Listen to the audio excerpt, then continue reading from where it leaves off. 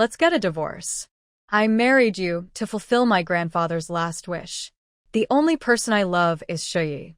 Zijuan, I love you. I would die without you. Then go ahead and die. Jiangning suddenly woke up, beads of sweat on her forehead, gasping for air. The room was large, luxuriously decorated like a palace. Looking around at the unfamiliar environment, Jiangning was stunned. What's going on? Wasn't she dead? At the same time, a flood of memories that didn't belong to her suddenly filled her mind. Jiangning's eyes kept seeing the hateful look in the man's eyes and the scene of a woman kneeling on the ground, begging not to divorce. After about 10 minutes, Jiangning finally understood her current situation. Yes, she had been reborn. The original owner was also named Jiangning, a girl from the countryside with no background. Her parents were unknown, and she was abandoned on the roadside at birth, then raised by her grandfather, who had no blood relation to her. 6 months ago, she married into the wealthy Qing family in City A, transforming from a rural girl into a wealthy lady everyone envied. As for why the ordinary-born original owner married into the Chung family, it all started a year ago. A year ago, she accidentally saved Grandpa Chung when he was having a seizure and fell into the water. When they first met, Grandpa Chung was struck by her beauty and her auspicious appearance. At that time, Chung Group was facing an unprecedented financial crisis. To repay Jiangning's life-saving kindness and to save the nearly bankrupt Chung Group, Grandpa Chung insisted on his grandson, Chung Zijuan, marrying Jiangning. After Jiangning and Chung Zijuan married, the Chung Group, which was on the brink of collapse, suddenly stabilized and began to thrive. Chung Zijuan, once mocked as a fallen noble, quickly became the most promising young talent in the industry, praised by the media as a rare financial genius in 10 years. As Chung Zijuan's status rose, he looked down on Jiangning even more. She had no background, no education. What right did she have to be with someone as outstanding as him? So, after half a year of marriage, they slept in separate rooms, and even now, they hadn't truly become a married couple. A month ago, Grandpa Chung suddenly died of a heart attack. Chung Zijuan's former love, Zhang Shui, returned from abroad for the funeral. To be with his true love again, Chung Zijuan kicked Jiangning out and demanded a divorce. Chung Zijuan married the original owner only to use her, but she gave him genuine feelings. She loved Chung Zijuan deeply and was willing to give everything for him. To avoid divorce, she even knelt on the ground and begged Zhang Shui not to bother Chung Zijuan anymore. However, Zhang Shui said that in love, the person who is not loved is called a mistress. Her plea to Zhang Shui was ignored. Jiangning then told Chung Zijuan that if he insisted on divorcing her, she would die. But Chung Zijuan coldly and indifferently told her to go ahead and die. The original owner was overwhelmed with despair and swallowed a whole bottle of sleeping pills. But Chung Zijuan seemed to have forgotten. The original owner was not only a lucky charm for her husband, but also had remarkable business talent. After only 2 months studying beside the late Mr. Chung, she made Mr. Chung feel inferior. Thanks to Jiangning's silent efforts behind Chung Zijuan, Chung Group was able to turn the tide in tough times.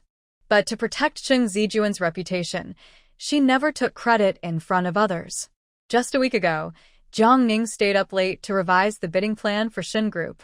Without Jiangning, Chung Group would have been a victim in the business war, and Chung Zijuan wouldn't have become a rare rising star in the business world in 10 years. Actually, Jiangning was the real dark horse. Suddenly, there was a loud knocking at the door. Jiangning, I warn you, death won't solve the problem. As long as the sun rises tomorrow, this marriage is over. That was Chung Zijuan's voice. For Chung Zijuan, Chung Group was already on the right track, and he was praised by the media as a once-in-a-decade dark horse. Jiangning was no longer useful to him. Useless people are naturally discarded. From now on, Chung Group only needed him. Jiangning frowned slightly, about to open the door, but when she looked down, she realized she was only wearing a light gray silk nightgown. The fabric was thin and almost revealing, with her beautiful figure faintly visible, full of spring charm. TSK. She had a good figure. Jiang Ning's lips curled slightly. She liked it. This good figure definitely wouldn't be given to that scumbag outside. Jiang Ning turned to go to the dressing room to change clothes. There were many clothes in the dressing room, but almost all were one color, a lifeless gray. Jiang Ning's brows furrowed slightly. The old grandmother living next door was 98 years old and didn't wear gray at all. The original owner was only 19, full of youth and beauty. How could a young girl not love to look pretty? The reason her closet was full of gray clothes was because gray was Chung Zijuan's favorite color. She has lost herself in this marriage, like a puppet, desperately trying to imitate Chung Zijuan's habits. After searching for a long time, Jiang Ning finally found the only white t-shirt and light blue jeans in the wardrobe and put them on. Then she went to the mirror to carefully look at herself. The girl in the mirror has a lovely figure, wearing a white round neck t-shirt that reveals a graceful neck and beautiful collarbones. When she smiles, she has 2 faint dimples, and her appearance resembles Jiang Ning's previous self by 3 or 4 points. However, because of her background, she is very insecure and wants Chung Zijuan to see her at her best at all times. So she wears heavy makeup every day, covering her face with thick foundation, with exaggerated black eyeliner that seems to reach the sky. She looks very gaudy, much older than her actual age, making it hard to look at. Jiang Ning initially wanted to remove her heavy makeup with makeup remover before going downstairs, but after searching for a while, she couldn't find it. She gave up and casually grabbed a coat from the wardrobe, draped it over herself, and with her heavy makeup, went downstairs. In the living room on the first floor, 4 people are sitting on the sofa. They are Chung Zijuan, his mother Wang Yuan, his cousin Wang Qingke, and his second uncle Qing Jishu. When Jiang Ning comes downstairs, Wang Yuan rolls her eyes at her. This village girl, even if she wears royal robes, doesn't look like a princess. She's heavily made up at night, her face painted to look like a ghost. Is she trying to scare someone? Yes, Wang Yuan has never liked Jiang Ning, who is an unworthy daughter-in-law. If Grandpa Chung hadn't insisted that Chung Zijuan marry Jiang Ning, she wouldn't have agreed to this marriage. Her son is a pride of the heavens, a rare dark horse in the financial world. What is Jiang Ning? Just a village girl who didn't even finish high school. Jiang Ning isn't qualified to even carry her son's shoes. Wang Yuan doesn't believe Jiang Ning has any real business talent. The Chung family can't do without anyone else, but they definitely can't do without Jiang Ning, so she supports her son's divorce. In Wang Yuan's mind, only Zhang Shui, from a prestigious family and famous far and wide, is worthy of being her daughter-in-law. Jiang Ning is not even a match for a single toe of Zhang Shui's foot. Sign the papers, Jiang Ning said coldly, ignoring Wang Yuan's sarcastic eyes. She walked straight to Chung Zijuan and threw the divorce agreement onto the table. Chung Zijuan looked up at Jiang Ning's heavily made-up face, feeling very disgusted.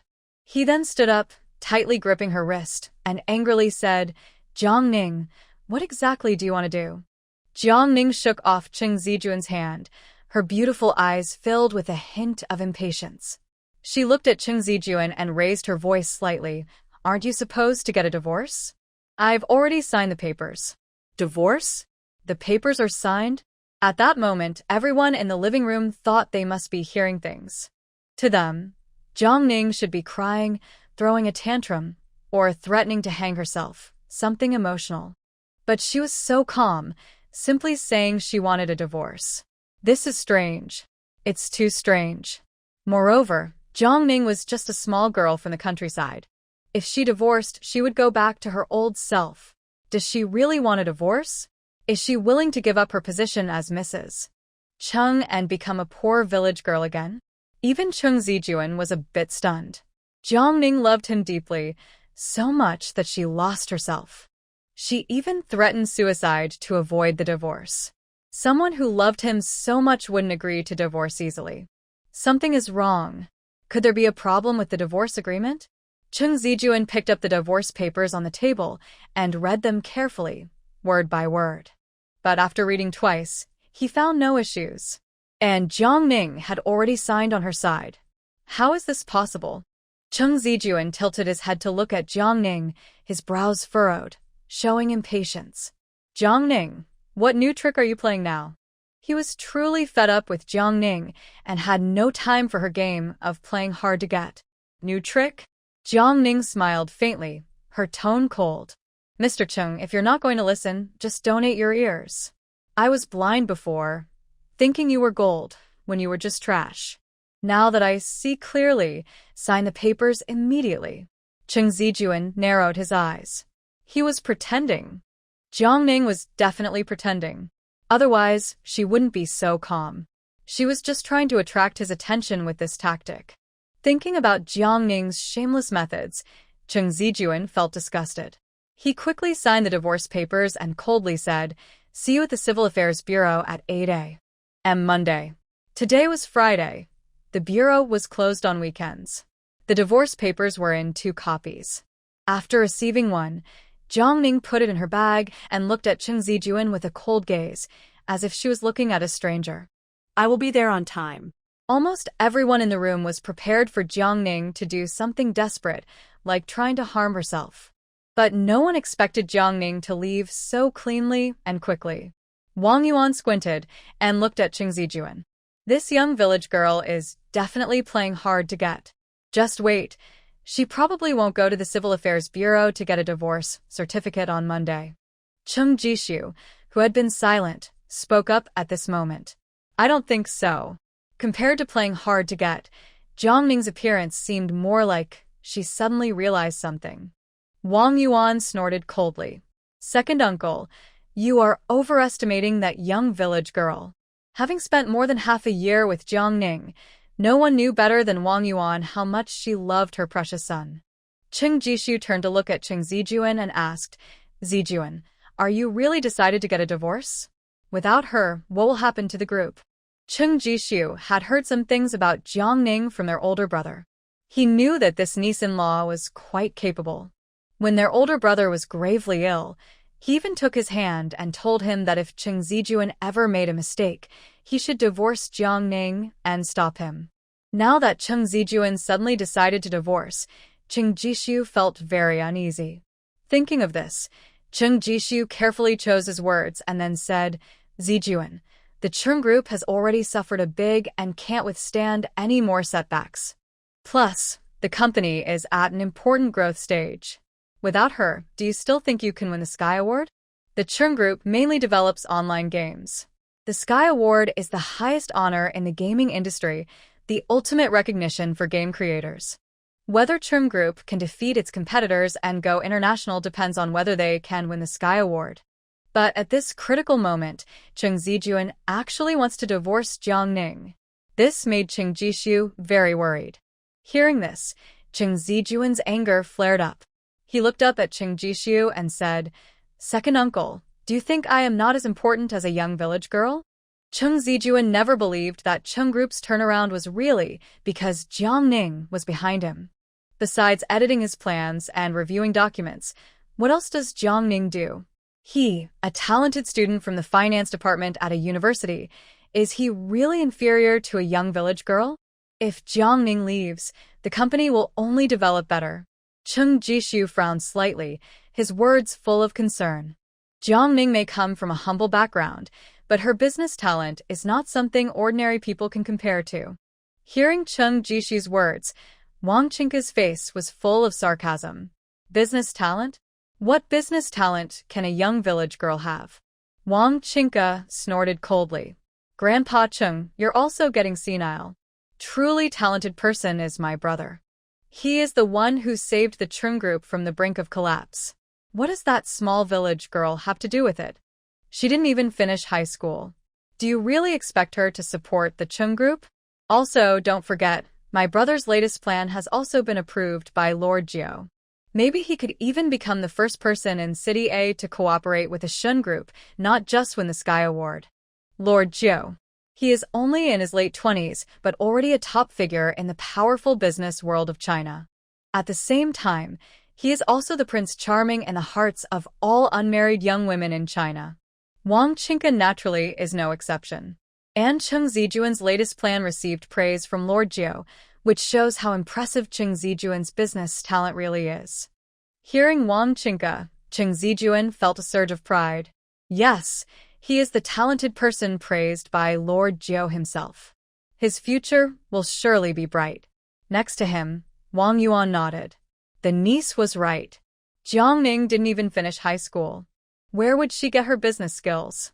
Now that the Cheng group is back on track, letting Jiang Ning stay would only cause trouble. Thinking of this, Wang Yuan looked at Cheng Jishu. Second uncle, this is our family matter. If you think Jiang Ning has business talent, and it's a pity for Zijuan to divorce her, why not take Jiang Ning back? Zitao is still single anyway. Zitao is Cheng Jishu's only grandson. After graduating from college, he has been lazy and unambitious, a stark contrast to Cheng Zijuan. Hearing this, Cheng Jishu's face changed. Let Zitao marry the discarded woman Cheng Zijuan doesn't want. What does Wang Yuan mean? All right. Since you and your son have made up your minds, I, an old man, won't do anything annoying, he said. Then, looking at Cheng Zijuan, he said seriously, Zijuan, I hope you won't regret this in the future. Regret? Cheng Zijuan's eyes were full of disdain. He was happy to divorce someone like Jiang Ning. How could he regret?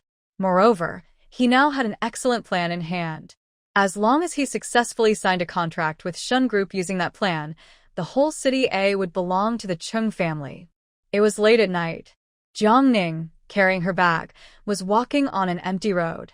She took out her phone from her pocket to call a ride when she suddenly heard faint cries for help nearby. Help!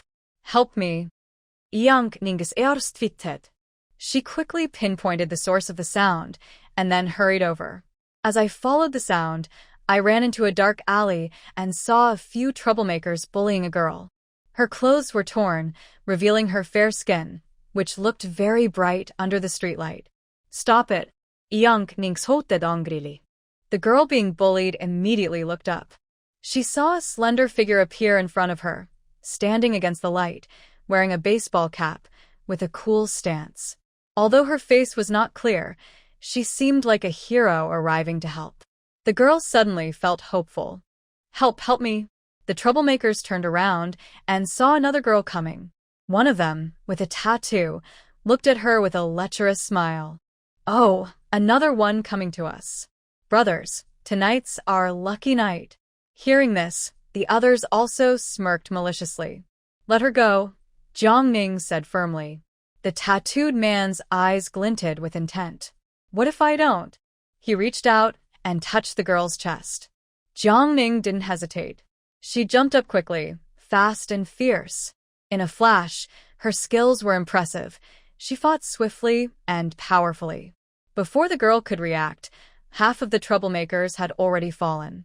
Seeing half his friends down, the tattooed man pulled out a small fruit knife and pressed it against the girl's neck, his eyes red with anger.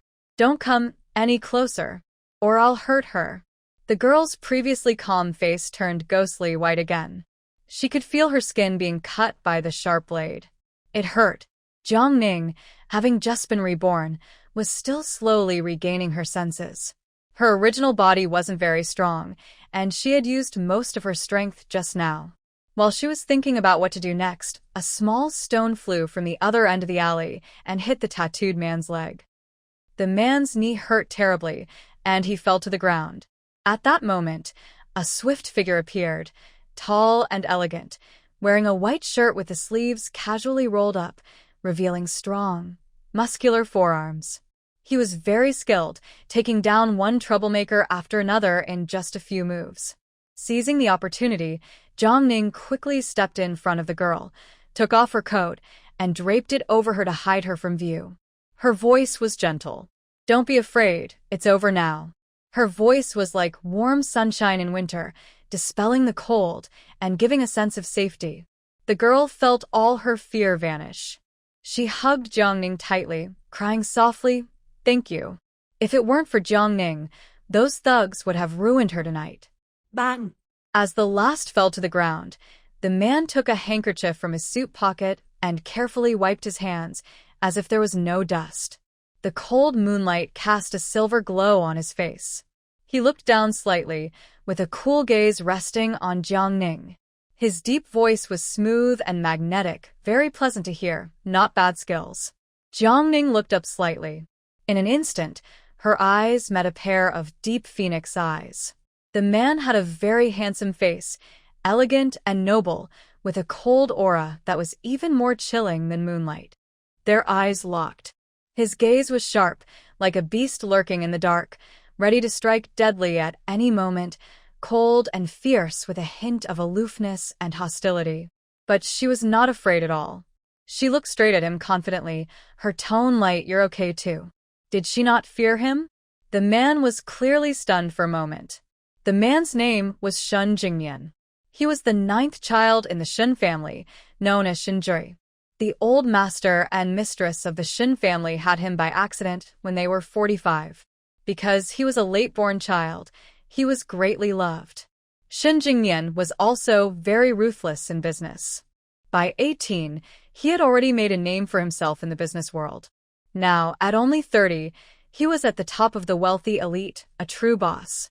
He had also served as a peacekeeping officer before and had blood on his hands from conflicts, so he always carried a fierce aura that was hard to shake.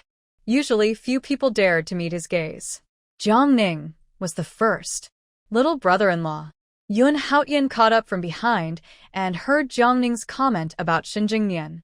He was completely stunned. Shinjui, who was always in a high position, was the best at everything he did. Over the years, he was used to flattery from others. Even Yun Haotian, who was always around Shin Jingyan, didn't know how many compliments he received daily. This was the first time Yun Haotian heard someone say his little brother-in-law was just okay. Yun Haotian was very curious about what the other person looked like, but it was dark, and Jiang Ning was wearing a baseball cap, so he couldn't see her face clearly. Beep, beep. At the same time, urgent sirens suddenly sounded in the air. A group of police officers got out of the car, and the young troublemaker who was beaten up and bruised was all taken into the police vehicle. As witnesses, Jiang Ning, Shin Jingyan, and Yun Haotian naturally went to the police station to give their statements. Jiang Ning sat in the back seat of the police car with a short-haired girl who was the victim. The girl was quite frightened. After getting into the car, she clung tightly to Jiang Ning. Even with a female officer comforting her nearby, she refused to let go, clearly trusting Jiang Ning the most. About 10 minutes later, they arrived at the nearest police station. It was only at the police station that Jiang Ning learned the girl's name was Yu Qianlan. She was only 18, just in her 3rd year of high school. That night, she had gone out to relax with her best friend, who was arguing with her parents. Unexpectedly, her friend ran away when danger appeared and didn't even call the police. Jiang Ning frowned slightly. "Little sister, do you also associate with such reckless friends?" Yu Qianlan's voice was hoarse. "I didn't know she would do this." "Learn from your mistakes," Jiang Ning said softly, patting Yu Qianlan's shoulder. "In the future, stay away from such reckless friends. Over time, it could affect your luck." "Okay," Yu Qianlan nodded. "I'll cut ties with her when I get back. Thank you so much tonight. If it weren't for you, I might have." Her eyes turned red again at the end of her sentence. No one knew how scared Yu Qianlan was at that moment. It was almost too late. If Jiang Ning hadn't arrived in time, she might have been harmed by those troublemakers. Perhaps overwhelmed by fear, Yu Qianlan fell asleep faintly at her desk after giving her statement. Jiang Ning carefully withdrew her hand, which Yu Qianlan had been holding, and told the police she was leaving. It was too late now. She needed to get home quickly. As she stepped out of the office, a female officer followed her. "Miss Jiang, the victim's parents just called. They said they're coming soon to thank you personally. Would you like to wait a little longer?" "No, thank you," Jiang Ning politely declined. Helping others was just her instinct. Since she had finished her statement, there was no need to stay and be thanked by the parents. The female officer looked at Jiang Ning's back with a complex expression. If she hadn't seen Jiang Ning's ID, she wouldn't have believed that this girl was only 19, just a year older than Yu Qianlan. She was calm in emergencies, physically capable, without vanity. Even after defeating a group of troublemakers late at night to save Yu Qianlan, she didn't become arrogant. If replaced by someone else, Even if not overly proud, they would still feel pleased with themselves. But Jiang Ning did not. She remained very calm from start to finish. The female police officer had worked at the station for many years, but this was the first time she had met such a special girl like Jiang Ning. Jiang Ning took a turn and directly bumped into Shin Jingnian and Yun Haotian, who were coming out from another door at the same time. The three of them faced each other. Only then did Yun Haotian clearly see Jiang Ning's features, more precisely, her heavily made-up face, and asked in disbelief, "Are you Jiang Ning?" "Yes, I am. May I ask for your guidance?" Yang Ning replied calmly. Chung Zijuan was a rare financial industry rising star in wealthy circles, and without him, the Chung Group wouldn't have turned around so quickly. As a very successful man, his romantic life naturally attracted a lot of attention. Not long ago, a reporter secretly took photos of Chung Zijuan attending his grandfather's funeral with Jiang Ning. When the true appearance of Mrs. Chung was revealed, it sparked many discussions and sympathies. Some even dug into her background overnight, learning that Jiang Ning was a small village girl who hadn't finished high school. People couldn't help but feel sorry for her. Someone like Chung Zijuan should marry a wealthy daughter of equal status, not a small village girl like Jiang Ning. Yun Haotian also saw Jiang Ning at Chung Zijuan's grandfather's funeral. Back then, Jiang Ning looked very different from now, even though she still wore heavy makeup, but it just felt different. Yun Haotian swallowed hard and said, "It's okay." I was just a bit surprised. Jiang Ning didn't say much and turned to walk outside. Yun Haotian and Shin Jingnian also got into the car. Only after sitting in the driver's seat did Yun Haotian speak again. "Wow. That person was really Jiang Ning, just now. Do you know her?" Shin Jingnian asked calmly from the back seat. Yun Haotian was stunned for a moment, then realized his brother-in-law was talking about Jiang Ning and nodded. "Yes, I do. Her name is Jiang Ning, and she's the wife of Chung Zijuan, the new CEO of Chung Group." After that, Yun Haotian added, "But their status difference is really big, so Chung Zijuan has officially asked her for a divorce." Yang Ning. Shin Jingnian gently twirled the silver ring on his finger, as if thinking of something, and slightly smiled. "That's interesting." Hearing this, Yun Haotian looked confused. "Interesting? What's so interesting about that?" Did I hear that wrong? My brother-in-law is simple and modest. Usually, he doesn't pay much attention to the entertainment industry's top beauty, so how could he suddenly be interested in a divorced woman? I must have heard wrong. Yes, he definitely misunderstood. Just as Yun Haotian was questioning everything, Shin Jingnian spoke again. "I remember the proposal from the Chung Group this time was very impressive." Yun Haotian was stunned for a moment, then said, "Yes, Chung Group's plan this time was really excellent. You even praised it during the meeting. The proposal was not only creative but also appealed to young people today, and it incorporated some traditional Chinese culture. Chung Zijuan truly lives up to the saying, young and promising. If it weren't for him, Chung Group might have gone bankrupt long ago." He thought that Chung Group would be in danger after facing a crisis and would gradually decline. But unexpectedly, Chung Zijuan was like a dark horse reborn. He single-handedly pulled Chung Group back from the brink of collapse. Not only did he save the company, but he also raised it to a new height. Industry insiders are speculating that Chung Group's future is very promising. Many top investors are betting on Chung Group, hoping Chung Zijuan can lead them to success. Shin Jingnian narrowed his eyes slightly, revealing a subtle expression that was hard to read. His thin lips parted slightly. If Chung Zijuan is really that capable and can lead Chung Group out of trouble, then he wouldn't have been so mediocre all these years. "So, my brother-in-law, you suspect someone else made the plan?" Yun Haotian quickly sensed something unusual in Shin Jingnian's words. Yes, Shin Jingnian nodded slightly. If Chung Zijuan truly had such talent, Chung Group would have already gone international. Yun Haotian squinted, but who would be willing to hide behind Chung Zijuan and do these things in his name? The latest proposal from Chung Group received high praise, valued at over 10 million. Surely no fool would secretly work behind the scenes without revealing their identity, right? Moreover, Chung Zijuan was born into a wealthy family. Old Master Chung was once a very influential figure. It's normal for the descendants of the Chung family to surpass their predecessors. Thinking of this, Yun Haotian continued, brother-in-law, maybe you're overthinking?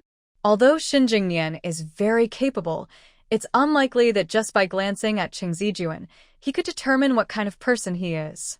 Yun Haotian was about to say something when the man's deep voice came from inside the carriage again.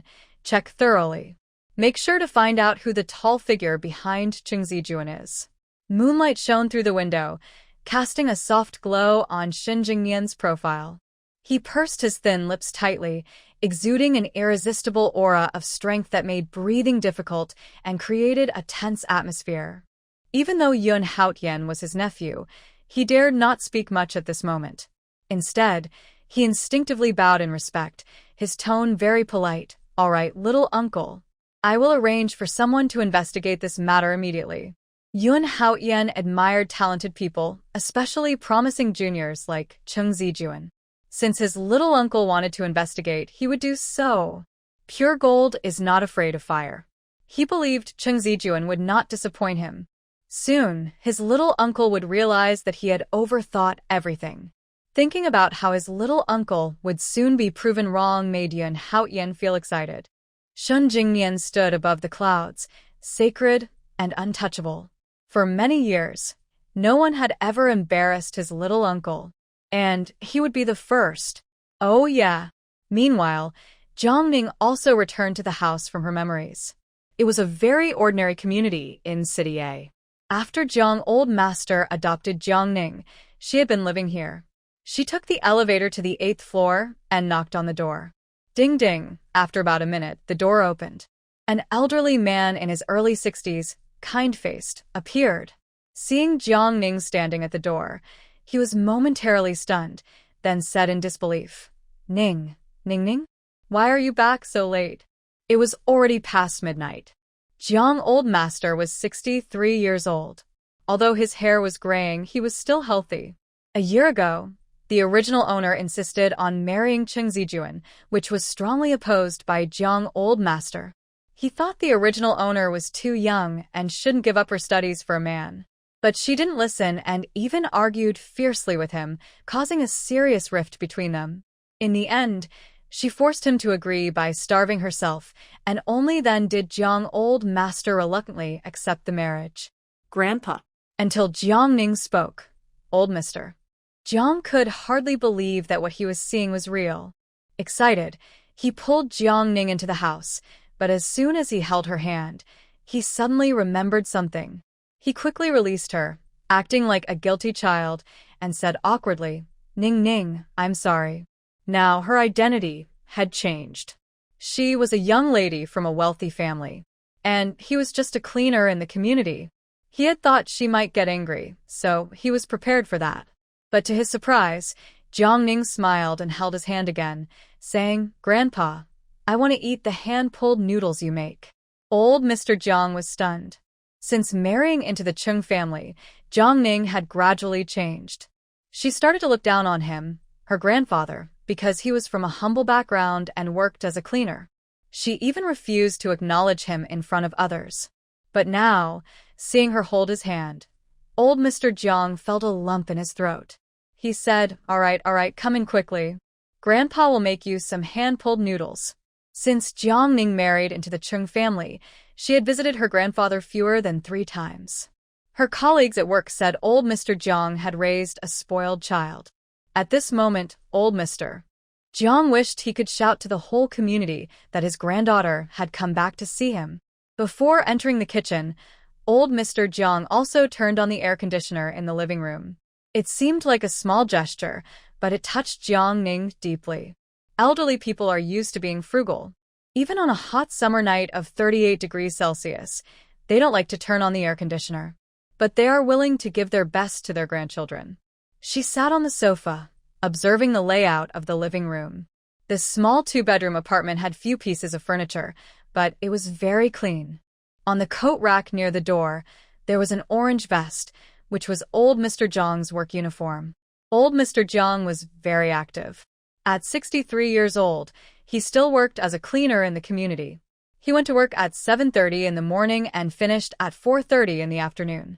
He had one day off a week, earning 4,000 yuan a month. After Jiang Ning got married, old Mr. Jiang rented out his own room to a coworker to save money. He was also worried Jiang Ning might have nowhere to stay, so he set up a simple small bed in the living room. Recently, a coworker had an accident at work and was hospitalized. Now, only old Mr. Jiang was living in the house. About 20 minutes later, old Mr. Jiang carried a steaming bowl of hand-pulled noodles and said, "Ning Ning, the noodles are ready." Thank you, Grandpa.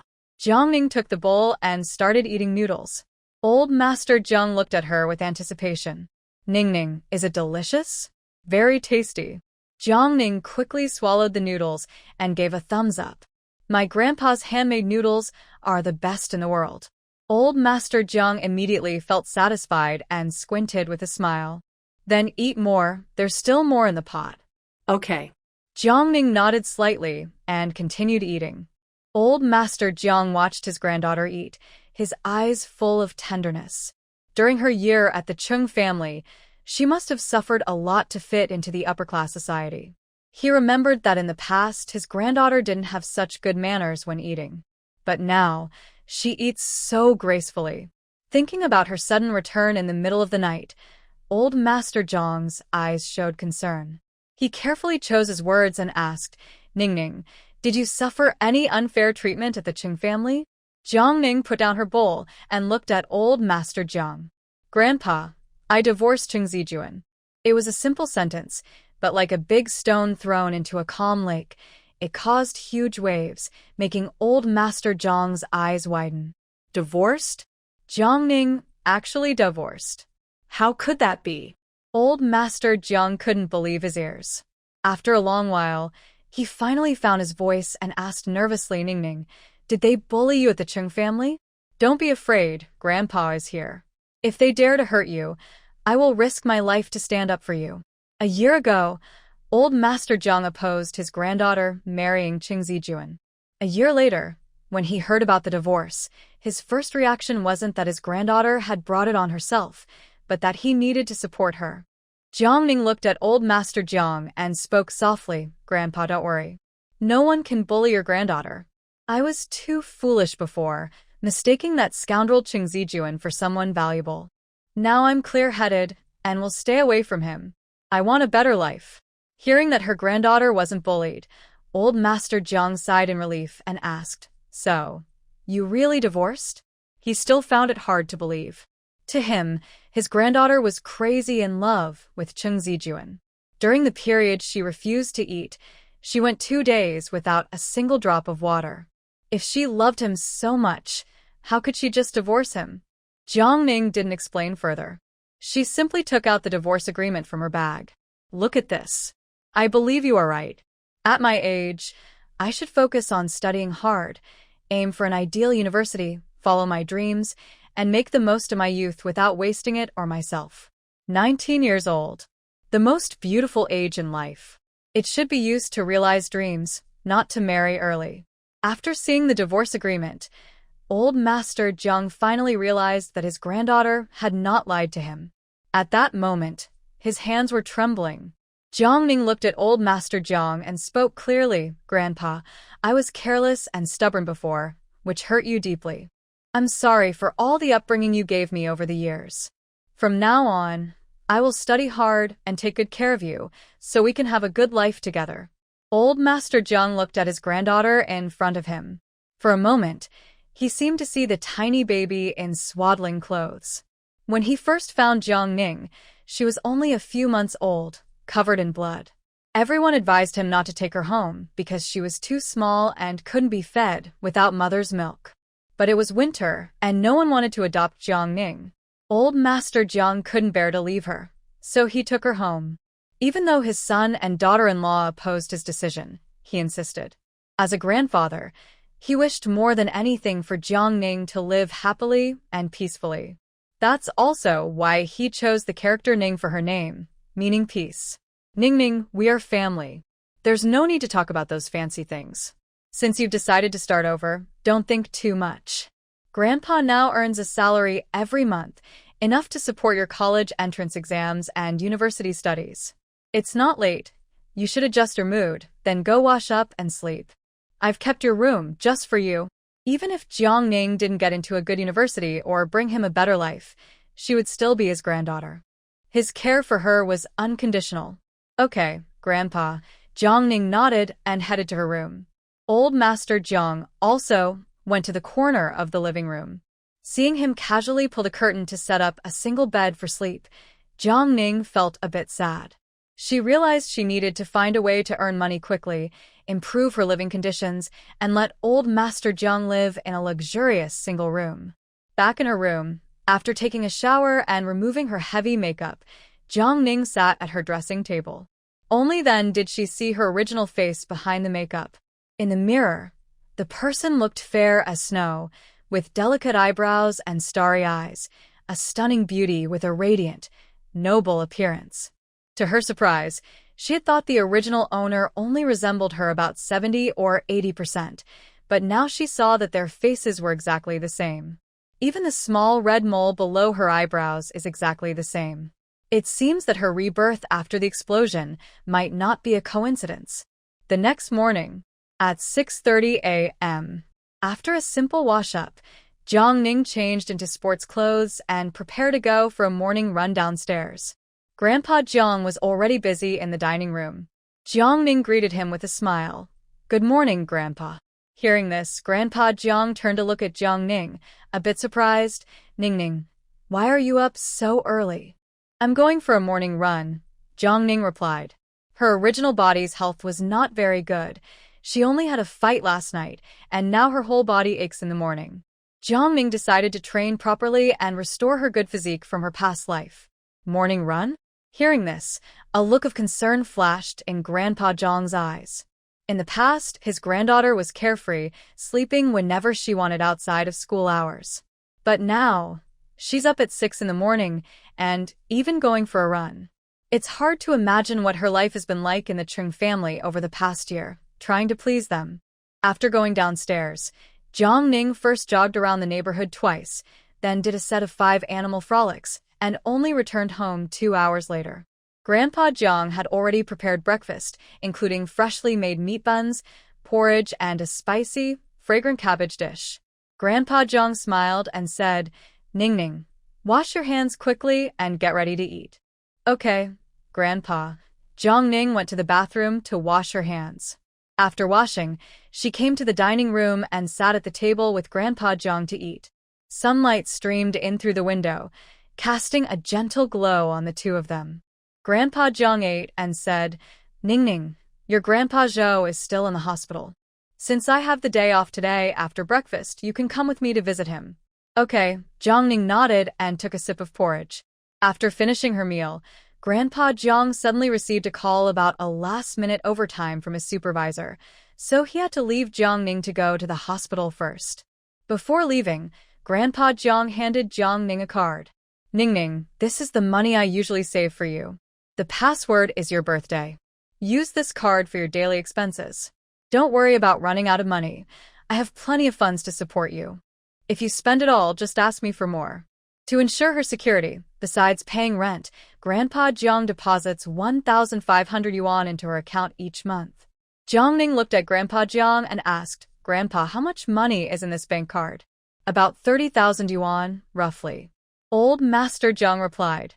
Jiangning then said, "Then this money counts as your investment in me. 10 days, at most 10 days, and I can make the balance on this card 10 times bigger. Grandpa, just wait until I take you to live in a big villa." Although Old Master Jiang smiled and agreed, he didn't take his granddaughter's words seriously. She's just a young girl. Where does she get such great ability? Not to mention, she could double the bank card balance in 10 days. Maybe even 10 months wouldn't be enough. After saying goodbye to her grandfather, Jiangning carried some nutritional supplements and left, taking the hospital bus. About 40 minutes later, she got off the bus. As she was walking to the hospital entrance, a figure wearing sunglasses hurried past her. But soon after, the man stopped, took off his sunglasses, revealing a flirtatious face, and smiled as he approached her. "Beautiful girl, have we met somewhere before?" Jiangning slightly raised her eyes. She quickly recognized him as Yun Haotian, whom she had just seen last night. But Jiang Ning didn't want any connection with him now, so she replied coldly and distantly, "I don't know you." "Thanks." Yun Haotian looked at her back, feeling a bit confused. He was handsome, dressed in designer clothes, and usually women approached him. This was the first time he initiated conversation, and the first time he was rejected. The feeling was a bit strange. Jiang Ning was a bit lost and followed the signs for about 10 minutes before finding the hospital's inpatient elevator. She pressed the button for the 9th floor. Just as she did, a figure hurried past her, and an arm reached in from outside, causing the elevator doors to open to both sides. Then, Yun Haotian, who had just been talking to Jiang Ning, appeared at the elevator door, respectfully saying, "Little uncle." As he finished speaking, a tall and handsome figure walked into the elevator. Shen Jingnian, dressed in a suit, exuded a strong presence and commanding aura. As soon as he stepped into the small space, the atmosphere instantly became tense and oppressive. Most people would have been intimidated by Shen Jingnian's powerful aura, but Jiang Ning remained calm. She turned around, fixed her hair in front of the elevator mirror, and admired her own beauty. Her relaxed attitude made it seem like there was no one else in the elevator. The mirror was cleaned so well that Jiang Ning's features were clearly reflected. Yun Haotian immediately recognized her as the girl he saw at the hospital entrance earlier. His pupils shrank slightly, showing a hint of surprise. All because Jiang Ning was so composed. Jingnian not only has top-tier wealth, but also stunning looks. Many young women outside admire his handsome face, but Jiang Ning pays no attention. Who exactly is she? At this moment, someone suddenly grabs Jiang Ning's arm and gently pulls her. She instantly falls into a broad, strong chest, and her nose is bumped painfully by a high nose bridge. A faint sandalwood scent drifts into her nose. It's everywhere. Suddenly, a wooden board used to block dust falls heavily onto the spot where Jiang Ning just stood. If Shen Jingnian hadn't pulled Jiang Ning away in time, her head might have been hurt badly. Jiang Ning has always been alert, but since she just reborn, her senses are still recovering, so she didn't notice the unusual top of the elevator. Now, looking at the fallen board, she feels a bit scared and sincerely thanks him. "Thank you."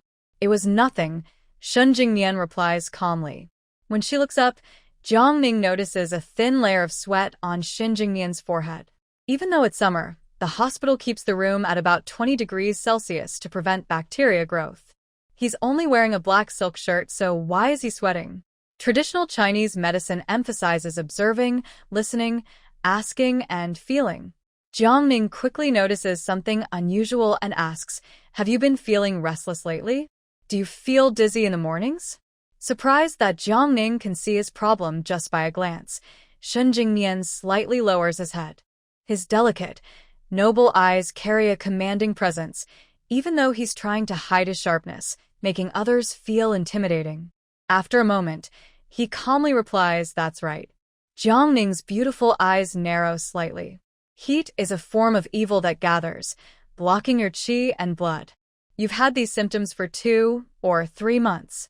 According to traditional Chinese medicine, it's a typical case of qi and yin deficiency. If not treated promptly, it could seriously damage your lungs and cause coma. While speaking, she takes out paper and pen from her bag and quickly writes a prescription, handing it to Shen Jingnian. "This medicine can cure qi and yin deficiency. I've also written down the precautions." Shen Jingnian takes the prescription and says calmly, "Thank you." Jiang Ning smiles slightly. All settled now. He saved her once. She also saved him once. Jiang Ning dislikes owing favors the most. Yun Haotian watches Jiang Ning's profile with a wary look in his eyes. He accompanied his brother-in-law to the hospital, but the doctor said it was due to excessive internal heat, and just taking some cooling medicines would be enough. These symptoms are completely different from what Jiang Ning described, and they are not as serious as she claimed. Is she using special tactics to attract her brother-in-law's attention? Ding. The elevator chimed at this moment. They arrived on the 9th floor. Jiang Ning stepped out, then turned at the corner and looked back, reminding him, "Remember to take the medicine I prescribed." Shen Jingnian watched her disappear, his eyes narrowing slightly. So, It was her. Her? who is she? Hearing this, Yun Haotian looked confused.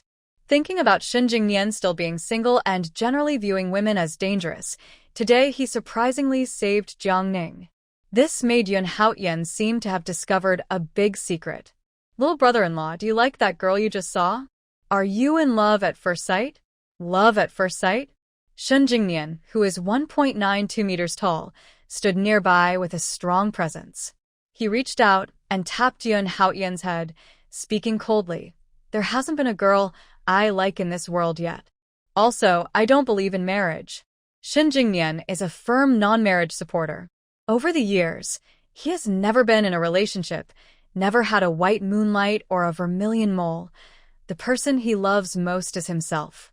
Therefore, Shen Jingnian absolutely does not allow any unrelated outsider to share his wealth, the business empire he built with his own efforts.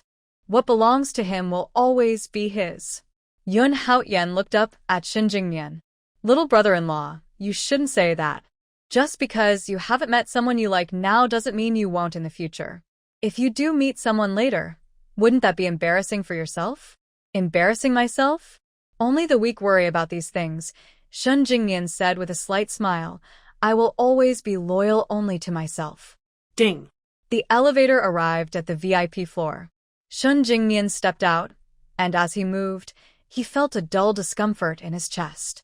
He raised his hand slightly, pressed his fist to his lips, and coughed lightly a few times.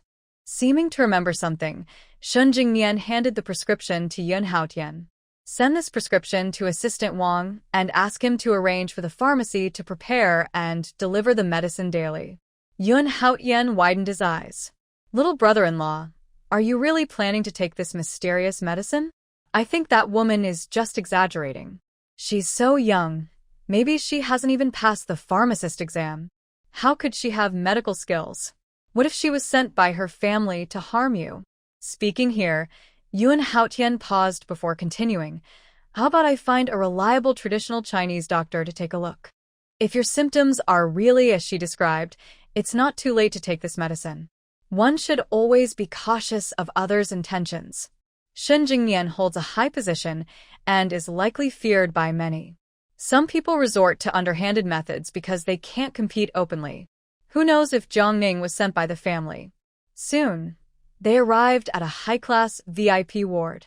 On the bed lay a kind-looking elderly woman.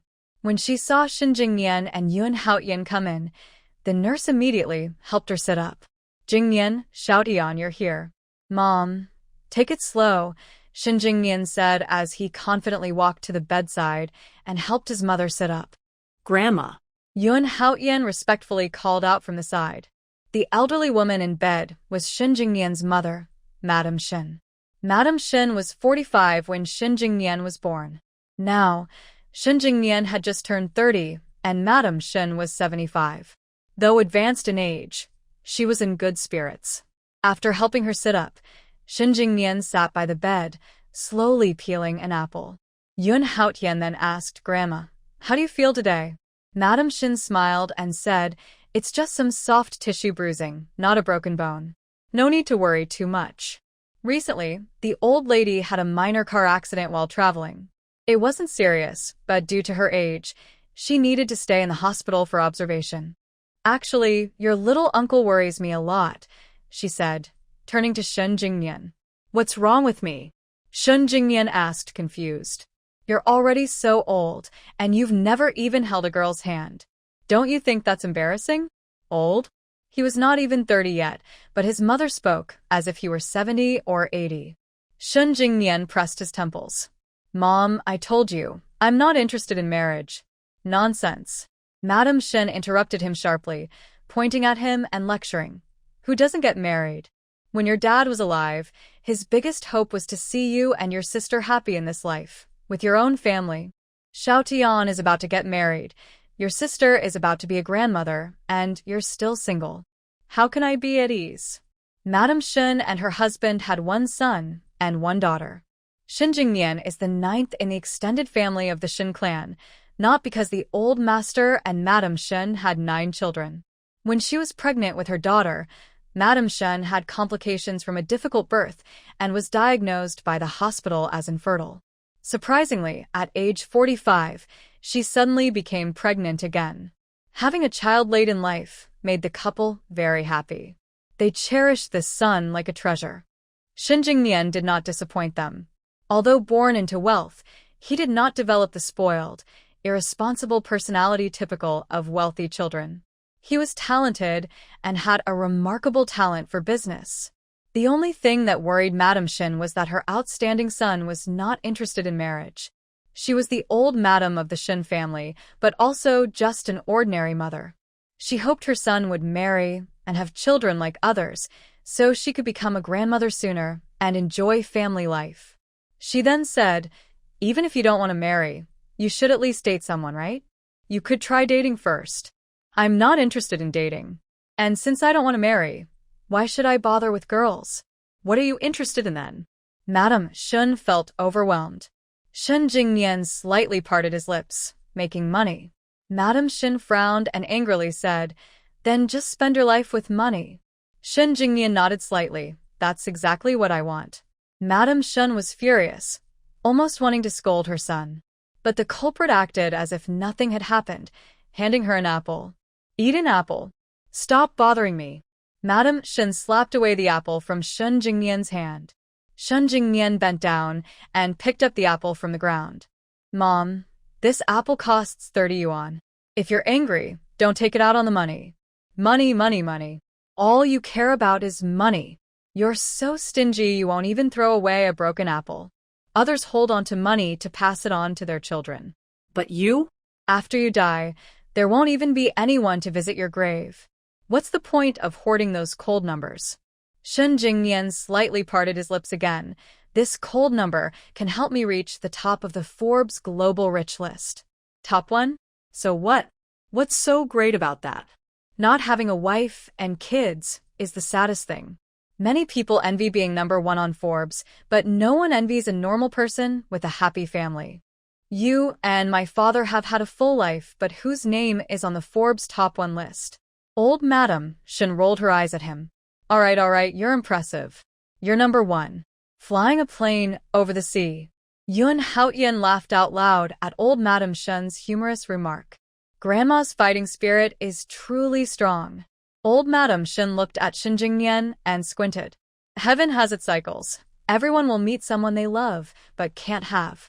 When the sky is wild with rain, people can be wild with trouble. Boy, your future pursuit of your wife will definitely be tough. Loving but not having? Chasing after a wife." Shen Jingnian showed a faint smile. "Mom, look outside the window." "Looking outside?" Old Madame Shen turned around in confusion. The sun was shining brightly, and a gentle breeze was blowing. Nothing unusual could be seen. "What's wrong outside the window?" Shen Jingnian softly opened his lips. "It's not dark yet, and you're already talking in your sleep." Old Madame Shen gave Shen Jingnian a glare. "That's called Murphy's Law. Don't deny it. If you can't catch your wife, don't come crying to me. I won't help. Unless you beg me." She raised her chin proudly at the last words. Hee. She was waiting for the day this kid would come to beg her. Just thinking about Shen Jingnian crying over a girl in the future made old Madame Shen very excited. Seeing her mother daydreaming again, Shen Jingnian continued, "Mom, this might happen to others, but it will never happen to me." For him, there was more time to chase girls than to earn money. Money could at least satisfy his material needs and give him spiritual comfort. Women, on the other hand, only wanted to spend his money. Why should he work hard to earn money for someone who isn't related to him? Impossible. Absolutely impossible. At this moment, Shen Jingnian never thought that one day he would be willing to give all his wealth to her. Of course, that's a story for later. "Stop pretending." Old Madame Shen kicked Shen Jingnian. "You better not make me use idioms to scold you." Using idioms to insult someone? Hearing this, Yun Haotian was very curious. "Grandma, how do you scold someone with idioms? Teach me, please." Old Madame Shen pointed at Shen Jingnian. "Listen carefully." "Okay." Yun Haotian nodded. Old Madame Shen continued.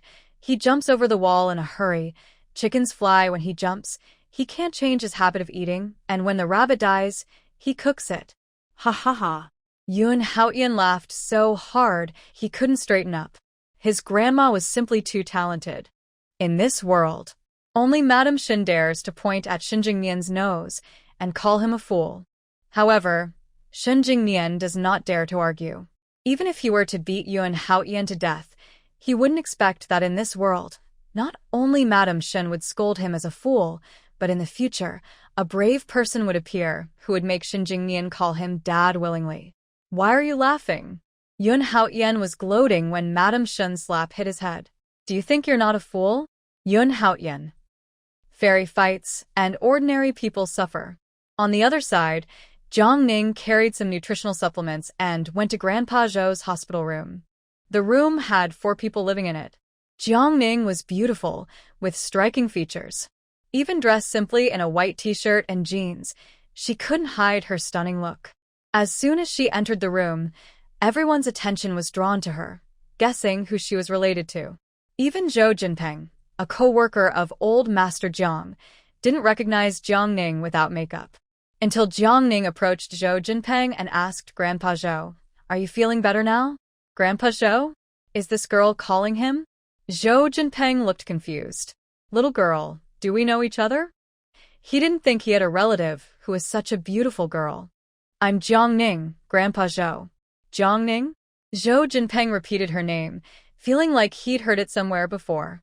But when he looked at Jiang Ning's face again, he felt he'd never seen her before. Just as he was feeling puzzled, Jiang Ning continued, "Jiang Fuhai is my grandpa." Jiang Fuhai. Hearing this, Zhou Jinpeng's eyes widened as he looked at Jiang Ning. You're Ning girl. Are you really Ning girl?" "Yes, I am." Jiang Ning nodded with a smile. Zhou Jinpeng carefully examined Jiang Ning, his eyes full of disbelief. In Jiang Fuhai's memory, every time he saw Jiang Ning, she was heavily made up, dressed in dull gray clothes, looking old-fashioned despite being only a teenager. She looked as old as a woman in her 30s. She also had an aloof attitude, as if no one was good enough for her. In short, Zhou Jinpeng had no good impression of Jiang Ning. But now, Jiang Ning had changed. Her appearance, her style of dressing, and even her personality seemed different. If it had been before, Jiang Ning would never call him Grandpa Zhou. She used to call her own Grandpa Jiang Fuhai with He instead of his name.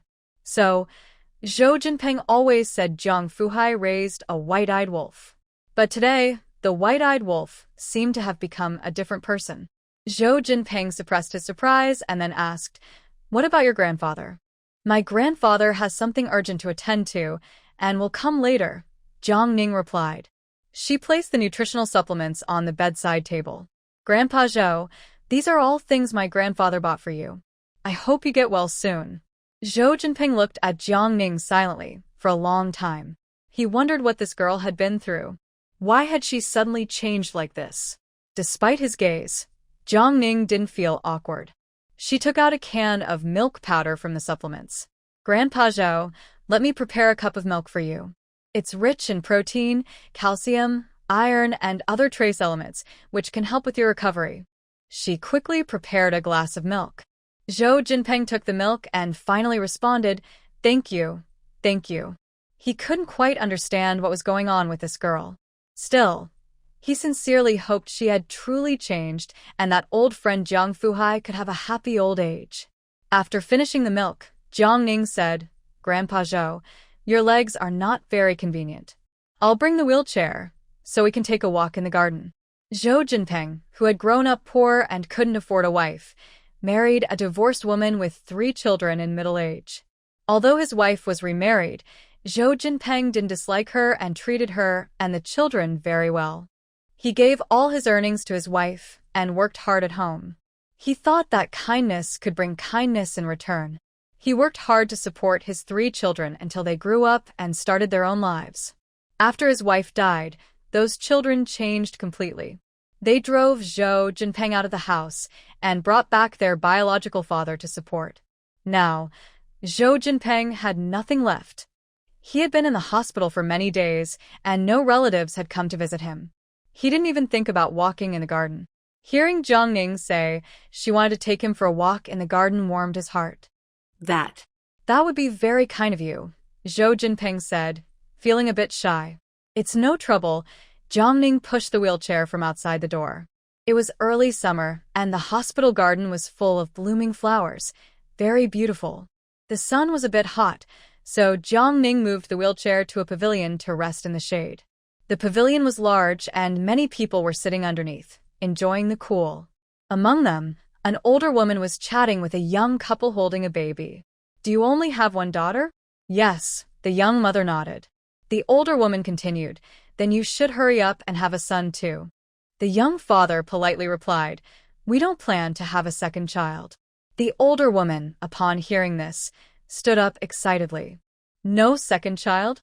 That won't do. Without a son, you'll be left without heirs.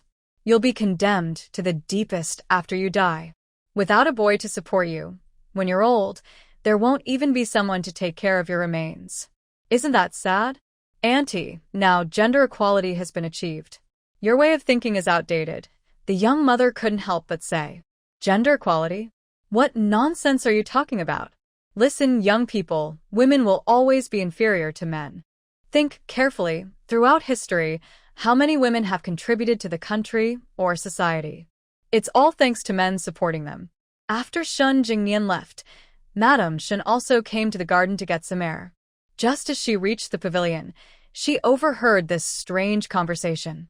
Her blood pressure shot up instantly, and she rolled up her sleeves, ready to argue with the ignorant, foolish middle-aged woman. But then, a gentle female voice softly sounded in the air. Ma'am, I need to correct you. Throughout history, many women have made significant contributions to the world and the country. Your ignorance is why you don't know this. There are still children here, with their values still forming. Please don't impose such ignorant and foolish ideas on them. Also, you are a woman yourself, yet you belittle yourself. I feel sorry for your children. The older woman immediately crossed her arms, looking fierce. Who is this young girl? How dare she interrupt when adults are talking? You're so rude. Calling me ignorant, yet you claim to be so knowledgeable. Well, then tell me, how many women have contributed to society or the country throughout history? If you can't give a good answer, I'll tear your mouth apart. Zhou Jinping tugged at Jiang Ning's sleeve and lowered his voice. Ning, it's better to avoid trouble. Let's just leave. Jiang Ning, who hadn't even finished high school, naturally lacked deep cultural knowledge. She didn't know which women had made major contributions to the world or the country. Not just Jiang Ning. Even this old man who had lived many years didn't know.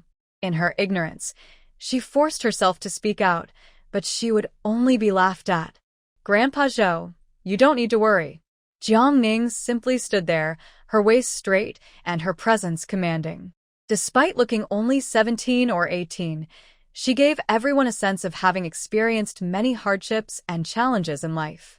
Then listen carefully, she said slowly, each word deliberate. The greatest figure in ancient Chinese medicine anatomy was Lady Zhang Xiugu. Her dissection skills were 1,000 years ahead of the West. The first female scientist in the Qing dynasty was Wang Zhini.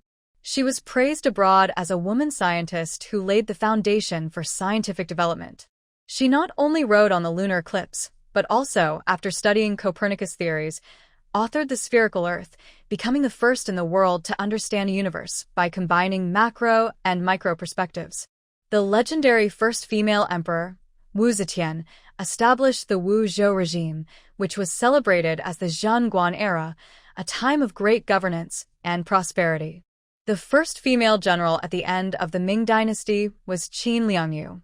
She fought against the Qing army, the Sha Chongming rebellion, and the Zhang Xianzhong chaos, earning great military honors and being titled loyal and faithful Marquis. The physicist who discovered radium was Lady Marie Curie. The scientist who discovered the double helix structure of DNA was Lady Rosalind Franklin. The inventor of Wi-Fi, Bluetooth, GPS, and other technologies, known as the mother of Wi-Fi, was Lady Hedy Lamarr. The world's first female programmer was Ada Lovelace.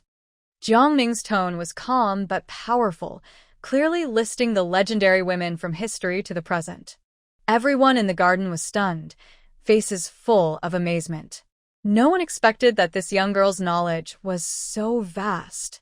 At this moment, her scholarly aura became real and tangible. Zhou Jinpeng, sitting in a wheelchair, was stunned. His mouth was wide open, forming an O, and his eyes showed pure surprise.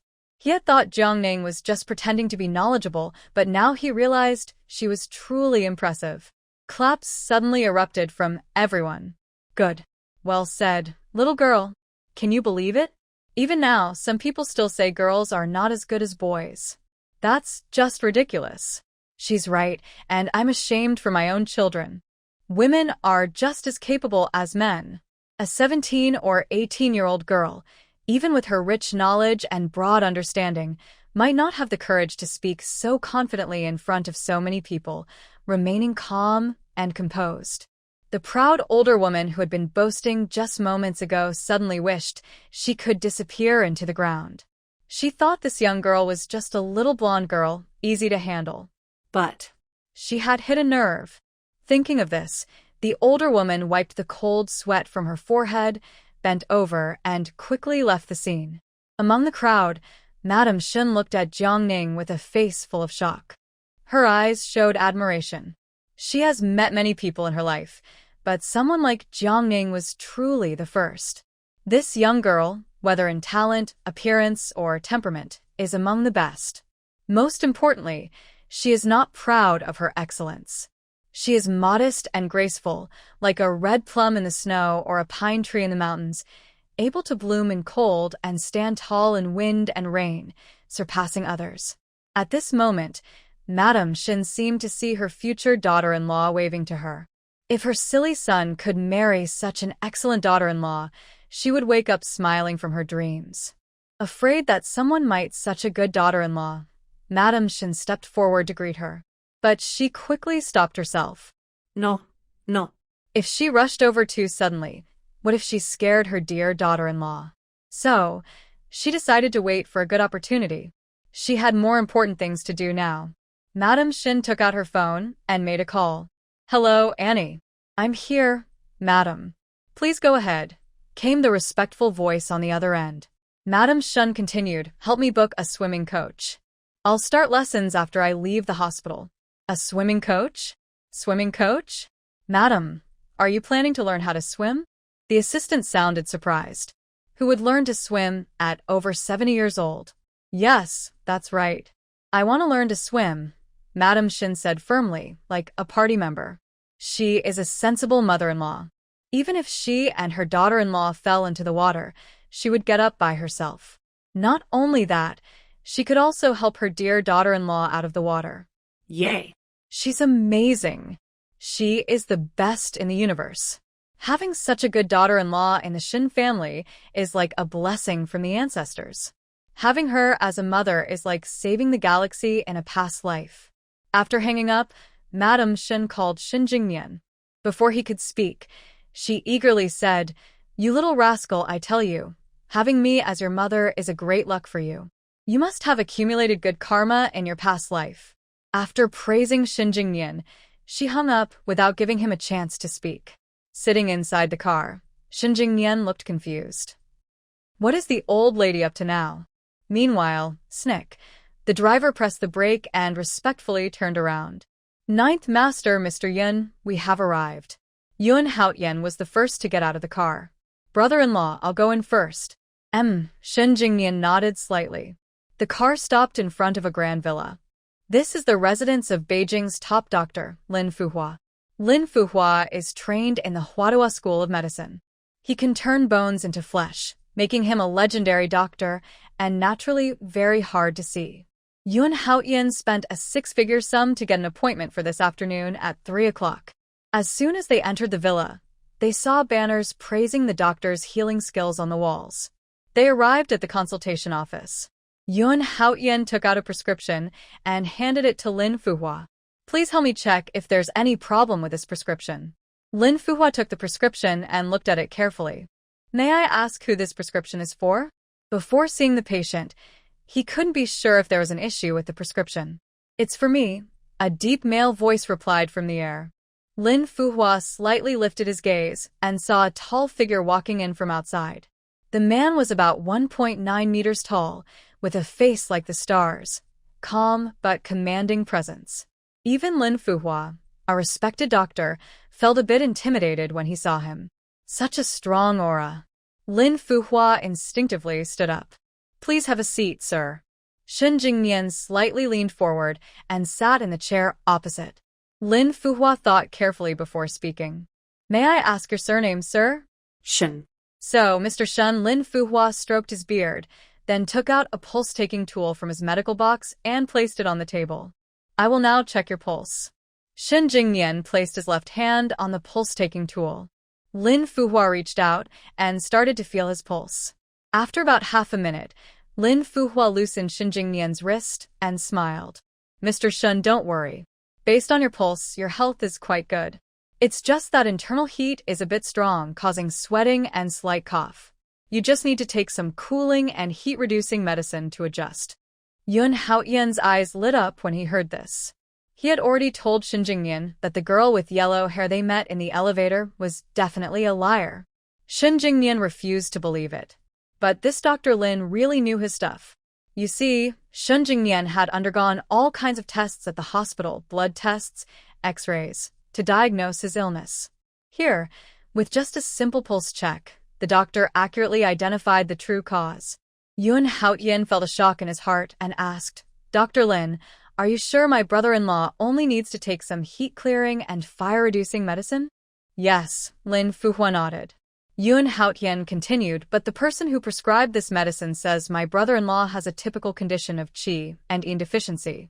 If he doesn't take medicine in time, he could faint within 3 days, and the consequences could be very serious. Lin Fuhua frowned slightly. Where did this quack doctor come from? That's nonsense. The symptoms of qi and yin deficiency are slight coldness and sensitivity to cold, but Mr. Shin shows the exact opposite symptoms. I've practiced medicine all my life. How could I not tell such a simple illness apart? Lin Fuhua could tolerate anything, but he could not stand others questioning his medical skills. He was a direct disciple of Hua Tuo. Then Lin Fuhua looked at Shen Jingnian. Mr. Shen, please don't believe in such claims that he will get sick and faint within 3 days. If that really happened, I would write my name backwards. Also, this prescription is very harmful to the body. Taking it without illness could cause illness. That quack doctor is basically playing with people's lives. Lin Fuhua was not just speaking loudly for no reason. The medicines listed in this prescription were extremely dangerous. A little carelessness could threaten life. Even after so many years of practicing medicine, he wouldn't dare to prescribe such strong medicine lightly. He didn't know where that quack doctor came from, but he was too bold. Hearing this, Yun Haotian was very nervous. Is it that serious? Yes, Lin Fuhua nodded. Additionally, the auxiliary medicines contain aconite and red silkworms, both highly toxic. If not careful, it could cause death, so do not take them without caution. At this point, Lin Fuhua took out paper and pen, wrote a prescription, and handed it to Yun Haotian. Mr. Shen's internal fire problem can be managed with this. Thank you, Dr. Lin. Yun Haotian took the prescription with both hands. Lin Fuhua smiled and said, It's my duty to help patients. Mr. Shen, if you feel unwell in the future, remember to go to a proper hospital or come directly to me. Don't be fooled by those so-called folk healers. They might cheat money, but risking your life and health is a serious matter. In Lin Fuhua's view, traditional Chinese medicine in China had already declined. He was one of the few talented doctors in the field, and no one in this world could surpass him. If Shen Jingnian truly had qi and yin deficiency, he would be able to see it clearly. Cloud Haotian looked very worried and quickly said, Okay, Dr. Lin, we will pay more attention in the future. After leaving the villa, Cloud Haotian couldn't wait and said, See, little brother-in-law, I knew that woman was definitely a liar. Dr. Lin's diagnosis is the same as the hospital's, so you can rest assured now. Compared to the woman in the elevator, it was clear that Lin Fuhua was more authoritative. Shen Jingnian didn't speak, just lit a cigarette. The smoke blurred his features. Things seemed to be getting more and more interesting. Shen Jingnian was looking forward to what would happen in 2 days. On the other side, old Master Jiang finished his work and also went to the hospital. Seeing his grandfather, Jiang Ning greeted him and then left the hospital because she had more important things to do. After Jiang Ning left, Zhou Jinpeng grabbed old Master Jiang's hand excitedly and said, "Old Jiang, your granddaughter will definitely have a bright future." Huh.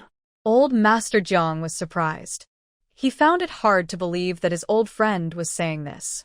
In the past, Zhou Jinpeng didn't have a good impression of Jiang Ning and often said he raised a wolf in sheep's clothing.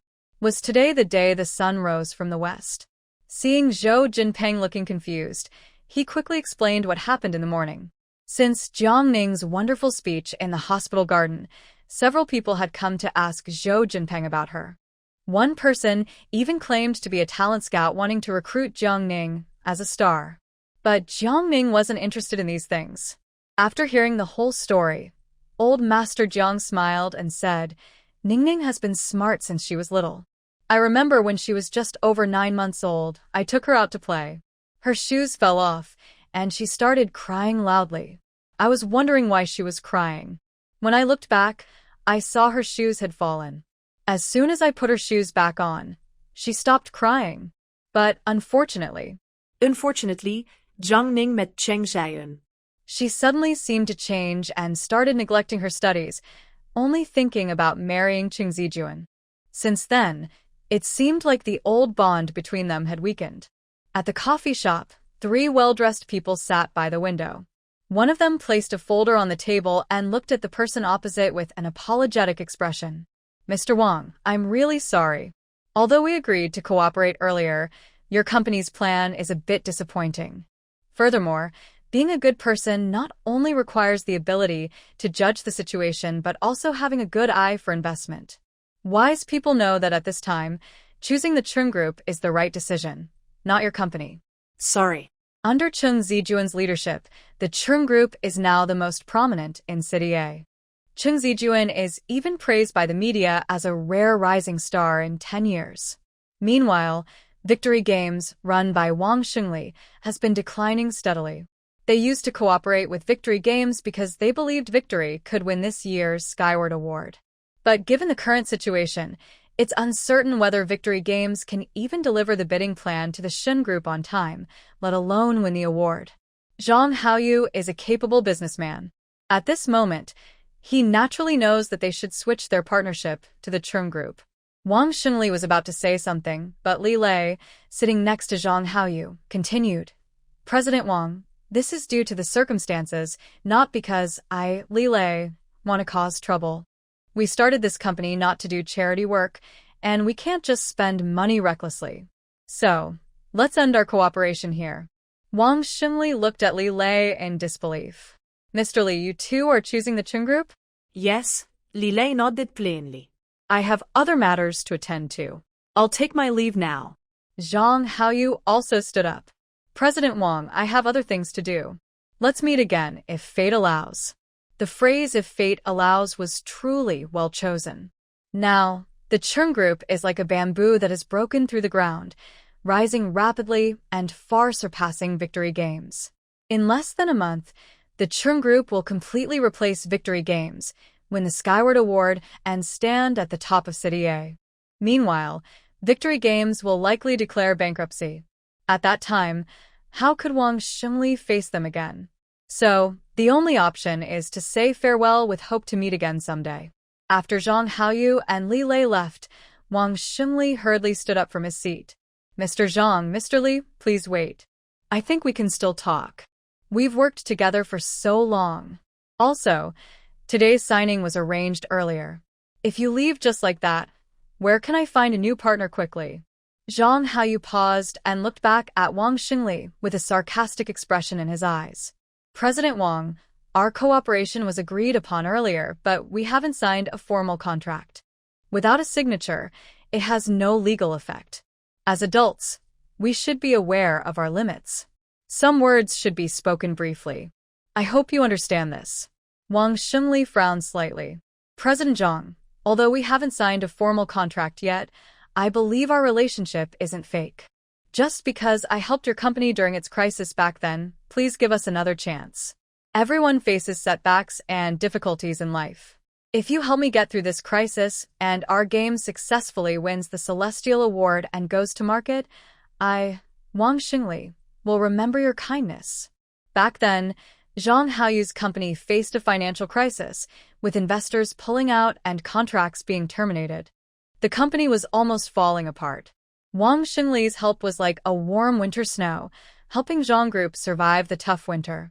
Without Wang Xingli, there would be no Zhang Haoyu today. Wang Xingli thought that mentioning this past would earn him some respect from Zhang Haoyu.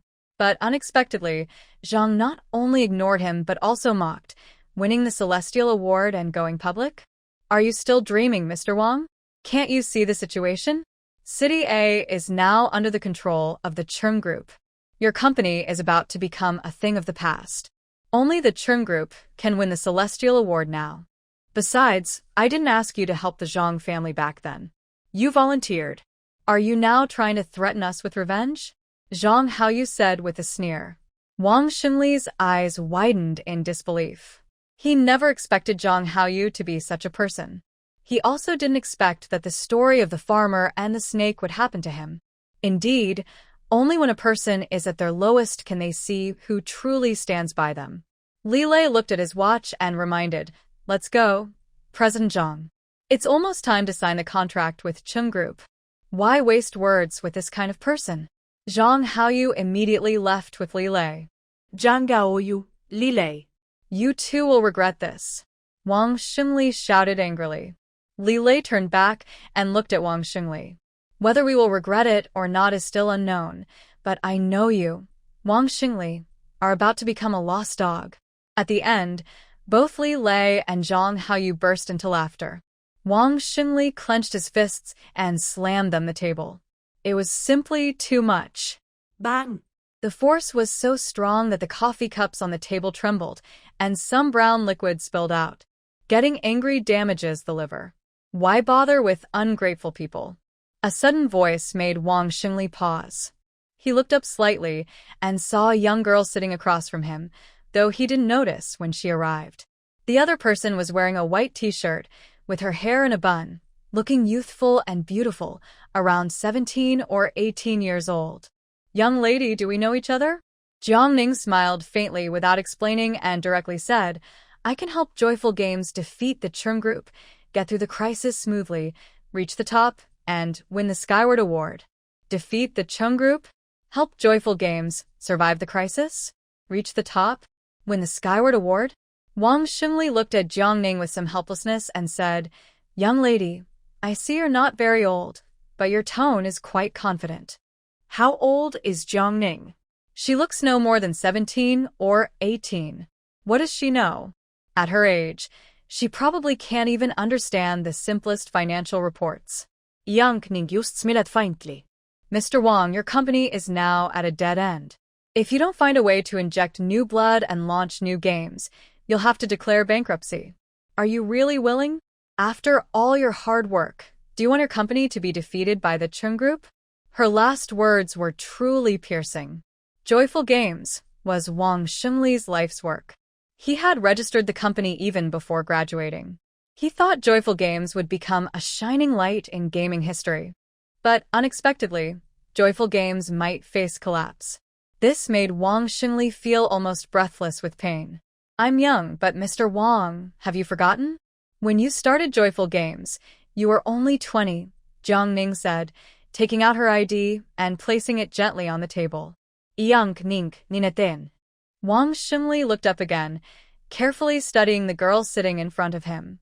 Although she looked young, she had an excellent aura and spoke with confidence, clearly not an ordinary child. He had to admit, Jiang Ning indeed reminded Wang Xingli of himself back then. He was also full of ambition at that age. But Wang Xingli remained cautious. He squinted and asked, "What makes you think I should believe you?" Jiang Ning tapped her fingers on the table. "Mr. Wang, do you have anything left to lie about now? Instead of waiting to be completely replaced by the Chung Group, why not fight for the top? Working with me could give you a chance to survive. If you refuse, your company might really have only one way out. Talking to smart people, you only need to be direct. After a while, Wang Xingli looked up at Jiang Ning. Do you understand games? Jiang Ning didn't answer directly. Instead, she said, give me the computer. Computer? Wang Xingli didn't hesitate and directly handed his portable laptop to Jiang Ning. Jiang Ning took the computer, opened the screen, and started working. She typed very quickly, clicking rapidly, but Wang Xingli sat opposite her, unaware of what she was doing.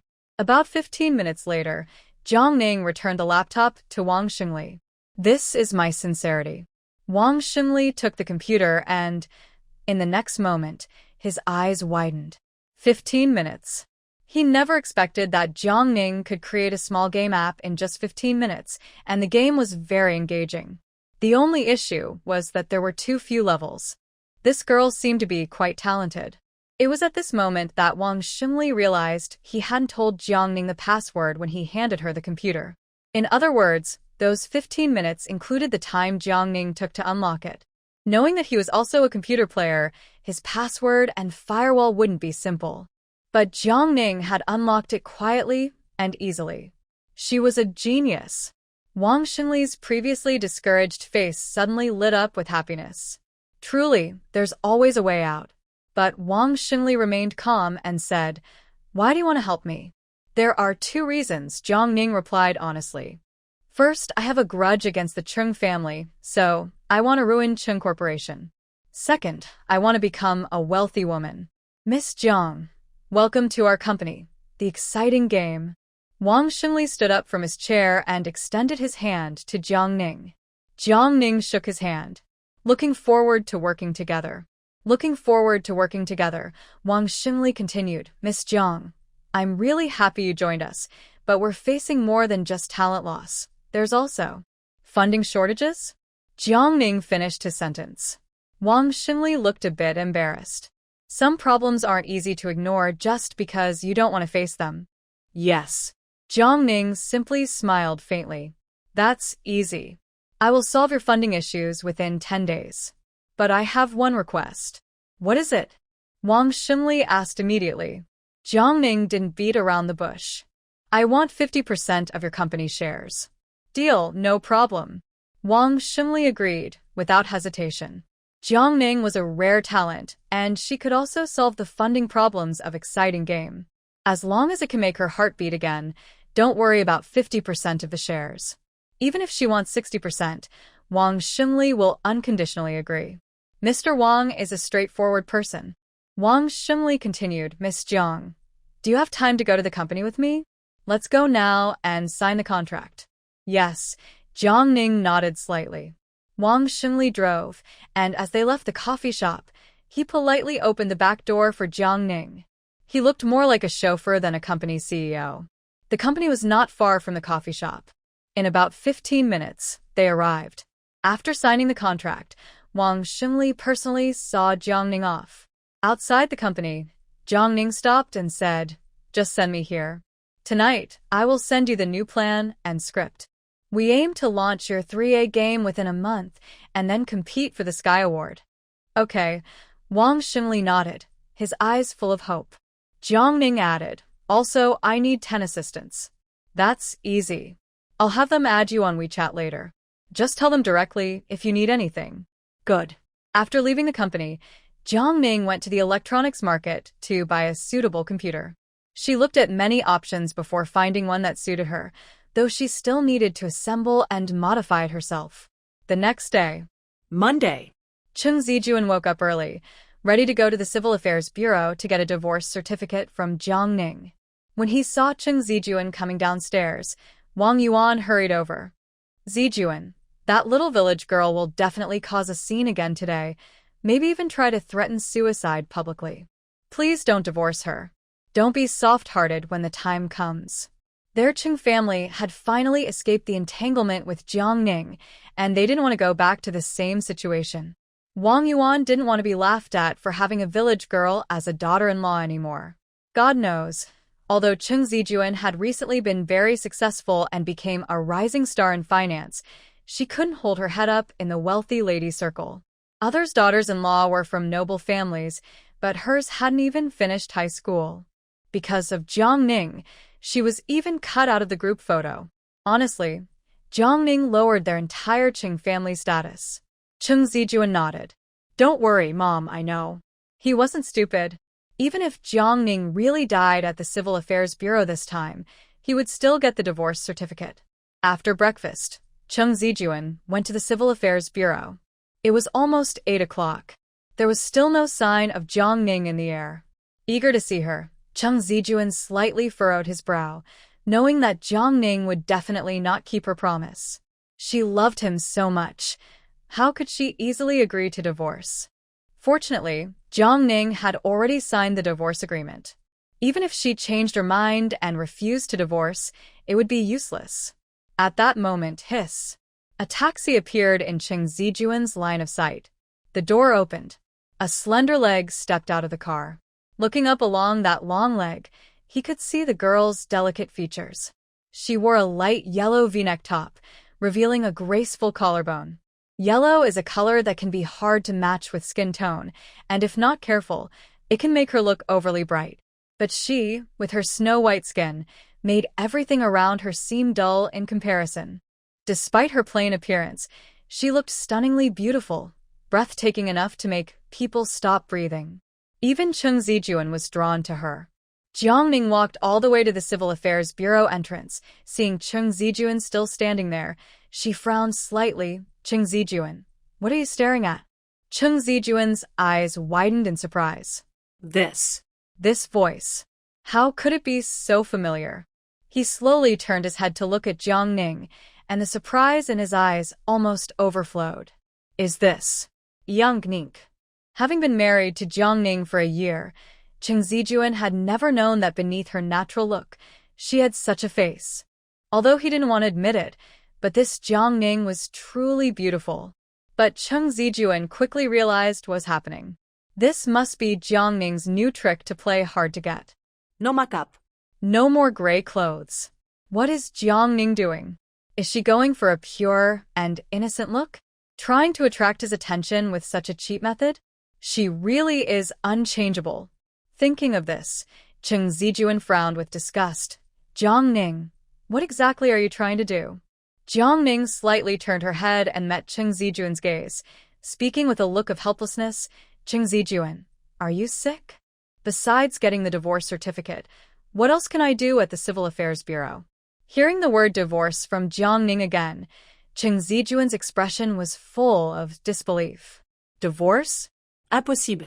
Because Jiang Ning loved him deeply, was extremely caring, she not only helped review plans but also cooked for him and knitted scarves. She was not heavily made up, wore his favorite gray clothes, and acted like a loyal admirer, happy just to glance at him. After learning about Zhang Shui's existence, she became even more jealous and even sought out Zhang Shui alone, causing her to be quite startled. Now, in order to keep her self-respect, she even removed her heavy makeup. Why did Jiang Ning remove her makeup? She wanted to attract her. She definitely wanted to attract her. Otherwise, who would still dress so beautifully after a divorce? Besides this, Cheng Zijuan couldn't think of any other reason. Thinking of this, Cheng Zijuan's expression was full of disgust as he spoke again. Jiang Ning, I tell you, no matter what you do, you are just a clown in my eyes. Mrs. Cheng is a position that people like you can never hope for. The position of Mrs. Cheng will always belong to Zhang Shui. Zhang Shui is gentle and beautiful, a proper wealthy young lady from a noble family. How could a small rural girl like Jiang Ning compare? Thinking of Zhang Shui, Cheng Zijuan's expression softened a little. Hearing these words, Jiang Ning felt like vomiting. Is Cheng Zijuan disgusting? So narcissistic. I really don't understand how the original owner ever fell for him. Her taste was really bad. Quickly step back, step back, step back. Cheng Zijuan, please wipe the eye gunk off your eyes and see clearly before you speak. I came here today to divorce you, not to pick up trash, Jiang Ning said calmly. From now on, even if you kneel and beg me, I won't give a second look at that position of Mrs. Cheng. I hope you and Zhang Shui stay together forever. Never separated. Chung Zijuan just looked at Jiang Ning with half-closed eyes. He could tell from her eyes that Jiang Ning still loved him and loved him deeply, to the point of being unable to extricate herself. Because Jiang Ning still loved him, she deliberately used reverse words to provoke him. Chung Zijuan curled his lips and said, Jiang Ning, don't think I don't know what you're thinking. The only person who can make me kneel and beg for marriage is Shui. What are you? Stop dreaming. Seeing Chung Zijuan, greasy and narcissistic, Jiang Ning almost wanted to her dinner. Just as she was about to say something, her phone suddenly rang. Hello, yes. Jiang Ning answered the call. Chung Zijuan walked to the divorce window, took out the household register and marriage certificate he had prepared earlier, and said, proceed with the divorce. The staff looked at Jiang Ning, who was on the phone nearby, and asked, where are the woman's documents? Chung Zijuan looked at Jiang Ning, his eyebrows filled with anger. What was Jiang Ning doing? Pretending to take a call to escape the divorce process? Sure enough, a small rural girl is just a small rural girl, not suitable for the stage. Hearing the staff's words, Jiang Ning directly hung up the phone. I'm here. What documents are needed? She asked. Household registration book and marriage certificate, the staff replied. Jiang Ning was getting divorced for the first time and didn't know what documents to bring. Luckily, she had brought all the necessary papers. Hearing this, she immediately looked through her bag to find them. Chung Zijuan almost predicted Jiang Ning's next move. She would probably pretend to forget her household registration book. Only then could Jiang Ning reasonably avoid the divorce. Shameless. At this moment, a look of disgust almost appeared in Chung Zijuan's eyes. While waiting for Jiang Ning to tell the staff she forgot her household registration book, Jiang Ning suddenly took out all her documents and handed them to the staff. These are my documents. Chung Zijuan was stunned. He almost couldn't react in time.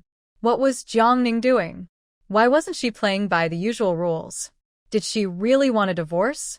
She loved him so much. How could she really want a divorce? And today, Jiang Ning didn't cry, make a fuss, or threaten to hurt herself. This made Chung Zijuan feel complicated. The staff asked according to procedure, why are you getting a divorce? He's been unfaithful, Jiang Ning answered. Unfaithful? Hearing this, the staff looked at Chung Zijuan with a hint of disdain. They didn't expect that this seemingly decent man was actually a scoundrel looking for a mistress. Chung Zijuan's face turned tense with veins bulging. He and Zhang Shui truly loved each other. How could he be unfaithful? In a relationship, the one who isn't loved is the third party. Speaking of the third party, Jiang Ning was actually the one. He knew Jiang Ning still loved him. Otherwise, why would she be so unwilling to admit he was unfaithful? Jiang Ning's claim that he was unfaithful was just her jealousy of Zhang Shui. Do you have children? The staff asked again. No, Jiang Ning continued, I've already signed the divorce agreement. We have no property disputes. Please process the documents quickly. Hearing this, the staff didn't ask further. They stamped both divorce certificates and handed them to the couple. After receiving the divorce certificates, Jiang Ning let out a breath of relief. Not having a cooling-off period for divorce was really good. Watching Jiang Ning's back, Chung Zijuan squinted and warned, Jiang Ning, we are divorced now. From now on, you have no connection with the Chung family. I hope you won't bother Shui again and don't step into our Chung family anymore. Otherwise, don't blame me for not considering our past friendship. He had a feeling that after leaving the Civil Affairs Bureau, Jiang Ning would immediately go to trouble Zhang Shui. Zhang Shui is a kind and innocent girl. Even if Jiang Ning bullies her, she pretends nothing has happened. Therefore, he must absolutely prevent Jiang Ning from going to see Zhang Shui. Jiang Ning stops walking, her beautiful eyebrows slightly furrowed. Chung Zijuan, don't pretend to be sick and give others advice. If you're bored, go lick a toilet, but don't make others feel sick. Chung Zijuan frowns tightly. What's wrong with Jiang Ning today? In the past, she wouldn't have spoken to him like that. But soon, Chung Zijuan understands a reason. It's the deep love that turns into hatred. Jiang Ning must be madly in love with him, which is why she's acting like this. Otherwise, Why wouldn't she scold someone else? At the core, Jiang Ning is still not willing to accept it. But what can he do if she's unwilling? He will never love Jiang Ning. Ding ding ding. At this moment, the phone rings in the air. Seeing the caller ID, Cheng Zijuan's expression softens a little. Hello, Shuyi. On the other end, Zhang Shuyi's gentle voice comes through. Brother Zijuan, is Sister Jiang Ning trying to commit suicide again? She loves you so much. If she doesn't want a divorce, just forget it. I'm willing to give you to her. Her voice sounds a little wronged at the end. Seeing how Zhang Shuyi is so upset, Cheng Zijuan feels a pang of pain. Zhang Shuyi is good at everything, but she is too kind. In this world, how many women would willingly give up their beloved man to another woman like her? Compared to Jiang Ning, who is petty and from the countryside, Zhang Shuyi is simply incomparable. Fortunately, he is no longer involved with Jiang Ning. Shuyi, don't worry. Jiang Ning and I have successfully gotten our divorce certificate. I will definitely give you a proper status. Divorced? Zhang Shuyi on the phone looks surprised. That doesn't seem to fit Jiang Ning's personality. Cheng Zijuan continues, but even though I have the divorce certificate, Jiang Ning doesn't seem very willing. You must be careful during this time. If you find her stalking you, contact me immediately. Okay, Brother Zijuan, I will be careful. She pauses, then adds, but I don't think Sister Jiang Ning is the kind of person to stalk others. Don't worry too much. Cheng Zijuan snorts coldly. What wouldn't Jiang Ning do for me? Don't think of her as too kind. After leaving the Civil Affairs Bureau, Jiang Ning feels refreshed. Back home, old Mr. Jiang has already finished work and is in the kitchen cooking. A pleasant and inviting aroma filled the air. Seeing Jiang Ning return, old Master Jiang was cooking and loudly said, Ning Ning, your package arrived this afternoon. There are quite a few. I've placed them on the coffee table. Okay, Grandpa. After changing shoes, Jiang Ning went to the living room and started opening the packages. There were 3 boxes, all containing computer parts she had bought. Once opened, they were scattered in a small pile. Jiang Ning poured all the parts onto the floor and began sorting them. When old Master Jiang came out of the kitchen and saw the mess of parts on the ground, he was surprised. Ning Ning, what did you dismantle at home? This scene brought back distant memories for old Master Jiang. He remembered that his granddaughter liked to take apart various household appliances when she was young. At that moment, he seemed to be transported back many years. I didn't dismantle anything. Jiang Ning smiled and said, Grandpa, these are computer parts one bought online to assemble a computer. Although old Master Jiang was a bit doubtful about his granddaughter's skills, he didn't discourage her. She had just gone through a divorce and needed something to keep her busy. He smiled and said, Dinner is ready. Go wash your hands and eat. We'll deal with these later. Tomorrow morning, we'll find time to visit your uncle. That's right. Old Master Jiang also has a single son who is 40 years old. A few years ago, he moved to City A and now lives with his wife's family. When old Master Jiang found Jiang Ning, he had originally planned to raise her for his son and daughter-in-law. Unexpectedly, both his son and daughter-in-law refused to raise Jiang Ning. They said she should grow her own hair and be born by herself, and no matter how much love others gave her, she wouldn't be truly raised.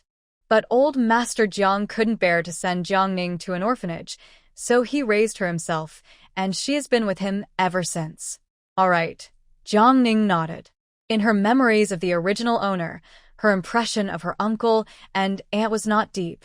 She had lived with her grandfather in the countryside until she was 15. Her uncle and aunt only visited once or twice a few years.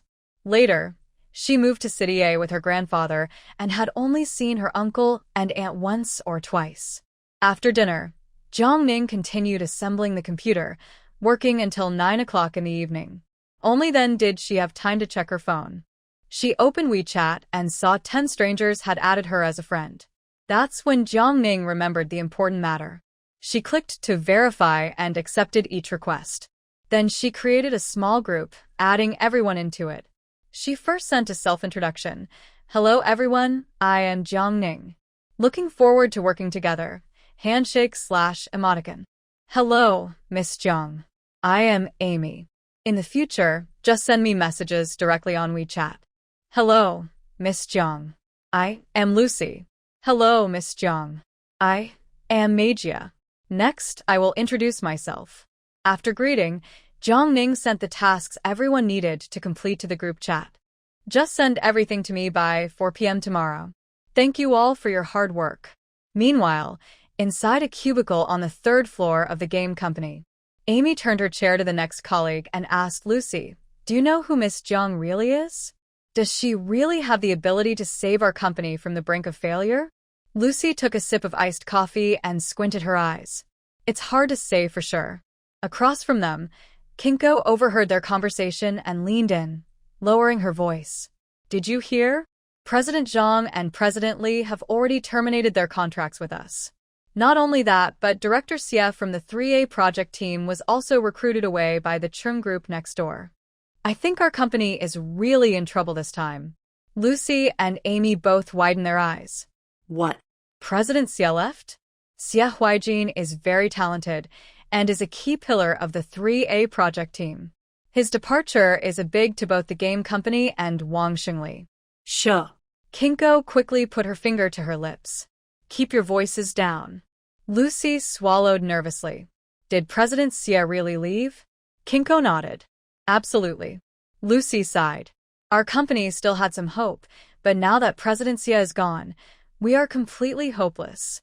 With such fierce competition in the workplace, where can I find colleagues like you if I lose this job? Amy looked at Kinko with some suspicion. This is too sudden. When I went to the 5th floor yesterday, President Xie was still working. Are you sure you're not mistaken? Kinko looked around. My best friend is President Xie's assistant. She told me this herself. Don't just think it's sudden. She even said she was surprised. President Xie left without any warning. He was working yesterday, and this morning he suddenly called to say he wouldn't come back. If only our director Wang had some more tricks. When they recruited Xie, they should have signed a huge compensation agreement. Now, he just left without a word. Amy frowned slightly. President Xie is really untrustworthy. Just leaving like that, what is Director Wang supposed to do? This matter shouldn't be entirely blamed on Mr. Xie. Mr. Xie is just working for Director Wang. Now that the company is struggling, he can't keep relying on one plan. Hopefully, Miss Jiang can live up to Director Wang's hopes and restore the glory of our exciting game, Lucy sighed. Then Kinko said, "Come on, I advise you not to pin your hopes on Miss Jiang." Why? Lucy asked. Amy looked at her with curiosity. Kinko continued, "Yesterday, I happened to see Miss Jiang when I went to see Director Wang. Guess what? She looks very young, like a high school student. She's pretty, the kind who could be a pretty face in the entertainment industry. I think Director Wang is just grasping at straws. How can a pretty face understand games? Isn't this just a joke?" After hearing this, Amy and Lucy instantly lost confidence in the legendary Miss Jiang. It seems, this time, exciting game really might not survive. 7th floor. Wang Xingli was standing by the window on the phone. Maybe because he was too anxious, sweat was on his forehead. Ding dong, the call was answered quickly. "Hello." Wang Xingli got straight to the point. "Miss Jiang, are you busy right now? I have something very important to tell you." "Go ahead," Jiang Ning replied succinctly. Wang Xingli continued, "Our plan might have to be delayed. Xie Huijin from the 3A project department was recruited by the Chung group. I can't find someone to replace him right now." Finally, Wang Xingli couldn't help but curse. That Xie Huijin, he's really ungrateful. He was just an unknown in the gaming scene abroad when he started out. If it weren't for me, he wouldn't be where he is now. And now he's turning his back on me at this critical moment. Everyone only knew that Xie Huijin was recruited from abroad. Few knew that back then, Xie Huijin was just an unnoticed nobody. In the early days of his career, he and Wang Xingli grew together, exploring the industry step by step. It was because of their shared experience that Wang Xingli trusted Xie Huijin deeply. They interacted like brothers, so no formal agreement was signed, which gave Xie Huijin the chance to betray him. The more Wang Xingli thought about it, the angrier he became. He wished he could be right there in front of Xia Huaijin now, giving that ungrateful traitor a good beating. Compared to Wang Xingli's anger, Jiang Ning remained very calm. She slowly spoke, "Mr. Wang, now is not the time to settle scores. Send me Xia Huaijin's work, and I will handle it. You can do whatever you need to next. Don't let unrelated people affect you. Miss Jiang, Xia Huaijin's work is quite complicated." I'm worried. He hadn't finished speaking when Jiang Ning interrupted. "Worried about what?" "With me here, just send it to me. From now on, focus on your own tasks and don't let outsiders influence you." As she finished speaking, Jiang Ning didn't give Wang Xingli a chance to respond and immediately hung up the phone. For some reason, Wang Xingli, who had doubted whether Jiang Ning could handle Xia Huaijin's work, suddenly gained full confidence after hearing this and quickly headed to the 3A project department downstairs. Jiang family. Jiang Ning assembled the last part and pressed the power button. Ding. The computer turned on in just 1 second. Jiang Ning sat cross-legged on the floor, yawned, and said, "Looks like tonight will be another sleepless night." After leaving the Civil Affairs Bureau, Cheng Zijuan returned home. Seeing him come back so early, Wang Yuan immediately went to greet him. "Zijuan, did that little village girl not go at all? I knew she wouldn't be willing to divorce just like that." "She went." Cheng Zijuan took out a red booklet from his bag. "This is the divorce certificate." Huh. Wang Yuan took the certificate, looking surprised. Could it be that the little village girl made a fake one? How could Jiang Ning really have a divorce certificate with Cheng Zijuan? It was like rain falling from the sky. "No, it's not a fake. It was given to me directly by the civil affairs staff." Cheng Zijuan narrowed his eyes. "But Jiang Ning still loves me. She did this just to make me regret and chase after her. What does she think she is? How could I love someone like her? Mom, you should be careful too. She can't contact me, so she'll probably come looking for you. Jiang Ning is the kind of person who shines brightly with a little sunlight. Don't give her a good face." After leaving the lake, Cheng Zijuan no longer wanted any connection with Jiang Ning, that little village girl. Wang Yuan nodded. "All right, Zijuan, I understand. I've already told the housekeeper. If that little village girl shows up, just send her away immediately." After explaining these things to his mother, Cheng Zijuan went to Chung Group.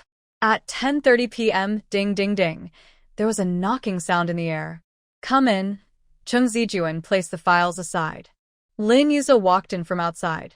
"Brother Zijuan, it's so late, you're still busy? You're really dedicated." Cheng Zijuan rubbed his temples, looking tired. "The group is at a critical point now. If I don't pay more attention, things will get chaotic." Strangely, he felt that when Jiang Ning was here, he didn't have so many things to handle. Since Jiang Ning left, everything seems to have become more complicated. Lin Yuza smiled and said, "That's true. Those who are capable tend to take on more work. By the way, Brother Zijuan, I heard you recruited Xia Huaijin from the exciting game?" "Yes," Cheng Zijuan nodded. Hearing this, Lin Yuza's eyes widened. In the gaming world, everyone knows that Xia Huaijin and Wang Xingli are close friends who have been through tough times together. When he heard this, Lin Yuza thought it might be a rumor. But it turned out to be true. "Brother Zijuan, you're amazing." "That's Xia Huaijin. Someone once offered a 10 million annual salary to recruit him, but they couldn't succeed." Lin Yuza gave Cheng Zijuan a thumbs up. Cheng Zijuan just smiled. People aim high, and water flows downward. Now, exciting game is at a dead end. Naturally, Xia Huaijin will choose a better path. Lin Yuza nodded. "You're right, Brother Zijuan." Under Cheng Zijuan's leadership, Chung Group is like a fierce beast, cutting through the gaming industry with unstoppable momentum. In the future, it will surely impress the world. Compared to Chung Group, exciting game is far behind. I think you will definitely win the Skyward Award this year. Lin Yuza couldn't help but admire. Hearing this, Cheng Zijuan's eyes showed a confident look. Who else could win the Skyward Award but him? At this moment, Lin Yuza seemed to remember something and continued, "By the way, Brother Zijuan, there's one more thing." "What is it?" Cheng Zijuan asked. Lin Yuza carefully chose his words and said, I heard that Wang Xingli recently recruited a game expert into exciting game. Within a month, they plan to launch a AAA game and win the Skyward Award. A game expert? Cheng Zijuan immediately felt threatened. Who? The person's surname is Jiang. I don't know her full name. Lin Yuza paused, then said, Brother Zijuan, do you think this Jiang might be Yang Ning? If it really is Jiang Ning, could she pose a threat to our Cheng group? Although exciting game is now close to bankruptcy, they still have some value. Cheng Zijuan had planned to buy exciting game cheaply and take control of it. But now, Yang Ning suteni interrupted. This made Lin Yuza a bit worried that the acquisition process might go off track. When Cheng Zijuan heard Jiang Ning's name, the sense of crisis on his face disappeared instantly, replaced by an obvious look of mockery. Who do I think she is? Turns out it's her. A useless person who didn't even finish high school. Do you really think she can steer the game back on track? That's just a fly trying to shake a tree, laughable and overestimating herself. In Cheng Zijuan's view, Jiang Ning is just a piece of trash. What does she know about games? What does she know about AAA titles? The success of Cheng Group today is all thanks to his hard work and effort. Jiang Ning's biggest contribution to Cheng Group was just getting married to him. With someone like her, she still dreams of helping the game win the Sky Award? That's just wishful thinking. So, Cheng Zijuan didn't take Jiang Ning's involvement in the game seriously at all. His eyes narrowed slightly. Wang Xingli originally had some hope, but now it looks like there's no hope at all. He's supposed to be a talented student, yet he's been fooled by a small-town girl. What a fool. Having someone like Wang Xingli as an opponent is an insult to his intelligence. Lin Yuza thought Cheng Zijuan's words made a lot of sense. Jiang Ning was just a small-town girl who didn't even finish high school, while Cheng Zijuan was someone praised even by Mr. Shinjiu. There's no comparison between Jiang Ning and Cheng Zijuan. Lin Yuza looked at Cheng Zijuan. I was worried at first that Wang Xingli wouldn't agree to the merger, but now with Jiang Ning causing trouble, I don't need to worry at all. All we have to do now is wait for Wang Xingli to come to us and ask Cheng Group to buy the game. Hearing this, Cheng Zijuan seemed to remember something and then spoke. So, Jiang Ning joined the game for me. From the current situation, Jiang Ning's involvement in the game has two purposes. First, to get his attention. Second, Jiang Ning wants to help him acquire the game. She's not really part of the game. She's spying on it. Cheng Zijuan initially didn't understand why Jiang Ning suddenly joined the game, but now he finally figured out the reason. Lin Yuza was shocked, his eyes wide. I didn't expect Jiang Ning to love you so humbly, to the point of joining the game, just to please you. I wonder what she's thinking. Why not just be happy on her own? She has to cling to you desperately. Cheng Zijuan was also disgusted by Jiang Ning. He clearly had already obtained a divorce certificate from Jiang Ning, but that shameless little village girl still fantasized about him and desired him. I've never seen a woman as shameless as Jiang Ning. Lin Yuza thought Jiang Ning's behavior was quite shameless and lacked sense. She paid no attention to Cheng Zijuan already having someone he loved. Such behavior was really not worth it. The more Cheng Zijuan thought about it, the more annoyed he became. Forget it, I won't talk about that rural girl anymore. How is the development department progressing? When it came to work, Lin Yuza immediately straightened up. Brother Zijuan, don't worry. The progress in the development department is very smooth. Lord Shinjiu will definitely choose to cooperate with us. Cheng Zijuan nodded, a proud look flashing in his eyes. Acquiring excitement. Successfully collaborating with the Shen family. Winning the Skyward Award. 3 gains in 1 move. By then, the whole city of A will be his domain. Not just a city, even the capital, he wanted to have a place there. Thinking of this, Cheng Zijuan's lips curled into a confident, determined smile. Jiang Ning had been busy with the game project all night, almost not sleeping. It was only after 4 in the morning that she finally went to bed for a short rest. At 9 o'clock in the morning, Jiang Ning woke up on time. She picked up her phone to order takeout while brushing her teeth and washing up. After freshening up, she went downstairs to exercise. First, a 30-minute jog, then 30 minutes of the 5 animal frolics. After exercising, it was 10:10. Old Master Jiang was coming back for lunch at noon. Although Jiang Ning's cooking skills were average, she could still manage simple home-cooked dishes. By 11:30, Old Master Jiang arrived home and immediately smelled the aroma of stir-fried food. He looked surprised at Jiang Ning, busy in the kitchen. "Ning Ning, are you cooking?" "Yes, Grandpa. I'm making soup now, and then we can eat." Old Master Jiang's eyes widened. Although Jiang Ning had lived with him in the countryside since she was young, he had never let her cook, and Jiang Ning didn't know how to stir-fry dishes, not even distinguishing sugar from salt. But now, Jiang Ning was actually in the kitchen cooking. To fit into the Chung family, how much hardship had this child endured? Thinking of this, Old Master Jiang felt sad and quickly took off his vest. "Ning Ning, I'll cook. You go rest." "It's okay, Grandpa. Just one more soup and we can eat. Please wash your hands quickly." Old Master Jiang couldn't argue with Jiang Ning, so he went to wash his hands first. When he returned, Jiang Ning had already served the dishes. 3 dishes and 1 soup. Steamed fish, braised pork, and a bowl of vegetable tofu soup. Old Master Jiang looked at the food on the table and smiled. Good. My granddaughter's cooking is always so delicious." Jiang Ning served a bowl of rice to the old man. "Grandpa, you're so generous.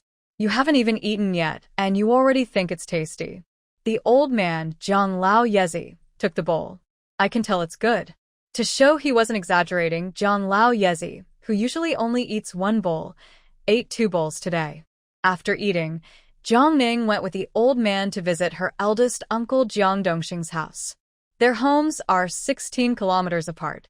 It takes about 30 minutes by subway.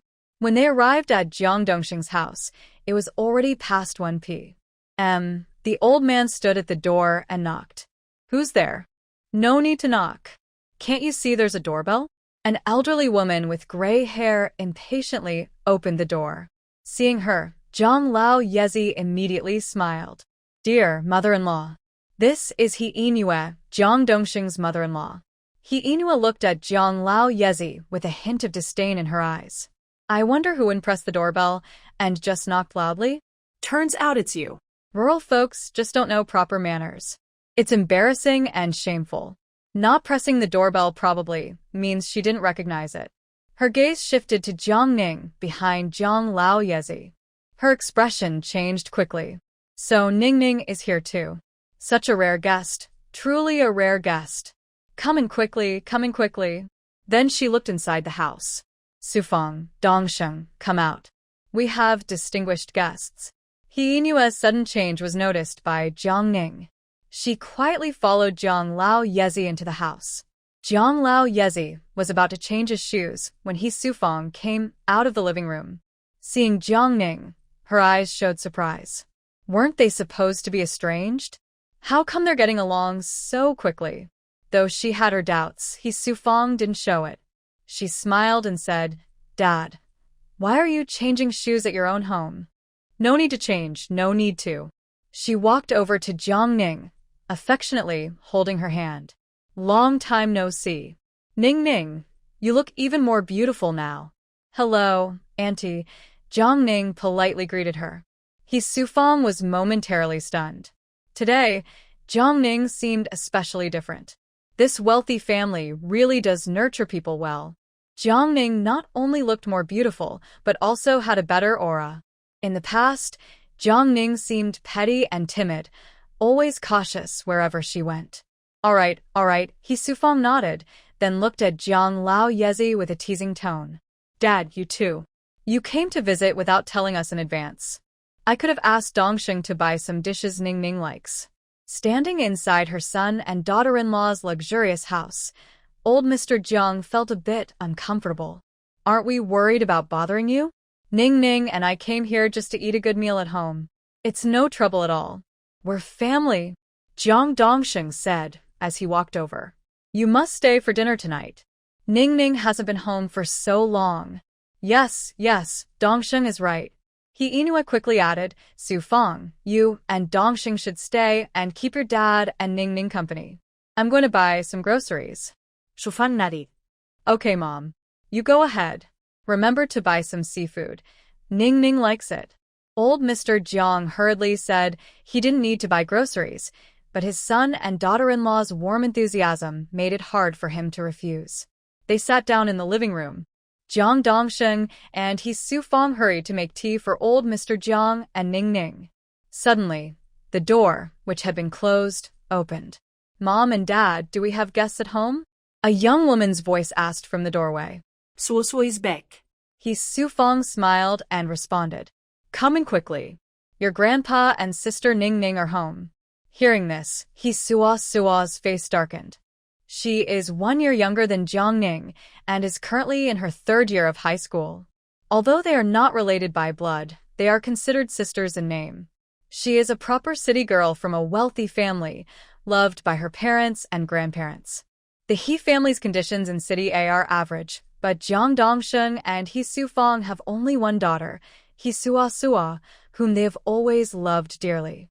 From a young age, she was raised with the manners of a wealthy family. When she was just 3 or 4 years old, she started learning piano, guitar, ballet, and other elegant arts. What about Jiang Ning? Jiang Ning has no parents and lives in the countryside. When He Sua plays the piano, Jiang Ning is busy playing with mud in the countryside. When He Sua dances ballet, Jiang Ning is still playing with mud. What else can Jiang Ning do besides playing with mud? Because of this, He Sua always felt superior to Jiang Ning and enjoyed the envy Jiang Ning looked at her with. But just when He Sua thought she could look down on Jiang Ning forever, Jiang Ning suddenly became the young mistress of the prestigious Qing family. He Sua was almost crazy with jealousy. To her, Jiang Ning was just a useless village girl, someone nobody wanted as a nanny in the city. Why could she marry into a wealthy family? Even she herself didn't have a chance to enter a wealthy family. Why Jiang Ning?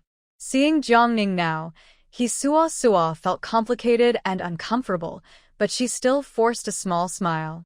Ning, sister. He Sua's eyes showed a change that Jiang Ning noticed immediately. She nodded slightly in response. Jiang Ning is a very simple person. She treats those who are kind to her kindly. It's very clear. He Sua is hostile toward her, so she naturally won't open her heart to her. He Sufang looked at He Sua and said, Sua, go get some of the specialties we brought back from our trip to tea country last month, so your grandfather and sister Ning Ning can try them. Okay, Mom. Jiang Sua turned and walked toward her room. Jiang Dongsheng personally handed Jiang Ning a cup of tea, exchanged a few polite words, then casually said, Ning, why didn't you come with your nephew-in-law? Since your marriage, he hasn't visited our home. He Sufang also looked at Jiang Ning with anticipation. Yes, Ning, when you have time, bring your nephew-in-law over to visit. Cheng Zijuan is a rising star in a city's financial circle. With their current social status, they usually wouldn't have contact with him. But now, things are different. Cheng Zijuan is Jiang Ning's husband, so their social standing has naturally risen. Jiang Ning lowered her eyes slightly. No wonder this family suddenly became so warm when they saw her. She found the reason. Just as old Master Jiang was about to speak, Jiang Ning looked up sincerely and said, Uncle, Aunt, I have divorced Cheng Zijuan. Divorced. Suddenly, the room fell silent. After about 10 seconds, He Sufang finally reacted and looked at Jiang Ning. Ning, are you joking? Why did you divorce such a good marriage? Jiang Dongsheng also looked at Jiang Ning. Ning, you must be joking, right? No joke. We really divorced. The divorce papers are already done. Jiang Ning's expression was very calm, as if she was talking about what to eat tomorrow morning. He Sufang swallowed hard and turned to look at old Master Jiang. Old Master Jiang nodded, indicating that Jiang Ning's words were true. He Sua, who had just come over with a bag of snacks and overheard this, suddenly had a big smile on her twisted face. Divorced. That's great. She had long known that someone as handsome and wealthy as Cheng Zijuan would never look at someone like Jiang Ning, who was so ordinary. If the situation had been different, He Sua even wanted to laugh out loud. At this moment, He Sufang and Jiang Dongxing's faces looked as ugly as a palette of mixed colors. Who would have thought Jiang Ning actually divorced? Is she crazy? The Chung family is a wealthy family. These are the social classes that ordinary people can never reach in their lifetime. He Sufang originally wanted to flatter Jiang Ning and coax her into introducing her to a wealthy young man in the future. After all, He Su is also very beautiful. If Jiang Ning can marry into a rich family, He Su can too. But Jiang Ning did the unexpected. She actually got divorced. Now, who will introduce a wealthy young man to He Su? How can He Su marry into a rich family now? Her dream of marrying into a wealthy family is shattered. The more He Sufang thought about it, the angrier she became. She looked at Jiang Ning and said angrily, "Why didn't you discuss such a big thing as divorce with us?" As she spoke, He Sufang stood up and grabbed Jiang Ning's hand. Come on. Let's go immediately to apologize to the Chung family and ask your nephew-in-law to forgive you.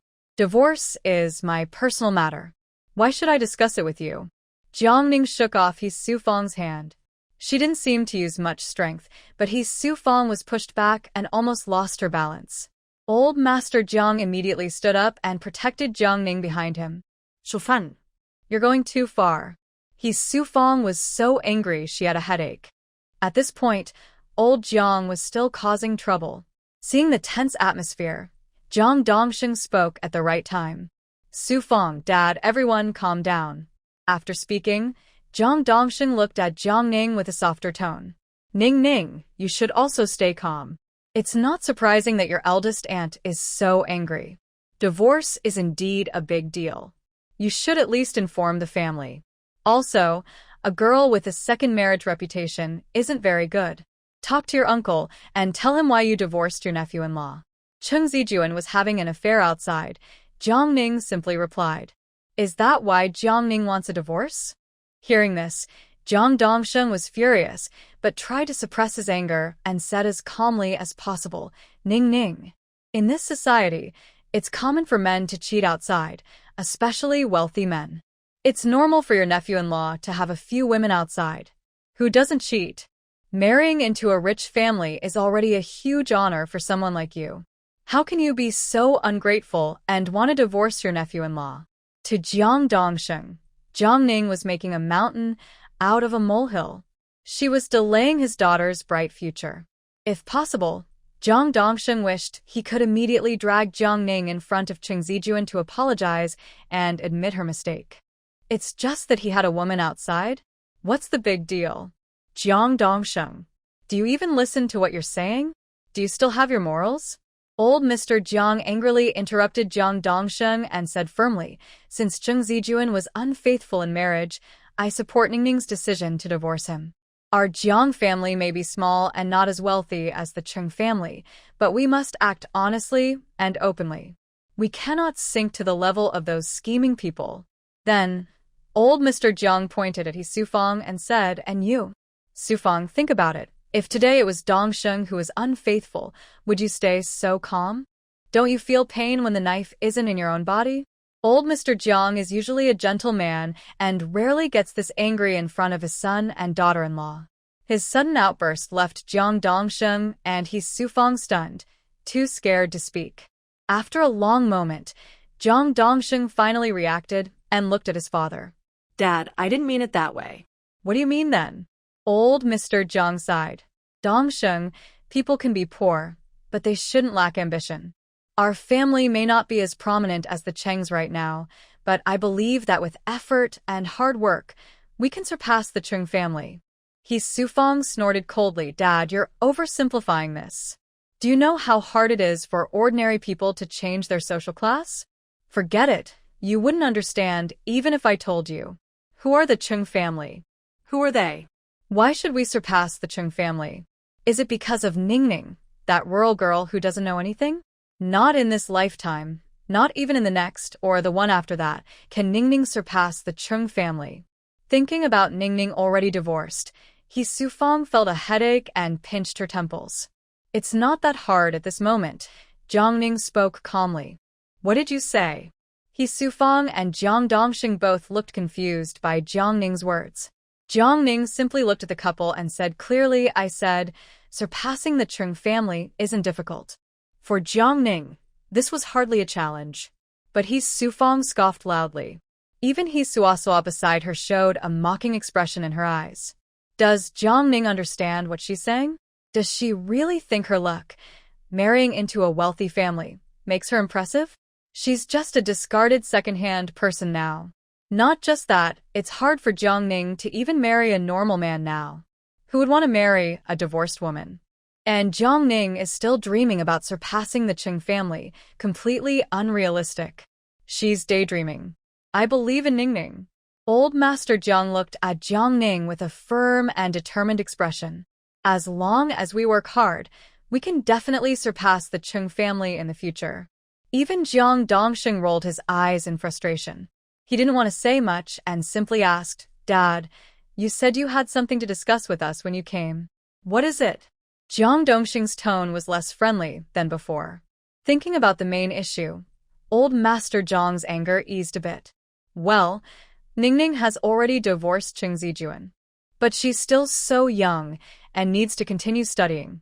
Only by taking the college entrance exam and getting into a good university can she have a bright future. I've talked to a teacher at number 1 high school. With some connections, we can get Ningning admitted easily. Aren't you and the teachers at number 1 high school quite familiar? So, I want your help to handle this matter. Also, he paused for a moment. Your family lives close to the school, and So-So is in her 3rd year of high school. If Ningning moves in, she can go to school with So-So, and they can look out for each other. He Sufang interrupted Old Master Jiang directly, looking a bit shocked. What do you mean now? Do you want her to live at our house and go to school with So-So? Yes, Jiang Old Master nodded. This house was given to Ningning as a dowry by Old Master Chung. If it weren't for Ningning, would Old Master Chung give you a house? 6 months ago, when Jiang Ning married Chung Zijuan officially, Old Master Chung bought a duplex villa of over 300 square meters as a dowry to show sincerity and to thank Jiang Old Master for raising him.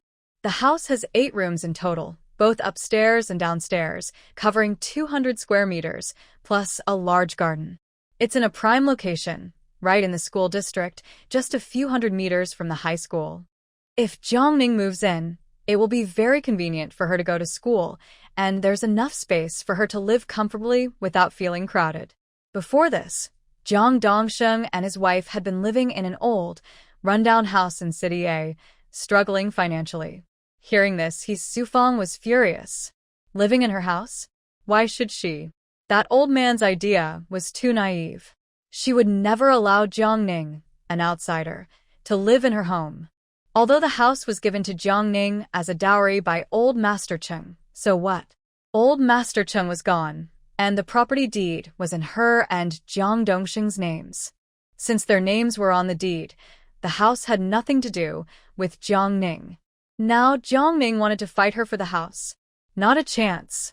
Grandpa Jiang saw the hesitation in his daughter-in-law's eyes and said, "Sufang, don't worry. Ningning is a good girl. Once she gets into a good university and becomes successful, she definitely won't forget your kindness and will show you respect." A good university? Successful? Just Ningning. Forget university. She'd be lucky to get into a technical college. Hearing Grandpa Jiang's words, He Sufang looked speechless. Dad, aren't you working as a cleaner in the community? If it's too hard, you could find Ningning a simple receptionist job at the community property office for a month, earning 2,000 or 3,000. That way, she won't be at home all day dreaming about unrealistic things. Then she looked at Ningning and said bluntly, "I don't think she's cut out for studying." He Sufang is a very practical person. When Ningning was Mrs. Chung, she made sure to flatter her, so Ningning wouldn't have any negative opinions of her. But now Ningning has divorced Chung Zijuan, and flattering her no longer makes sense. She is still a proper city girl. Why should she flatter this small village girl? That's why. He Sufang changed how she called Ningning from Ningning to just her. She wasn't afraid of offending Ningning. She was just a divorced woman after all. Could she marry into a wealthy family again? Impossible. Someone like Ning Ning, a small village girl, had already been lucky just to step in dog once in her past life. Grandpa Jiang didn't expect his daughter-in-law to have such an attitude. He was stunned for a moment, and then said, "Who says Ning Ning isn't smart? Every exam she's taken has been in the top 10. Even the teachers say she could get into a good university. If Ning Ning hadn't been confused and dropped out to get married, she would already be enrolled in a top university now." As her grandfather, Zhang Laoyi firmly believed in his granddaughter. Who knows if she's copying answers? Su Fong crossed her arms, looking disdainful, and her tone was very unfriendly.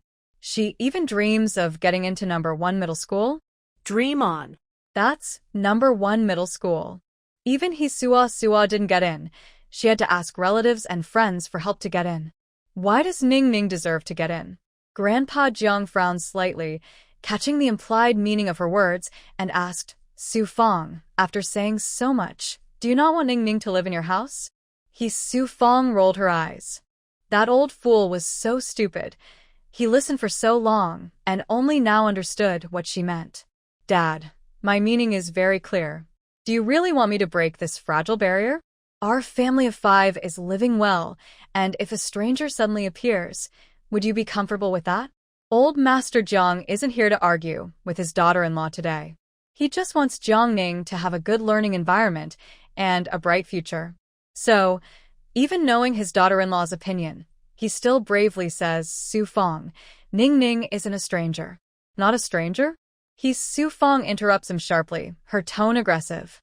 Does she have any blood relation with Dongsheng or Sua? Old Master Jiang pauses, unsure how to answer. If there was blood relation, then yes, there is none. Since there's no blood relation, she is an outsider. Su Fong continues, "Dad, I don't care if you want to raise an outsider, but if you plan to force her into our home, it's impossible. We are not a trash can." In Su Fong's view, Jiang Ning and Old Master Jiang are like 2 pieces of trash, worse than trash. After all, trash at least stays in the bin, but they can't see their own status and identity. Especially Jiang Ning. Even after divorcing from the Chung family, she still dares to come over. She's just a second-hand item. I really don't know where she got her nerve. Who are you calling trash? Old Master Jiang's eyes show disbelief. Who is trash? Don't you know in your heart? Do you really think Su Fong, am easy to bully? You come to my house to mooch off me every few days. No place to stay? Then go wander. Do you think we run a charity? Want to stay here forever? No way. Old Master Jiang takes a deep breath. As the head of the family, he tries to avoid conflicts with his daughter-in-law. He turns to Jiang Dongsheng. "Dongsheng, say something. Are you also going to refuse Ning Ning to stay here?" Jiang Dongsheng avoids his gaze and tries to change the subject. "Dad, you know, our family always follows Su Fong's lead." Old Master Jiang is so angry his chest rises and falls heavily. "Dongsheng, tell me honestly, are you really doing right by Ning Ning? Don't forget, the reason you and your wife can live in such a good house is because of someone's help. If it weren't for Ning Ning, your family of 5 would still be cramped in that old house of less than 70 square meters. Ning Ning just wants to stay here for a while, and you all refuse. Is this how you treat your big uncle? I worked hard to send you to school for so many years, and you just treat it like nothing?" Old Mr. Jiang became angrier the more he thought about it, almost losing his balance. His wife passed away early. Over the years, he raised his son like both father and mother. Even if he ate poorly and wore old clothes, he saved money to pay for his son's education. But now, he got such a result. Jiang Dongsheng looked at his white-haired father and then at his wife. He seemed to want to say something but held back. Su Fong snorted coldly, "What do you mean we got this house because of Jiang Ning? You raised Jiang Ning all these years, and she owes us nothing. If it weren't for Jiang Dongsheng, Jiang Ning would have died long ago." Hearing this, old Mr. Jiang's eyes widened with shock, trying to hold back his anger. "Ning Ning was raised by me. I never said she owed me anything. Why do you say she owes you?" Su Fong smiled and said, "You are Dongsheng's father. When other parents help buy a house for their children's marriage, Did you prepare a house? Not only did you not prepare a house, but you couldn't even come up with 10,000 yuan for the bride price. Do you deserve to be a father? You raised Jiang Ning, and without you, there would be no her now. So, what you owe us is what she owes us. Isn't that fair? Her words twisted the truth convincingly. Jiang Dongsheng thought his wife made a lot of sense. Nowadays, when young people get married, whose family doesn't buy a new house? So, that's what the father owes him. What the father owes him, Jiang Ning can pay back. Right? Sufang's right. Dad. This is all your debt to us. Since you raised me, you should be responsible for me. Fine, fine. Old Mr. Jiang sneered angrily. Jiang Dongsheng, you're really something. I can still move now, but you treat me like this. What if I can't move later? Won't you even look at me? Sufang glanced at old Mr. Jiang with a sarcastic smile. You still have Jiang Ning, right? She's going to college and will have a bright future. When you're old and can't move, your precious granddaughter will take care of you. Besides, Dongsheng was originally a son-in-law who married into our family. Since he married in, he has no relation to the Jiang family. If he wants to support someone, it should be my parents. Sufang didn't want old Mr. Jiang to be cared for in his old age. Some words she had kept in her heart for a long time. When she saw Jiang Ning marry into the Chung family, she hoped to benefit from it, so she never spoke. But now the situation has changed, and she must say everything. Jiang Dongsheng nodded and said, Dad, since you agreed to me marrying into the family, you should have thought about the consequences. Once I marry in, I become part of someone else's family. If you still expect me to support you, that's not fair. Besides, you raised Jiang Ning, so whoever raised her should take care of you now. Why are you relying on me? Hearing this, old Mr. Jiang felt a cold chill in his heart. He used to think his son was just a son-in-law with no status at home, so he rarely looked for him. Even when facing difficulties, he bore them himself. Now he saw clearly that Jiang Dongsheng was not without status at home, but without conscience. After a long pause, old Mr. Jiang sighed. For Jiang Ning's future, he decided to endure. Dongsheng, you're grown up now. I've never asked you for anything before. Just this once, can I ask you for a favor? No matter what, Ning Ning helped you move into a bigger house. Can you help her just this once? As long as Jiang Ning can get into a good school, old Mr. Jiang is willing to do anything. Grandpa, no need to ask him. Jiang Ning spoke up. Grandpa, I will take care of you in the future. I will get into Zhongmi myself, and I will buy a house in the right school district. Let's go home. Jiang Dongsheng and Sufang both sneered. Get into Zhongmi? Buy a house in the right district? That's just bragging. Old Mr. Jiang looked at Jiang Dongsheng and asked, Dongsheng, are you really not going to help? Dad, I am now part of the He family. I have nothing to do with the Jiang family. It's not that I won't help, but I can't help you, Jiang Dongsheng replied coldly.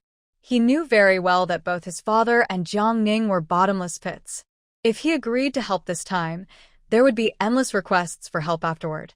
So he had to keep his distance from old Mr. Jiang. Fine. Fine. Fine, a member of the He family. Old Mr. Jiang pointed at Jiang Dongsheng. Jiang Dongsheng, I want to cut all ties with you. Jiang Dongsheng was stunned, not expecting his father to say such words. For a moment, he couldn't quite understand how he felt inside. Although he didn't have deep feelings for old Mr. Jiang, they were still blood relatives. Hearing this, even Jiang Ning was a bit surprised.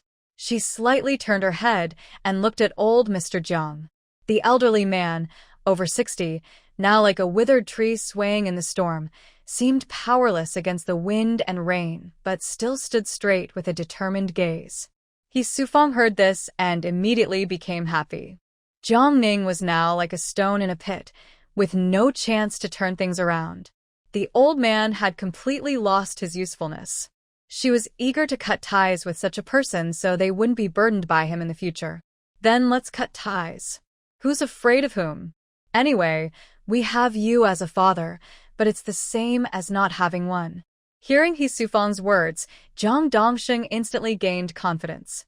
He was right. Having such a father not only gave him no help but also made him a burden to his family. Now he was even thinking of giving Jiang Ning to them. If he didn't cut ties now, he might lose even his house someday. Clinging on would only cause more trouble. Thinking of this, Jiang Dongxing stepped forward and looked directly at old man Jiang. Since you've already said you want to cut ties, then whatever I say doesn't matter. From now on, I am a member of the He family in life and a ghost of the He family in death. I won't be listed in Jiang's family genealogy after I die. Let's just go our separate ways and never contact each other again. Old man Jiang thought that after saying he wanted to cut ties, his son might try to persuade him to stay. But unexpectedly, Jiang Dongsheng had already decided to sever the relationship. This was exactly what Jiang Dongsheng wanted. He was the son he had raised with great effort. How sad. How funny. Old man Jiang almost staggered. Jiang Ning stepped forward to support him, looking coldly at Jiang Dongsheng. Cutting ties with Grandpa. You'll regret it someday. Regret? Jiang Ning was overestimating himself. A look of sarcasm appeared in Jiang Dongsheng's eyes. He Sufeng shot a sidelong glance at Jiang Ning and openly said, "Cutting ties with you country bumpkins. We're happier without you. Why would we regret it? Do you really think you're something special? How laughable." Jiang Ning nodded slightly. Then let's sign a formal agreement to cut ties, so some people don't shamelessly come back to find Grandpa later. In this situation, since old man Jiang had already decided to cut ties with Jiang Dongsheng, they needed to do it thoroughly. So there wouldn't be any future complications. Jiang Dongsheng and He Sufeng were even happier after hearing this. A formal agreement to cut ties. Yes, why hadn't they thought of that? They were now living happily, but what if the old man, who was not yet dead, brought Jiang Ning back to bother them? Right now, it was just a verbal declaration. There was no proof. But once they signed the agreement to end the relationship, they no longer had to worry about these things. Of course, we have to sign. At this point, He Sufeng looked at He Suasua and said, "Suasua, go print a copy of the agreement to end the relationship." He Suasua is in her 3rd year of high school, and the family has a printer. As for the content of the agreement, there are plenty of templates available online. Plus, He Suasua doesn't want to be involved with old man Jiang or Jiang Ning anymore. So, He Suasua took less than 10 minutes to print out 2 copies of the agreement. When old man Jiang received the agreement, his hands trembled. He looked at Jiang Dongsheng with some tears in his eyes. At this moment, many memories flashed through his mind. Seeing his father like this, Jiang Dongsheng frowned slightly. "You suggested ending the relationship yourself. Now that you're about to sign, you're going to change your mind again? Let me tell you, what is said cannot be taken back. Today, this relationship must be ended, whether you like it or not. End it immediately." He no longer wanted a father who only held him back. Hearing this, old man Jiang no longer hesitated. He quickly signed the 2 agreements, stamped them with the seal, and with red eyes, said, "Jiang Dongsheng, from now on, I don't have a son like you." After saying this, old man Jiang looked at Jiang Ning. "Ning Ning, let's go." Jiang Ning nodded slightly and followed old man Jiang. Thud. He Sufeng forcefully closed the door, afraid of getting involved with these 2 people again. It was like she was avoiding a plague god. Looking at the heavy door being shut, and then at her son's cold attitude, old man Jiang felt heartbroken. No one knew how difficult he was feeling right now. When He Inue returned, the Jiang family had already disappeared, along with Jiang Ning and old man Jiang. He Inue was very surprised. "Where is Ning Ning?" He Sufeng explained what had happened to her mother. Hearing this, He Inue was very angry. She thought Jiang Ning was too naive. How could she divorce so easily after marrying into a wealthy family? Wasn't this delaying her precious granddaughter? That girl is just a commoner. Even if she climbs higher, she won't become a phoenix, He Inue snorted coldly. I knew all along that Jiang Ning wouldn't hold the position of Mrs. Chung for long. When she heard that they had already cut ties with old man Jiang, He Inue heaved a sigh of relief and said, "Sufeng, Dongsheng, you did the right thing. Our family is truly from the city, and naturally, we shouldn't have anything to do with those country folks. It's just a pity I bought so many high-end dishes. To please Jiang Ning, He bought all her dishes from an imported supermarket. She spent a lot, about 5 or 6,000 yuan. Because Sufang said Jiang Ning liked seafood, she also spent a lot to buy a king crab. It's not a big deal, Mom. Cutting ties with those people is a good thing. We should celebrate. Sufang is right, Jiang Dongsheng nodded. My dad just came back from a trip out of province today. I'll buy some of his favorite Huadiao wine, and our family can have a nice meal. Although Jiang Dongsheng is not a good son, he is definitely a caring son-in-law. After saying this, Jiang Dongsheng went out to buy wine. He so looked at Sufang. Mom, do you really think Jiang Ning can get into first high school by herself? For some reason, Jiang Ning's words, I will pass the exam for first high myself, and I will buy the house in the school district myself, kept echoing in Hisoso's mind. She was scared. She was afraid Jiang Ning would surpass her again. Sufang rolled her eyes. First high? With her IQ? Maybe in her next life. Without her help, she can forget about studying there. Hearing Sufang's words, he's so relaxed. Her mother was right. With Jiang Ning's IQ, how could she get into first high? If she had a little brains, she wouldn't have divorced Cheng Zijuan. Jiang Ning followed old Jiang out of Jiang Dongsheng's neighborhood. Watching the old man's back, Jiang Ning softly asked, Grandpa, are you okay? I'm fine. Old Jiang shook his head. Grandpa isn't sad at all. It was a lie to say he wasn't sad.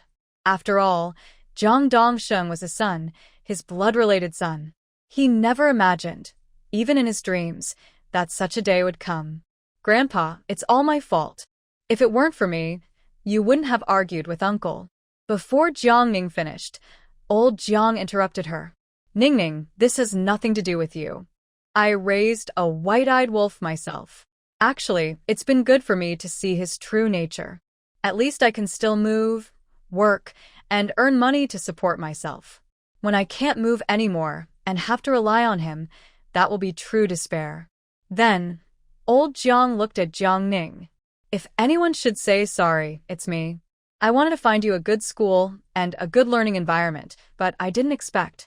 His eyes were full of guilt. It's the father's fault for not teaching his child well. All of this is his mistake. Grandpa, you don't need to say sorry. Your granddaughter is so capable. Even without their help, I could still get into first high school. Jiang Ning placed her hand on Grandpa Jiang's shoulder, acting like she was protecting him. I've learned a lot at the Jiang family this year. I can study well, and also earn money to support you. Next, just wait for me to bring you happiness. Grandpa Jiang smiled and nodded.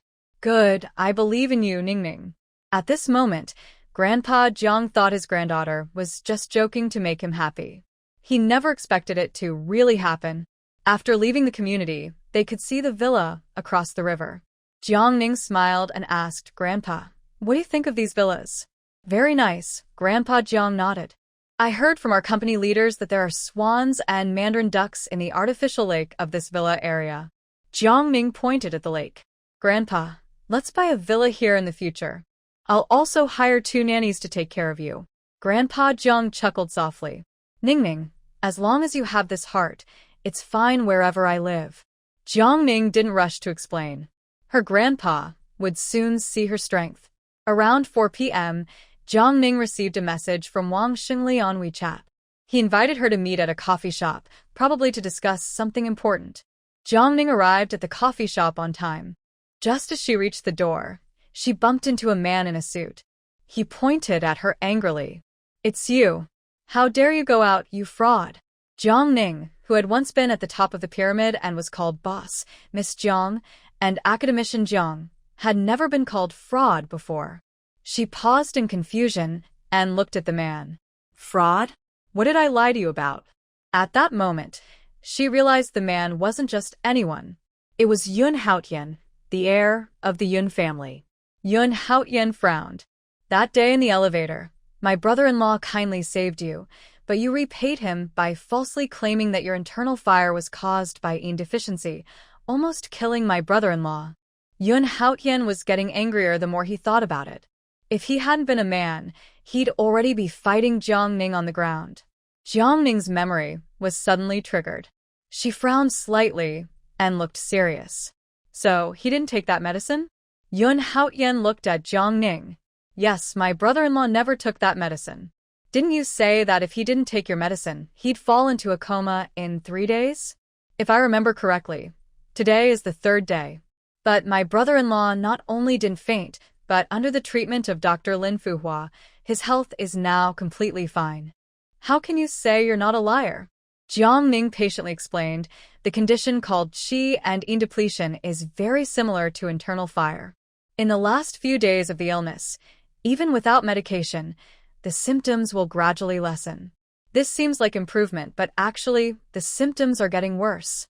If he doesn't take medicine, he will definitely faint before 9 p.m. tonight. This is not an exaggeration.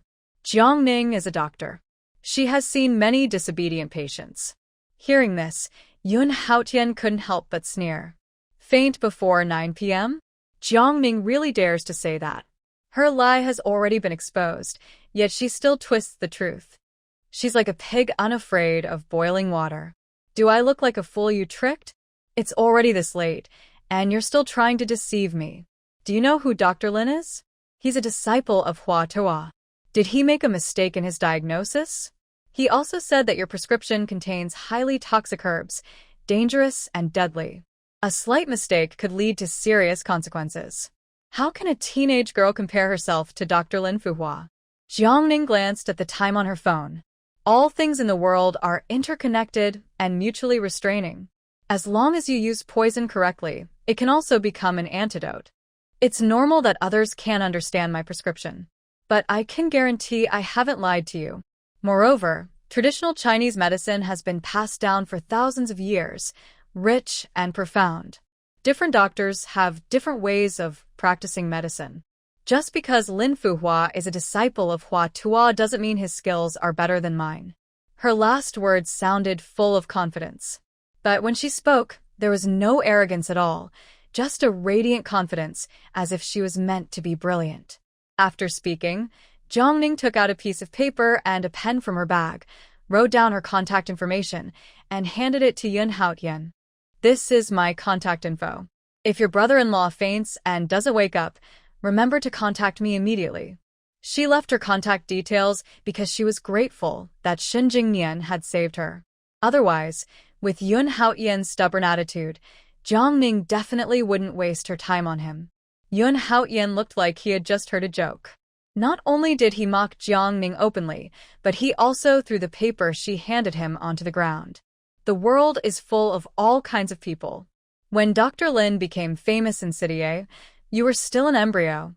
My brother-in-law has already recovered, so he wouldn't faint before 9 p.m. No matter what. Don't scare me so much. Jiang Ning was not angry, her expression calm as she looked at Yun Haotian. She simply said, since that's the case, I wish you good luck. After speaking, Jiang Ning turned and walked into the coffee shop. Watching her back, Yun Haotian looked full of mockery. Crazy. Really crazy. Seeing Jiang Ning's confident look, does she really think she has the power to decide life or death with a single word? It's just a trick. Shameless. Does she really think people will fall for it? That's impossible. Haotian. At this moment, a wealthy woman carrying a luxury bag worth 6 figures approached Yun Haotian, curious as she looked in the direction Jiang Ning disappeared. Who were you talking to just now? You looked like a girlfriend? What girlfriend? Yun Haotian continued, just a scammer. Last time, she almost tricked my brother-in-law, and now she wants to do it again. The wealthy woman was Yun Haotian's mother, Shen Jingzhu. Shen Jingzhu was the eldest daughter of the Shen family. She was 20 years older than Shen Jingnian. Now 49 years old, she was well-maintained, with no visible crow's feet when she smiled. Standing with Yun Haotian, she looked more like a sister than a mother. Hearing that her younger brother almost got tricked, she looked surprised and turned to her son. Tricked? Your uncle? Really? Her brother had always been different from ordinary people. He was very intelligent, skipping grades since elementary school. At 15, he entered a top university for a combined bachelor's and master's program, and by 18, he was already making a name for himself in business. Now, at only 29, he was at the top of the business world. Over the years, besides romantic pursuits, Shen Jingmian was proud of almost everything he did. He was truly a favored child of heaven. So Shen Jingzhu was very curious. What kind of scammer could almost trick Shen Jingmian? Of course it's real. Mom, do you think I could trick you? After saying this, Yun Haotian vividly described the incident in the elevator when he went to see Madame Shen at the hospital. When Shen Jingzhu heard that her usually emotionless brother had actually stepped in to save a young girl, she looked surprised and interrupted her son. Haotian, is that girl really very beautiful? Yun Haotian paused. She is pretty good-looking. Although Yun Haotian didn't like Jiang Ning's methods, he had to admit she was very striking, one of a kind in all of City A. As a mother, Shen Jingzhu naturally knows her son's taste in beauty and understands that ordinary people simply cannot catch his eye. Even Yun Haotian says the other person looks good, so she must be like an angel. Shen Jingzhu squinted, her eyes shining with curiosity, and asked, "Does that mean your little uncle is interested in her?" Yun Haotian interrupted her daydream immediately. Mom, what are you thinking? Besides her looks, she has nothing that matches my little uncle. She's just a complete liar. Yun Haotian then explained everything he knew.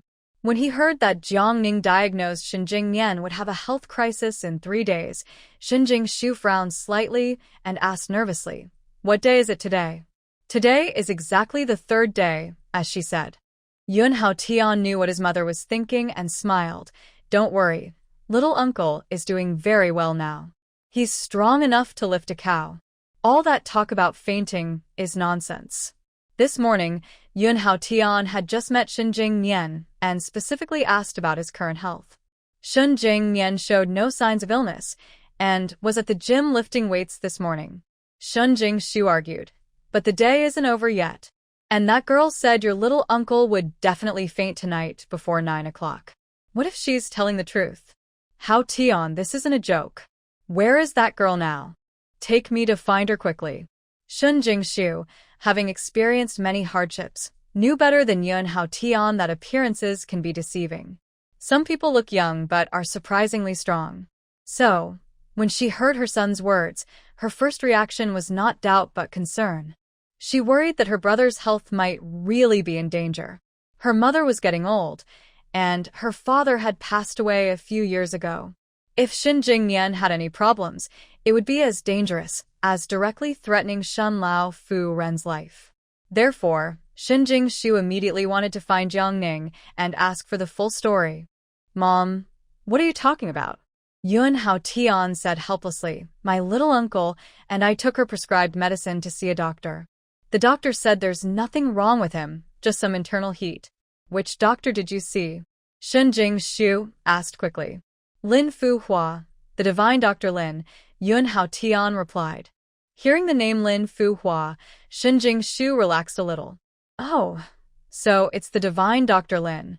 Lin Fu Hua was famous as a miracle doctor in City A and well-known in traditional Chinese medicine circles. He had successfully treated many difficult cases. Shen Jingzhu often hears this person's name among the wealthy women. "Haotian, are you sure you're going to see Dr. Lin Fu Hua, the famous doctor?" Shen Jingzhu asked. Yun Haotian nodded and showed her the appointment record on his phone. "Mom, now you should be able to relax." Although Shen Jingzhu saw the record of Dr. Lin Fu Hua's appointments, she still felt uneasy, her eyes full of worry, as if something big was about to happen. Seeing her like this, Yun Haotian patted her shoulder and said helplessly, "Mom, you are just like my little uncle. Whatever others say, you believe it. Is Dr. Lin really better than a young girl?" If he hadn't stopped her, Shen Jingzhu would have already taken the medicine prescribed by Jiang Ning. The mother and son talked as they walked toward the city supermarket entrance. When they reached the door, Shen Jingzhu grabbed Yun Haotian's arm. "Haotian, wait a moment." "What's wrong, Mom?" Yun Haotian turned around. Shen Jingzhu continued, "Let's buy some things at city supermarket and then visit your little uncle. If something unexpected happens and he faints tonight, there won't be anyone around. That would be very dangerous." Shin Jingju was a cautious person. Besides returning to the old house for 2 days each month, she usually lived alone. The servants came to clean on a set schedule, and there was no live-in help. If something really happened, there might not even be anyone to call an ambulance. Hearing her words, Yun Haotian felt a bit helpless. Mom, that's just nonsense from a liar. Your little uncle won't faint. Why do you need to go personally? Besides, you have plans to play mahjong with Mrs. Zhao tonight. Is playing mahjong more important than your little uncle? Shin Jingju shot him a look. Your little uncle is my brother. We are connected by blood, and I have a feeling something will happen tonight. I must go see him. Once something happens, it can never be undone. Shin Jingju was very careful. She didn't want to do anything she might regret. Moreover, visiting her brother wasn't a difficult thing to do. She could play mahjong another time. Yun Haotian knew his mother's personality well. Once she made a decision, no matter what, she wouldn't change her mind. So he could only follow her. Fine, fine. Since you like wasting time on something pointless, I'll go with you. Shun Jingshu bought some fruit, fresh vegetables, and meat at City Super. Half an hour later, Yun Haotian drove Shin Jingshu to Shin Jingmian's private apartment. The apartment is in the most prosperous part of City A. Every inch of land is very expensive. Only very rich or powerful people live there. When they arrived at the door, Yun Haotian pressed the doorbell, but no one answered. Yun Haotian frowned slightly. Strange, is my brother-in-law not at home? Shin Jingshu looked at Yun Haotian. Haotian, do you think something serious has happened to my brother-in-law? Yun Haotian said casually, no, Mom, don't worry. I'll call him. Okay, Shin Jingshu nodded. Yun Haotian took out his phone and dialed. Beep beep. No one answered on the other end. Shin Jingshu became really worried, her face turned pale, and her voice trembled. The door is locked and no one is answering the phone. Your brother-in-law must have fainted. Quickly call 120. Shin Jingshu grew more anxious the more she thought about it. She wanted to kick the door open and rush inside to see how her brother was doing. Yun Haotian calmly took out his phone. Mom, don't worry. I'll call Assistant Lee. Your brother is always busy. Maybe he's in a meeting right now. Just as he dialed Assistant Lee's number, the door opened from inside. It was not someone else. It was Shun Jingmian. Big sister? Haotian, why are you here? Seeing Shun Jingshu and Yun Haotian, Shin Jingmian looked a bit surprised. The siblings usually meet at the old house, and Shin Jingshu rarely visits his apartment. Today was unusual. Why didn't you open the door when you were at home? Shun Jingshu asked, relieved to see her brother was fine, but her tone was a bit annoyed. She had been scared half to death. She thought something serious had happened to him. I was taking a shower in the bathroom. My phone was outside, so I didn't hear the doorbell, Shin Jingmian explained. Because he had just finished showering, Shin Jingmian was still wearing a black silk nightgown. His hair was wet. Water droplets on the ends of his hair dripped down his neck into his collarbone, disappearing beneath the robe. The robe's collar was slightly open, revealing his abs hidden under the fabric. His broad shoulders and narrow waist made him look so impressive that even male models on the runway would feel inferior. Yun Haotian looked at Shin Jingshu. Mom, I told you that my brother-in-law is definitely fine. You didn't believe me before, but now you do, right? Shin Jingshu kicked him gently. Stop talking nonsense. Take the groceries I bought to the kitchen. Then she looked at Shin Jingmian. Jingmian, go dry your hair so you don't catch a cold. I'll cook dinner. Cook dinner? Shin Jingmian glanced at Shin Jingshu with a look of doubt. Sister, are you sure you can cook? This sister of his has been spoiled since childhood. She hasn't even boiled water, let alone cook. What? You think I can't do it? I'll surprise you with my cooking skills later. She rolled up her sleeves and headed toward the kitchen. Haotian, come help me. An hour later, Shin Jingshu took off her apron and stood outside the study door. Jingmian, dinner is ready. Shin Jingmian sat at his computer, lips tight, in a video conference. When he heard Shin Jingshu's voice, he took off his headset and muted himself. You eat first. I'll come later. Okay. He continued the meeting. Go on, she said simply. Just 3 words, like a cold wind. But in an instant, he returned to his usual confident and decisive self as Mr. Shin, exuding a commanding presence that even through the screen made the senior executives tremble. A voice from the high-level meeting came through the headset. Mr. Shin, the latest 3A game from Chung Group is about to launch. This year's Skyward Award will definitely go to them. They've shown great sincerity and presented innovative plans. I think we should consider giving this opportunity to Chung Group. The other executives nodded in agreement. Chung Group is now rising rapidly. Giving them this chance is the smartest choice. What about Jidong Games? Shun Jingnian asked. Currently, their core team member, Xia Huaijuan, has left Jidong, so they haven't submitted a bidding plan yet. Although new blood has been injected, their strength is still uncertain. Few in the country master 3A technology, and Wang Xingli can't find someone capable of replacing Xia Huaijuan in a short time. Not to mention finding someone better than Xia Huaijuan. Even someone on par with him would be very difficult. Xia Huaijuan is Wang Xingli's last trump card. Now that even he has defected to Chung Group, Wang Xingli is no different from a trapped beast. Few believe Wang Xingli can successfully develop a 3A game. All hopes now rest on Chung Group, who says a trapped beast can't fight back from desperation. Shun Jingnian tapped the table. This meeting is adjourned. After closing the computer, a group of senior executives looked at each other in confusion. Are they really in a tough situation and still able to fight back? Is that even possible?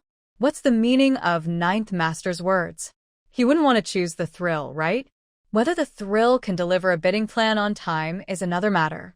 Ninth Master never makes wrong choices. Once he sees the plan for the thrill, he'll naturally know who to pick. His intentions are hard to read. I advise you not to guess what Ninth Master is thinking. Be careful of. At this point, a slightly chubby senior made a gesture, as if cutting his throat. Hearing this, the others immediately fell silent, afraid to say more. After the video conference ended, Shun Jingnian went to the dining room. Looking at the darkened 4 dishes and a bowl of soup on the table, Shun Jingnian fell into thought. Meanwhile, Shun Jingshu was still looking at him with anticipation. Why are you just standing there? Hurry up and try my cooking, she said. Shun Jingnian. Under Shun Jingshu's urging, Shun Jingnian picked up his chopsticks, then quickly put them down again. He parted his lips slightly and asked, Sister, what's the reason you came to visit me at home? Shun Jingshu supported her chin with both hands. While you eat, I'll tell you. Has Haotian tasted it? Shun Jingnian continued. Shun Jingshu turned to look at Yun Haotian. Yes, Haotian, you haven't tried it yet. Hurry and taste it. Not everyone is lucky enough to try my homemade food. Even your dad isn't that lucky. You're much luckier than him. Yun Haotian smiled on the surface but was crying inside. Who wants this kind of luck? He doesn't want to be a test subject. His brother-in-law is too much. He started a trouble and successfully dragged him down too. Yun Haotian picked up his chopsticks, about to serve himself, then suddenly changed the subject and looked at Shun Jingnian. Brother-in-law, I saw that scammer again today at the coffee shop in trance, the one who tricked us in the elevator last time. She still wants to scam me. She said your condition is just superficial improvement and that you'll faint tonight before 9 o'clock. But it's almost 9 now, and you're still fine. Isn't that nonsense? Didn't you just ask why my mom suddenly came here? She's worried you might faint and there wouldn't be anyone to look after you, so she came to check on you. Shun Jingnian's phoenix eyes narrowed slightly, deep and calm, with no ripple, making it hard to look directly at him. Hearing this, he glanced at the wall clock. It was now 8:55 p.m. There were only 5 minutes until 9. Isn't it still not 9 yet? Stop talking and eat your vegetables. Shun Jingshu directly picked up a piece of food that looked unidentifiable and put it into Yun Haotian's mouth. Suddenly, everything became quiet. That strange taste filled Yun Haotian's mouth instantly. He wanted to, but didn't dare, and wanted to swallow, but couldn't. Shun Jingshu picked up another piece of food and placed it in Shun Jingnian's bowl. Jingnian, don't just talk, you should eat too. Yun Haotian immediately felt more balanced. Under his sister's expectant gaze, Shin Jingnian had no choice but to pick a small leaf of vegetable, quickly swallow it, and then grab a nearby glass to drink a big sip of water. However, Shin Jingshu still looked at him with anticipation and asked, "Jingnian, is it delicious?" Shin Jingnian kept his usual cold expression, slightly parted his lips, and said, "It's okay, but I'm not very hungry tonight." "Sister, you can let Haotian eat more." Shin Jingshu looked at Yun Haotian. "Since your brother-in-law isn't eating, you get to have his share." Yun Haotian looked confused. "Brother-in-law? Oh no. If she wanted to harm him, just say so directly. Why beat around the bush?" Shin Jingnian put down his chopsticks, stood up from his chair, and prepared to open a bottle of red wine. Ding! Just as he was about to stand, the clock on the wall struck the hour. Exactly 9 o'clock. "It's 9 o'clock. Crisis over." Yun Haotian put down his chopsticks, looking proud as he said to Shin Jingshu, "See, Mom. I told you Jingnian would be fine." Lin Fuhua is a top doctor, and that woman is just a liar." Almost as soon as Yun Haotian finished speaking, bang! Shin Jingnian opened the wine cabinet door. His hand reached out but hadn't touched the bottle yet when a sharp chest pain struck him. His vision went black, and he collapsed to the ground, unconscious. Two voices sounded at the same time. "Brother-in-law, Jingnian." Everything happened so suddenly. Even Shin Jingshu, who was mentally prepared, didn't expect her brother to actually faint. Her brother was usually healthy, and now suddenly collapsing and losing consciousness made Shin Jingshu almost cry. Her eyes turned red as she said, "Jingnian, are you okay? Jingnian, wake up. Please wake up." But no matter how Shin Jingshu called, Shin Jingnian showed no response. Shin Jingshu looked at Yun Haotian, crying as she said, Xiao Tian, do you think your uncle was poisoned by me?" If she had known, she wouldn't have cooked food for Shin Jingnian to eat. "No, Mom, don't say nonsense. You look at your brother-in-law, and I will call 120. Yun Haotian calmly dialed the emergency number. About 10 minutes later, the paramedics arrived. After arriving at the hospital and understanding the situation, the patient was taken into surgery. Yun Haotian and Shin Jingshu stood outside, feeling anxious. Shin Jingshu paced back and forth nervously, praying for God's help, then looked at Yun Haotian. "Xiao Tian, you should contact that young girl now. Since she already diagnosed that your uncle might faint tonight before 9 o'clock due to exhaustion, she can definitely save him." "Mom, what if my uncle didn't faint because of exhaustion?" "Don't worry yet. Wait until the doctor comes out," Yun Haotian said, still having doubts about Jiangning. He thought Shin Jingshu's fainting was just a coincidence. Jiangning looked no older than 17 or 18, and Lin Fuhua was a respected doctor. He knew whom to trust and whom not to. Finally, at this moment, the door to the operating room opened. A masked doctor came out. Shin Jingshu and Yun Haotian hurried over. "Doctor, how is my uncle, brother?" The doctor took off his mask. "The patient's condition is very serious. He has a severe case of exhaustion, which has damaged his lungs because he didn't get treatment in time.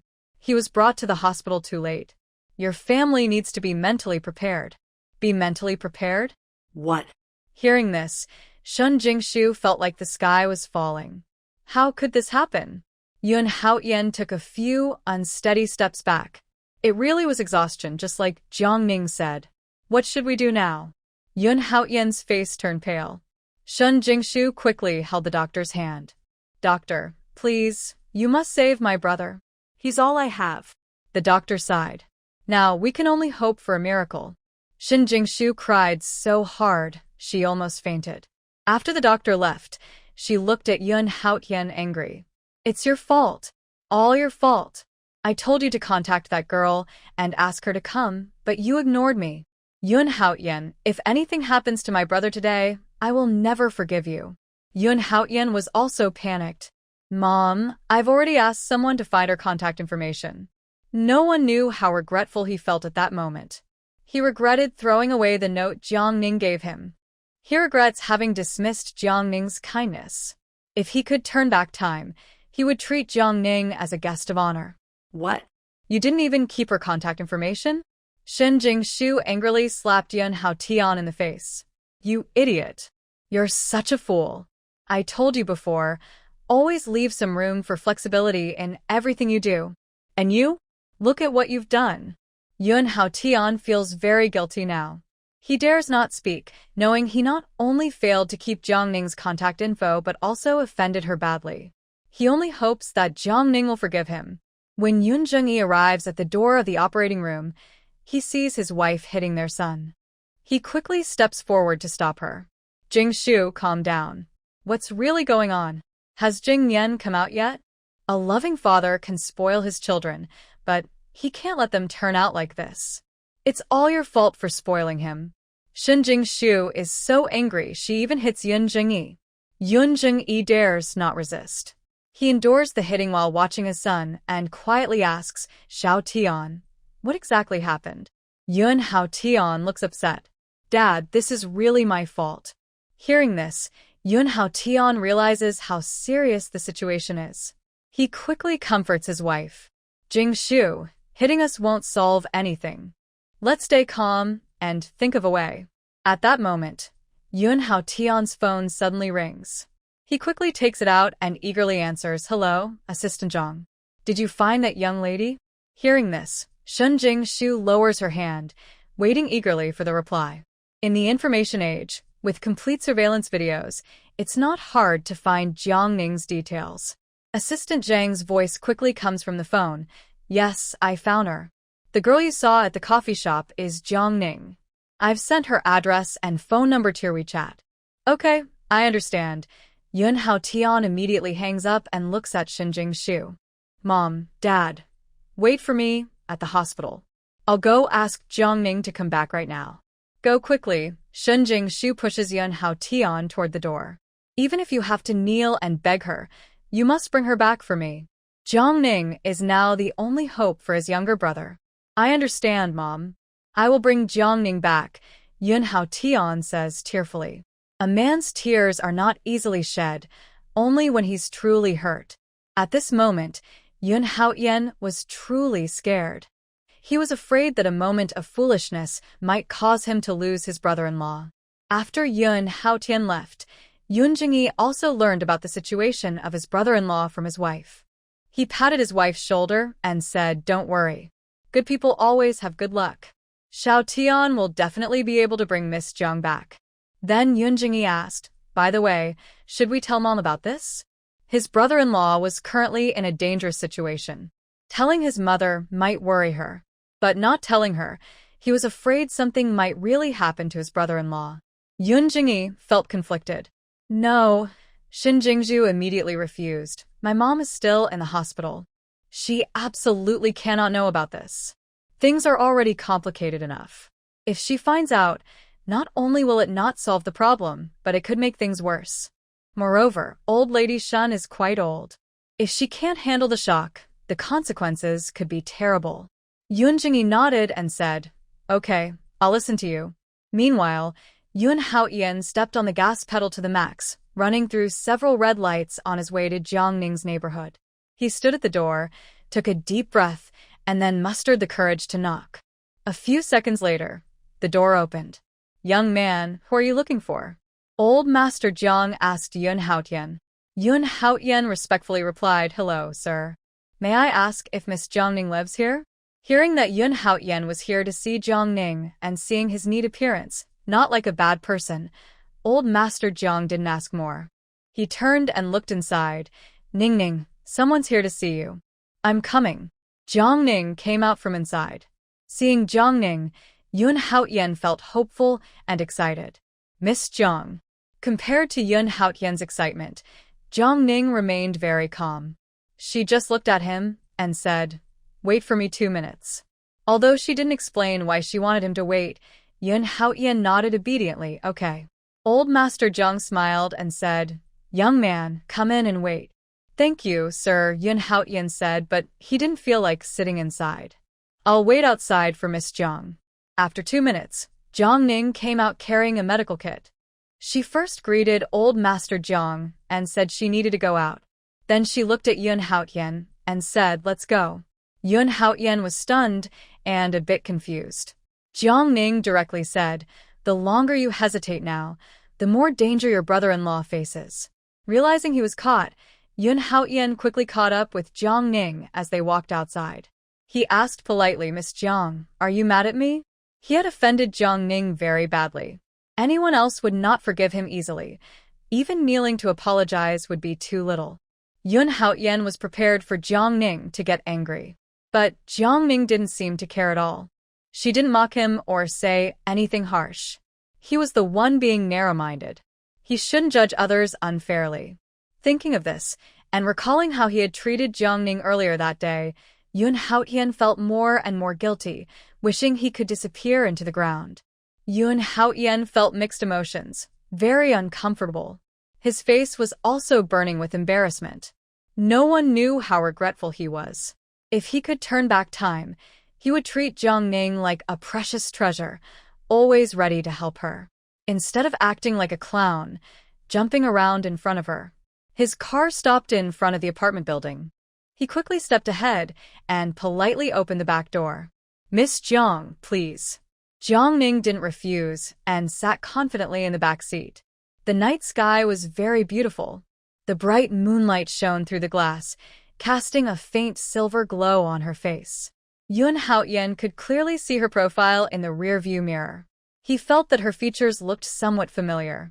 Why did she look so much like someone? Then he remembered Jiang Ning's name. His eyes widened in surprise. Could it be? She was Cheng Zijuan's ex-wife? No, that was impossible. Cheng Zijuan's ex-wife was also named Jiang Ning, but she wore heavy makeup and dressed poorly, looking more like an old lady, at least 27 or 28 years old. But the girl in front of him looked only about 17 or 18, with excellent looks and a graceful demeanor. She definitely wasn't Cheng Zijuan's ex-wife.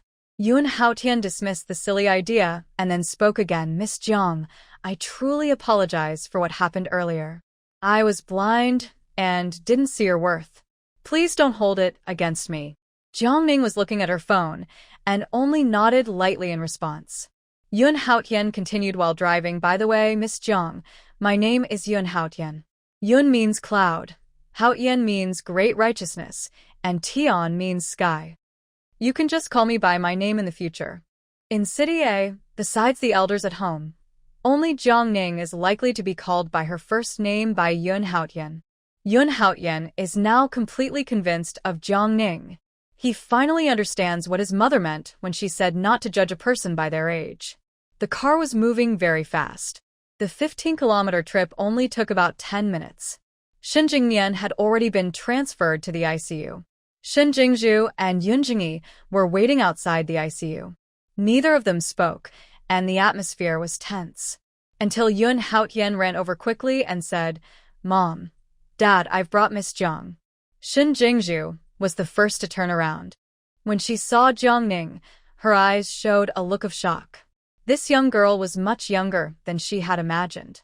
Bright eyes, white teeth, outstanding features, dressed simply in a white top and black pants. Even without makeup, her natural face had an extraordinary beauty, even more striking than popular actresses.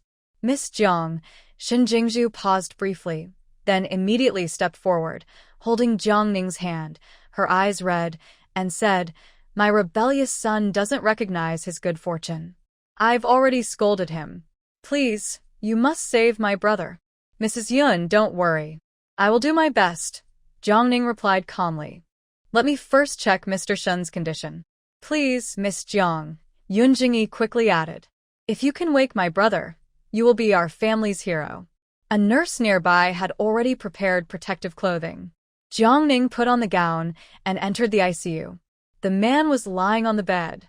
His lips were tightly pressed, and even in a coma, he exuded an undeniable aura of authority that made people feel awe. It was like an ancient emperor. Jiang Ning reached out to take his pulse. Through the glass window of the ICU, Yun Jingyi frowned slightly, looking worried. "Jingzhu, do you think Miss Jiang is a bit too young?" Historically, famous doctors were usually in their 50s or 60s. And Jiang Ning looked like she might not have even finished high school. So Yun Jingyi was worried whether Jiang Ning could save his brother-in-law. Superficial. Age doesn't mean anything, Shin Jingju said, her eyes red, glaring at Yun Jingyi. That Lin Fuhua is much older, in his 70s or 80s, and he's completely senile. He can't tell the difference between internal heat and yin deficiency. If he had listened to Miss Zhang's advice earlier, my brother wouldn't be lying in the ICU now. Hearing this, Yun Haotian looked guilty and immediately said, "Dad, my mom is right. Some people are naturally very sensitive to medical skills. Don't look at Miss Zhang being young, but she is indeed more skilled than Lin Fuhua." Although Yun Jingyi didn't say anything further, he remained very worried. After all, the person lying in the hospital bed was the head of the Shun family. If Shin Jingyan made any mistake, the entire business world would be shaken. Before coming to the hospital, Yun Jingyi had already prepared everything. Otherwise, at this moment, media would be everywhere outside and inside the hospital, watching closely. Suddenly, the ICU door opened. Jiang Ning walked out. Shin Jingju and Yun Haotian immediately went over. "Miss Zhang, how is my brother now? You must have a way to save him and wake him up, right?" "Mrs. Yun, you don't need to worry. Mr. Shun is still in a coma, but the situation isn't too serious. His internal organs haven't been damaged. As long as we treat him with acupuncture in time, he will recover and wake up." "Not serious? No internal damage? Wake up?" Every word Jiang Ning said stunned the Dr. Su Jiming next to her, making him doubt his entire 20 years of medical training. He suddenly felt that all his medical knowledge was useless. This young girl has such a big mouth. Shin Jingyan's condition, caused by yin deficiency, had already affected his lungs, which was very serious. The lungs are vital, like a main pillar supporting the body. If one part is affected, the whole body is impacted. Any mistake could cause him to lose his breath during treatment. No doctor in the hospital dared to operate on him. Even Su Jiming himself didn't dare to perform surgery. But Jiang Ning acted as if Shin Jingyan's lung problem was just a simple cough. And she even talked about acupuncture. If acupuncture were really so powerful, the Qing dynasty wouldn't have fallen. It was simply ignorant and fearless. Hearing Jiang Ning's words, Shin Jingju breathed a sigh of relief. "Then I'll leave it to you, Miss Zhang. As long as you can save my brother, I am willing to do anything you ask." Hearing this, Su Jiming immediately turned to Shin Jingju, his eyes full of disbelief, as if he couldn't believe Shin Jingju actually believed Jiang Ning's words. He couldn't help but wonder if the person in front of him was truly the mistress of the Yun family. People say that the mistress of the Yun family is a rare woman in Beijing, strict, capable, not only a Harvard graduate but also the founder of a popular cosmetics company in China. Such a legendary woman. How could she believe a child's nonsense? It was simply disappointing. Su Jiming's face was full of doubt. Jiang Ning looked at Yun Haotian beside her. "I need a sealed, sterile room to give Mr. Shin acupuncture. Also, I can't have anyone else around while I do it." Not allowing others nearby. Is it because they think she only has superficial skills and no real ability? Young women these days are becoming more and more unruly. Relying on her good looks, she tries to take shortcuts. Su Jiming frowned slightly and stepped forward. "Miss Zhang, do you have a medical license?" Getting a medical license is very difficult. Even Su Jiming only obtained his after graduating from university. How old is Jiang Ning? How could she possibly have a medical license? Hearing this, Jiang Ning didn't speak. She just lowered her head and searched her bag. Seeing her do that, Su Jiming snorted coldly. "No license and still pretending? That's illegal and could get you into trouble." As he finished speaking, Jiang Ning pulled out several notebooks from her bag. "These are my medical license, pharmacist certificate, and traditional Chinese medicine certificate. Do you have any other questions, Dr. Su?" Getting a few certificates might be hard for ordinary people, but for Jiang Ning, it was very easy. So, on her first day after Rebirth, she quickly obtained these certificates through a fast track. Su Jiming was stunned and looked at the certificates Jiang Ning showed with disbelief. She really has them. Su Jiming is quite talented in the medical field, having only needed one try to get his license. But Jiang Ning suddenly showing so many certificates made him feel a bit unbalanced. He frowned tightly.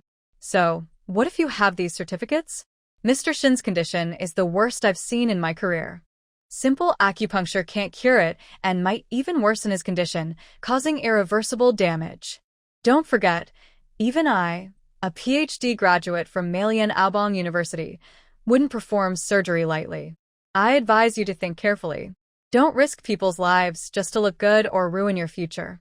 He emphasized the words PhD graduate from Malian Albong University. He is a doctor. What is Jiangning? A lady? It's a huge joke. Jiangning's expression was calm. She wasn't angry. She just looked at Su Jiming, her gaze falling on his badge on his chest. Dr. Su, what makes you think my medical skills are so poor that I would harm someone? Age. Or my face. Famous writer Balzac once said, "Genius and beauty are destined to shine brightly, attract attention, and invite envy and criticism." I admit I am young and good-looking. But since you are a talented student who studied abroad, you should know that in our culture there is a saying, exceptional talent. You need to learn to acknowledge others' strengths instead of criticizing or envying them.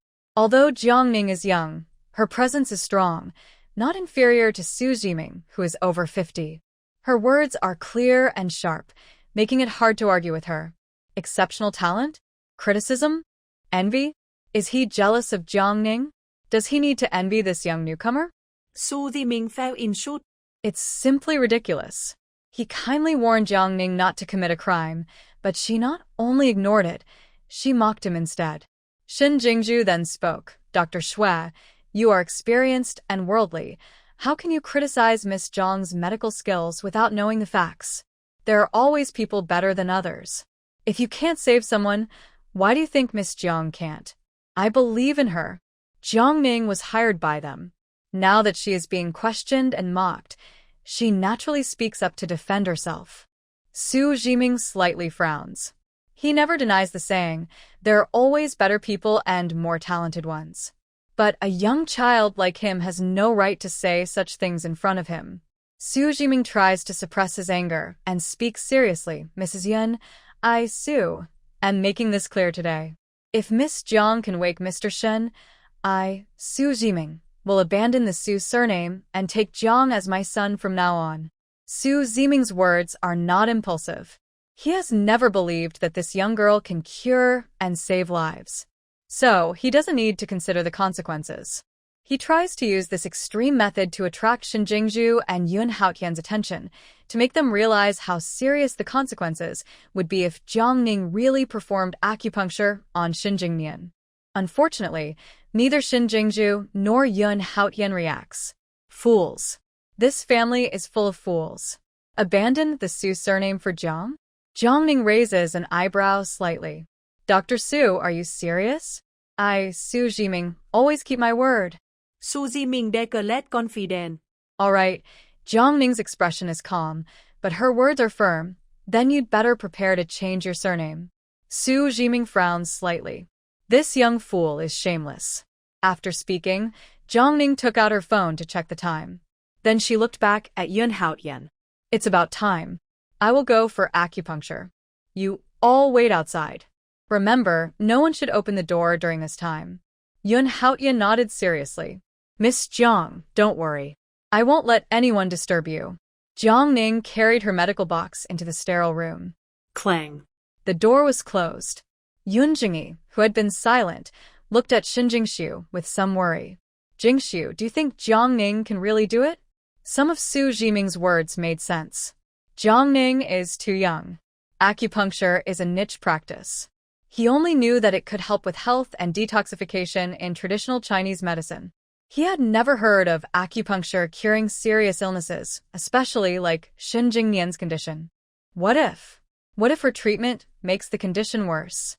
Furthermore, Su Jiming is a talented student who studied abroad and a professor at a medical school. Even he wouldn't dare perform the surgery. Why would Jiangning be able to? Shin Jingnian is the main support of his mother-in-law. Yun Jingyi almost couldn't imagine what would happen if Shin Jingnian's condition worsened under Jiangning's treatment. What would happen to his mother-in-law? And in the business world, if Shin Jingnian lost his leadership, chaos might follow. Don't worry. Shin Jingxiu held her husband's hand tightly and comforted him softly. Miss Jiang can do it. She wasn't blindly trusting Jiang Ning. First, Jiang Ning correctly diagnosed the real cause of Shin Jingnian's illness.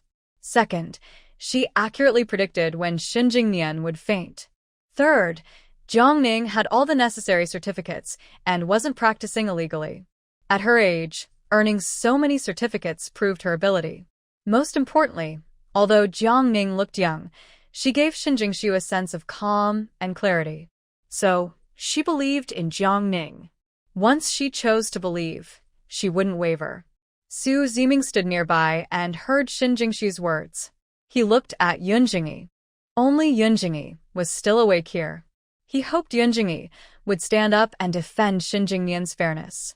But unfortunately, Yun Jingyi was a coward and couldn't take charge. Even with his gaze, Yun Jingyi chose to stay silent.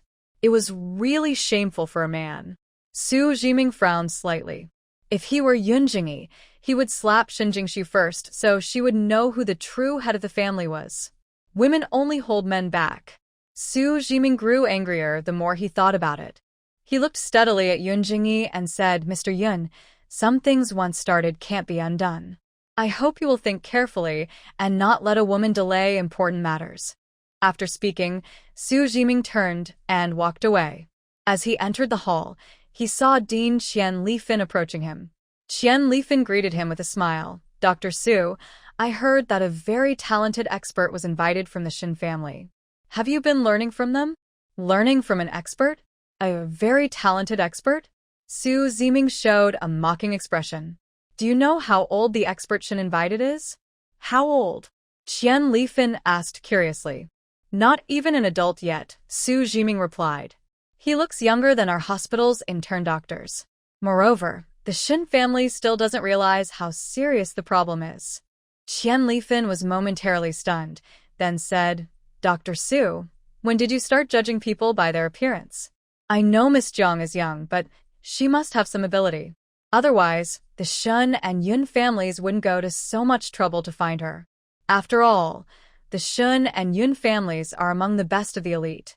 They wouldn't be easily deceived. Su Ziming frowned slightly. He didn't expect Qian Lifin to believe Jiang Ning instead of him. Does he think she's better than a young girl? The more Su Ziming thought about it, the angrier he became. He even considered changing jobs. Qian Lifin patted Su Ziming on the shoulder and said, Dr. Su, I know you're capable, but there's always someone better. You can't have a defeatist attitude. It's not that I won't accept defeat, but the facts are clear. Dean Qian, just wait and see. That expert you mentioned will definitely cause a tragedy today. Hearing this, Qian Lifin showed a helpless smile. Dr. Su, don't speak so angrily. Su Ziming was full of frustration. Just wait and see. When Jiang Ning causes a tragedy, how will Qian Lifin still smile? Although Shin Jingxiu signed a waiver, Shin Jingnian's status is quite influential. If anything really happens to him in the hospital, Qian Lifin can't escape blame. He had already warned her. Inside the sterile room, Shin Jingnian lay quietly on the bed, eyes closed. His thick, long eyelashes naturally formed a small, beautiful fan-shaped curve. Jiang Ning had met him before and knew he had a very good face. But what she didn't expect was that, even when getting closer to look, his face remained flawless. His skin was so smooth that not a single pore could be seen. His nose was high and straight, his face sharp like a blade, perfect as if it had come straight from a TV idol. Jiang Ning sat on the edge of the bed, opened the medical box, took out an acupuncture pouch, and retrieved a gold needle. Under the glow of the shadowless lamp, the gold needle shimmered with a chilling light. The technique of using gold needles to locate acupoints has been passed down for over 3,000 years. One needle is yin, the other is yang. Traditional Chinese medicine emphasizes the balance of yin and yang and the 8 trigrams. Mastering this knowledge can bring bones back to life. In her past life, Jiang Ning became famous overseas for her skill in this gold needle acupuncture method. She held a gold needle in each hand and began inserting them. One hand targeted the Zhanzhou acupoint, the other the Renzhong acupoint. Next were key points in the chest such as the Danzhong, Zhuke, Jiuwei, Shunke, and Guanyuan acupoints. Her movements were quick and seamless, almost without pause. From a distance, her actions looked graceful and lively, like a martial arts master, with afterimages forming as she moved. It was dazzling to watch. If someone had been there, they would surely be amazed and recognize this as the long-lost gold needle acupuncture technique. The gold needles were inserted. Life seemed to emerge. Shen Jingnian felt himself falling into chaos. His vision was foggy. He couldn't see clearly. His head was heavy and dizzy. Suddenly, a ray of bright sunlight broke through, illuminating the path ahead. His foggy mind began to clear gradually, gaining direction and purpose. It was like a refreshing breeze in April, invigorating and new. At the same time, a pleasant scent lingered at his nose. It was subtle. Different from the artificial perfume he usually smelled, this aroma was pure and natural, like green bamboo after snow, fresh and slightly sweet. It smelled wonderful. Within half an hour, the gold needles had been inserted into all the major acupoints on Shen Jingnian's body. Jiang Ning took a pill from the medicine box and gave it to Shen Jingnian. The pill was not bitter, with a light, sweet taste of white peach. At that moment, Shen Jingnian's heartbeat began to stabilize and his breathing slowed. The gold needles in his acupoints gradually turned black, a sign of improvement. A faint white mist rose from his body, and beads of sweat appeared on his forehead. Shen Jingnian's eyelids twitched, and he slowly opened his eyes. In a hazy state, he seemed to see a side face like jade, skin like congealed fat, hands as gentle as silk, unrealistically beautiful. He wanted to remember this moment, but soon his consciousness faded again, unable to tell if he was dreaming or awake. Time passed second by second. He didn't know how long it had been. When Su Jiming arrived again at the door of the sterile room, the door was still closed. He looked at his watch. 3 hours had already gone by. Normally, a C-section takes only about an hour and a half, but Jiang Ning was just giving Shen Jingnian acupuncture, yet it had taken 3 hours. Thinking with his toes, he knew Shen Jingnian's condition must be very bad right now, and Jiang Ning was afraid of taking responsibility, so she hid inside and didn't dare come out. Thinking of this, Su Jiming walked to the front of the 3 people. Mr. Yun, Mrs. Yun, it's been 3 hours now, but there's no movement inside. The situation must be serious. If you still want to save Lord Shen, kick the door open and bring Jiang Ning out now, or the consequences will be unimaginable. Yun Jingyi looked at his watch, sweating nervously. Jing Shu, maybe we should listen to Dr. Su. If they went inside now to stop Jiang Ning, there might still be hope to save his brother-in-law. But if they kept delaying, he was afraid. No. Yun Haotian directly blocked the door. Miss Jiang said she can't be disturbed while doing acupuncture. Shen Jingshu nodded. Haotian is right. If Miss Jiang is in a critical moment now, and you go in and ruin her acupuncture, who can bear the consequences? Hearing this, Su Jiming knew that Shen Jingshu was completely hopeless. He sighed.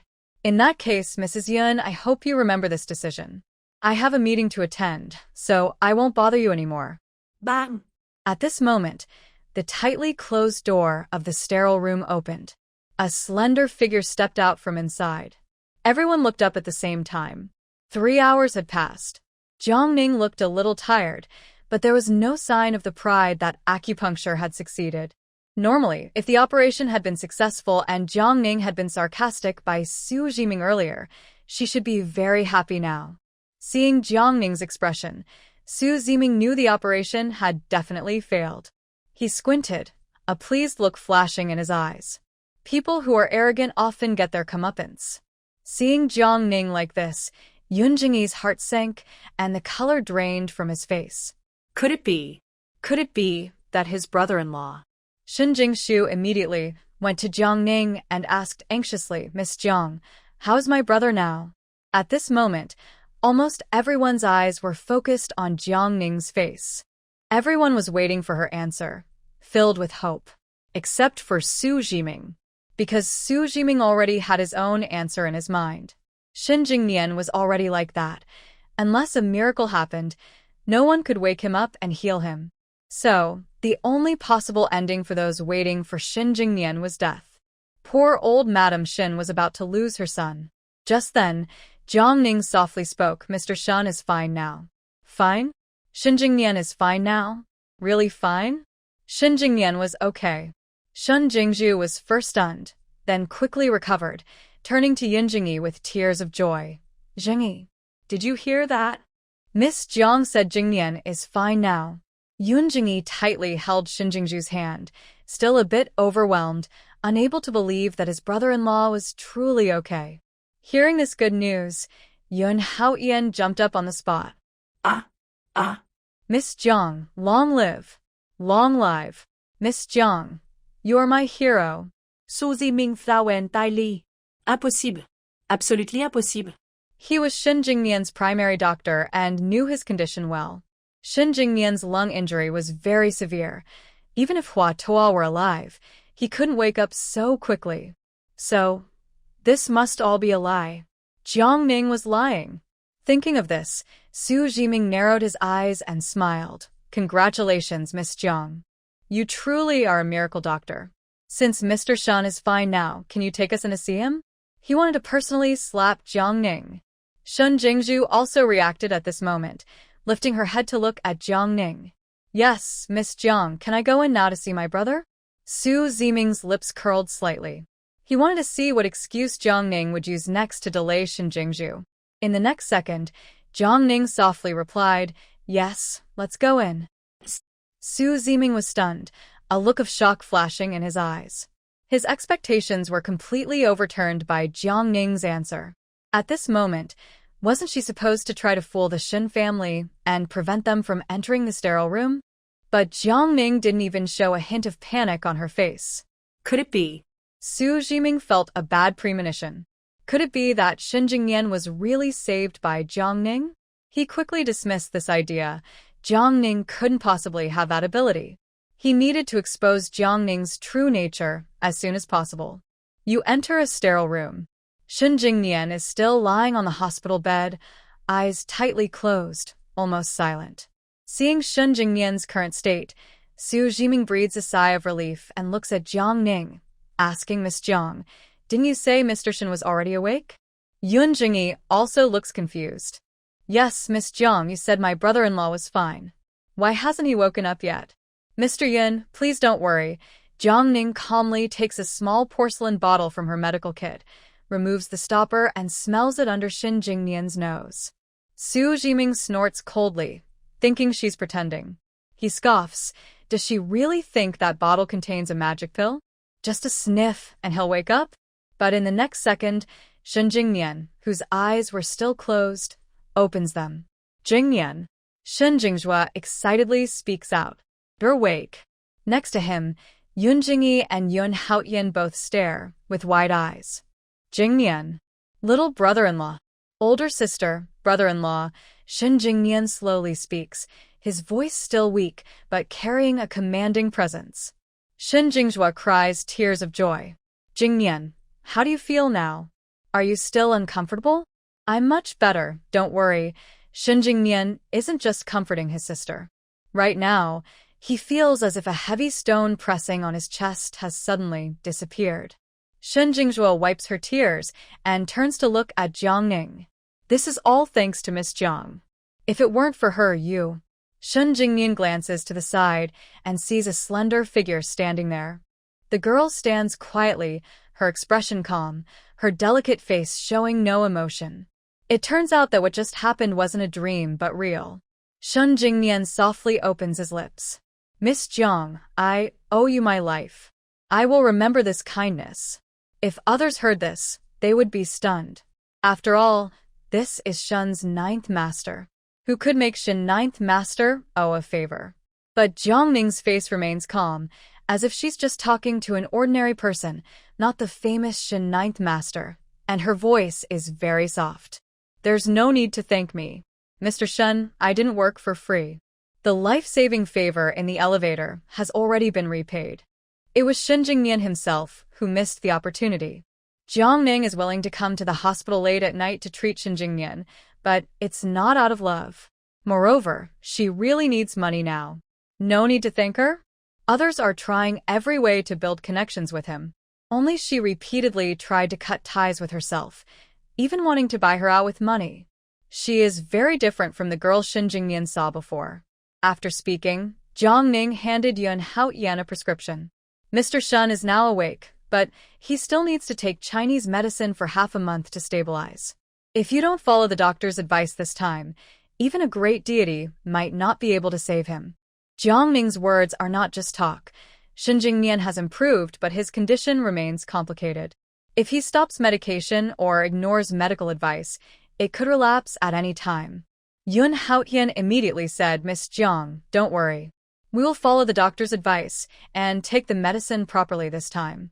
Jiang Ning then said, it's getting late. I'll go back now. Shin Jingzhu quickly handed Yun Haotian a card. Xiao Tian, take Miss Jiang home. Okay, Mom. Jiang Ning didn't refuse.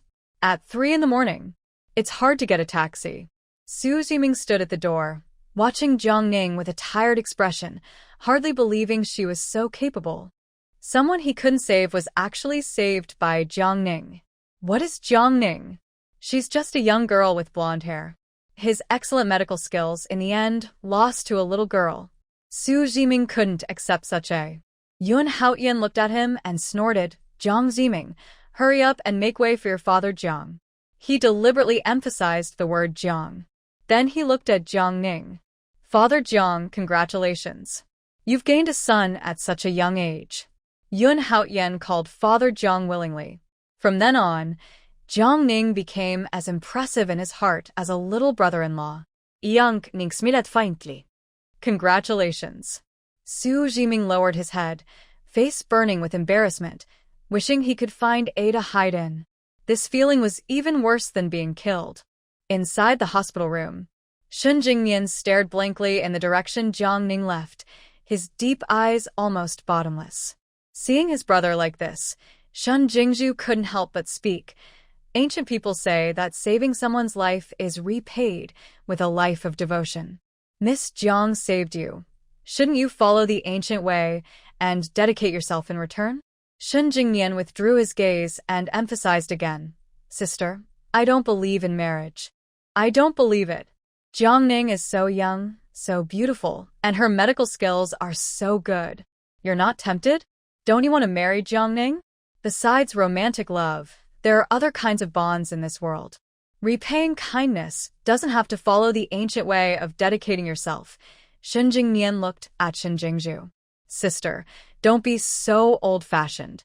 At this moment, Shin Jingnian never expected that in the future, he would be so eager to tell Jiang Ning hundreds of times a day that he owed her his life and was willing to do anything for her. He just hoped Jiang Ning would hear him. Of course. That is a story for another time. Shin Jingzhu frowned slightly as he looked at his brother.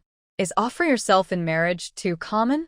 Seeing a girl with good looks and thinking about marriage, isn't that common? Shin Jingnian frowned slightly. That's not called offering oneself in marriage. That's called falling for someone's looks. Anyway, he wouldn't like Jiang Ning, nor would he offer himself to her. All right, Shin Jingzhu nodded. Remember what you said today, and please never be a common person. Otherwise, I will really laugh at you. Shin Jingnian's lips slightly lifted. What are you laughing at? Shin Jingzhu frowned slightly. Shin Jingnian's tone slowly deepened. Sister, why do you think this kind of thing would happen to me? Stay away from the mundane. Don't be a common person. Shin Jingnian is someone who plans for the future and his goals. He would never disrupt his plans for anyone. If Shin Jingnian hadn't just come back from the brink of death, Shin Jingzhu would have wanted to slap him. The car moved through the thick night, stopping 15 minutes later at Zhang's residential area. Yun Haotian got out of the driver's seat and respectfully opened the back door. Miss Jiang has arrived. Jiang Ning leaned down and got out of the car. Yun Haotian then took a bank card out of his pocket, which Shin Jingzhu had given him at the hospital. By the way, Miss Jiang, this is from my mother. She asked me to give it to you. The password is 666. Jiang Ning confidently accepted the bank card. Please thank Mrs. Yun for me. You don't need to be so polite, Miss Jiang. This is your deserved reward. I'll go in first, she said. Then, it seemed she remembered something and looked back at Yun Haotian. In half a month, I will come back for Mr. Shin's follow-up. Okay. After thinking for a moment, Yun Haotian continued. Miss Jiang, wait a moment. Is there something else? Jiang Ning stopped. Yun Haotian took out his phone, looking a bit nervous. Can I add you on WeChat? After saying that, Yun Haotian explained, when you come for the follow-up with your brother-in-law, I'll come pick you up. Tonight, Jiang Ning had completely won Yun Haotian over. At this moment, Jiang Ning was like a goddess in his heart, all-powerful and divine. Sure, Jiang Ning agreed. When she saw that a driver would pick her up in half a month, she took out her phone and scanned the QR code. Ding. Scan successful. Jiang Ning's WeChat name is simple, just a capital letter N. Her profile picture is a line drawing of a woman's side face. Yun Haotian guesses that N is the first letter of Ning's name. He sends a friend request and adds a note, just 2 words, Daddy Jiang. After adding her on WeChat, Jiang Ning enters the apartment building. Yun Haotian also drives away. As Jiang Ning opens the door, she notices the living room light is still on. Old Master Jiang is sitting on the sofa, playing with his phone. When he sees Jiang Ning return, he immediately stands up. Ning Ning, you're back. Grandpa, Jiang Ning looks at the clock on the wall. It's already past 3 in the morning. Why are you still awake so late? Old age makes it hard to sleep early, he says, but actually, he's not sleeping because he's waiting for his granddaughter to come home. Even though she told him she might go out late, he still feels a little worried. As soon as he finishes speaking, old Master Jiang can't help but yawn. Jiang Ning quickly says, you should go to sleep now. You don't need to wait for me anymore. Okay, he nods and starts to close the curtains, getting ready for bed. Jiang Ning also begins to wash up in her room. Although she got home late, she still takes a medicinal bath. She spends an hour in the bath, worried she might fall asleep in the tub, so she sets an alarm. After waking up, Jiang Ning takes out the bank card Yun Haotian gave her and transfers all the money from it into her own account. She also checks the balance on the card. It starts with a 9, a total of 7 digits. The Shin family is indeed generous. But the 9th master of the Shin family's life is worth this price. Jiang Ning naturally won't let the remaining balance sit unused in the bank card. She plans to double the amount quickly so she can invest and grow her funds. After sending Jiang Ning back, Yun Haotian goes to the hospital again. Although Shin Jingnian is now fine and only needs to stay overnight for observation before leaving, Shin Jingzhu and Yun Jingyi are no longer there. Yun Haotian asks curiously, little brother-in-law, where's my mom? Shin Jingnian flips a page of the financial newspaper in his hand. I told them to go home first. Yun Haotian nods. Shin Jingnian continues, did they send her back? Yes, Yun Haotian replies. Shin Jingnian then asks, have they found out who is behind Cheng's group? He is very interested in the people behind Cheng's group. The fact that they managed to develop Cheng's group so quickly shows impressive ability. There are no explicit or inappropriate scenes in this text. Here is the corrected and simplified version. We haven't found any clues yet, said Yun Haotian as he sat by the hospital bed. Little uncle, I really think you're overthinking. There's no one backing you. Cheng Zijuan is the one behind everything. Don't be so superstitious. Shin Jingnian narrowed his eyes. Cheng Zijuan is definitely not involved. Seeing his little uncle so stubborn, Yun Haotian felt helpless. Just then, Yun Jingyi walked in from outside, carrying 2 thermos bottles. Jingnian, your sister asked the maid to make some herbal medicine at home. You should drink it while it's hot. And this is a nourishing soup. After that, his gaze shifted to Yun Haotian. Haotian, tonight, just you stay here with your little uncle. Or I can stay too. I can handle it alone. You don't need to stay, Yun Haotian replied. Jingnian took the bowl of medicine from his brother-in-law and took a sip. It tasted bitter. Brother-in-law, I'm almost recovered now. You and your father don't need to stay tonight. I can manage by myself. How can you manage alone? Let Haotian stay with you. Yun Jingyi said, then looked at Yun Haotian. Hao Tian, I'll go home now. Your little uncle is in your hands. If anything happens, remember to call me or your mom immediately. Got it, Dad, Yun Haotian nodded. After giving all the instructions, Yun Jingyi turned and left. Exciting game. Wang Xinli sat at his desk working on files. Recently, the company was going through a tough time. Many things needed his personal attention. Wang Xinli hadn't had a good night's sleep for over 2 weeks. Suddenly, there was a knock on the door. Come in, Wang Xinli said without looking up. A figure entered from outside. Old Wang, still working late? The visitor was Wang Xinli's old friend, Xue Kai. He had watched Wang Xinli grow the exciting game from nothing, and then see it slowly decline and fall apart.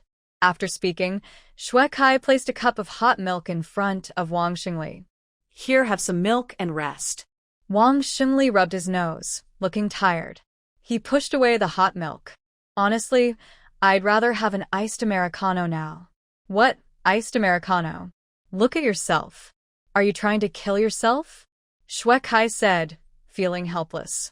Wang Xinli leaned back in his chair without replying. Xue Kai looked at him, choosing his words carefully. Old Wang, I don't know if I should say this, but we've been friends for over 10 years. I want to be honest. Right now, exciting game still has some value. You should sell it soon. Xie Huijin has passed away. There is hardly anyone else in the country who can work with you to create a top-tier 3A game. Jidong Games is no longer just a facade. As long as Wang Xinli is willing, he can protect himself. Otherwise, Cheng Zijuan wouldn't have the idea of acquiring Jidong Games. But if Wang Xinli continues to hold on like this, he will only end up losing everything. Not only will he fail to keep Jidong Games, but he will also spend the rest of his life hiding from high-interest lenders. As a friend, Xue Kai doesn't want to see his old friend stuck in a difficult situation without knowing how to save himself. Wang Xinli knows that Xue Kai's words come from the heart. Recently, most of his drinking buddies have left. Only Xue Kai still sincerely supports him. But he doesn't want to give up on Jidong Games. Jidong is his youth. It is also his dream. He wants to prove to everyone that Wang Xinli can make good games. Wang Xinli pressed his temple and looked up at Xue Kai, then spoke. Jidong still has Miss Jiang. I believe in her. Xue Kai has never met the legendary Miss Jiang, but from his friend's description, it's easy to see she's just a scammer who makes big promises. Hearing this, Xue Kai couldn't help but ask. She also said she could help solve your funding gap. 3 days have passed. Where is the money? Wang Xinli is desperate and reckless. If Jiang Ning was really that capable, she would have sent the money long ago, not dragging it out until now. Not only can she not help Wang Xinli, but she might be the last straw that breaks the camel's back. Finally, Xue Kai sighed and said, Old Wang, just accept your fate. Do you really want to watch your wife and son live a life of hardship with you? Kong Kong is Wang Xinli's son. He is only 8 years old. Just started 2nd grade. Thinking of his son, Wang Xinli's expression changed. He has come from nothing. If the company fails, he won't mind much. But what about his son? At this moment, Wang Xinli wavered a little. After all, everything he is doing now is for his son. Xue Kai continued, Old Wang, Cheng Zijuan from Cheng Group is now at the peak of his career. He has gathered almost all the game experts in a city. You can't beat them. Give up. Instead of fighting a losing battle, it's better to cut your losses and sell Jidong Games to them. That way, at least your wife and Kong Kong's lives won't be affected. When men reach a certain age, they start thinking about more than just their careers. They think about the people around them. Ding dong. Just then, Wang Xinli's phone rang. He picked up his phone, which was a message from Jiang Ning on WeChat. At that moment, Wang Xinli saw a light, and his previously hesitant heart instantly became firm. Akai, stop talking. I believe Miss Jiang. She will definitely help the game, Heartbeat, win this year's Skyward Award and reach the top. She hasn't filled the missing funding yet, but she must have her reasons. Plus, she said she would complete the funding within 10 days, and only 3 days have passed. For Wang Xinli, although Jiang Ning was young, her skills were real. She wouldn't lie to him. Therefore, he believed Jiang Ning. He believed she could fill the missing funds within 10 days. Hearing this, Xue Kai shook his head with a look of helplessness. Old Wang, if you don't listen to my advice, you'll really regret it. Choosing to fight against the odds when it was better to stay safe. Just thinking about it, Wang Xinli would regret it. If this fails, Wang Xinli might lose everything, even his home. Don't worry, Wang Xinli said with a smile. I won't regret it.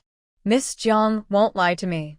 Maybe in a few days, she'll complete the funding for Heartbeat. People like Jiang Ning definitely wouldn't go back on their word. Xue Kai sighed, wanting to say something but not knowing what. After all, he'd already said everything he could. But Wang Xinli didn't listen at all. He not only ignored it but also thought the situation was too simple.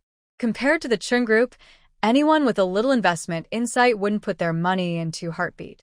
Unless Miss Jiang was crazy, she wouldn't invest in it. It's no different from throwing money around just for fun. So he was sure she was a scammer. Yet, Wang Xinli deeply trusted Jiang Ning. Jiang Ning had been in the habit of exercising early these days. After her workout, she returned home and saw Grandpa Jiang had bought a pile of high-end nutritional products on the table, with gift bags next to them. She asked curiously, Grandpa, what are you buying all this for? Grandpa Jiang smiled happily. The new semester at First High School is about to start. Manager Zhang from the school said he has a relative who knows a teacher there.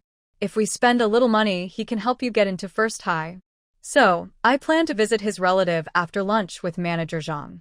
Since they were visiting, they naturally needed to bring gifts and red envelopes. These are the basic essentials when asking for help. Jiang Ning frowned slightly and said, Grandpa, there's no need to spend this unnecessary money.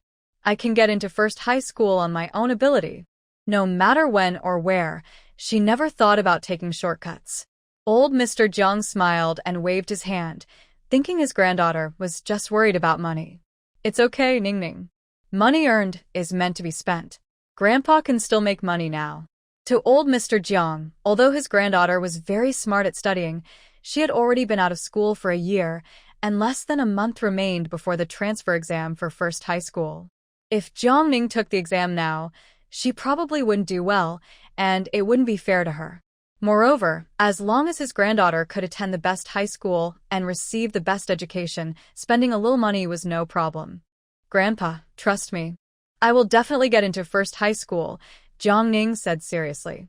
If I didn't get in on my own strength, I would rather not go to that school at all. Ning Ning. Jiang Ning looked at her grandfather and said, Grandpa, I am very serious. I am not joking. You can't use connections to get me in. That wouldn't be fair to other students.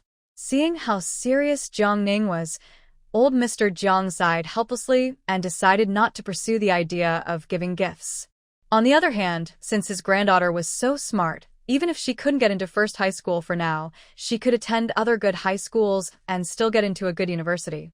All right, I'll listen to you, he said.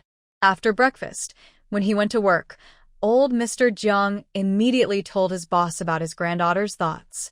Manager Zhang, I'm really sorry. My granddaughter is very stubborn. She refuses to use connections to get into First High School, so you don't need to trouble yourself with that. She doesn't want to use connections? Zhang Tao looked at old Mr. Jiang in surprise. So, your granddaughter wants to get in on her own? Yes. Old Mr. Jiang rubbed his head and smiled. Actually, she used to do well in her studies, but she has fallen behind a bit in the past year. Zhang Tao looked at him with a complicated expression. Even if she used to do well, getting into First High School might still be difficult. When my son took the entrance exam, he ranked in the top 15 of his class but still couldn't get into First High School. In the end, he had to ask relatives for help. Your granddaughter wants to rely on her own strength, but I think that's unlikely. First High School is the best high school in City A. Only 20 transfer students are admitted each year, but over 1,000 students take the exam annually. This shows how fierce the competition is. Old Mr. Jiang was optimistic. It's okay, it's okay. Even if she can't get into First High School, attending other good high schools is just as good for college. Zhang Tao glanced at old Master Jiang and thought that this elderly man from the countryside was too simple-minded about things. He smiled and asked, "By the way, I haven't asked yet. How old is your granddaughter this year?" 19. Old Master Zhang replied.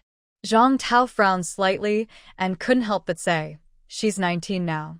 Why is she still studying? Girls don't need to improve their education or personal charm like boys do. I think she should find a job early to help ease your burden.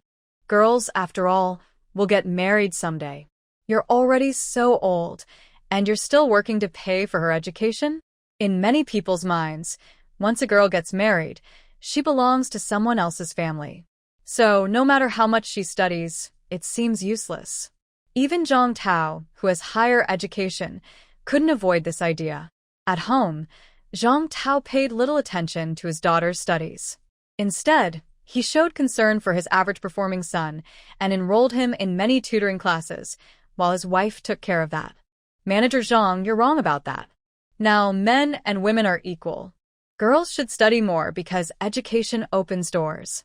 Plus, my granddaughter is very filial. She said that once she earns a lot of money in the future, she will buy me a big villa to live in." By the end, old Master Jiang looked proud and a bit boastful. He wanted everyone to know he had a filial granddaughter, even if they hadn't bought the villa yet. Just having that intention was already good enough. In old Master Jiang's heart, his granddaughter was the best girl in the world. Betting a villa? Anyone can make big promises. Zhang Tao chuckled when he heard this. "My son also said he would buy me a private estate. Girls just don't have the same earning ability as boys. My son might not even be able to afford a villa in the future, let alone your granddaughter." What does it mean that his son might not afford a villa, but your granddaughter can't? Why is his granddaughter considered less than Zhang Tao's son? Old Master Jiang was a bit unhappy when he heard this, but since the other was a leader, he didn't say much. He just said, "Manager Zhang, I have to get to work now." Watching old Master Jiang walk away, Zhang Tao sneered. This old man, so proud, yet still working as a cleaner? TSH. What kind of good granddaughter can come from such a rural old man? He believed Jiang Ning would never get into first high school or attend a good university. 5 days passed quickly. After breakfast, Jiang Ning worked on some data programming at home, then checked her phone to see her earnings. Her account balance had grown from 7 figures to 9 figures. For ordinary people, it might be an astronomical amount, but for Jiang Ning, it's just a small goal. A sum enough to fund a passionate project. Meanwhile, Shui Kai is having dinner with Wang Xingli. "Old Wang, I mentioned this to you a few days ago. Please think about it again. Actually, many game companies are willing to take over the passionate project now." Shui Kai still hopes Wang Xingli will sell the project soon. Since the project is still valuable, he can use his past experience to make a comeback. Wang Xingli takes a sip of white wine. "Akai, I told you before, I believe Miss Jiang. It's been 8 days now, and Miss Jiang still hasn't completed the funding. Why don't you call and ask what's going on?" Shui Kai suggests. All right. Wang Xingli takes out his phone. No need to worry that Miss Jiang is a scammer. After saying that, Wang Xingli dials Jiang Ning's number. It rings once. No answer on the other end. It rings a second and third time, but still no response. This seems unusual. Shui Kai looks at Wang Xingli with a slight frown. "Old Wang, do you think Miss Jiang might have run off with the data? The third-party AAA game project has completed about 1/3. Since few people in the country can develop AAA games, that 1/3 of the data can sell for a good price. That's why many game companies are willing to take over the project." "It won't happen," Wang Xingli says calmly. "Miss Jiang isn't that kind of person. She might just be busy. I'll call again." Just as Wang Xingli is about to make his 4th call, a new call comes in. It's the company's finance department. Wang Xingli frowns slightly. He knows without thinking it's probably to remind him about the payment. Without the funds, many projects can't continue. Sigh. Although Wang Xingli doesn't want to hear the finance department's reminders, he answers the phone. "Hello, Linda. I will resolve the funding issue as soon as possible. Please try to delay a little longer on your end." Linda's voice comes from the phone. Hearing her words clearly, Wang Xingli stands up suddenly, unable to control his emotions, and exclaims excitedly, "What? Linda, repeat that." After confirming he heard correctly, Wang Shengli continues, okay. I understand. That's all for now. He hangs up, but still feels a bit unreal. 100 million. Jiang Ning actually transferred 100 million. Wang Shengli picks up his glass, takes a big sip of the wine, and immediately feels a sharp, pungent taste in his mouth. Wang Shengli finally dared to believe he was not dreaming. He put down his wine glass and laughed loudly. Ha ha ha. Life should be enjoyed to the fullest when you're successful. He knew now that Jiang Ning was not a liar. Seeing Wang Shengli become so emotional after hanging up the phone, Shuekai thought the call must have been about the company informing him that Jiang Ning had run away with the data. That was why Wang Shengli couldn't handle the shock and his mind seemed to be acting up. Shuekai quickly put down his chopsticks and comforted him, saying, "Old Wang, don't be too upset. Learn from this experience and don't take the same wrong path again. Although Jiang Ning ran away, you still have me. I won't let you and your wife end up on the street. You and your wife can stay at my place for now. I have plenty of space." Although Shuekai had limited ability, he wouldn't just stand by and watch his old friend end up homeless. Seeing Shuekai misunderstand Jiang Ning and himself, Wang Shengli quickly explained, "No, that's not true. Jiang Miss didn't run away with the data. Just now, the finance department called me to say she had already replenished all the missing funds." What? Replenished everything? Shuekai thought he was hearing things and looked at Wang Shengli with disbelief. "Old Wang, are you sure about this?" "Absolutely. Linda from finance told me herself," Wang Shengli said, then immediately showed a screenshot from the finance department. "Here, this is the screenshot Linda sent me." Seeing the large sum of money in the screenshot, Shuekai finally believed his eyes. Oh my goodness! Shuekai couldn't help but marvel. This Miss Jiang really didn't lie. If he hadn't seen it with his own eyes, he wouldn't believe it was real. It was 100 million. Who would invest such a huge amount in a game company that was about to go bankrupt? This Jiang Ning was really bold. After a moment, Shuekai picked up his glass. "Old Wang, congratulations. It looks like the clouds are clearing." Wang Shengli smiled and said, "I told you long ago, Jiang Miss definitely wouldn't lie to me." Shuekai continued, "Jiang Miss must be a wealthy top-tier heiress. If she weren't from a top-tier wealthy family, who would casually pull out such a large sum? It was 100 million. Not 1 million, not 10 million. And this was an investment doomed to fail." Wang Shengli and Shuekai clinked glasses.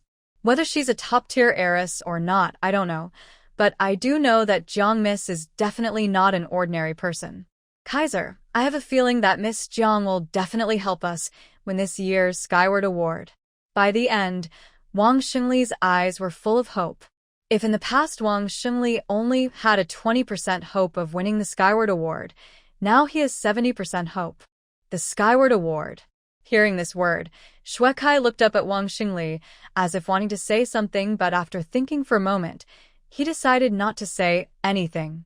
He wanted to remind his old friend that Miss Jiang might just be trying to prove herself as a wealthy heiress out of interest. Wealthy families have money, but not necessarily real strength. The game of excitement needs not only funds but also strong partners. Wang Shengli can't put all his hopes on her. The Skyward Award was created by Lord Shin himself and is internationally recognized, making it very valuable. Now, not only has Xia Huijin switched to the Chung Group, but many industry elites have also joined the Chung Group. Right now, just maintaining a position in the gaming world is already very good. As for the Skyward Award, it's not something Wang Shengli should be thinking about now. But Shuekai was worried that Wang Shengli might be disappointed after hearing this, so he swallowed his words and raised his glass. "Old Wang, forget everything else. From now on, I support whatever choice you make. Also, my family always has a room for you and your wife." "Thanks, brother." Wang Shengli raised his cup and clinked it with him. Shun Group.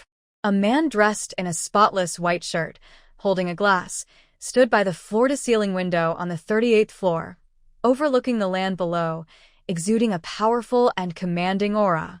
Ding, ding, ding. A soft knocking sound came from the door. "Come in." He slightly turned his head, his single word full of authority. A few days had passed, and Shen Jingnian's condition had improved a lot. An assistant came in from outside. "Lord Jiu, it's time for your medicine." Shen Jingnian slightly turned around, took the medicine from the assistant. His hands were very beautiful, with prominent joints, contrasting sharply with the white porcelain bowl. The black medicinal liquid emitted a foul smell, but he drank it all in one gulp without even frowning. His every movement radiated a noble, pampered aura. It was natural and effortless, very different from the pretentious kind of nobility. "Lord Jiu, this is preserved fruit." The Chinese medicine was too bitter, so the assistant had prepared preserved fruit. She immediately handed it to Shen Jingnian, but Shen Jingnian raised his hand to refuse. "Go out." "Understood." The assistant respectfully bowed and walked outside. "Little uncle." Almost as soon as the assistant left, Yun Haotian entered from outside. "Little uncle, how are you feeling today?" "Better?" "I'm feeling better," Shen Jingnian replied. "It's just that this morning I coughed up some blood streaks." "Blood streaks." Hearing this, Yun Haotian immediately became nervous and quickly interrupted Shen Jingnian. How can there be blood streaks? "Is it a lot or a little?" "Not much, just a little," Shen Jingnian answered. Yun Haotian immediately took out his phone. "I'll ask Uncle Jiang on WeChat if this is normal." "Who is Uncle Jiang?" Shen Jingnian asked with confusion. Yun Haotian explained, "Uncle Jiang is Miss Jiang. You have her WeChat?" Shen Jingnian asked. "The word her naturally refers to Jiang Ning." "Yes," Yun Haotian nodded. Shen Jingnian's gaze lightly swept toward Yun Haotian. "When did you add her on WeChat?" "That night when I took Uncle Jiang home," Yun Haotian replied. For some reason, after saying this, he suddenly felt a chill on his neck, as if covered with ice. He instinctively reached up and touched the back of his neck. Strange. There was nothing unusual on his neck. At the same time, Shen Jingnian picked up a pair of scissors and snipped off the extending branches of a potted bamboo on his desk with a crisp sound. Snap. The tender branches fell onto the desk. Seeing this, Yun Haotian felt that the creepy feeling was growing stronger. He even had the illusion that his little uncle wanted to get rid of him. It seemed that adding Jiang Ning on WeChat wasn't such a terrible, unforgivable thing after all. At this moment, Shen Jingnian asked again, "Are you very familiar with her?" His voice was very cold, like wrapped in a layer of ice. Before Yun Haotian could speak, Shen Jingnian continued, his tone cold and distant. "Between you and her, whether in intelligence, ability, or knowledge, there's an insurmountable gap. Even if you had 10 more years, you wouldn't be able to catch up with her or stand shoulder to shoulder." "Chase? I don't plan to chase Uncle Jiang." Yun Haotian looked confused. Then he added, "I just see Uncle Jiang as a role model." Chasing a role model isn't the same as chasing a wife. Not 10 years, not 20, not 30. I'll keep chasing forever. Uncle Jiang is my eternal idol. By the end, Yun Haotian's eyes sparkled with stars. In the past, his idol was Shen Jingnian, no doubt. But from now on, his idol would be Jiang Ning. Hearing this, the cold look on Shen Jingnian's face gradually faded away. He tapped the table with his fingers and said nothing more. Yun Haotian turned his head to look at Shen Jingnian and remembered how strangely his brother-in-law had acted earlier. He squinted and said, "Brother-in-law, honestly, are you jealous that I added Uncle Jiang on WeChat? But you haven't added him yet?" It's important to note that Shen Jingnian had never discussed romantic interests with her. Jiang Ning was the only one. So, his brother-in-law must be jealous of him. Jealous? Shen Jingnian snorted coldly. "I'm not as childish as you. It's just a WeChat account." He wasn't jealous at all. Not at all. And he definitely didn't want to add Jiang Ning on WeChat. Not at all. "Oh, if you're not jealous, then fine. I thought you also wanted to add Uncle Jiang." Yun Haotian wanted to say more, but at that moment, he received a reply from Jiang Ning on WeChat. Seeing Jiang Ning's explanation, Yun Haotian relaxed and handed his phone to Shen Jingnian. "Brother-in-law, look. Uncle Jiang said your condition is normal because the lung lesion is healing itself. It's clearing out toxins, which is why you see blood streaks. As long as you keep taking your medicine, there's no need to worry about other issues. Okay, Shen Jingnian nodded slightly. Then he asked, by the way, how is that matter being investigated? That matter? What matter? Yun Haotian was confused and a bit slow to respond. Who is really behind Cheng Zijuan? Shen Jingnian continued. Hearing this, Yun Haotian gave a helpless smile. Brother-in-law, you still haven't given up on that? I told you, there's no such thing as a mysterious expert. The Cheng Group is just supported by Cheng Zijuan. I checked and checked, and in the end, I found Jiang Ning, Cheng Zijuan's ex-wife. During that time, besides Cheng Zijuan, only Jiang Ning could freely enter and leave his office. But how could Jiang Ning be the mysterious person behind? She's just a girl from the countryside. So, the only person it could be is Cheng Zijuan himself. Fearing that Shen Jingnian might misunderstand that Jiang Ning, his ex-wife, and Miss Jiang, who was treating him, were the same person, Yun Haotian specifically explained, brother-in-law, please don't misunderstand. Cheng Zijuan's ex-wife Jiang Ning and Uncle Jiang, who's helping you, are not the same person. In Yun Haotian's view, although Cheng Zijuan's ex-wife Jiang Ning shared the same name as Uncle Jiang, they were completely different people. Jiang Ning was elegant, beautiful, and skilled in medicine, a rare and extraordinary woman. What about Cheng Zijuan's ex-wife, Jiang Ning? Not only did she desperately cling to a man, but she also applied heavy makeup every day, lacked taste, and had no sense of self. She couldn't compare to Cheng's father. She was even inferior to a small finger of his. Moreover, if Cheng Zijuan's ex-wife was truly so capable of reviving the Cheng Group, why would Cheng Zijuan be willing to divorce her? Cheng Zijuan isn't foolish. Therefore, Yun Haotian believes that the success of the Cheng Group today is not due to anyone else, but because Cheng Zijuan truly has the ability. Hearing Jiang Ning's name, Shen Jingnian slightly curved his lips into a barely noticeable smile. No wonder. No wonder the Cheng Group was able to come back to life so quickly. It turns out it was her. She is good at business. She can write plans. She knows medicine. And she can fight. How many other hidden sides does she have? Jiang Ning is probably the most special girl he has ever seen. She is like a top-quality jade raw stone with a deadly charm. Even Shen Jingnian was unconsciously attracted to her, wanting to get closer and see her true face. Yun Haotian looked at Shen Jingnian and asked strangely, little brother-in-law, what are you talking about? What no wonder. He couldn't understand at all. Shen Jingnian slightly turned his head and looked at Yun Haotian. I suggest you go to the hospital and get an eye exam. Why should I see an eye doctor? I'm not blind. Yun Haotian looked confused. Mistaking a pearl for a fish eye, that's not being blind? Although Jiang Ning's appearance changed a lot before and after makeup, a person's eyes wouldn't change. So, during their second meeting in the elevator, Shen Jingnian recognized her.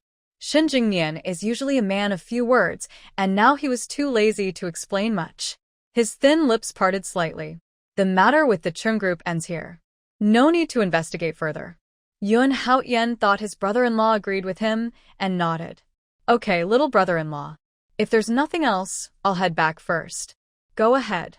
Shen Jingnian lightly raised his hand. Yun Haotian quickly left the Shen Group. Half an hour later, his car stopped at a members-only bar in City A, Chao Huang.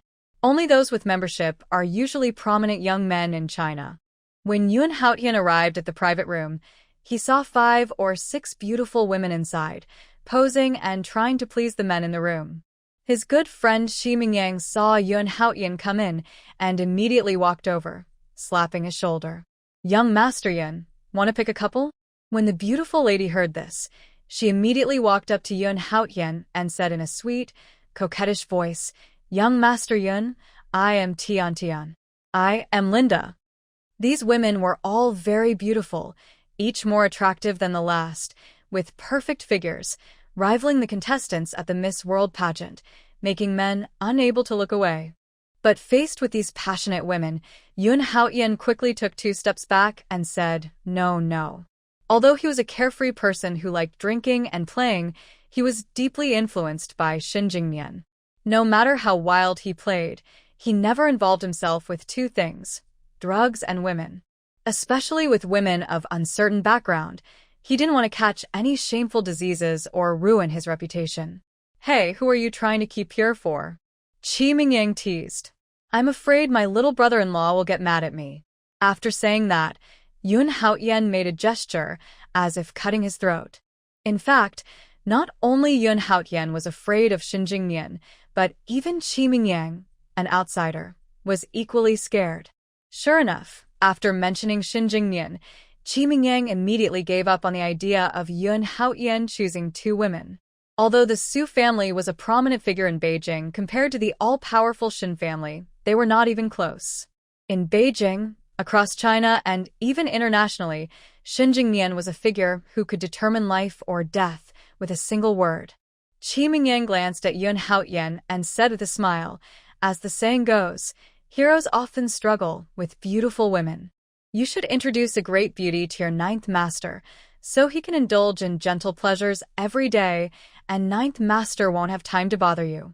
In the warm bed of spring, who has time for trivial matters?"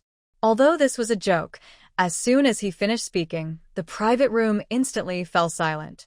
Everyone was waiting for Yun Haotian's response, especially the few beautiful women dressed provocatively. They all wanted to know Shin Jingnian's current emotional state. After all, that was Shin Jingnian, undoubtedly a big boss. Anyone who could marry him would be incredibly honored. Even if they couldn't marry Shin Jingnian, just being his mistress could completely change their social status and transform their life. Yun Haotian raised his glass and said, "What are you thinking? My little brother-in-law is a non-marriage advocate, not to mention a great beauty. Even if she were an angel, he wouldn't be interested." A non-marriage advocate. Hearing this, everyone's eyes showed shock. Most men liked beautiful women, so wealthy men often married women with excellent looks and education to improve their genes. But who would have thought that Shin Juri, famous across China, was actually a non-marriage advocate? Master Jiao is a non-marriage advocate? Even Qi Mingyang found it hard to believe. "Yeah," Yun Haotian nodded. Qi Mingyang squinted and smiled. "Men are yang, women are yin. Since ancient times, balancing yin and yang has been important. Who doesn't like women? Ninth Master probably says he's against marriage because he hasn't met someone who makes his heart race." Yun Haotian shrugged. "Maybe. I haven't seen him fall for anyone either. Actually, he was quite looking forward to the day his brother-in-law would be willing to love. But now, it seems unlikely. After all, Shin Jingnian is almost 30. Over the years, he's met many beautiful women, plump and slim, all kinds. If he was going to fall for someone, he would have done it long ago, not wait until now." Young Master Yun, the man standing next to Qi Mingyang, stood up and poured Yun Haotian a glass of wine, looking flattering. "I have a cousin who just returned from studying abroad. Not to brag, but my cousin looks like a fairy. Her beauty is second to none in Beijing and all of China. She's very well behaved and has never been in a relationship. Since Ninth Master also hasn't been in one. Do you think my cousin might be lucky enough to meet Ninth Master?" The speaker was Zhou Yaozu, who wasn't very close to Yun Haotian but was a friend of Qi Mingyang. Zhou Yaozu wasn't exaggerating. His cousin's full name is Su Fushua. She's been a top student from elementary school through her master's studies, always a campus beauty. Anyone who has met her would fall for her charm. That's why Qi Mingyang was interested. Even if Ninth Master Shen is impressive, he's just a man. Men can't resist the lure of a beautiful woman. If Ninth Master Shen married his cousin, the Zhou family would rise in status, and even Qi Mingyang would have to look at him differently. Then he could walk around city freely. Zhou Yaozu's excitement grew as he imagined Su Fushua marrying into a wealthy family. Hearing this, Qi Mingyang's face changed. He hadn't realized before how ambitious Zhou Yaozu was. Even he wouldn't dare introduce his sister to Ninth Master Shen, a small family with a bad reputation. Before Yun Haotian could speak, Qi Mingyang cut off Zhou Yaozu's daydream. "Didn't Yun Young Master say that Ninth Master Shen is against marriage? Even if your cousin looks like a fairy, Ninth Master Shen probably wouldn't pay much attention." Once he said that, The others in the private room echoed Qi Mingyang's words. They took turns speaking, leaving Zhou Yaozu no face. He felt a bit embarrassed. Zhou Yaozu lowered his head, but a sneaky, fierce look flashed in his eyes. Just wait. After his cousin's daughter conquered Mr. Shen, days of regret awaited Qi Mingyang. Zhou Yaozu believed that with Su Fushua's talent, she would surely become the head of the Shen family.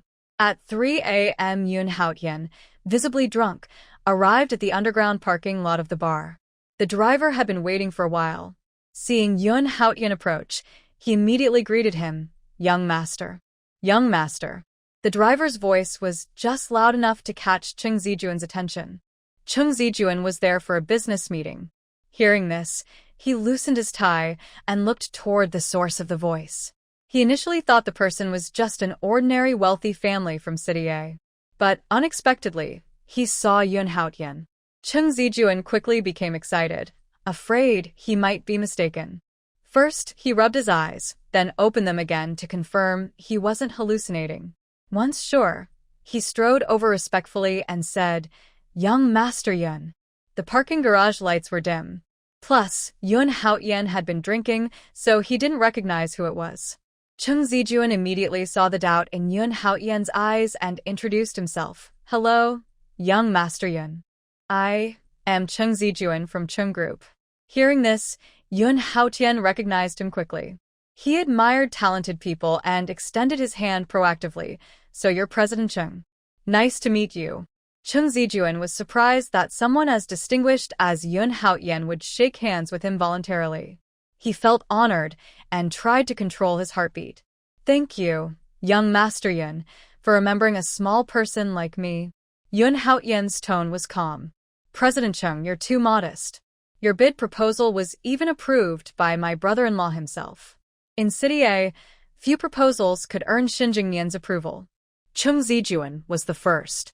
Hearing this, Cheng Zijuan knew his cooperation with the Shen Group was almost certain.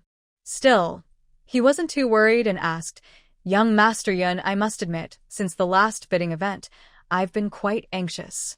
I wonder if Mr. Shen is willing to give Cheng Group a chance to show ourselves." Yun Haotian smiled and patted Cheng Zijuan's shoulder. "Cheng Group is currently the most promising gaming company in City A. Don't worry, President Cheng. You're still young, and there's a long road ahead. Keep going. I believe in you." Yun Haotian truly believed in Cheng Zijuan. He had seen many of Cheng's proposals. Cheng Zijuan's ideas were broad and impressive, even reminiscent of Shen Jingnian's youthful style, making people feel inspired and drawn in. Therefore, Cloud Haotian believes that his brother-in-law is likely to give the Cheng Group a chance. However, since fate is unpredictable, he doesn't dare make a firm promise, so he hasn't given Cheng Zijuan a definite answer. But after hearing this, Cheng Zijuan was stunned in place for a long time, unable to react immediately. Cloud Haotian said he has high hopes for him. Since Cloud Haotian is Shen Jingnian's nephew, his confidence means Shen Jingnian also believes in him. After all, someone as outstanding as him is rare in City A. He is a rare talent and a dark horse in the financial world, unmatched in City A. Not only in City A, but probably across the entire Huagua country, no one can compare to him. No one knows how excited Cheng Zijuan is right now. That's Lord Shen. Few people in City A can work with him. Looking across the whole Huagua country, there are hardly any. But now, he easily secured the chance to cooperate with the Shen Group. How many people in Huagua have such an honor? At this moment, Cheng Zijuan almost wants to tell the whole world this good news. But to hide his excitement from Cloud Haotian, he still maintains a calm and modest appearance, humbly saying, "Thank you, young Master Yun, for your trust. I will continue to work hard and not let you down." Cloud Haotian nodded, his eyes full of admiration. "Good, President Cheng. Keep working hard. Even if we can't cooperate this time, there will be other chances. It's getting late, I'll head back now." Cheng Zijuan didn't take the words, "even if we can't cooperate this time, there will be other chances," seriously. He thought Cloud Haotian was just being polite. He was determined to secure this cooperation. Cloud Haotian sat in the back seat, rolled down the window, and said farewell to Cheng Zijuan. "Take care, young Master Yun." Cheng Zijuan slightly bowed, looking respectful. Until the car disappeared from sight, he relaxed and took out his phone from his pocket to make a call. "Hello, Dyson. Start preparing for the cooperation with the Shun Group immediately." Although the official documents for cooperation with the Shun Group hadn't arrived yet, Cheng Zijuan believed the partnership was already a done deal. Since they were going to work with Shun, he naturally wanted to show full sincerity and prepare early. Sometimes it's necessary to be bold. Cheng Zijuan wanted to show those who looked down on him before how he was gradually turning the tables. On the other end of the line, Dyson was first stunned, then replied, "Understood, President Cheng. I'll get ready right away." The Shun Group is at the top of the financial world. Partnering with Shun means gaining access to the international financial scene. In China, many companies have tried hard to work with Shun, but in the end, it was only a dream. Cheng Zijuan is truly a rare talent, a once-in-a-decade dark horse. As soon as he makes a move, other companies can only envy him. Dyson, as Cheng Zijuan's top assistant, feels proud. As the company grows, his status will also rise. Even if he leaves Cheng Group in the future, other companies will still want to hire him. Soon, thanks to the public relations efforts of Cheng Group, news about Cheng Zijuan's collaboration with Shun spread throughout the company.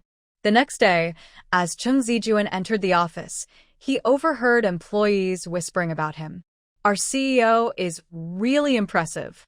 The rival company was even bragging about hiring some big gaming expert, but it turns out our CEO beat them to it. Cheng Zijuan is a V5. "I knew our CEO could easily surpass the rival." Cheng Zijuan's face remained calm, as if nothing had changed. But inside, he felt a little proud when hearing these praises. This is just the beginning.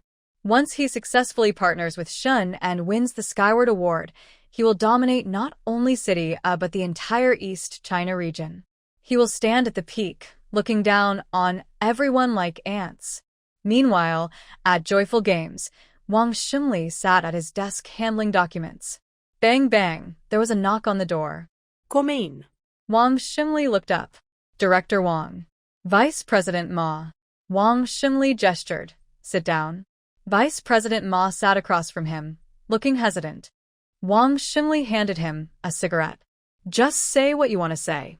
Vice President Ma took the cigarette. "Director Wang, have you heard? Shun Group is going to work with Cheng Group." Wang Xinli nodded. "Since you already know, why are you so calm?" Although Joyful Games has temporarily avoided the financial crisis, it is still unstable. If Cheng Group really partners with Shun, defeating Joyful Games will be as easy as crushing an ant. Wang Xinli smiled. The official document hasn't been issued yet. Who gets the deal is still unknown. Vice President Ma. "No need to be so nervous." In the past, Wang Xinli would have been very worried, but now he isn't at all. Because Joyful Games now has Jiang Ning. Vice President Ma looked at Wang Xinli, feeling that he was underestimating the situation. Although Jiang Ning is now involved, how young is Jiang Ning? Don't say Jiang Ning can't compare to the Shin family. Jiang Ning doesn't even have 1/10 of Cheng Zijuan's ability. But he's just a vice president who handles tasks for money and doesn't hold real power in the company. He's already reminded him of what needs to be said, and he can't control what happens next. "Is there anything else?" Wang Xinli asked. Vice President Ma handed him a document. "There's a file here that needs your signature." After reading the document, Wang Xinli signed his name. Once signed, Vice President Ma continued, "By the way, Mr. Wang, do you have time this afternoon? The person in charge of each Wang company wants to meet you. I have to meet Miss Zhang this afternoon. Let's do it tomorrow." "Okay," Vice President Ma nodded. Meeting at the coffee shop, a young woman in a sky blue dress sat by the window. She had long, curly hair and wore a small bow hat. Under the brim of the hat, her delicate features were visible, beautiful and charming, with gentle eyebrows. She sipped her coffee now and then, watching the scenery outside. "Shui." Suddenly, a man's voice appeared in the air. The young woman slightly looked up, her eyes shining with happiness. "Brother Zijuan." Yes, this person was Zhang Shui, Cheng Zijuan's one and only love, and also the top talented woman in City A. Zhang Shiyi once ranked second in the arts after the college entrance exam. She was the first person in City A in decades to score 135 in Chinese. Plus, she was good-looking and came from a good family. After winning the top spot, she became famous after media interviews. The title of City A's top talented woman was earned at this moment. Cheng Zijuan rolled up his suit sleeve and sat opposite Zhang Shiyi. Shiyi, sorry, I'm 10 minutes late. It's okay, brother Zijuan. I know you're busy, she said, then picked up her coffee and took a sip. By the way, brother Zijuan, I heard you got a cooperation deal with Shin family? Yes, that's right. Zhang Shiyi immediately covered her mouth with her hand, full of admiration. Oh my gosh, it's really true. Brother Zijuan, you're amazing. Cheng Zijuan's lips slightly curved, as if he didn't care much about it. Just a small cooperation, nothing special. Working with Shin family is just the beginning. Next, he would become a legend across all of China. Zhang Shiyi rested her chin on her hands, acting cute and adorable. Brother Zijuan, I really admire you more and more. Men enjoy being admired, especially when the admirer is the famous top talented woman of City A. Cheng Zijuan felt a strong sense of pride inside. While joking and teasing with Zhang Shiyi, Cheng Zijuan suddenly noticed a slender figure appear in his line of sight. The person was wearing a vintage, sleeveless, wine-red top with traditional buttons and black wide-leg pants. She looked very slim and tall, and the wine-red color made her skin look very fair and bright. As soon as she entered, she caught everyone's attention in the coffee shop. Both men and women looked at her. Because she was so beautiful, both in appearance and demeanor, she was truly outstanding. This is Jiang Ning. When Cheng Zijuan recognized her as Jiang Ning, his initial surprise was quickly replaced by strong dislike. Why would Jiang Ning come here? Could she be following him? Yes, that must be it. After all, Jiang Ning had done things like this before. She was so shameless. But now, they were divorced, yet Jiang Ning still seemed to be lingering around. What does Jiang Ning want? But Cheng Zijuan quickly figured it out. Jiang Ning loved him deeply, but he loved Zhang Shiyi. Jiang Ning must be jealous of Zhang Shiyi and unhappy about their divorce, so she was following him to cause trouble for Zhang Shiyi. Thinking about Jiang Ning causing trouble for Zhang Shiyi, Cheng Zijuan frowned and slammed his coffee cup onto the table. Crash! The brown liquid spilled onto the table. Zhang Shiyi was startled by Cheng Zijuan's sudden move and asked worriedly, Brother Zijuan, what's wrong? I saw Jiang Ning, Cheng Zijuan whispered. She's still upset about the divorce. Jiang Ning? Zhang Shiyi looked around and didn't see Jiang Ning in her line of sight, so she was curious. Where is she? Cheng Zijuan looked disgusted. The one in the red top is her. Zhang Shiyi was surprised. In a red top? Brother Zijuan, are you sure? There was only one person in the whole coffee shop wearing a red top. But she was not only very elegant in her demeanor, her appearance was stunning, so much so that even Zhang Shiyi, a beautiful woman herself, felt a bit inferior. Yes, Cheng Zijuan nodded. Hearing this, Zhang Shiyi suppressed her shock and asked, after Jiang Ning and you divorced, why has she changed so much? Not just changed, she looked like a different person. Zhang Shiyi had never known that behind Jiang Ning's heavy makeup and glamorous mask, there was such an astonishing face. Suddenly, Zhang Shiyi felt a sense of danger. No. She couldn't let anyone take Cheng Zijuan away from her. It seems that the divorce has dealt a heavy to Sister Jiang. Now she has changed so much. It must all be because she's trying to take you away from me. At the end, Zhang Shiyi sighed again and looked up at Cheng Zijuan, appearing very wronged. Brother Zijuan, you know me best and understand that I am a simple girl. I really don't have the energy to compete with her. Seeing his beloved girl being bullied by Jiang Ning like this, Cheng Zijuan felt heartbroken. He held Zhang Shiyi's hand and said, Wait for me, I will handle Jiang Ning. Zhang Shiyi slightly frowned, looking understanding.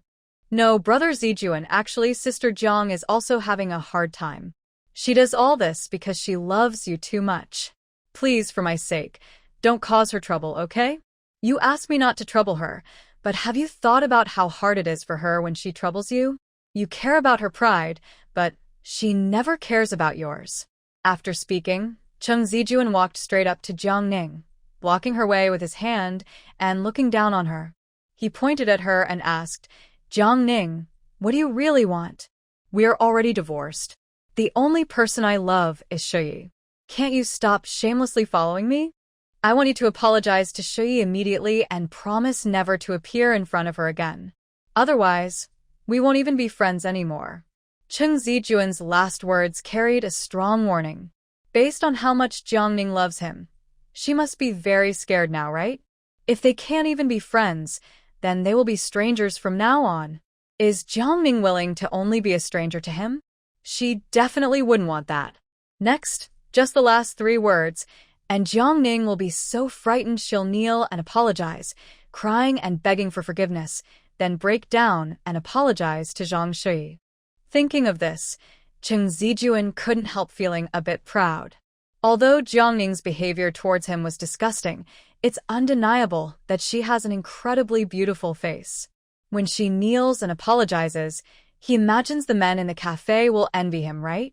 After all, they can't get the goddess, but she's begging at his feet, pleading for mercy and forgiveness. The more Chung Zijuan thought about it, the more pleased he was. Chung Zijuan, if you're crazy, go to the hospital. I don't treat mental illness here. Jiang Ning's voice was cold, breaking his fantasy. She spoke clearly and sharply, like ice. Get out of the way. Did Jiang Ning ask him to move aside? Chung Zijuan hesitated for a moment, clearly surprised that Jiang Ning reacted this way. What is she doing? Is she still playing hard to get? How funny. Move aside? Chung Zijuan snorted coldly, pointing at Jiang Ning. What if I don't?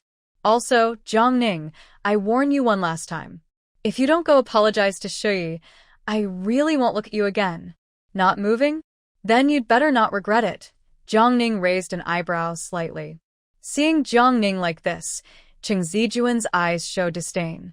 What is she pretending? She clearly loves him deeply. Look at her acting so fake. Does Jiang Ning dare to hit him? How ridiculous. Jiang Ning didn't bother arguing with him. She simply raised her hand and gently pinched Chung Zijuan's finger, bending it slightly. It looked like she didn't use much strength, but Chung Zijuan's face twisted from the pain.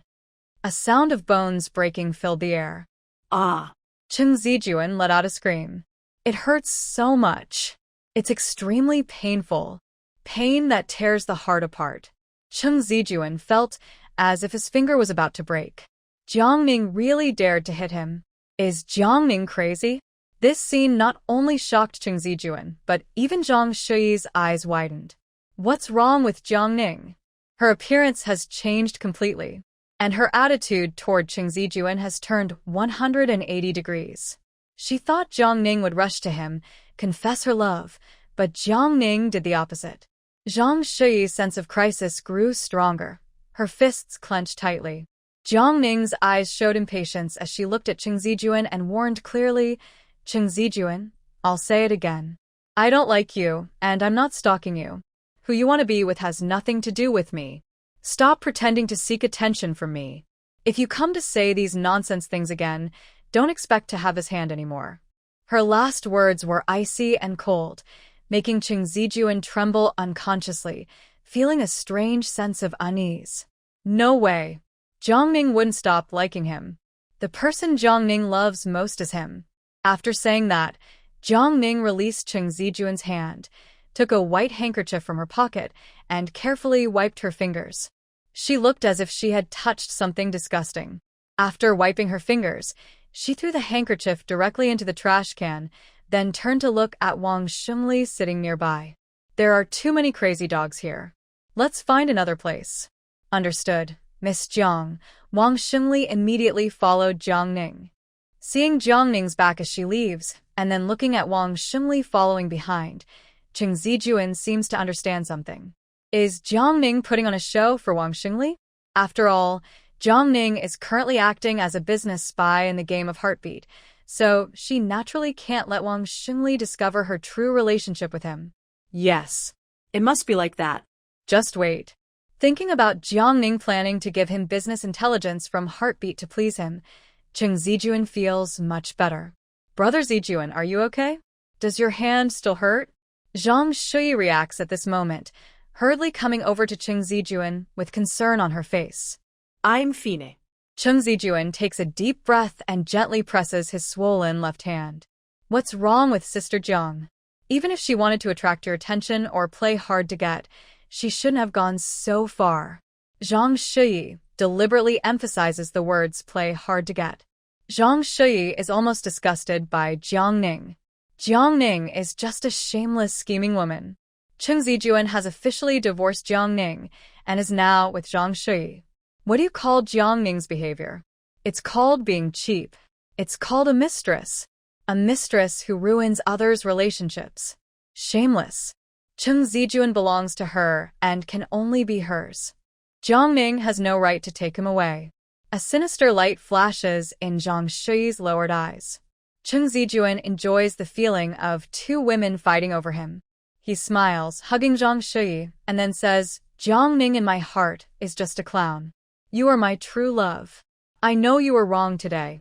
Give me some time, and in a few days, Jiang Ning will personally apologize to you. Zhang Shui snuggles into Cheng Zijuan's arms, her lips curling into a gentle smile, and she coquettishly says, Brother Zijuan, as long as I can be with you, I can endure any wrong. Meanwhile, Jiang Ning and Wang Xingli switch to a different coffee shop. Wang Xingli is a considerate person and didn't ask a single question about Cheng Zijuan during their conversation. After finishing their business, Wang Xingli takes out a document from his briefcase. Miss Jiang, this is the house I mentioned last time. It's fully renovated and located in the same community where you currently live, Building 5, Unit 2. The landlord said you can move in any time. Jiang Ning and her grandfather are now living in a cramped place. We can't keep old Master Jiang living in the living room all the time, so Jiang Ning asked Wang Xingli to help find a rental apartment nearby in the same community. She plans to stay there temporarily until she has enough funds to buy a villa, then she will move her grandfather to a bigger house. Wang Xingli was a bit curious about this. Jiang Ning can easily resolve the financial crisis of the game Heartbeat, and she can take $1 billion at will. This shows she is not short of money. Someone who isn't short of money wouldn't rent the cheapest resettlement apartment in City A. Could it be that the wealthy young lady is trying to experience ordinary life? Thank you, Jiang Ning said as she took the documents. You don't need to rush the bidding plan. I will send it to you before 5 p.m. tomorrow. Okay, Miss Jiang, Wang Xingli nodded. I'll wait for your email. There are only 3 days left before the deadline to submit the plan for the Shun Corporation bidding. Wang Xingli didn't want to bother Jiang Ning, but he had encountered some problems and had to ask for her help. After saying goodbye to Wang Xingli, Jiang Ning left the cafe and prepared to take the subway home. It was June, and the sun outside was blazing hot. Although the subway station was not far, walking there was still very hot. Jiang Ning put on her Hermes-inspired sun hat, securing it on her head. The wide brim covered her delicate features, leaving only her crimson lips visible.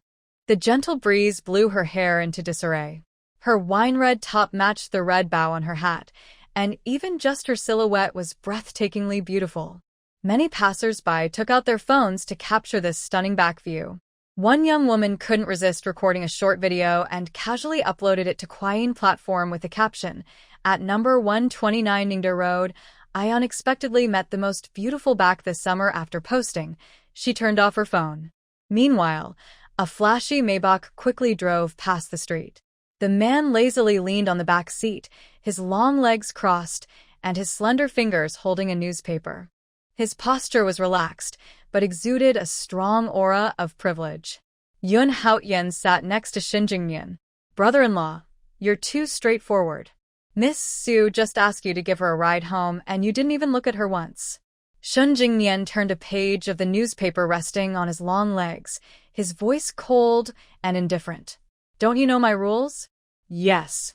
Shin Jingnian always had an unspoken rule. He never rides in the same car with someone of the opposite who isn't related by blood. Cloud Hao Tian scratched his head, knowing his brother-in-law's habits well. But Miss Su is still a girl, and quite shy. Even if you don't want to send her back, you should do it politely, so she doesn't lose face. The Miss Su he mentioned is Su Ruoying, the second daughter of the top family in Beijing. She has secretly admired Shin Jingnian for many years. She traveled thousands of miles from Beijing to City A, and even Cloud Hao Tian was moved by her spirit. However, Shin Jingnian, a straightforward and tough man, remained indifferent and wouldn't give her any chance. He wouldn't even say one more word to Su Ruoying. Whether she can come down or not, Shin Jingnian's face was cold and expressionless, still giving off an aloof vibe. That's not my concern. He only knew that no one could break his rules. Moreover, Su Ruoying knew his personality well. Since she decided to say such things, she should have thought about the consequences. As soon as he finished speaking, his gaze was suddenly drawn to a beautiful figure by the roadside. Although Jiang Ning was wearing a hat and only his side profile was visible from Shin Jingnian's position, he recognized her immediately. Shin Jingnian's handsome eyes narrowed slightly, and his lips parted slightly. Stop the car. His tone was low and gentle, but carried a commanding presence that left no room for resistance. Hearing this, the driver immediately pressed the brake. Thud, the car stopped. Cloud Hao Tian didn't notice Jiang Ning outside and looked at Shin Jingnian with a puzzled expression. What's wrong, brother-in-law? Why did they suddenly stop the car? Shin Jingnian didn't explain. He turned his head to Cloud Hao Tian. You sit in the front. The front seat? Why does he want to sit there? Cloud Hao Tian's face showed confusion. Seeing his hesitation, Shin Jingnian slightly frowned. Are you deaf?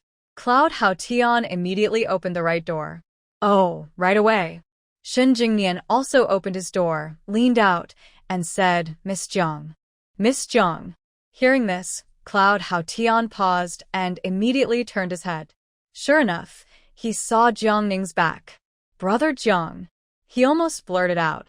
Jiang Ning slightly turned his head back, revealing a face as beautiful as a painting beneath the hat brim. Mr. Shin, Mr. Yun, what a coincidence. Shin Jingnian's lips parted slightly. Yes, indeed. Miss Jiang, where are you headed? Home.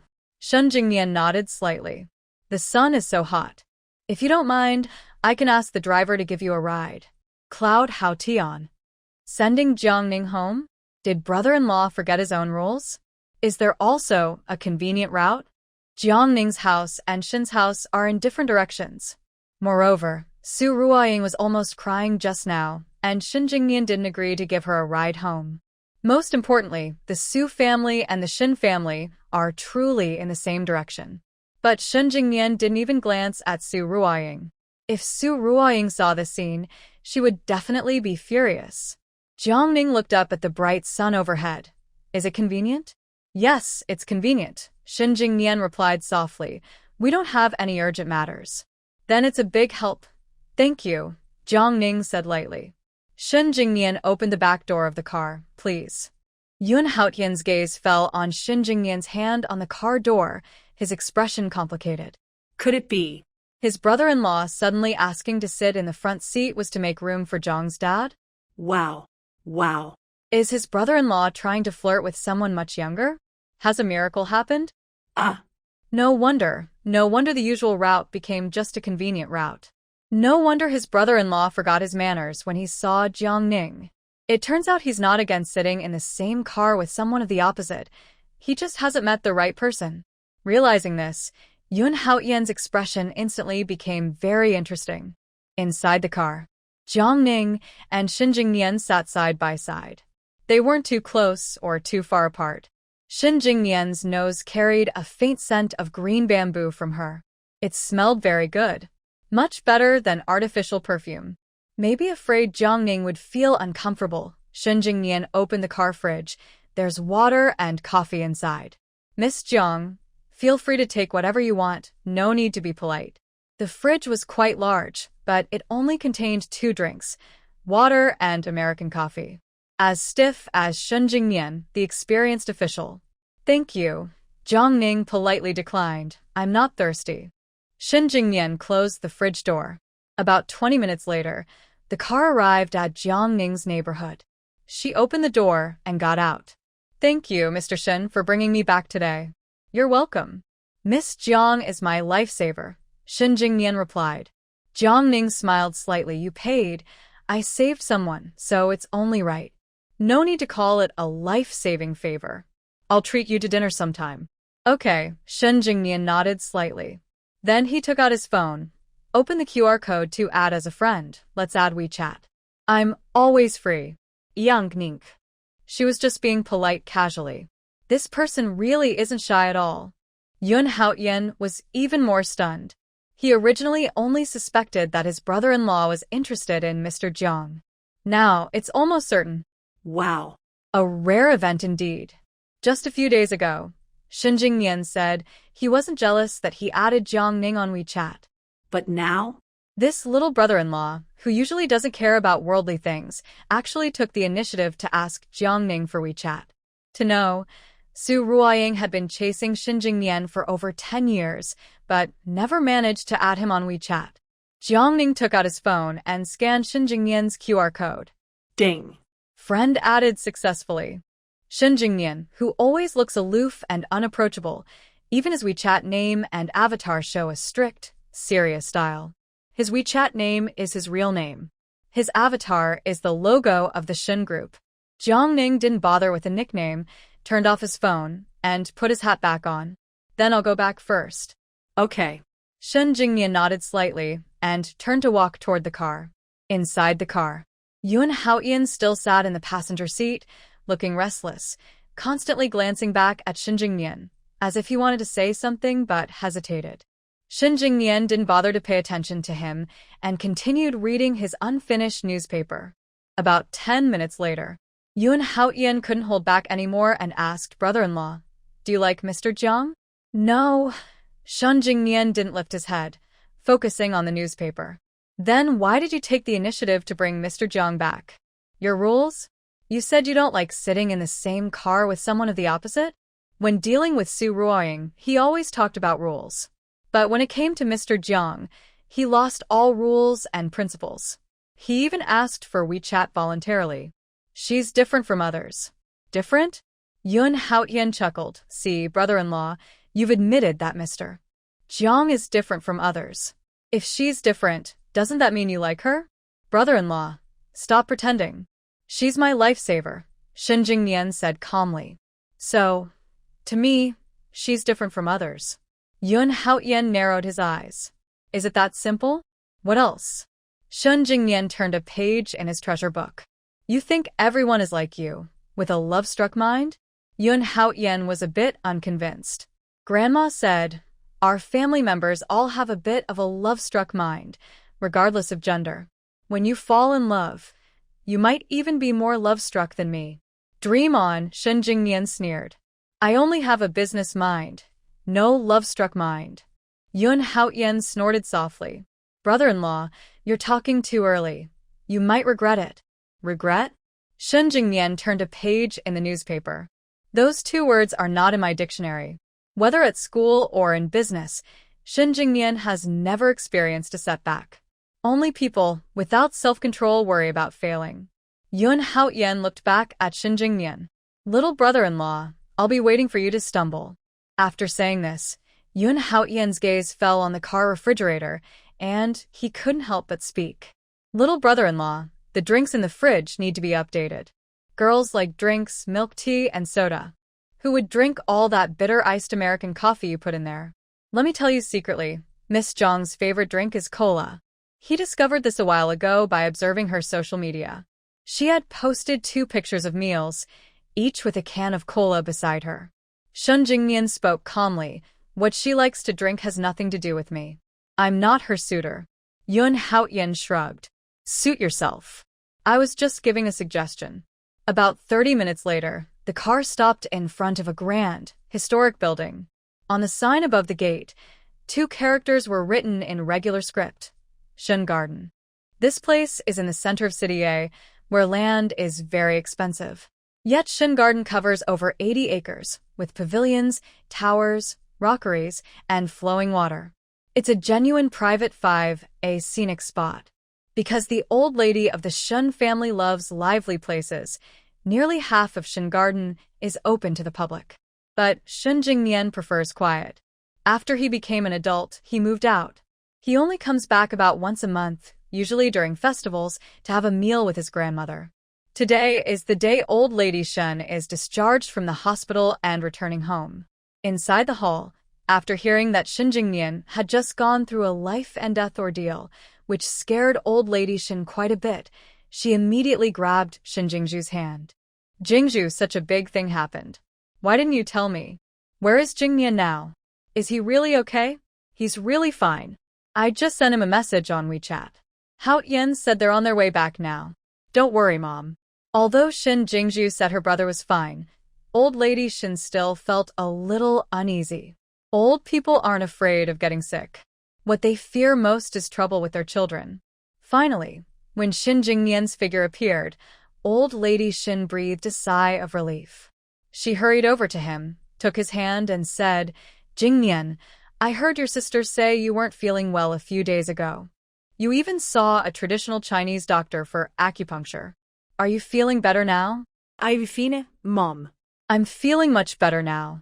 Madam Shun gently held her son's hand, carefully looking him over from top to bottom, then side to side. Are you really okay now? Yes, I'm really fine now. Then run a few steps. Run a few steps? Shun Jingnian looked puzzled. Madam Shun continued, if you're fine, run a few steps so I can see. Shun Jingnian. After repeatedly confirming that her son was truly fine, Madam Shun finally relaxed. She turned to Shun Jingshu. Jingshu, if your brother has any problems in the future, you must not hide it from me. Okay, Shun Jingshu smiled. Don't worry. Jingnian will definitely have good fortune after this big trouble. Things will be smooth and easy from now on. Madam Shun nodded. You're right. After surviving a big danger, good luck will follow. From now on, everything will go smoothly and steadily. Tian Tian? Yun Haotian looked confused. Who is Tian Tian? Shun Jingnian glanced at Yun Haotian and said, there is a video meeting in 20 minutes. Come with me to the study. Then she headed toward the study. Yun Haotian quickly followed. Brother-in-law, who is Tian Tian? Shun Jingnian softly asked, how is the planning for the southern city coming along? Hearing this, Yun Haotian stopped asking about Tian Tian and immediately focused on work, taking out his phone. It's almost done. I'll ask Secretary Li to send it over. Okay. Shun Jingnian nodded slightly. Then she asked, have they sent the bidding plan from the exciting game company? Not yet. Yun Haotian shook his head. Brother-in-law, don't wait for exciting game. Their company's Xiehuaijin has been poached by Qing Zijuan. Whether they can keep the company is uncertain, let alone the bidding plan. Shun Jingnian's expression grew serious, but she said nothing. Watching their figures, Madam Shun sighed softly. This kid is the same. He just recovered and is already back to work. He really should rest more. Shun Jingshu smiled and said, you know very well, our Jingnian is famous for being a workaholic. She paused, then continued, Mom, by the way, Jingnian was able to recover so quickly because of Miss Jiang. Although she's young, she's more capable than Su Jiming from the first hospital. If it weren't for her, Jingnian might really be in danger now. Then we must thank her properly, Madam Shun said. Shun Jingshu nodded. I've already given Miss Jiang a card, but how can we measure such a life-saving favor with money? Mom, I think Miss Jiang's appearance and temperament are the best. Don't you think it's time to consider marrying her to Jingnian?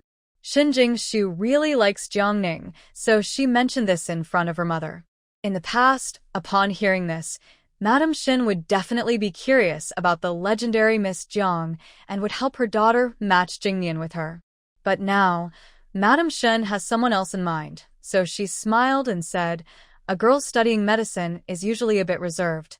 Our Jingnian is naturally quiet and can't even make a fuss. I think you should find a lively girl who can talk easily. Oh, I also met a girl during my hospital stay. Her looks, figure, mind, and attitude. She's just like my dream daughter-in-law. Met her at the hospital? Shun Jingshu frowned slightly. There are too many gold diggers nowadays. Are you sure you didn't meet someone scheming? Madam Shin was staying in a high-end VIP ward. Shun Jing-shu suspected that the other person must have noticed her mother's distinguished background, so she was deliberately acting a certain way. When her daughter doubted that her favorite future daughter-in-law was a scammer, Madam Shin smiled and said, "Do I look like someone with poor eyesight? Can she tell at a glance if someone is a gold digger?" Shun Jing-shu poured her mother a cup of tea. "We should be cautious. I and Miss Jiang have truly interacted, and she even saved Jingmian's life. But you and that girl only met once." Although her mother's judgment was usually accurate, she was getting older. Today's society is complicated, and some people will do anything to achieve their goals. Shin Jing-shu worried that her mother might be exploited. Madam Shin picked up her cup and took a sip of tea. "Jing-shu, I'll say this now, when you meet that girl, you'll like her too." Shin Jing-shu had high standards and rarely liked someone at first sight. Except for Jiang Ning. But how many people like Jiang Ning are there in the world? Mom, that's just your personal opinion. Madam Shin smiled and said, "Just wait and see. If we're destined to meet, we will. One day, we'll see her again." Although Madam Shin didn't even know the girl's name, she felt a special connection. If it's fate, there's no need to worry about waiting. The mother and daughter chatted for a while, then Madam Shin went for a nap. Shin Jing-shu went to prepare the dinner menu.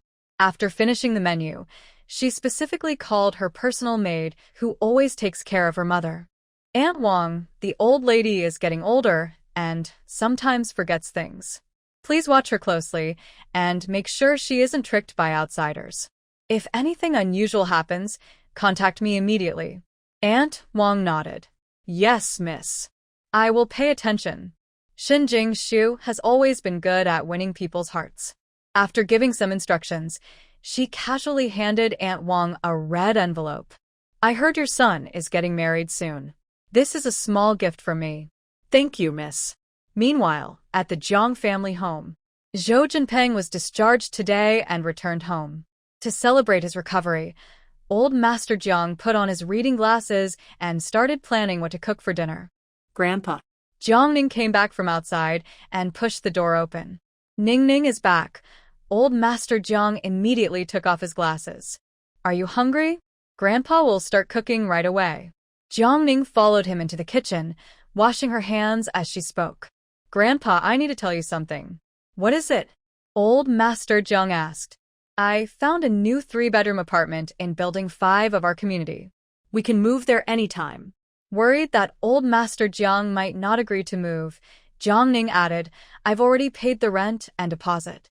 Although the 3-bedroom apartment is more comfortable, the rent is over 1,000 yuan more each month than their current 2-bedroom. Thinking about this, old Master Jiang frowned slightly. "Ning Ning, the living room is fine for us. Why waste money? Next year, you'll start university and you'll need money for many things." He wanted to spend every penny wisely. "Grandpa, the living room isn't a place to sleep," Jiang Ning said. "Don't worry about money. Your granddaughter is quite capable now. She can play games, invest in stocks, and buy funds. I've earned quite a bit recently. By the way, here's your bank card." If old Master Jiang checked his bank balance now, he would be shocked to see it had grown from 35,000 to 350,000 yuan, 10 times more. "The card is yours." Jiang Ning directly put the bank card into his pocket. "Grandpa, I don't have much money now, but I do have some savings. And if I ever run out, I'll definitely ask you for help." Old Master Jiang couldn't refuse his granddaughter, so he accepted the bank card. "All right, just tell me if you need money." "Okay, Yang Ning noted." In the evening, around 5 o'clock, Zhou Jinpeng carried his luggage home from the hospital. He had stayed there for a while and no longer needed a wheelchair. At the dinner table, Jiang Ning mentioned to Zhou Jinpeng that they were planning to move. "Grandpa Zhou, our current house lease is about to end. I rented a 3-bedroom apartment nearby. Would you like to move in with us?" Zhou Jinpeng smiled warmly and said, "Then I'll move with you. But I won't stay long, maybe 2 or 3 months. After that, you might need to find a new roommate. It's okay. Moving to Building 5 is just a temporary solution. Soon my grandfather and I will move too," Jiang Ning replied. "Where are you moving to?" Zhou Jinpeng asked, a little surprised. Jiang Ning said, "We're moving to Fenghua Villa near Yizhong." Fenghua Villa.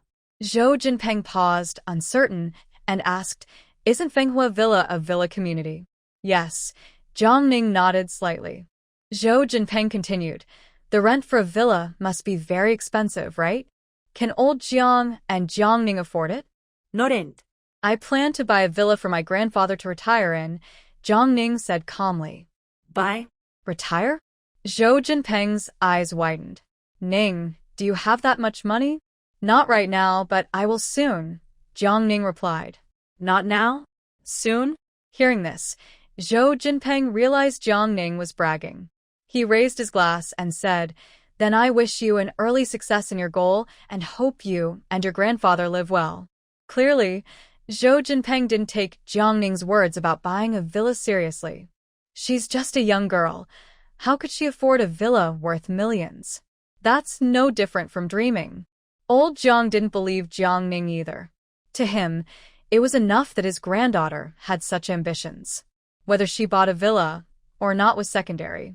Old Jiang looked at Zhou Jinpeng and asked, "Old Zhou, you said you're moving out in 2 or 3 months. Where are you going?" "Back to my hometown." Zhou Jinpeng took a sip of wine. "A few days ago, my nephew called and said that the development there has been very good. My old house is being demolished, and I'll get some money. I plan to retire there. When you get old, you always want to return to your roots." His eyes were full of longing as he spoke. The next day, it was old Zhang's turn to rest. Early in the morning, he started busying himself with the moving preparations. Fortunately, they all live in the same community. Jiang Ning and the old man don't have many large pieces of furniture. Besides some clothes, they mainly have pots and bowls, which are easy to move. They finished moving everything in just 2 or 3 hours. Meanwhile, in the study room, after the meeting, Shen Jingnian sent a message to his secretary. "Replace the ice American in my car fridge with cola and milk tea." The secretary thought she was seeing things. She rubbed her eyes to confirm that the message was from Shen Jingnian. Then she asked, "Should all the cars be changed?" "Yes," Shen Jingnian replied. The secretary was stunned. What has the 9th master been through? Didn't he dislike drinking milk tea and soda before? To stay alert, he used to drink 2 glasses of ice American every day. But now, the 9th master wants to replace ice American with cola and milk tea. It's unbelievable. Meanwhile, at the Chung group, Chung Zijuan listened to his deputy's report, frowning tightly. "It's resolved? The financial crisis of the Jidong game is actually over?" "Yes, it was said to have been solved a week ago," the deputy nodded, looking just as confused. Given Jidong Company's current situation, which investment bank would risk filling that 100 million yuan gap? Chung Zijuan pinched his temples, showing signs of fatigue. He originally wanted to take advantage of Jidong's heavy, buy it at a low price, and profit from its downfall. But unexpectedly, the financial crisis of Jidong game was resolved. Who did it? Who was helping Jidong? Lin Yuza smiled and said, "Brother Zijuan, don't worry. Jidong game is already at its end. Even with help from benefactors, it's hard to survive this crisis. Why bother worrying about it?" Finally, Lin Yuza seemed to think of something. "And isn't Jiang Ning still there?" "Brother Zijuan, Jiang Ning joined Jidong to flatter you. She must know the inside story. You should ask her on WeChat what's really going on with Jidong now." Hearing this, Chung Zijuan calmed down a lot. Lin Yuza was right. Jidong is already at its last legs, not worth fearing. Moreover, Jiang Ning is still spying inside Jidong. What is he afraid of? Thinking of this, Chung Zijuan looked up at Lin Yuza. "Ask her on WeChat." "I already blocked her." Because he didn't want Jiang Ning to bother him, Chung Zijuan quickly deleted Jiang Ning's WeChat after their divorce. "Okay." Lin Yuza nodded and took out his phone from his pocket. During Jiang Ning's time working at Cheng's group, she added everyone around Chung Zijuan on WeChat. Although most people didn't respect her as the nominal wife of the CEO, she still was very friendly to Chung Zijuan's staff. Her cheap attitude made her seem more like a decoration on Chung Zijuan rather than a real wife. Lin Yuza opened WeChat, found Jiang Ning's profile picture, and clicked on the chat. Since they added each other, they hadn't talked much. Plus, Lin Yuza looked down on Jiang Ning, a girl from the countryside, so he even blocked her on moments. He never thought he would one day send her a message first. If it weren't for the acquisition of Jidong, and if Jiang Ning hadn't joined Jidong as a spy for Cheng Zijuan, Lin Yuza would never have contacted someone like her. Are you free now? Let's have a voice chat about Jidong. Lin Yuza sent the message he typed. But the next second, he was confused. A red exclamation mark appeared on the screen. Seeing Lin Yuza's strange expression, Cheng Zijuan asked, "What did Jiang Ning say?" Lin Yuza scratched his head. She Seems to have deleted me? What? Cheng Zijuan's face darkened. What is Jiang Ning up to? She actually deleted Lin Yuza. Lin Yuza continued. Maybe it was a mistake. I'll just call her directly. If Jiang Ning loved Cheng Zijuan so much, why would she delete him? It must have been a mistake. He switched to his contacts, dialed Jiang Ning's number, and heard, "Sorry, the user you're trying to reach is busy." Clearly, this was a blocked message. Lin Yuza's eyes widened. WeChat was a mistake deletion. But the phone number? Surely it wasn't accidentally blacklisted too?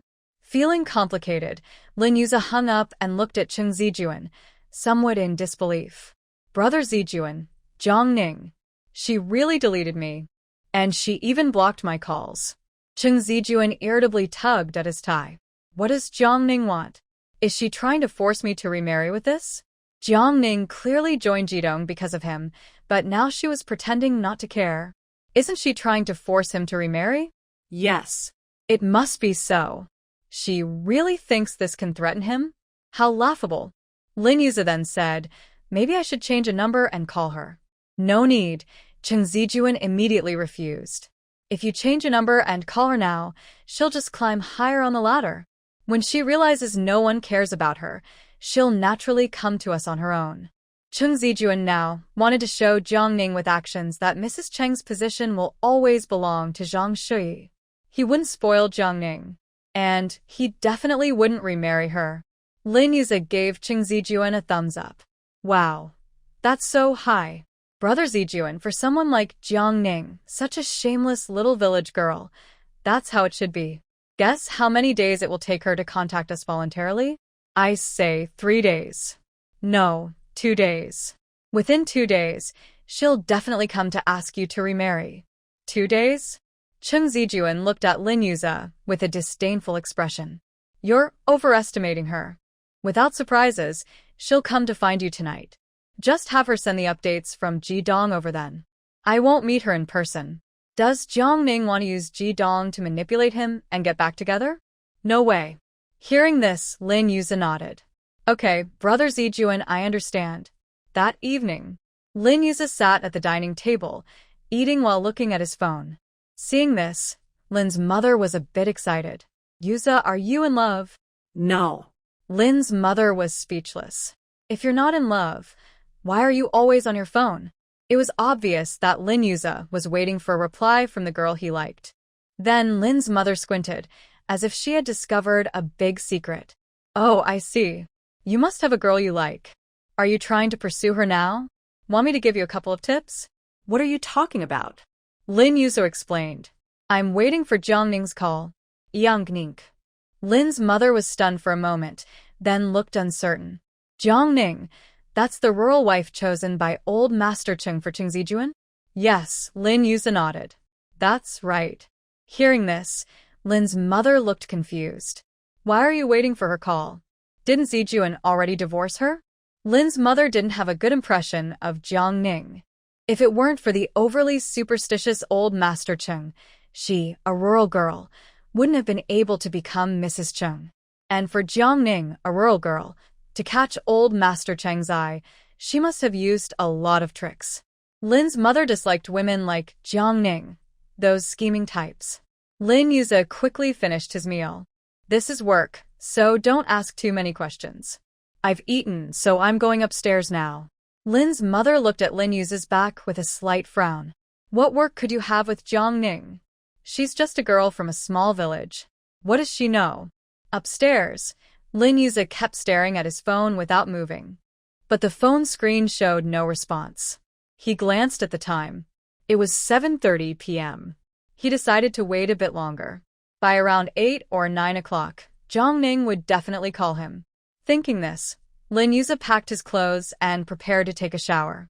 When he went to the bathroom, he deliberately didn't bring his phone. He wanted Jiang Ning to worry a little. More than half an hour later, the first thing Lin Yuza did after coming out of the bathroom was to check his phone.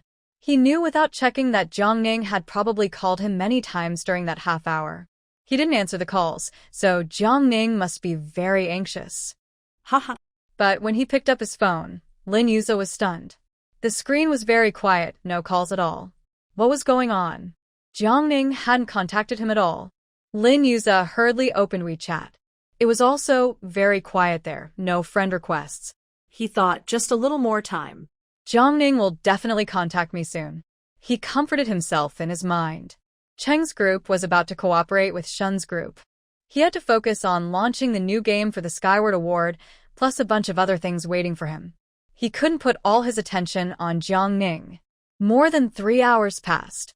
Lin Yuza finished his work, picked up his phone, but still no response from Jiang Ning. This was strange. Based on his understanding of Jiang Ning, she should have been unable to hold back by now. Could it be that Jiang Ning really gave up on Cheng Zijuan? No. That was impossible. Jiang Ning loved Cheng Zijuan so much, she was willing to die for him. How could she forget Cheng Zijuan in such a short time? Maybe soon he would receive a WeChat message from Jiang Ning. But as time passed second by second, Lin Yuza still hadn't received any active contact from Jiang Ning. Until the next morning, his phone remained silent. As soon as he arrived at the company, Cheng Zijuan asked his secretary to call Lin Yuza to his office. How did Jiang Ning talk to you yesterday? Lin Yuza looked complicated, unsure how to explain to Cheng Zijuan. Seeing this, Cheng Zijuan's eyes showed some disgust. Jiang Ning wants to talk to me in person? That's really disgusting. He didn't want to see Jiang Ning, that small village girl. No, that's not it, Lin Yuza continued. Jiang Ning didn't contact me at all last night. Brother Zijuan, what do you think is really going on? No contact? Cheng Zijuan frowned slightly and asked, is your phone broken? Losing him, Jiang Ning might have hurt herself. She loves him so much, she wouldn't go a whole night without contacting Lin Yuza. So, it must be Lin Yuza's phone that is not working. My phone isn't broken, Lin Yuza said, feeling a bit doubtful about everything. I can receive messages from others normally. There's no way I wouldn't get Jiang Ning's message. Cheng Zijuan's face darkened with clouds, about to say something. Suddenly, there was a knocking sound. Someone was knocking on the door. No need to guess, it must be Jiang Ning. Cheng Zijuan's eyes lit up instantly. He looked toward the office door. He stood up excitedly and went to open the door. Jiang Ning must be here. She's bringing her nervous purchase documents to ask me to get back together. Hearing this, Lin Yuza quickly stopped Cheng Zijuan from opening the door. Brother Zijuan, don't forgive Jiang Ning just because of the purchase documents. You must make her realize her mistake. Cheng Zijuan nodded. I know. He wouldn't forgive Jiang Ning easily, and he wouldn't open the door for her either. What is Jiang Ning? If she comes to see him, should he pay attention? Jiang Ning had already blocked and deleted Lin Yuza. If she was so capable, she should never come begging him again. Thinking of Jiang Ning desperately standing outside, begging him to open the door, Cheng Zijuan's face was full of pride. The knocking continued. Seeing that Cheng Zijuan didn't intend to open the door, Lin Yuza couldn't help but urge him. Brother Zijuan, she's been knocking for so long. Just go open the door. If you don't, Jiang Ning might get so anxious, she tries to jump off a building. Knowing Jiang Ning loved Cheng Zijuan so much, her attempt to jump wouldn't be a joke. She had already tried to kill herself once. Hearing this, Cheng Zijuan slowly walked over to open the door. He didn't even look directly at Jiang Ning, standing high above her with an aloof attitude. Who told you to come? The Cheng group doesn't welcome you. I already told you clearly at the coffee shop.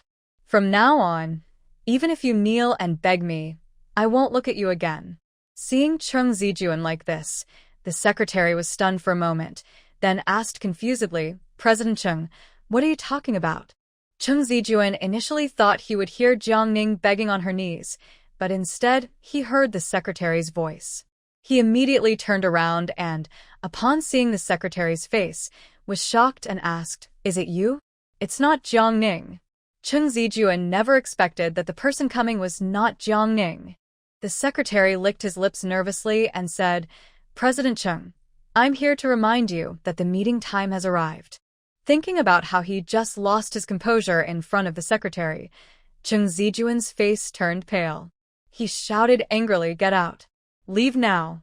The secretary was so scared he turned and left immediately. Seeing that the visitor was the secretary, Lin Yuza was also stunned for a moment. He walked over to Chung Zijuan and said, "Brother Zijuan, don't be anxious.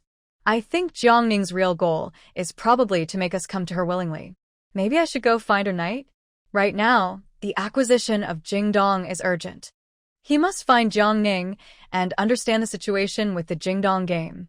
"No need." Chung Zijuan directly refused Lin Yuza's suggestion. Isn't Jiang Ning trying to threaten him into reconciling by using Jingdong? Then he wouldn't go looking for Jiang Ning proactively. Moreover, tomorrow is the day the Shin Group's bidding results will be announced.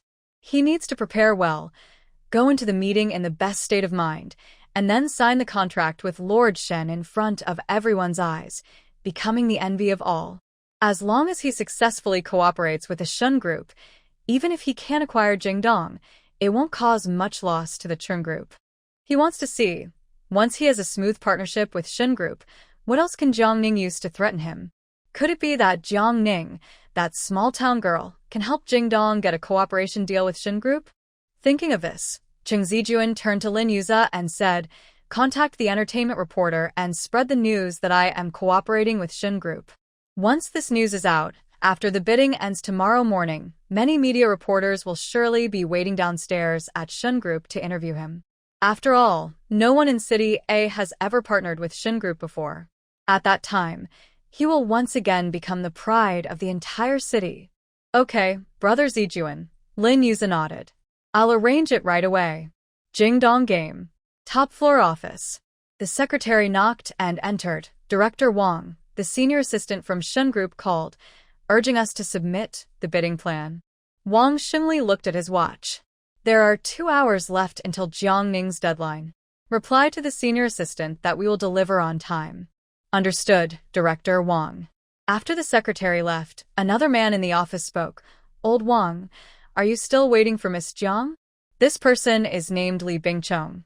Wang Xingli is a high school classmate of Jiang Ning and also one of the shareholders, holding 7% of the shares. Wang Xingli nodded. Li Bingcheng frowned slightly. The bidding time is almost over. Can Miss Jiang really be reliable? At this point, Li Bingcheng added, "She can come up with a plan in a day that took you half a month to develop. I advise you not to place too much hope on her. The funding issues are already solved, so we should focus on the Skyward Award. Don't lose the big opportunity by focusing on small gains. That's not worth it." Faced with Li Bingcheng's doubts, Wang Xingli was very firm. "If Miss Jiang couldn't solve the bidding plan, she wouldn't have agreed to help me so suddenly. I believe in her." Li Bingcheng smiled helplessly. "You really are obsessed. I believe Miss Jiang is wealthy enough to not worry about money. But if you ask whether she has real skills, I have some doubts." Ding. You have a new email. Hearing the notification, Wang Xingli quickly opened his email and saw the message from Jiang Ning. He couldn't help but feel emotional. Miss Jiang is really a timely help. Li Bingcheng looked a bit surprised. "Miss Jiang sent an email?" Yes. Wang Xingli immediately saved the file and then forwarded it to the person in charge of the Shin Group. Watching Wang Xingli's actions, Li Bingcheng was a bit confused. "You didn't even check and just send it to Shin Group?" "No need. What Miss Jiang produced is definitely reliable." After saying that, Wang Xingli continued, "Tomorrow, Shin Group will announce the bidding results. Let's go there together." Li Bingcheng licked his lips. "Old Wang, do you really think we have a chance to cooperate with Shin Group? If we don't win the bid from Shin Group, given the current situation of our company, it would be no different from embarrassing ourselves." "Dreams are always worth having," Wang Xingli said with a smile. "Moreover, Miss Jiang worked hard to help us develop the plan. If we don't even dare to go, we'd be wasting her effort. That's true, but I've heard some inside news that Shinjoy has already partnered with the Chung Group. If we go, we'll just be supporting Chung Zijuan, Li Bingqing's side at the end. Actually, Shin Group choosing Chung Group was within Li Bingqing's expectations. Who is Chung Zijuan? He's a rare financial genius, a black horse in the industry. In City A, how many people can, in a short time, turn around the collapsing Chung Group and bring it back to the top? Wang Shanglili à cigarette. If you won't go, I will go alone. No, I'll go. I'll go, Li Bingqing quickly said. As partners, Li Bingqing would never abandon Wang Xingli. He couldn't let Wang Xingli go alone and embarrass himself. At 9 o'clock the next morning, Li Bingqing and Wang Xingli arrived at Shin Group. By then, many well-known companies had already gathered in the conference room. When they saw Li Bingqing and Wang Xingli, the crowd no longer showed them the usual flattery. Instead, they looked at them with sneers and mockery. Isn't that Wang Xingli and Li Bingqing from the Exciting Game Company? What are they here for? Do they really think Ninth Master will choose to cooperate with Exciting Game? Is this just embarrassing themselves? Although prepared for mockery, Li Bingqing still felt heavy-footed and hard to breathe. Exciting Game had once been successful. In the past, wherever he went, he was called Mr. Li with respect. Many companies wanted to cooperate with him. But now, after just a few months, it had all changed so much. Li Bingen siga inuarli. Wang Xingli also felt a bit upset. Suddenly, the crowd at the door started to gather. Their whispers turned into flattery. President Chung from Chung Group has arrived. President Chung is so talented at such a young age. With such a strong family background, old Master Chung is amazing. His grandson must be just as outstanding. Li Bingqing and Wang Xingli looked up. They saw Chung Zijuan dressed in a limited edition suit, walking proudly through the crowd, supported by others. Behind him was Xia Huaijin. Li Bingqing's gaze fixed on Xia Huaijin, his brow furrowing slightly. He couldn't help but say, traitor. If it weren't for Wang Xingli's support back then, there wouldn't be the current Xia Huaijin. But now, he had betrayed Wang Xingli, turning to Chung Group and even stealing some very important data. Ungrateful dog. People move upward, water flows downward. It's natural, Chung Zijuan said loudly, walking straight to Li Bingqing with obvious mockery in his eyes. Your company has limited ability and can't provide what General Manager Xia wants. Instead, you're slandering him behind his back. Your corporate culture probably needs improvement, huh? His words drew nods and agreement from others. President Chung is right. Your Exciting Game Company can't keep talented people and blames General Manager Xia for leaving? Exactly. Seeing everyone distort the truth, Li Bingqing was so angry he clenched his fists, ready to argue. Next to him, Wang Xingli patted his shoulder, signaling him not to argue with them. History is written by the victors. The same goes for the business world. When they someday stand at the top of the world, justice will come to Judge Xia Huaijin. Li Bingqing knew this was not the right place to argue with Chung Zijuan and Xia Huaijin, so he held back his anger. Wang Xingli looked at Xia Huaijin and said calmly, "Thank you for setting an example and teaching Wang a lesson, making him truly understand that business is like a battlefield. But leaving us is easy, rejoining is hard. I just hope Mr. Xia will never regret it." Regret? Xia Huaijin sneered. I will only regret not leaving earlier. Wang Dong, can't you see? Everyone here knows that Mr. Shin's preferred partner is our Mr. Chung. If I were Wang Dong, I wouldn't have humiliated myself today. His words were firm and clear. Next to him, Chung Zijuan held his chin high. When he came to Shin Group, he saw many reporters waiting downstairs, hoping he would succeed in partnering with Shin Group and then interview him for headlines. After all, he was the first person in City A to cooperate with Shin Group. Soon, he would become the most dazzling man in City A. Wang Xingli frowned slightly. Mr. Shin hasn't announced his partner yet. Mr. Chung and Mr. Xia are so confident. Aren't you afraid of making fools of yourselves? Li Bingqing then spoke. Chung Zijuan, Xia Huaijin, I tell you, don't celebrate too early. Recently, Our company has a very talented Miss Jiang. She will surely lead us to new heights. When that happens, you'll be crying while watching us succeed. Wang Xingli nodded. Exactly. Miss Jiang will not only bring us to new heights, but also help us win the bid for Shin Group with her latest plan. Hearing this, Cheng Zijuan sneered. Yang Nink. Wang Dong, Li Dong, you don't know? Jiang Ning is my ex-wife. No one knows her better than I do. She's just a girl from the countryside, didn't even finish high school. You're pinning your hopes on a small-town girl? That's laughable. What is Jiang Ning worth? She thinks she can win the bid for Shin Group? Dream on. The winner of Shin Group's bid can only be me. Seeing Cheng Zijuan speak so insultingly about Jiang Ning, Wang Xingli was very angry. He pointed at him and said, Cheng Zijuan, don't look down on people. Even if Miss Jiang comes from a poor family, she can still become someone who surpasses you. Just her? Cheng Zijuan sneered. Wang Xingli, you're really adorable in your stupidity. No wonder the game Heartbeat isn't doing well. With a CEO like you who has no ability, Heartbeat is only fit to be a victim in business battles. But Wang Xingli, if you just admit defeat to me, maybe I'll be in a good mood and consider giving you a high price to buy your Heartbeat. Wang Xingli squinted, his eyes firm. Miss Jiang will definitely help us win. Seeing Wang Xingli acting so confidently, Cheng Zijuan sneered loudly.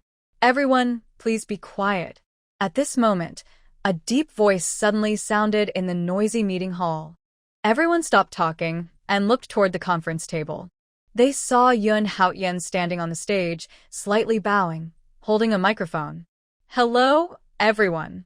I am Yun Haotian from Shin Group. Next, I will announce the results of this bidding on behalf of Lord Shin. Yun Haotian took the paper handed to him by the secretary. Shen Jingnian always handled official matters strictly. Before the results were made public, even he didn't know which company his brother-in-law was collaborating with. Everyone held their breath, watching Yun Haotian, eager to hear the answer. Now, I announce that the winning company is... When he saw the company name on the paper, Yun Haotian's eyes showed surprise. He then looked at Cheng Zijuan sitting at the conference table. The company name he was about to read was stuck in his throat, creating suspense. Seeing Yun Haotian's gaze on himself, Cheng Zijuan immediately felt very proud. The winning company must be Shin Group. Otherwise, why would Yun Haotian look at him with such eyes? Cheng Zijuan adjusted his suit collar, stood up proudly from his chair, and prepared to receive the bid award from Yun Haotian. His proud expression couldn't be hidden. No one knew how proud Cheng Zijuan was right now. Even Jiang Ning, a small-town girl, dared to compete with him.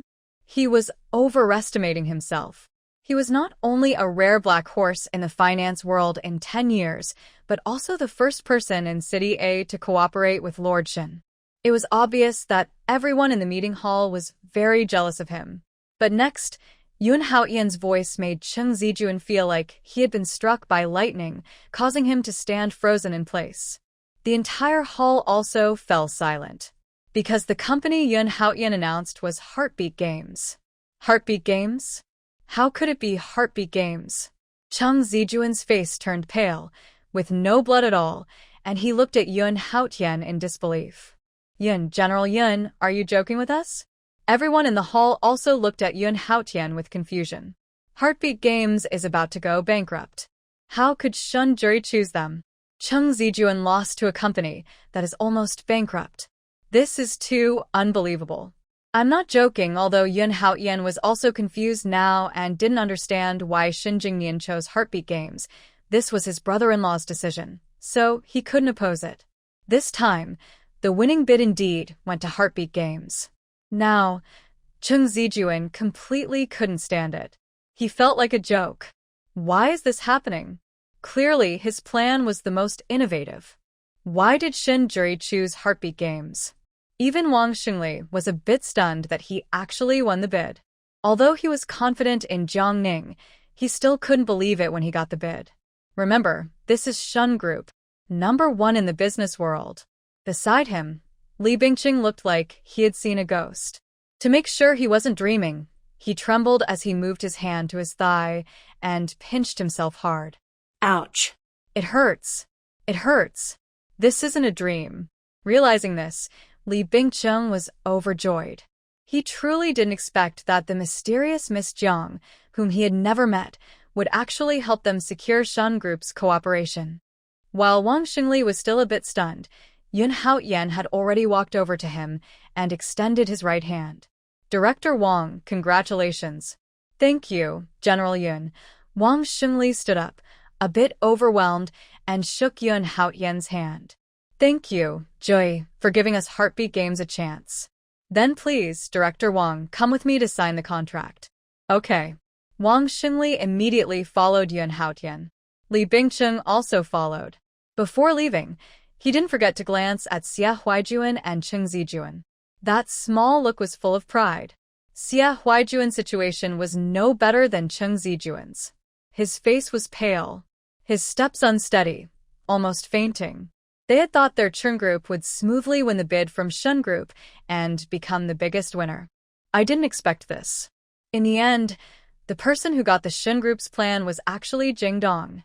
What exactly is Jingdong relying on? Could it be that his decision to leave Jingdong was a mistake? Soon after, Wang Xingli and Li Bingcheng followed Yun Haotian to the top floor office. 68 floors up. It feels like standing on the clouds. From here, you can see every corner of the city. When they saw Yun Haotian bring people over, the assistant immediately opened the office door. Young Yun, Lord Zhou has been waiting inside for a long time. Yun Haotian nodded and looked at Wang Xingli and Li Bingcheng behind him.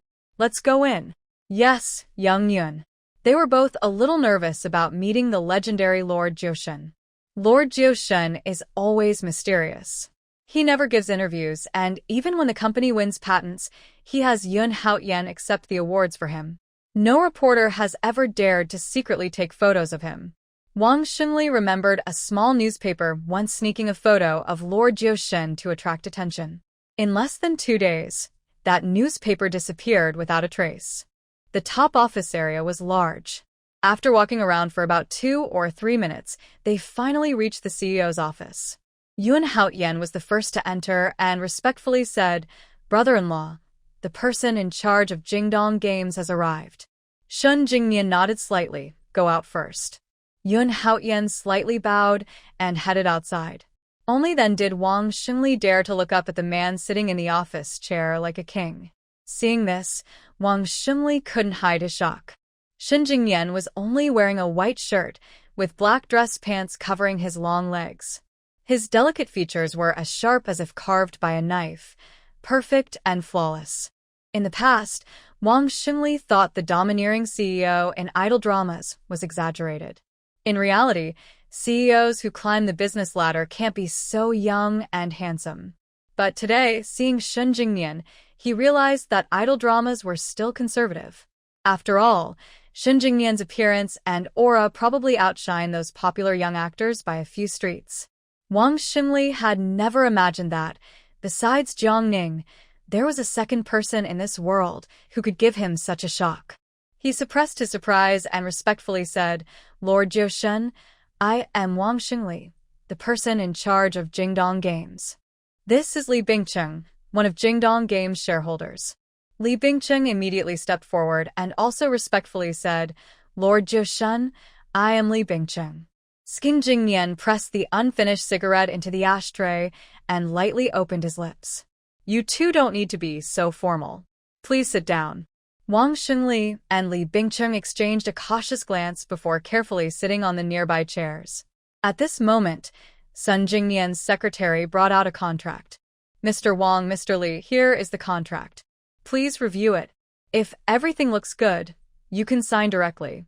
If there are any issues, you can communicate with our legal department." The contract was 3 pages long, with clear terms.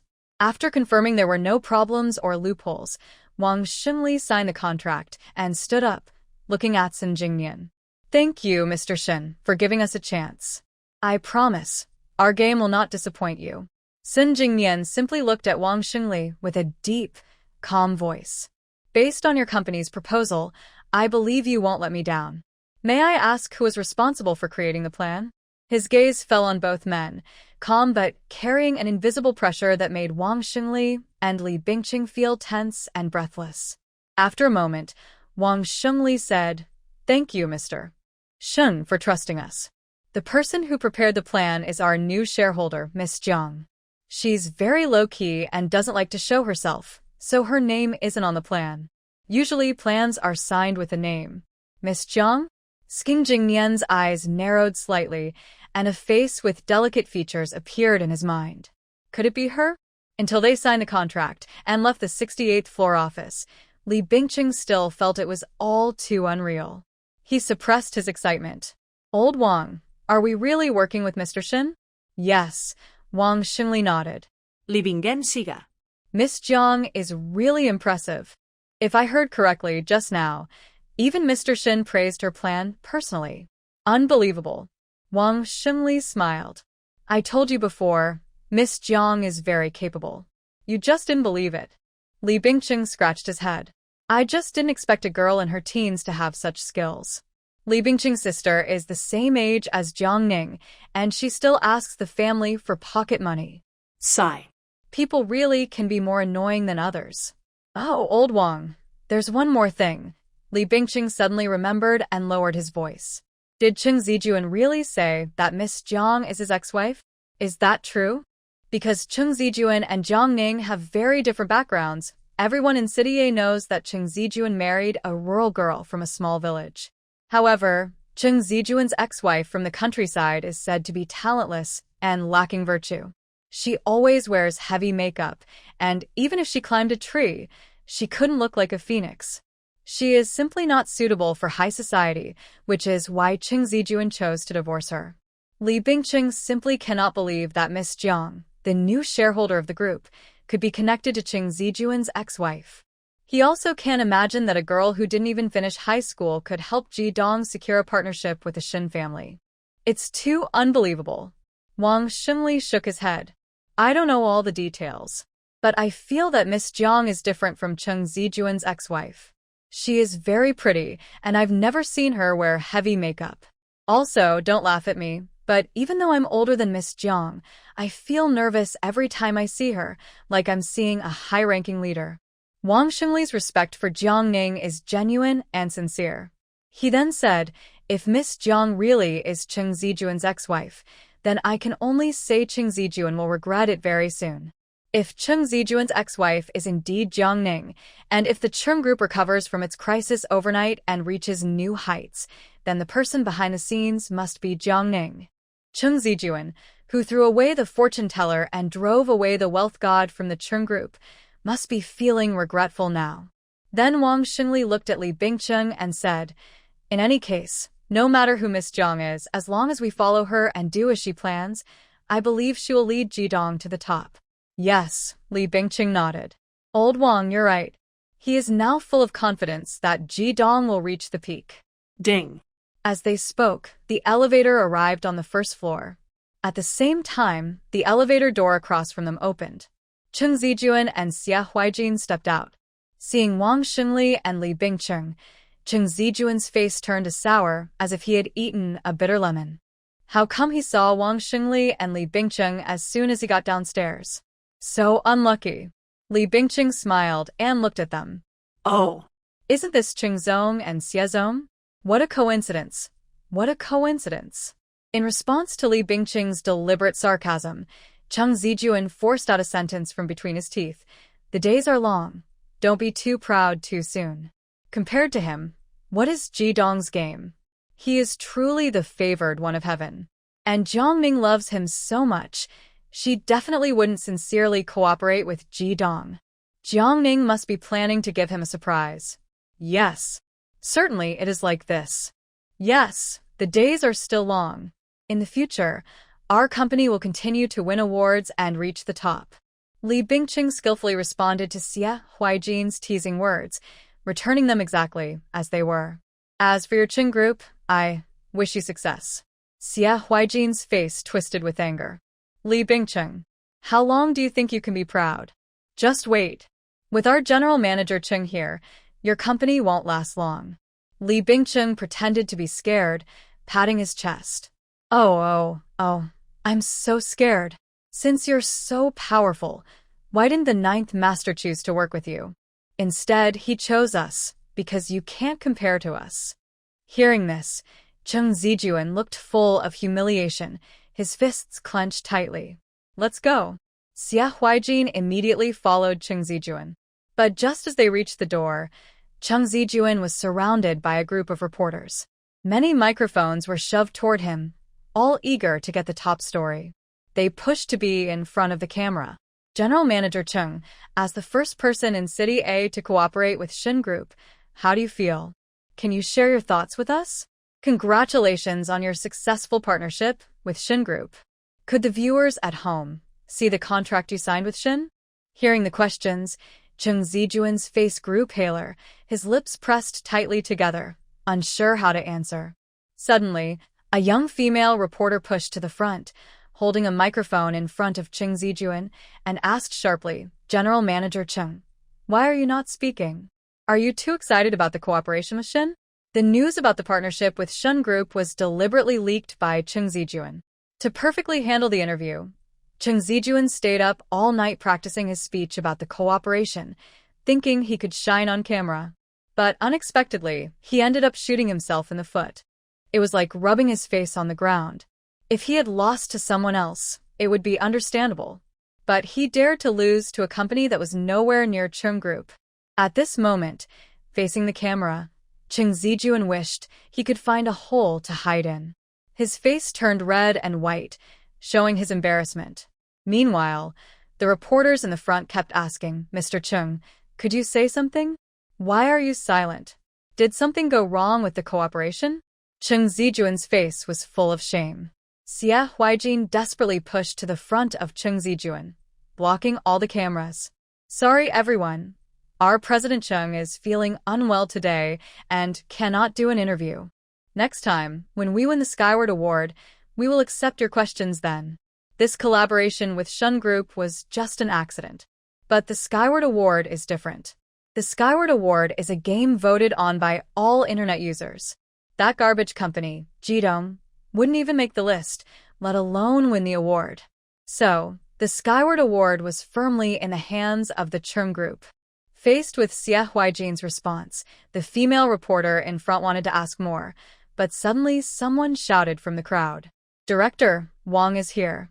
It's Director Wang and General Manager Li from Jidong Games. Before the female reporter could react, colleagues around her quickly handed their microphones to Wang Xingli. Director Wang, General Manager Li, I heard your company secured a spot to collaborate with Shin Group. Is that true? The female reporter looked confused. Wasn't the inside news that Chung Group was working with Shin Group? Why did it suddenly become Jidong Games? And isn't Jidong Games about to go bankrupt? At that moment, a colleague hurried over from the side. Xiao Zhao, what are you waiting for? Hurry and interview Director Wang and General Manager Li to get the headlines. Sister Zhou just sent a message saying Jidong Games got the cooperation with Shen. what? Wow. Is Jidong Games about to rise? Is that true? How would I know? Hurry and get the headlines. If you're late, you won't get the story. The colleague pushed the female reporter. She quickly raised her microphone and pushed into the crowd. Wang Xingli stood in front of the camera, smiling as reporters asked questions. It's true. Honestly, I'm also very surprised. Director Wang, do you have any comments on Mr. Xia's departure? Xia Huijin leaving Jidong was already big news. Now, with Jidong Games still securing the Shun Group deal, without Xia Huijin, and with the reporters' questions, this story would definitely up. Wang Xingli remembered Jiang Ning always looked calm and composed, so he didn't say anything negative about Xia Huijin in front of the media. Instead, he calmly said, I have nothing to say about that. Everyone has their own path. I hope Mr. Xia is doing well at Chung Group and that he achieves his life goals soon. Seeing the person in front of the camera, attracting all the attention, turn into Wang Xingli, Chung Zijuan's face turned pale with anger. Just wait. He will definitely seek revenge for this humiliation many times over. After getting into the car, Xia Huijin was the first to speak. President Chung, what exactly is going on? Why did Shinjuri suddenly choose to cooperate with Jidong Games? Their plan is clearly much better than Jidong's. Or has Jidong Games really brought in a gaming expert who surpasses him? Thinking of this, Xia Huijin couldn't help but feel a bit nervous. Chung Zijuan tried to stay calm. Don't worry, Jidong Games won't be successful for long. Just half a month, and I can directly acquire Jidong Games. In Chung Zijuan's view, all of this is just Jiangning's game of hard to get. But he has been ignoring Jiangning, so Jiangning will probably get restless soon. By then, Jidong Games will still be in his hands. Thinking about how he would acquire Jidong, and how Wang Xingli and Li Bingqing begged on their knees, Chung Zijuan felt quite pleased. Xia Huijin looked at Chung Zijuan with suspicion. President Chung, now that Jidong has successfully partnered with Shin Group, it might not be so easy for us to acquire it, right? Jidong is no longer the same as before, struggling with a short-term cash flow problem. Not only has Jidong solved its funding issues, but it also teamed up with the Shin Group, which is incredible. Chung Zijuan narrowed his eyes. Jiangning is now the largest shareholder of Jidong Games, and I am Jiangning's favorite person. Just wait, in less than a week, Jiangning will come to me with an acquisition agreement. Xia Huijin nodded. That makes sense. Jiangning can't do without you. To please you, she would do anything. He paused, then looked at Chung Zijuan and said, Let me congratulate you in advance, President Chung. Once the acquisition is successful, the Chung Group will be unstoppable. Chung Zijuan's face was full of a determined smile. Meanwhile, Shin Group. After Wang Xingli and Li Bingqing left, Yun Haotian came to the top-floor office. Brother-in-law, I thought you would choose to cooperate with Chung Group, but I didn't expect you to pick Jidong Games. Jidong has even lost Xia Huijin. What good plan could they possibly have? He had reviewed the proposal from Chung Group several times. Every time he looked, he found something new. Yun Haotian thought this cooperation would definitely go to Chung Group. But unexpectedly, brother-in-law chose Jidong. Come here. Shin Jingnian spoke calmly. Yun Haotian immediately approached the desk, and Shin Jingnian took a document from the table and handed it to him. Take a look at this. Cloud Haotian hesitantly took the document. After about a minute or two, his expression changed from calm to focused, then to shock, and finally, he looked at Shin Jingnian with disbelief. Little brother-in-law, is this the bidding plan from Jidong Games? Shin Jingnian nodded slightly. Cloud Haotian looked like he had seen a ghost. Oh my! Jidong actually submitted such an impressive plan. I underestimated them. If the plan from Chung Group made him feel surprised, then Jidong's plan truly amazed him. The plan from Chung Group was no match for Jidong's. Jidong's plan was more than 10 times better than Chung Group's. Cloud Haotian never expected that the nearly bankrupt Jidong Games could turn the tide. It was unbelievable. 5 minutes ago, he was questioning Shin Jingnian's choice. 5 minutes later, he understood Shin Jingnian and became like him. He then asked, Little brother-in-law, who made this plan? Wang Xingli? Shin Jingnian shook his head slightly. It was Miss Jiang, a new shareholder at Jidong Games. Miss Jiang? Who is she? Cloud Haotian asked. At this moment, he hadn't connected Miss Jiang with Jiangning. To Cloud Haotian, Jiangning was talented but a doctor, not in the same professional field. I don't know exactly who she is, Shin Jingnian said in a low voice. Cloud Haotian couldn't help but admire. Miss Jiang is really impressive, able to surpass Chung Zijuan. If I get a chance, I'd love to see her myself. Shin Jingnian said nothing, just squinted his phoenix eyes. Though he didn't speak, the powerful aura he exuded made others afraid to look directly at him. Could it be her? He was increasingly looking forward to working with Jidong Games. Meanwhile, Wang Xingli had just returned to the company and immediately called Jiangning to share the good news. Learning that Shin's company chose Jidong Games for cooperation, Wang Xingli was very excited. But Jiangning remained calm. Shin Jingnian has good judgment. When Wang Xingli heard Shin Jingnian, he was momentarily stunned, then realized she was talking about Shinjui.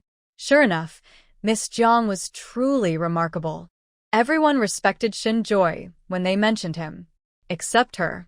She didn't flatter or praise him, not even calling him by his full name. Instead, When she mentioned Shin Jingyan, she showed no arrogance, as if it was natural for her to be so confident, like a true leader. Wang Xingli then asked Miss Jiang, "Do you have time to go out for dinner tomorrow? A shareholder would like to meet you. Tomorrow won't work. I have something to do." Wang Xingli respectfully said, "Okay, Miss Jiang. If you need any help, feel free to contact me anytime." Okay. Just after hanging up, Li Bingcheng immediately asked, "How is it? Did Miss Jiang agree to go out for dinner?" "No." Wang Xingli scratched his head. "Miss Jiang said she has plans tomorrow." Hearing this, Li Bingcheng looked disappointed. He had hoped to meet the famous Miss Jiang this time. Meanwhile, Jiang Ning was studying her high school textbooks. Although she was a top student in her previous life, high school was a long time ago. Without reviewing some key points again, she wasn't sure she could score well. Grandpa Jiang knocked on the door and asked, "Ning Ning, are you still awake?" "No, Grandpa." "Come in," Jiang Ning replied. Grandpa Jiang carried a plate of cut fruit and entered. "Don't read for too long. Eat more fruit. Stay calm. If you can't get into First High, we can try another school, and you'll still have a chance for college." "Okay, Grandpa." The next morning at 7 a.m., Jiang Ning arrived at First High with her admission ticket and stationery. It was the time for students to enter the school. The school gate was busy with people coming and going. It was very lively. Hisuosa just got out of her car and saw Jiang Ning signing in among the crowd of students taking the transfer exam.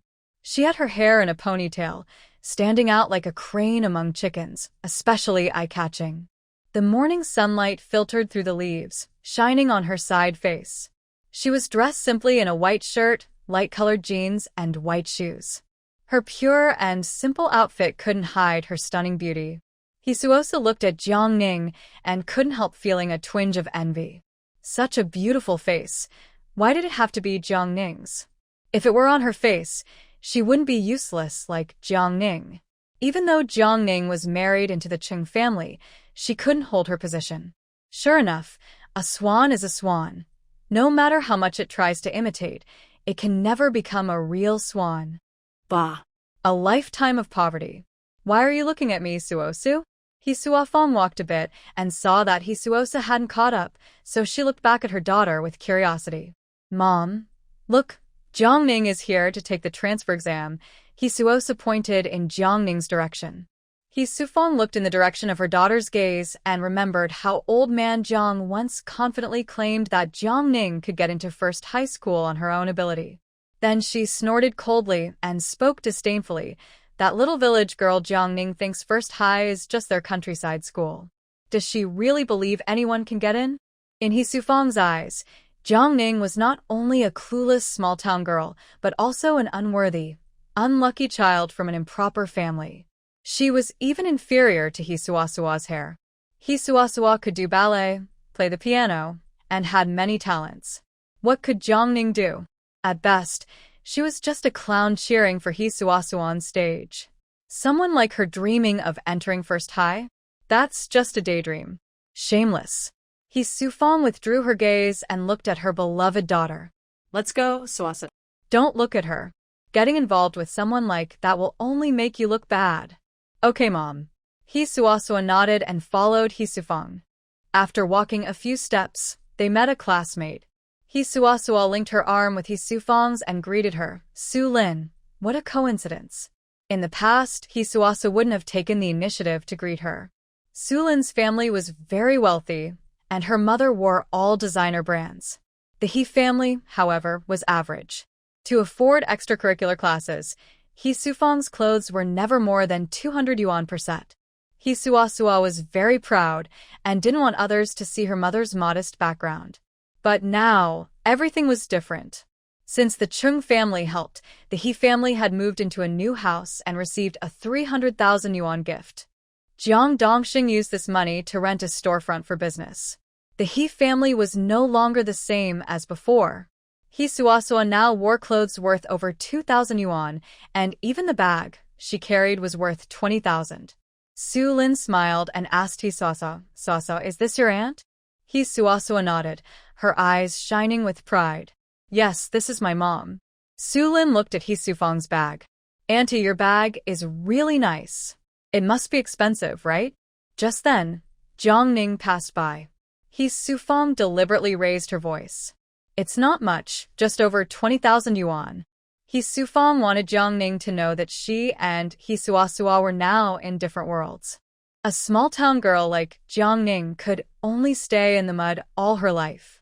She would never succeed. Her bag is worth 20,000 yuan each, but the broken bag Jiang Ning is holding probably isn't worth even 20 yuan. Su Lin smiled and said, 20,000 yuan is already very expensive. So, I didn't expect your family to be so wealthy. I really underestimated you before. He Sufang continued, our Soso has always been low-key and doesn't like to show off. Unlike some people who get a little power and forget who they are. Little do they know a sparrow will always be a sparrow. Even if it flies onto a branch, it can't become a phoenix. The last sentence clearly refers to Jiang Ning. But Jiang Ning seemed not to hear and calmly walked over, showing no change in expression even when facing a big problem. At this moment, the entrance suddenly became crowded with people. He Soso and Su Lin immediately looked over. They saw a glamorous middle-aged woman walking inside, followed by several bodyguards. It looked like a parent here for an exam, but they made it seem like a high-level official was inspecting. Who is that? Such a big attitude. Su Lin curiously looked in that direction. Mrs. Yu, you don't know her? I heard Soso say your family is quite well off. He Sufang glanced at Su Lin. Su Lin shook her head. Annie, actually my family is just middle class. I don't know such important people. He Sufang smiled. I forgot, ordinary people can't meet Mrs. Yu. It's normal if you don't know her. The Yu family runs a jade business. They have several jade mines and a gold mine. Mrs. Yu just moved here, from Shanghai. Although I didn't see the daughter of the Yu family, Mrs. Yu should be here today with Miss Yu for the transfer student exam. Auntie, you're so impressive. You know so much. Su Lin looked at He Sufang in surprise. Seeing Su Lin's admiration for He Sufang, her vanity was instantly satisfied. He Sufang continued, my husband and I also run a jade business. We previously cooperated with Mrs. Yu, so I know a little about the Yu family. In reality, He Sufang never had the chance to cooperate with Mrs. Yu. She only bought some jade ornaments at a branch of the Yu family. The reason she knew Mrs. Yu was because she happened to see her inspecting the store that day. Su Lin's eyes lit up. Auntie, you're so amazing. If you can work with Mrs. Yu, your family must be very rich too. Just SOSO, just a bit wealthier than most people. He Sufang touched her hair, looking very proud. Su Lin watched Miss Yu walk away and couldn't help but speak. I don't even know what Miss Yu looks like. I wish I could become friends with her. He Sufang shot Su Lin a quick look, secretly sneering. This girl really has high hopes and a fragile heart. Someone like her still dreams of being friends with Miss Yu? How shameless. But Su Lin's words reminded her. He Sufang lowered her voice and said to He Suosu, Sosu, if you can become close friends with Miss Yu, our family will really prosper. The Yu family is a true wealthy family, even richer than the Chung family. If He Suosu could be friends with Miss Yu, it would be a proud achievement for the family. He Suosu nodded, a faint light in her eyes. Mom, I won't let you down. As long as Miss Yu attends Zhejiang, she will find a way to connect with her. Because she's a bit bad at directions, it took a while for Jiang Ning to find the exam hall. Although she arrived early, many people were already inside the classroom. As soon as she sat down, a boy approached her, his face flushed. He looked at Jiang Ning eagerly. Hello, classmate. My name is Zhao Boyi. I'm also taking the exam today. Can we add each other on WeChat? Jiang Ning was too beautiful. Almost as soon as she entered, she attracted everyone's attention. Even the girls looked at her. The boy looked at Jiang Ning expectantly. Sorry, phones aren't allowed in the exam room. Jiang Ning politely declined. The boy scratched his head, a little embarrassed, and left. Okay. There were 30 minutes before the exam started. Jiang Ning took out her pencil case and checked if she had all her stationery. Hero and big sister. At that moment, a surprised voice sounded. Jiang Ning slightly turned her head and saw a playful, short-haired girl staring at her. The girl had big, round black eyes, very white skin, and looked especially cute. She seemed a little familiar. Before Jiang Ning could speak, the short-haired girl hurried over and started introducing herself. Heroine big sister, you don't remember me? I'm Yu Chanlan. That night on the 15th, you saved me from some troublemakers. I've been looking for you all these days. I didn't expect to meet you here. Yu Qianlong used to not believe in fate, but now she truly believed. Otherwise, fate wouldn't have brought her to heroine big sister. Jing Ning's memory door was instantly opened by Yu Qianlong's words. Of course I remember. Jing Ning smiled slightly. How have you been lately? Not bad. After I returned from the police station, I fell ill and only just recovered a few days ago. Otherwise, I would have found you earlier, Yu Qianlong said. She had been spoiled since she was young and had never experienced such shock, so she had a high fever and was sick for more than half a month. Her parents were very worried. Yu Qianlong then asked Miss Benefactor, are you also planning to take the first high school exam? Yes. Jing Ning nodded slightly. Wow, me too. I'm also planning to take the first high school exam, Yu Qianlong said casually as she sat down next to Jing Ning. Miss Benefactor, I woke up in the police station and you were gone. After I recovered, I asked the police for your address, but they said you do good deeds without leaving your name, so it's hard to find you. By the way, my name is Yu Qianlong, but my friends call me March. If you don't mind, you can call me that too. Sure, March. I'm Jing Ning. You can call me Ning Ning. Can we be friends from now on? Yu Qianlong looked at Jing Ning carefully. She really wanted to be friends with Jing Ning. She wanted it very much. Having a friend like Jing Ning would be her greatest honor. Of course, Jing Ning smiled warmly. Thank you, Ning Ning. You are truly beautiful and kind-hearted. By the way, Ning Ning, are you from City A? Yu Qianlong asked. Jing Ning shook her head slightly. My hometown is Ninghai. What about you? I just moved here from Shanghai. My hometown is Linen, Yu Qianlong replied. Sometimes friendship between girls can be very simple, just a few words, and the distance between them unknowingly shortens a lot. If it weren't for the upcoming exam and needing to return to her seat, Yu Qianlong wished she could keep talking with Jing Ning forever. The first exam in the morning was Chinese. It lasted 150 minutes. Then in the afternoon, they would take math and English exams. It was 11 a.m. The exam started and ended on time. Yu Qianlong waited at the door for Jing Ning. When she came out, she naturally linked her arm with her. Ning Ning, let's go to the cafeteria together. I heard the spicy vermicelli hot pot at First High is really delicious. Sure, I like vermicelli hot pot too, Jing Ning agreed. When Yu Qianlong learned that Jing Ning also liked vermicelli hot pot, she was even happier. She felt they were destined to be friends. By the way, Ning Ning, how did you do on the exam? Not bad. How about you? Jing Ning asked. Yu Qianlong smiled and said, I did pretty well on the test. It would be great if we could be in the same class for the next exam.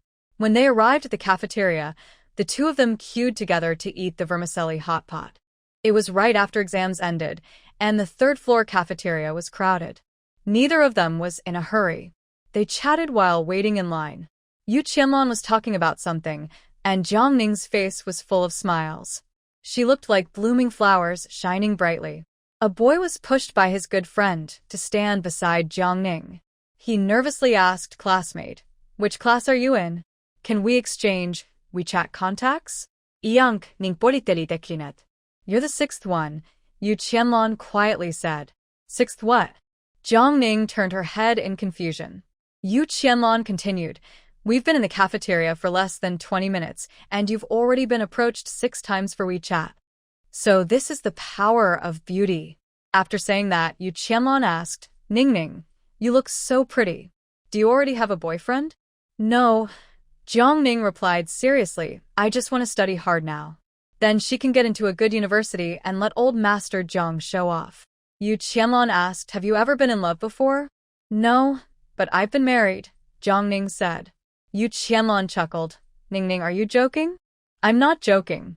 I used to be a bit rebellious. I just got divorced not long ago, Jiang Ning said. She never thought divorce was something shameful. Everyone makes mistakes in life. Yu Qianlong didn't take her words seriously. She held Jiang Ning's hand and said, "Ning Ning, later I want to add a fried egg to the hot pot, along with bamboo shoots and pork tenderloin. Then I want the same as you, and I'll add more cilantro," Jiang Ning added. Yu Qianlong seemed to find a kindred spirit and said excitedly, "Ning Ning, I also like cilantro, but my friends don't. I didn't expect you to have a cilantro-loving brain." Chung Group. Chung Zijuan sat at his desk, looking at Lin Yuza. "Has Jiang Ning reported the latest updates about Jidong to you these days?" Chung Zijuan couldn't wait to acquire Jidong. Since Jiang Ning joined Jidong for him, she should be reporting to Lin Yuza at any time. Lin Yuza shook his head. Not yet. He also found this strange. Normally, Jiang Ning would have come to him eagerly by now. But Jiang Ning hadn't taken any action yet. This didn't match her personality. Thinking of this, Lin Yuza looked at Chung Zijuan. "Zijuan, do you think we misunderstood Jiang Ning? Her entering the exciting game was just a coincidence." "Not at all. Not at all. It wasn't for Chung Zijuan, and not to be an undercover agent. People only become truly clear-headed when they completely let go." Impossible.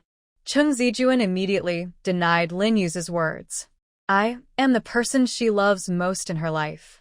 Jiang Ning loved him so much that she was willing to do anything, even become an undercover agent in the exciting game. She loved him so humbly. How could she so easily give up on him? Chung Zijuan narrowed his eyes. "I'll call her on another phone and tell her I need to see her." "Okay," Lin Yuza said with a smile. "If you contact her first, she'll be so happy." Thinking of Jiang Ning's obsessive attitude, Chung Zijuan's eyes filled with disgust. If it weren't for the future of the Chung Group, he wouldn't bother to contact that despicable girl from the small village. Lin Yuza changed phones and dialed Jiang Ning's number. Soon, the call was answered. "Hello." Hearing Jiang Ning's voice, Lin Yuza felt relieved. "Jiang Ning, this is Lin Yuza. Zijuan wants to." Before he could finish, the call was abruptly disconnected. Lin Yuza looked at Chung Zijuan, feeling a bad premonition. "Zijuan, she hung up. Hung up." Chung Zijuan squinted, a look of sarcasm in his eyes. Jiang Ning was so disgusting, relying on her possession of the exciting game information. She still wanted him to contact her personally? He really didn't know where she got the nerve. Change to another phone and try again. Lin Yuza nodded, switched phones, and dialed out again. Soon, Jiang Ning's impatient voice came through. "Lin Yuza, if you're sick, go to the hospital. I and Chung Zijuan are no longer involved. Please don't bother us anymore." Chung Zijuan snatched the phone from Lin Yuza and coldly interrupted Jiang Ning. "Enough, Jiang Ning. All your actions are just to gain my pity, but everything has limits. I'm willing to give you one last chance to show yourself. If you behave well, I might consider getting back together. I'll be waiting for you at the Jadeite Cafe at 3 p.m. tomorrow." Looking at Chung Zijuan hang up the phone, Lin Yuza immediately asked, "How is it, Brother Zijuan? Did Jiang Ning agree to meet you tomorrow?" Recently, Jiang Ning has been acting quite strangely, growing more distant from her previous humble self. Lin Yuza worries that she has truly given up on Chung Zijuan and decided to start a new life. Hearing this, Chung Zijuan's eyes showed a hint of sarcasm. "I can take the initiative to ask her to meet, and I don't know if she's lucky enough to accept. How could she possibly refuse? After all, isn't Jiang Ning just waiting for him to take the lead? It's obvious she's probably holding her phone, crying happily, maybe even preparing the contract that excites her. If it weren't for wanting to get the latest news about the excitement game, Chung Zijuan wouldn't make such a big sacrifice to ask Jiang Ning out. It would damage his noble image." When he heard Jiang Ning agreed to meet, Lin Yuza sighed in relief and then asked, "Brother Zijuan, are you really going to give her another chance?" "It's just a temporary solution." Chung Zijuan narrowed his eyes. "The only person he loves is Zhang Shuyi. What does Jiang Ning matter? Once he masters all the information about the excitement game and successfully acquires it, he will naturally break Jiang Ning's unrealistic dreams himself. People need to face reality. Someone like Jiang Ning, a simple country girl, should end up marrying a local farmer, not dreaming of someone like him, who is born to be extraordinary." By the way, you're coming with me tomorrow, so Shui won't misunderstand if I meet Jiangning alone, Cheng Zijun added. Okay, brother Zijuan, Lin Yuza nodded. After seeing Jiangning look very upset while answering her phone, Yu Qianlong asked curiously Ningning, who was calling you just now? Two crazy people, Jiangning replied casually. Hearing this, Yu Qianlong turned to look at Jiangning seriously. Ningning, if you ever encounter any trouble you can't solve, remember to tell me. I may not be from City A, but my parents have some money. I can ask them to help. Okay. Jiangning felt her sincerity. Thank you, March. Don't mention it. You're my lifesaver, and I'm my parents' favorite. Saving me is like saving my whole family. My parents are very grateful to you. From now on, you're like my sister.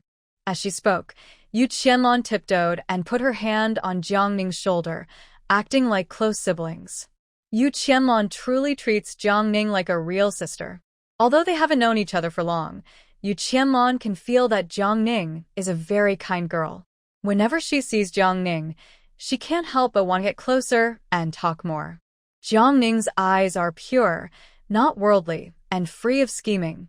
Making friends with her feels very comfortable and relaxing.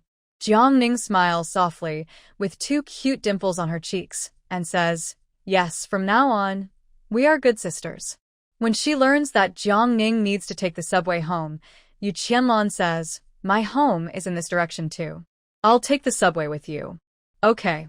After riding the subway for over 30 minutes, they arrive at the station. When they exit the station, Jiangning and Yu Qianlong say goodbye. March, I'm going home now. Wait a moment. Wait a moment. Yu Qianlong pulls on Jiangning's sleeve. What's wrong? Jiangning looks back in confusion. Yu Qianlong takes out her phone. Ningning, we haven't added each other on WeChat yet. Jiangning suddenly remembers that they've been talking for so long but haven't exchanged WeChat contacts. She quickly takes out her phone. Then I'll scan your QR code. Sure. Yu Qianlong opens her QR code. Jiangning scans it. Ding. Friend added successfully. Yu Qianlong immediately notes her contact as City A's top beauty.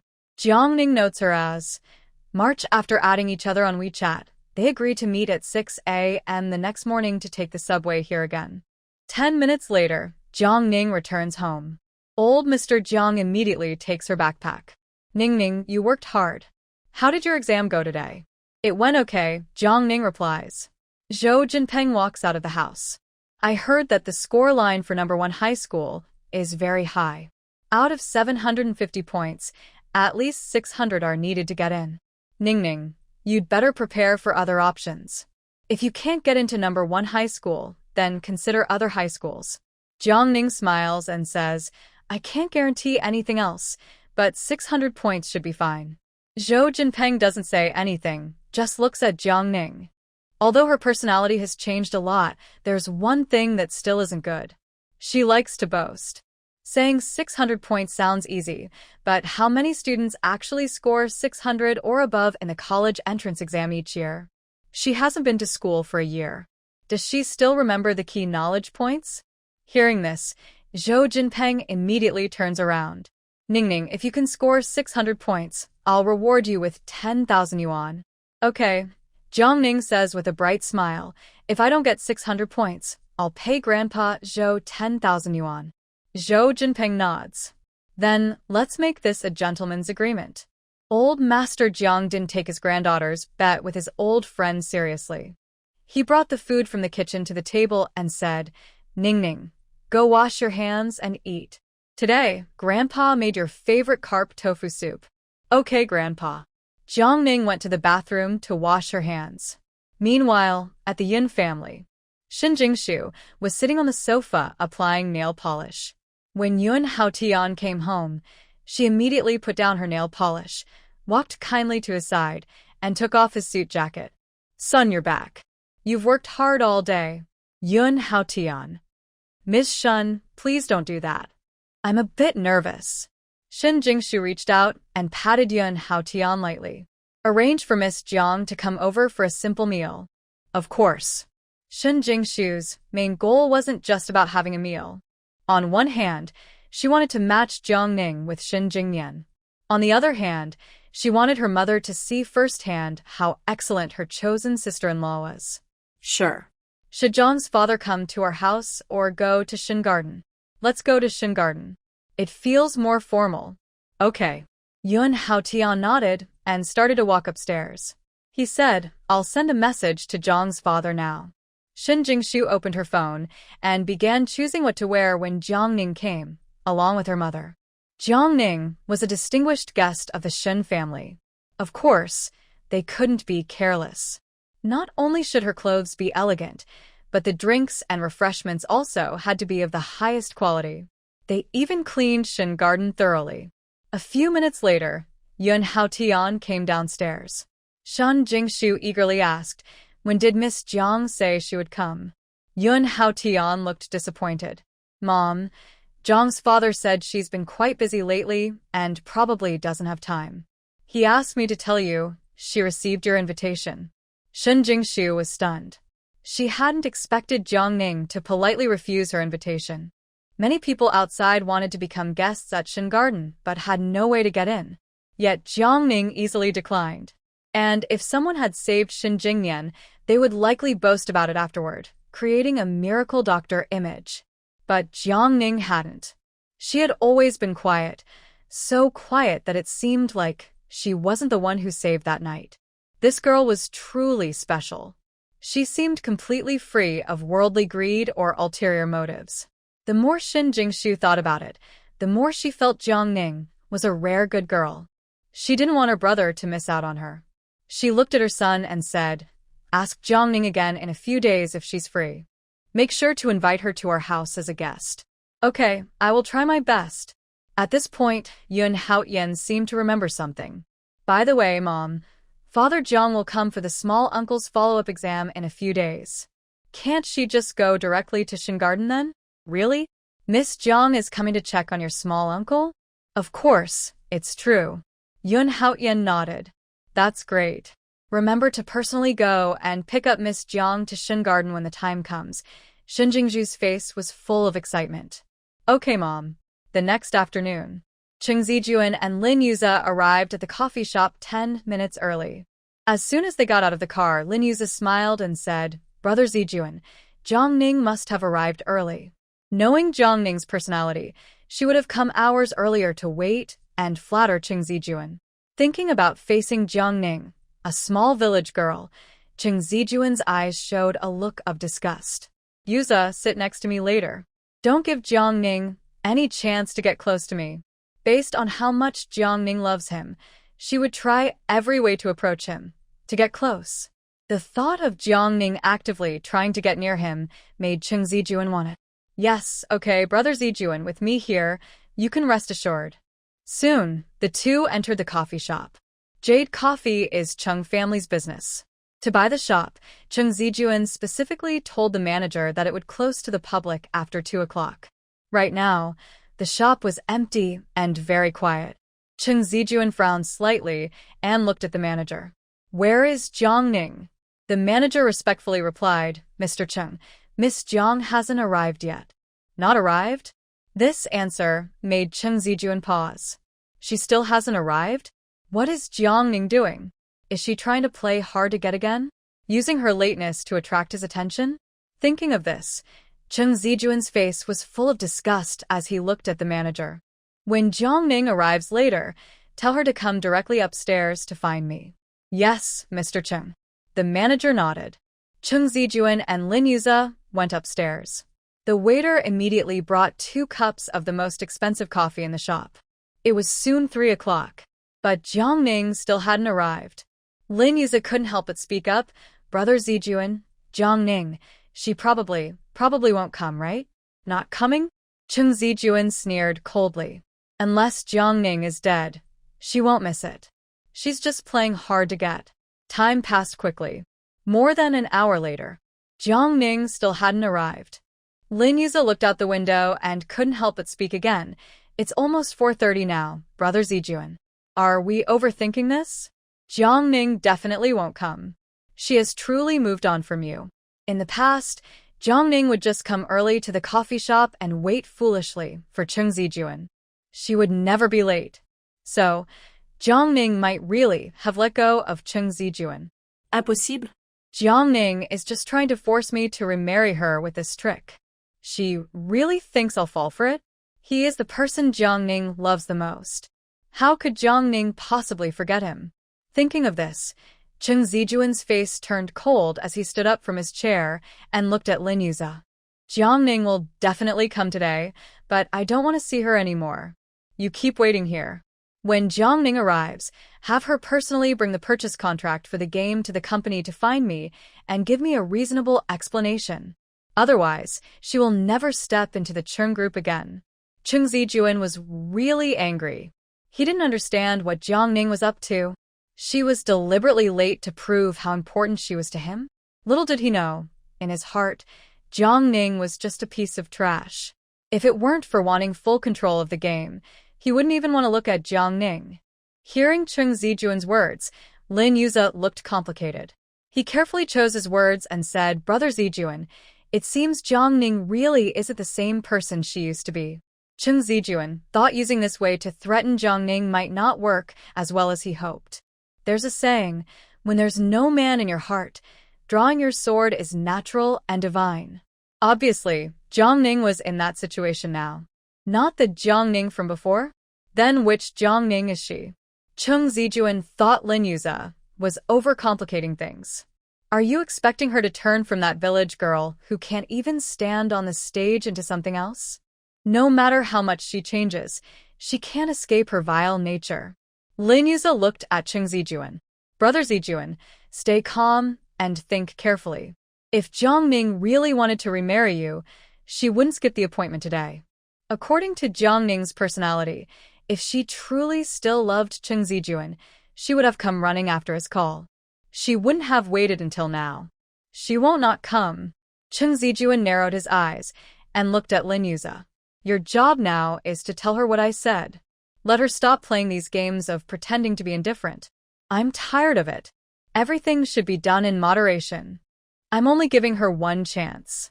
After saying this, Chung Zijuan turned and left. Recently, the Shin family suddenly decided to cooperate with the Jidong game, which severely damaged the Chung group.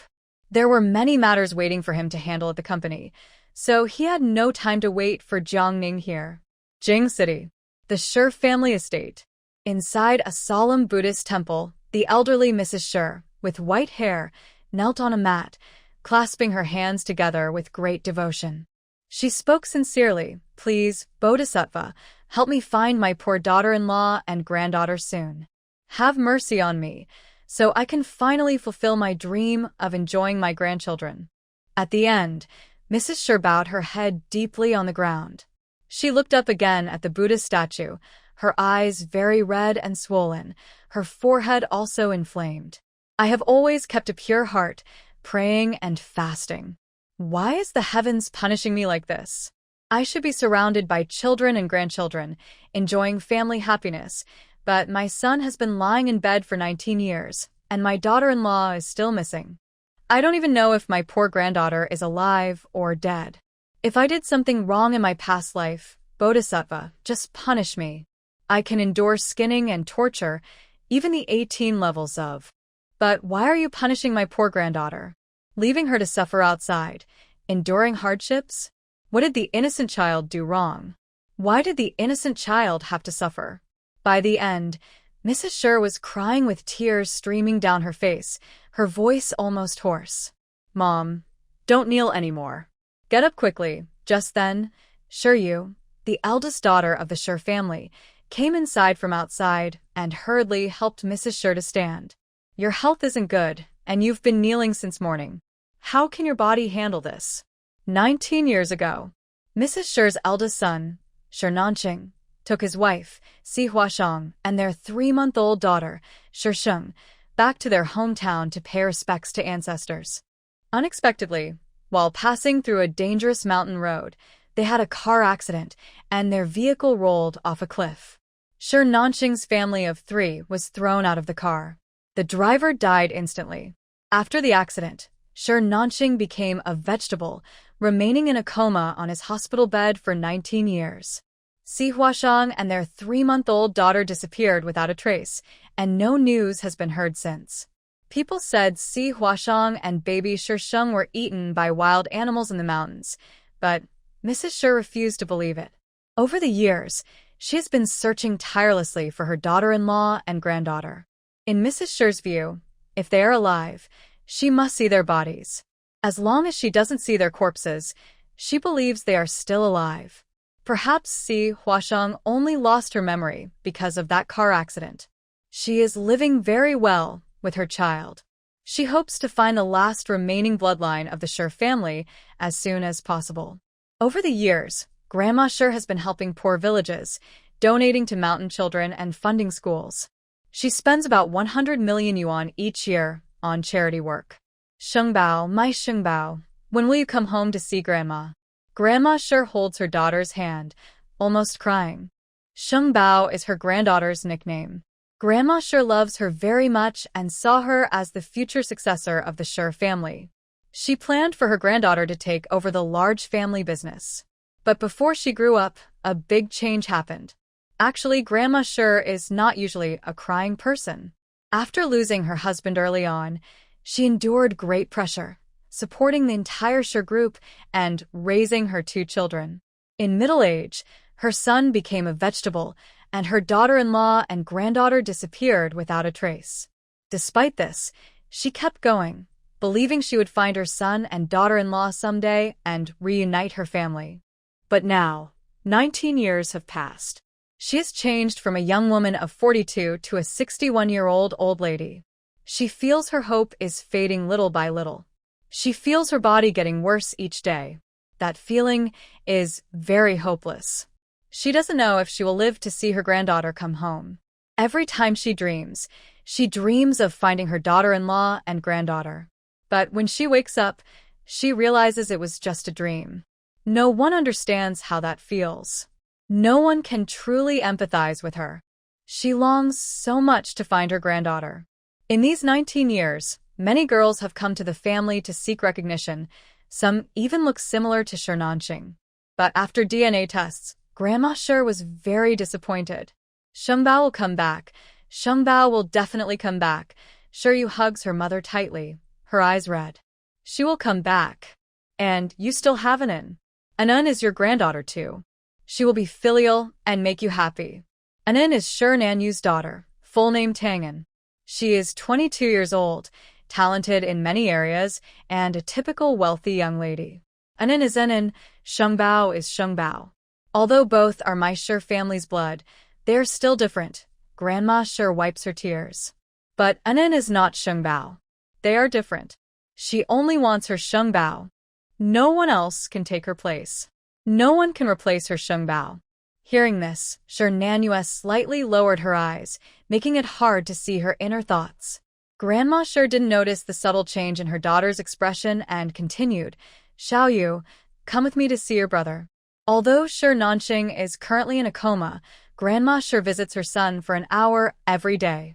Okay, Mom. Shi Nanyue nodded, supporting Grandma Shi as they walked to the other side of the yard. The mother and daughter quickly arrived at Shi Nanqing's courtyard. The Shi family has good genes. When Shi Nanqing was young, he was very handsome. Now, over 40, he has been in a coma for many years. His temples are already gray, and his eye wrinkles are obvious, but he still looks very handsome. Lying in bed, breathing evenly, unless you look closely at the nasal tube, no one would realize he is in a vegetative state. Grandma Shi sat by the bed, holding her son's hand tightly. Her voice was hoarse as she spoke. Nanning, please wake up soon, okay? Wake up and talk to Mom. Only when you wake up can Mom find out the real cause of the car accident back then. After all these years, don't you feel sorry for Mom? Don't you want to find Huashang and Shengbao? Grandma Shi always felt that the car accident back then was suspicious. It didn't seem like an accident. It felt more like someone did it on purpose. She suspected it was arranged by someone from the family. But at that time, technology was limited. When the police arrived at the scene, due to a heavy rain, the site was almost destroyed. The people in the car either died or went missing, and the vegetative person remained in that state. The technicians found no useful clues and could only classify it as a traffic accident. Shi Nanxing was the only person who knew the truth about the accident. Only when he wakes up will she find out the real story.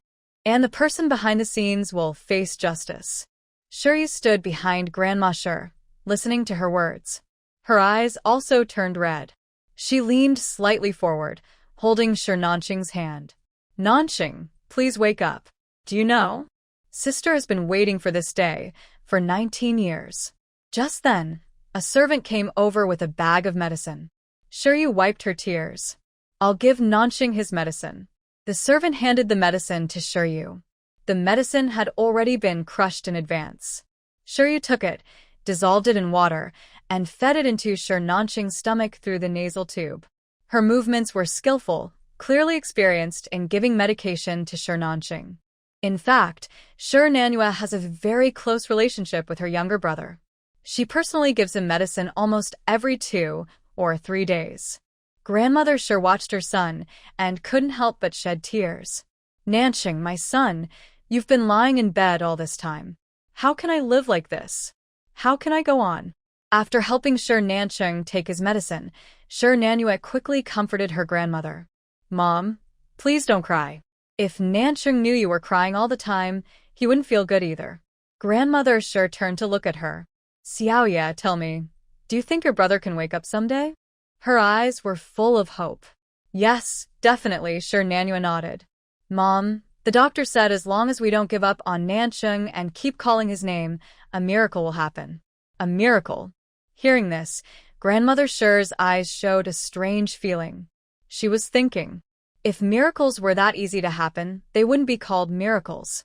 Over the years, she had tried many famous doctors and even invited top international medical teams to treat her son. She had tried everything. But, thinking of this, Grandmother Shi's eyes welled up with tears again. She was getting older and didn't know if she would live to see her beloved granddaughter. Shi Nanhwa sighed. Mom, I should have gone with Nanxing and Huasheng that day when I went back to the old house for ancestor worship. If I had gone, maybe things wouldn't be like this now. I would rather die myself than see Nanxing lying in bed like this. It's my fault, Mom. It's all my fault that Nanxing is like this. By the end, Shi Nanhwa almost cried out loud. Yes. That day, when Nanxing returned to the old house with his wife and daughter, Shi Yu and Tang Gaoi also went back with them. But on the day of the accident, they had to leave at the last minute due to urgent matters, so they missed the crash. Because they got on the same car, Shi Yu and Tang Gaoi avoided the accident. Seeing her daughter take all the blame on herself, Grandmother Shi quickly hugged Shi Nanhwa and spoke in a hoarse voice. Xiaoya, this is your brother's fate. You can't blame yourself. You must not think like that. Your mother is the only family you have now, and your brother is lying in bed. Mom. Shi Nanhwa tightly hugged her grandmother. I will find Xingbao for you. I promise. Good, Grandmother Shi nodded. Mom believes in you. We will definitely find Xingbao. Mother and daughter hug each other and cry loudly. After a while, Grandma Shi's mood slowly calmed down. She looked up at Shi Yu and said, Xiao Yu, you go ahead and get busy. I want to spend some time alone with your brother. Okay. Shi Yu nodded and left the room. Grandma Shi took a towel and wiped Shi Nanxing's face. As she wiped, she said, Mom is already over 60. I don't know how many more years I can hold on. Xingbao is now our family's only hope. I will take care of my health and protect myself well, waiting for Xingbao to come back and take over the family business. Take over the family business? Hearing this last part, Shi Nanhwa paused for a moment, but quickly regained her composure. She went to the main hall and told the housekeeper to prepare some nourishing food for her mother to deliver later. Mom. At this moment, a young woman entered from outside the door. She was wearing a white dress, with long flowing hair and an elegant demeanor. This is Shi Nanhwa's daughter. Tang Anan. Anan is back. Shi Nanhwa hurried to greet her. Have you been busy lately? Tang Anan smiled and said, Not too bad. Has Dad gone on a business trip and not come back yet? No. Tang Anan continued, and Grandma? Has she gone to visit Uncle again? Yes, Shi Nanhwa nodded. A strange look flickered in Tang Ainan's eyes. 19 years. Grandma still hopes for uncle. But a person in a vegetative state, how easily can they wake up? Sometimes she just doesn't understand. Instead of placing hope on someone in a vegetative state, it's better to cherish the people in front of you. Sure, Nanny looked at her daughter. Ainan, are you working especially hard lately? I see you've become quite thin. You probably haven't been eating on time. By the end, Shernan Yu's eyes were full of concern. Tang Ainan patted her mother's hand and said indifferently, "It's okay, Mom. I'm still young. Missing a meal or two isn't a big deal. Besides, nowadays, being slim is considered beautiful. It saves me from having to go on a diet." Shernan Yu frowned slightly. "Your uncle is lying in bed, unconscious. Your grandma is getting older. From now on, our Sher family and Sher group will rely on you to inherit everything. If you fall ill, who will your parents depend on? Who will your grandma depend on? So, you must take care of your health and don't make Mom worry."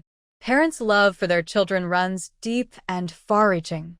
Tang Ainan is now the only hope of the Sher family. She is also Grandma Sher's last hope. And she is the shining gem in Shernan Yu and her husband Tang Gaoi's hearts. If anything happens to Tang Ainan, Sher Yu's hope will be gone. "Mom, don't say that. Grandma has more than just me as her granddaughter.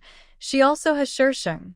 At this point, Tang Ainan paused and added, "And Shersheng is the real heir of the Sher family. What am I? To Grandma, I am just an outsider." Tang Ainan couldn't stand the old lady's behavior and felt she was too biased. Clearly, she was the one showing filial piety to Grandma. But Grandma always thought about Shersheng, who had never appeared, calling her Sheng Bao affectionately. You should know, Grandma has never called her Bao. Even when she scored first in her class, Grandma only called her by her name. And she said Shersheng was the heir of the Sher group, but over the years, she had been working at Sher group. Did Shersheng contribute even a little? If there was an heir, it should be her. What right did Shersheng have to take her place? Shersheng, what right does she have to take her position? Shernan Yu looked around and lowered her voice, saying, "To Grandma, Shersheng is just a thought. If she could find her, she would have already done so. Why wait until now? If that child were still alive, then Si Huashang would still be alive too." But Si Huashang had been missing all these years. And in such harsh conditions, how could that child still be alive?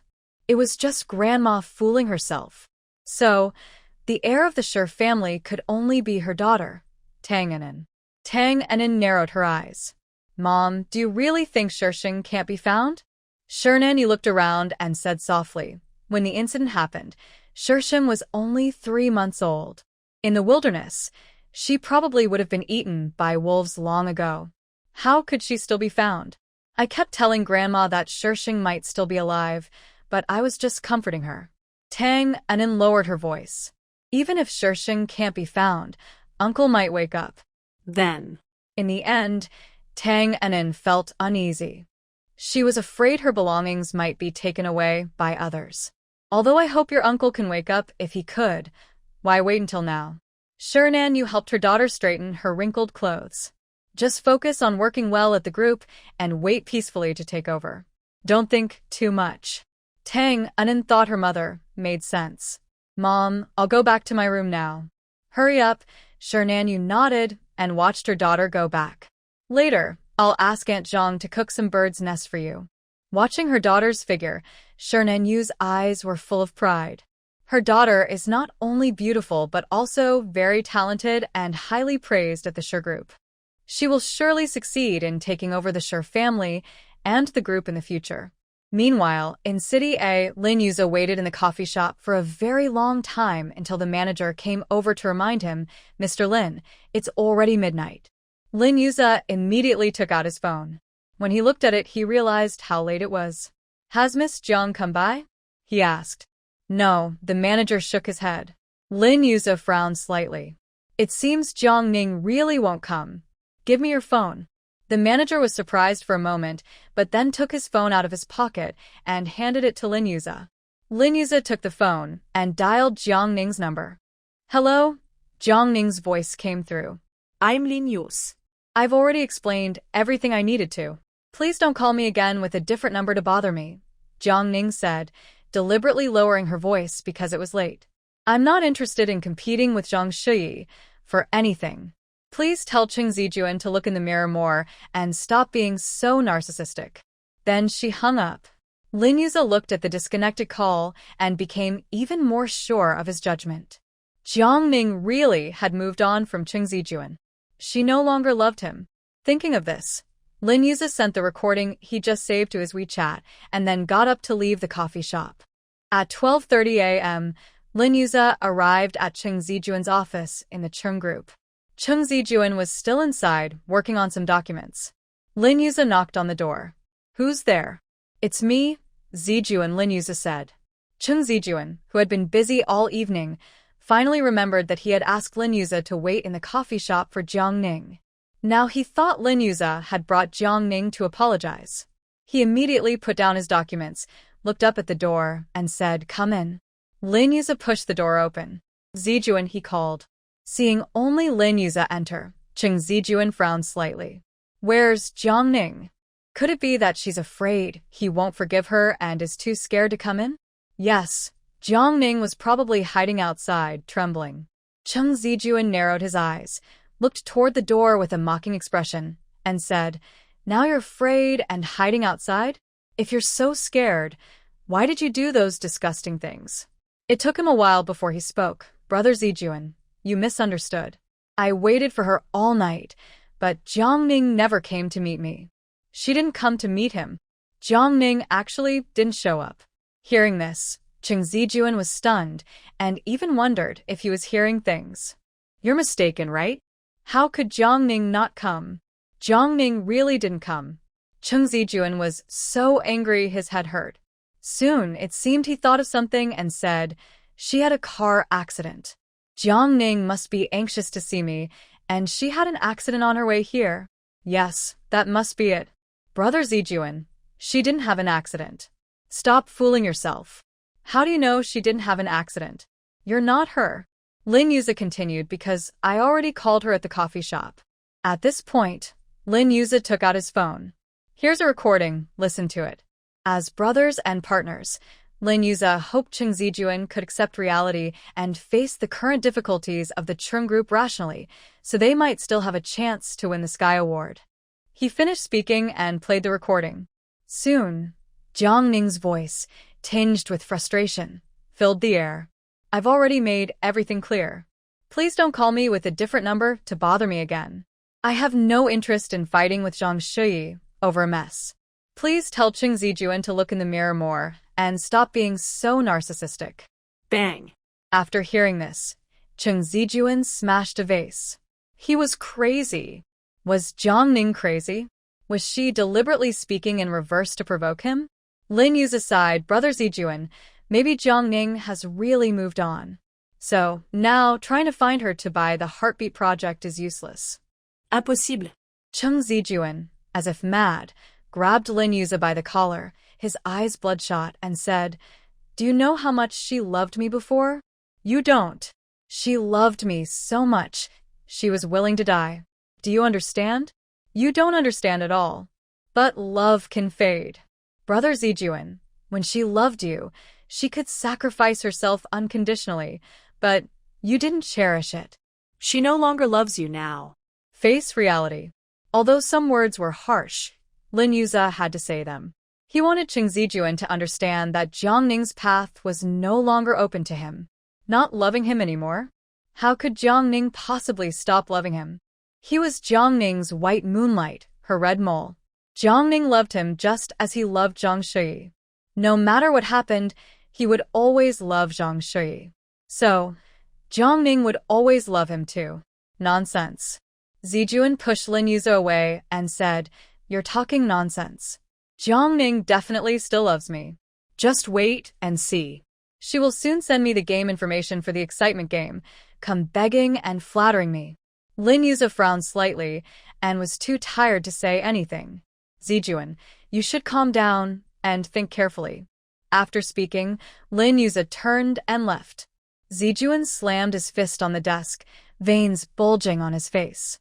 Soon, he seemed to have an idea. A slight smile appeared on his lips. He took out his phone and made a call. "Hello, Lisa. Tell the PR department to prepare. Tomorrow, announce that Zhang and I will get engaged in a week." He didn't believe it. He released the news about his engagement to Zhang Shiyi, and Jiangning wouldn't be able to stay calm. Meanwhile, at the Jiang family home. In Jiangning's bedroom, she was sitting in front of her computer, typing quickly.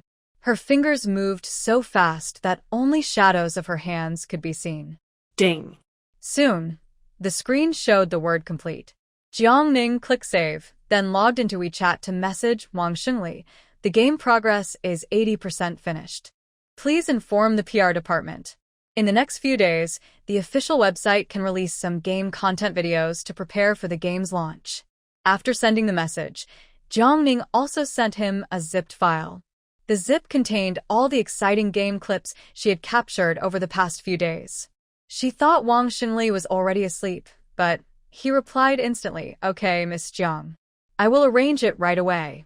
The next day, the official Weibo of the excitement game posted a video that quickly became a trending topic.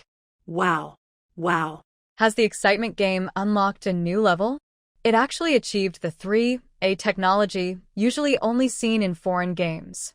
It looks like this year's Skyward Award will definitely go to the excitement game. Everyone, don't get too excited. It's just a short clip.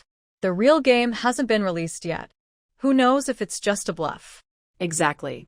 Similar things have happened before with domestic game companies. We won't know if it's genuine until we try the game ourselves.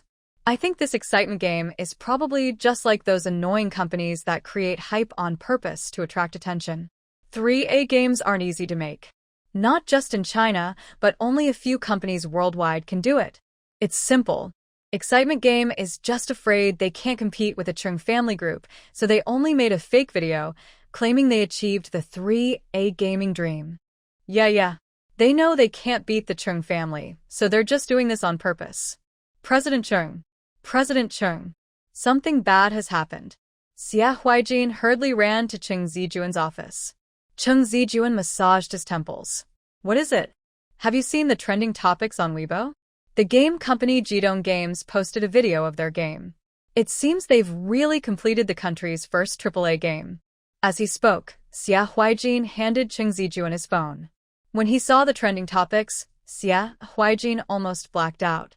He never expected that Jidong Games, without his help, would actually finish a AAA-level game. Chung Zijuan took the phone, looked at the trending topics, and smirked with a mocking smile.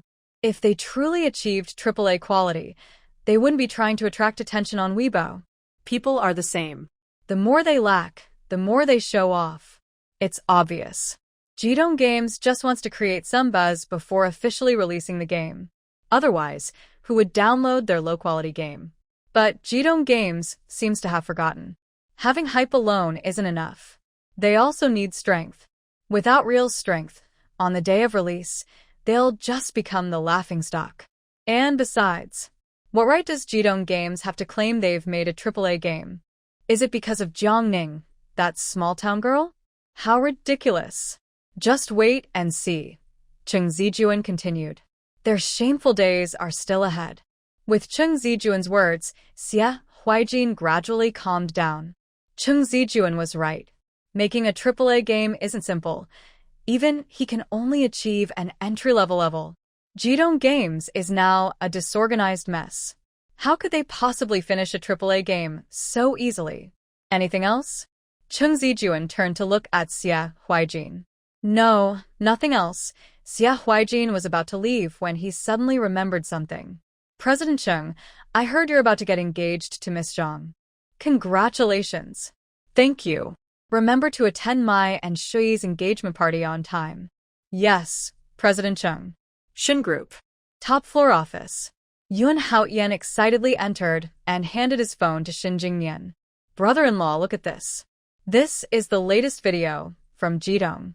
The comments below say it's fake. Do you think it's real or fake? Xin Jingnian took the phone, his tone low. It doesn't look like a fake. Although Xin Jingnian is a big shot in the investment industry, he's also very interested in games and is quite skilled. The globally popular shooting game Last Bullet is made by Kimi Games, a subsidiary of Shun Group. Because Shun Group and Kimi Games belong to two completely different industries, few people know that Kimi Games is part of Shun Group. Hearing Shin Jingmian's words, Yoon Haotian became even more excited. So, it's really possible that Jidong will create China's first AAA game. They are so impressive. Do you think this game was made by the new shareholder, Miss Jiang, or someone else? If it's that mysterious Miss Jiang again, she's incredibly talented, isn't she? Shin Jingmian's eyes narrowed slightly. He was also very curious. Who exactly is the person making the game? Yoon Haotian then said, but whether in China or abroad, most game developers are men. Very few women participate, especially since Jidong's game has AAA quality graphics. I think the chances that the mysterious Miss Jiang is the creator are only about 30%. In Yoon Haotian's mind, the person making the game should be a man as talented as his brother-in-law. He then joked, brother-in-law, you used to be the top in domestic game development, but now you've met your match. Shin Jingmian stood alone at the top, feeling a strong curiosity for the second time after Jiang Ning. He turned his gaze to the window, his deep phoenix eyes almost bottomless. Earlier, Chung Zijuan was praised by the media as a rare black horse in the finance industry over the past 10 years. He already had a lot of attention, and with Zhang Shuyi being a talented newcomer, plus the public relations efforts of Chung Group, news of Chung Zijuan's engagement to Zhang Shuyi quickly trended on social media. Chung Group CEO confirms wedding date with top talent. Congratulations to Mr. Chung for finally escaping the entanglement of a small village girl. The rare black horse in finance and the top talents union. What a divine match. Congratulations. Although Mr. Chung divorced that small village girl, insiders say she's still bothering him. I guess that's why Mr. Chung announced his engagement so publicly. The small village girl must be upset seeing this trending news. Bet 1 million. On the day Mr. Chung gets engaged, that shameless small village girl will definitely come to steal the bride. Chung Zijuan sat in his boss chair, scrolling through comments from netizens, a proud smile on his face. Sure enough, people's eyes are sharp. Even online users know that Jiang Ning will definitely be upset when she finds out about his engagement to Zhang Shuyi. She will hide in a corner and crawl in the shadows. Soon, Jiang Ning would come to ask for help. He would also quickly learn the latest updates about her feelings. For now, he just needed to wait and watch quietly. At 1 p.m., Jiang Ning left his house and took a taxi to the nearby shopping district. Meanwhile, 10 kilometers away, Yu Qianlong sat at a table inside a milk tea shop, drinking tea and waiting for Jiang Ning. The entrance exam for transfer students had already finished, so she invited Jiang Ning to go shopping. Yu Qianlong wore overalls with Mickey Mouse patterns, her shoulder-length hair tied into 2 small pigtails, looking playful and cute. About 20 minutes later, she saw a familiar figure approaching. Actually, Jiang Ning was dressed very simply today, just a white t-shirt and black shorts. Because it was hot, she wore a bun on her head, but her good looks made even simple clothes look stylish. She stood out in the crowd. Seeing her come closer, Yu Qianlong couldn't help but admire. Ningning is really naturally beautiful. Even without makeup, she was the most eye-catching person. After saying that, Yu Qianlong stood up and waved at Jiang Ning. Ningning, over here. Jiang Ning jogged over. March, I'm late. No, I arrived early. We still have 10 minutes before our planned time. Here, I got you a new flavor milk tea from Lily Lanxiang. Jiang Ning took the milk tea, noticing the full sugar label, and her smile widened. She loved full sugar milk tea. In her opinion, drinking half-sugar milk tea was almost a waste. She took a sip and said, this milk tea is really good. After we finish shopping, I'll treat you to dinner. Great. Yu Qianlong linked her arm with Jiang Ning's. I want to eat snail rice noodles, double chili, double dried tofu, double sour bamboo shoots. Inside the mall, Yu Qianlong was like a playful kid in a watermelon patch.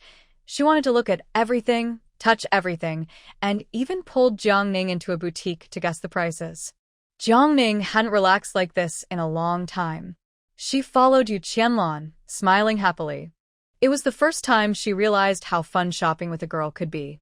When passing a men's clothing store, Jiang stopped and said, "March, let's go in and look at the clothes." "Is this a men's store? Who are you buying for?" Yu Qianlong asked excitedly. Could it be that Jiang had a boyfriend? "I'm buying for my grandfather," Jiang replied. Grandpa Jiang hardly bought new clothes. Besides work clothes, the most he wore was a t-shirt he bought 7 or 8 years ago. It turns out she is not his girlfriend. Yu Qianlong nodded and said, "Okay, I'll also buy a few things for my dad." The two went inside to browse and pick out clothes. The front wall of the men's clothing store is made of glass, so from outside, you can clearly see the girl carefully choosing her clothes. When do people look the best? Of course, when they are focused on doing something. Moreover, Jiang is naturally beautiful, and at this moment, she looks radiant, catching everyone's attention. A man hurriedly walks past the men's store, but in the next second, he stops in his tracks, his gaze fixed on the girl inside, selecting clothes. He is 1.92 meters tall, with a strong presence, handsome features, and wears a tailored shirt.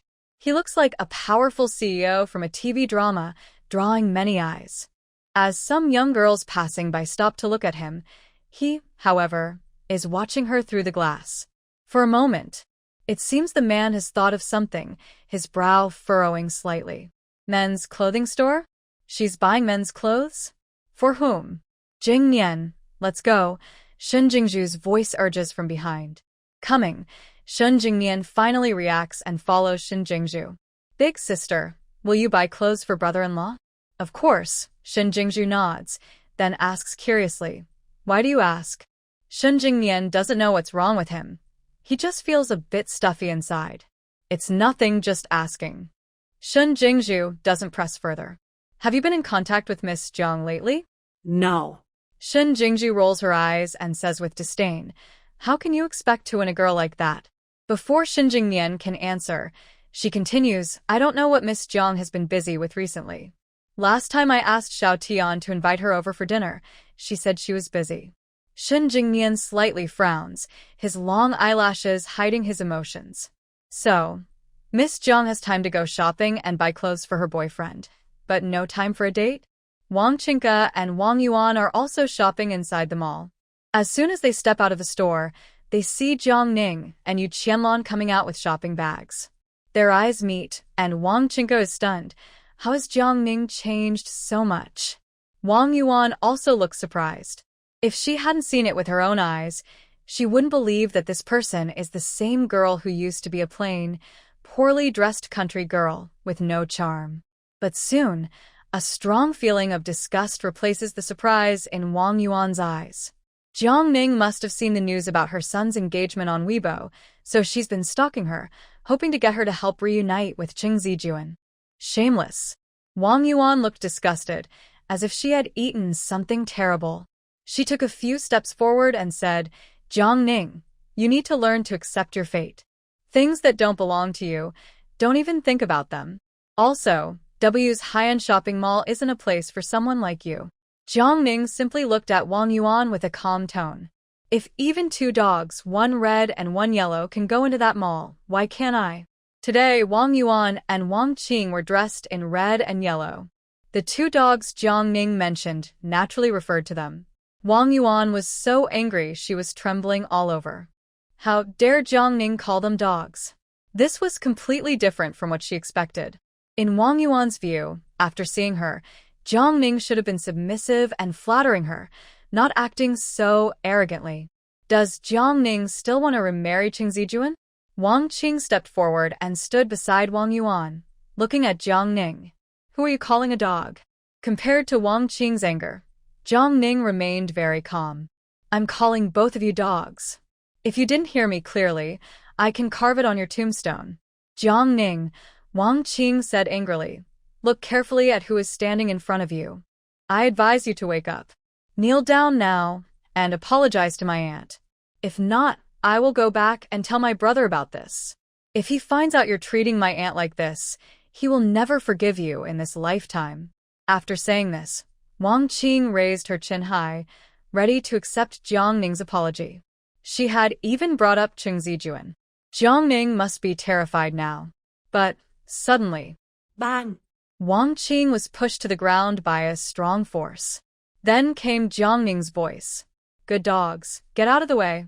Wang Qing's eyes widened in disbelief as she looked at Jiangning. You actually dared to push me. Jiangning slightly raised her eyebrows. Not only do I dare to push you, I dare to hit you. Next time you provoke me again, you won't be as lucky as today. After saying this, Jiangning looked at Yu Qianlan. Let's go, march. Yu Qianlan immediately followed Jiangning. Seeing Jiangning leave like that, Wang Qing was so angry she crawled up from the ground, threatening, Jiangning, stop right there. Otherwise, I will really tell my brother about today. But Jiangning didn't even pause her steps.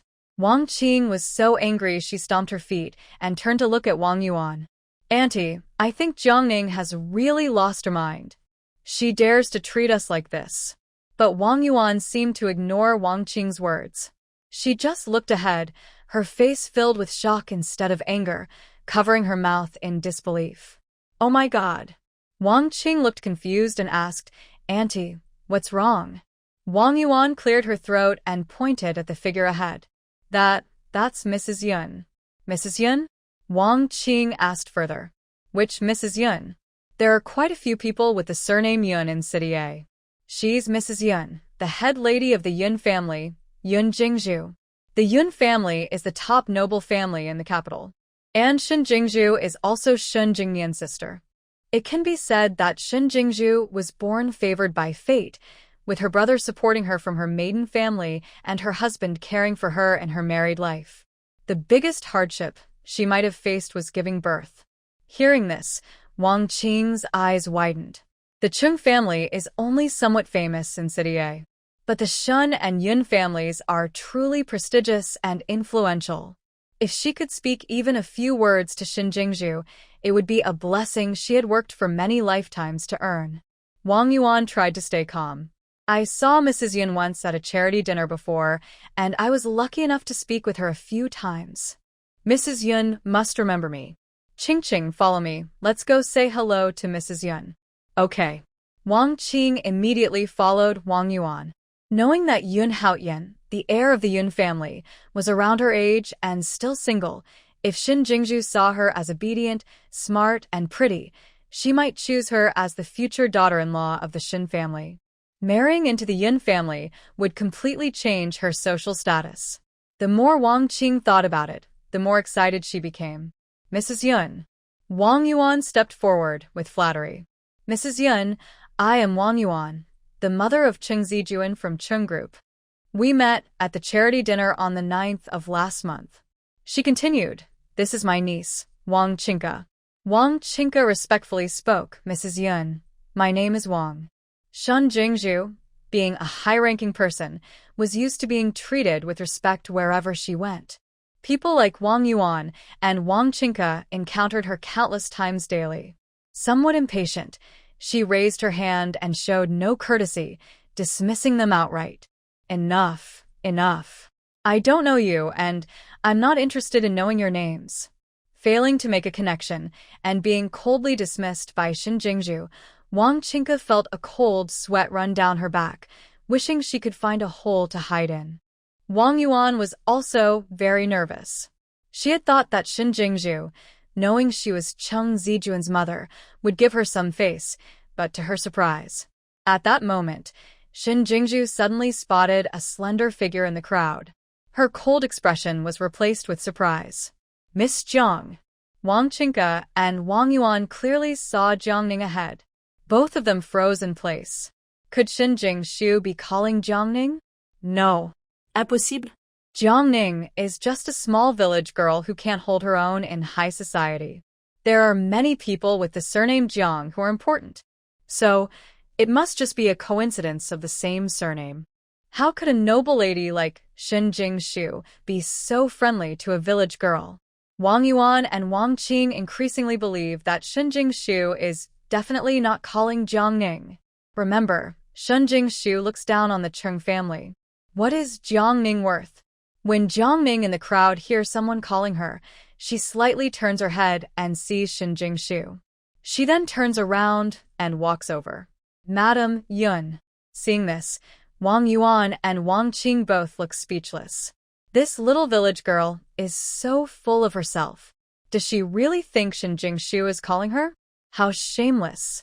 This village girl should look in the mirror and see Shin Jingshu's status. And what about her? She's overestimating herself. Completely ridiculous. Just wait. Jiang Ning is about to be embarrassed. And it will be even more humiliating than before. Thinking of this, Wang Yuan feels her chest less tight. Wang Qing watches Jiang Ning with a look of amusement, as if she's enjoying a good show. Compared to Jiang Ning's earlier embarrassment in front of Shin Jingshu, it's nothing.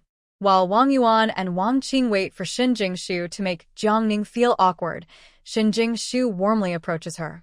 Miss Jiang, it's really you. I thought I was seeing things. Her words are full of respect, using you politely. This way of speaking is almost instinctive. Although Jiang Ning is young, her manners, demeanor, and experience are not ordinary. Even Shin Jingshu, a noble daughter from a wealthy family, feels she is a bit inferior standing in front of her. Jiang Ning looks at Shin Jingshu. Madam Yun, I didn't expect to see you here. This shows we're destined to meet. Shin Jingshu affectionately takes Jiang Ning's hand. Miss Jiang, honestly, when I saw you, I felt like I was seeing my own sister. If you don't mind, you can call me Sister Shin. I'll call you Ning Ning, okay? Actually, Shin Jingshu initially wanted Jiang Ning to call her Aunt Shin. But she plans to make Jiang Ning her sister-in-law. If Jiang Ning calls her Aunt Shin, it would mess up the family hierarchy. So, she must be called Sister. Okay, Sister Shin, Jiang Ning responds confidently and openly. Hearing this, Shin Jingshu smiled so broadly that her mouth almost couldn't close. She immediately took off the bracelet on her wrist and put it on Jiang Ning's wrist. This is your older sister's gift to you, Ning Ning. You must not refuse it. Jiang Ning was still surprised when a luxury bracelet worth 7 figures was placed on her wrist. Older sister Shin, this is too expensive. Jiang Ning quickly refused. What's so expensive about it? Do I look like someone who needs this bracelet? Besides, for this bracelet to be on Ning Ning's wrist, it's simply her good fortune. Shin Jingshu held back Jiang Ning's hand as she tried to take off the bracelet and looked at Yu Qianlan. Who is this? Jiang Ning introduced. Older sister Shin, this is my good friend Yu Qianlan. Shin Jingshu immediately saw that Yu Qianlan was not an ordinary person. Yu Qianlan looked a little nervous and said, Hello, I am Yu Qianlan, nicknamed March. You can call me March. Don't be nervous.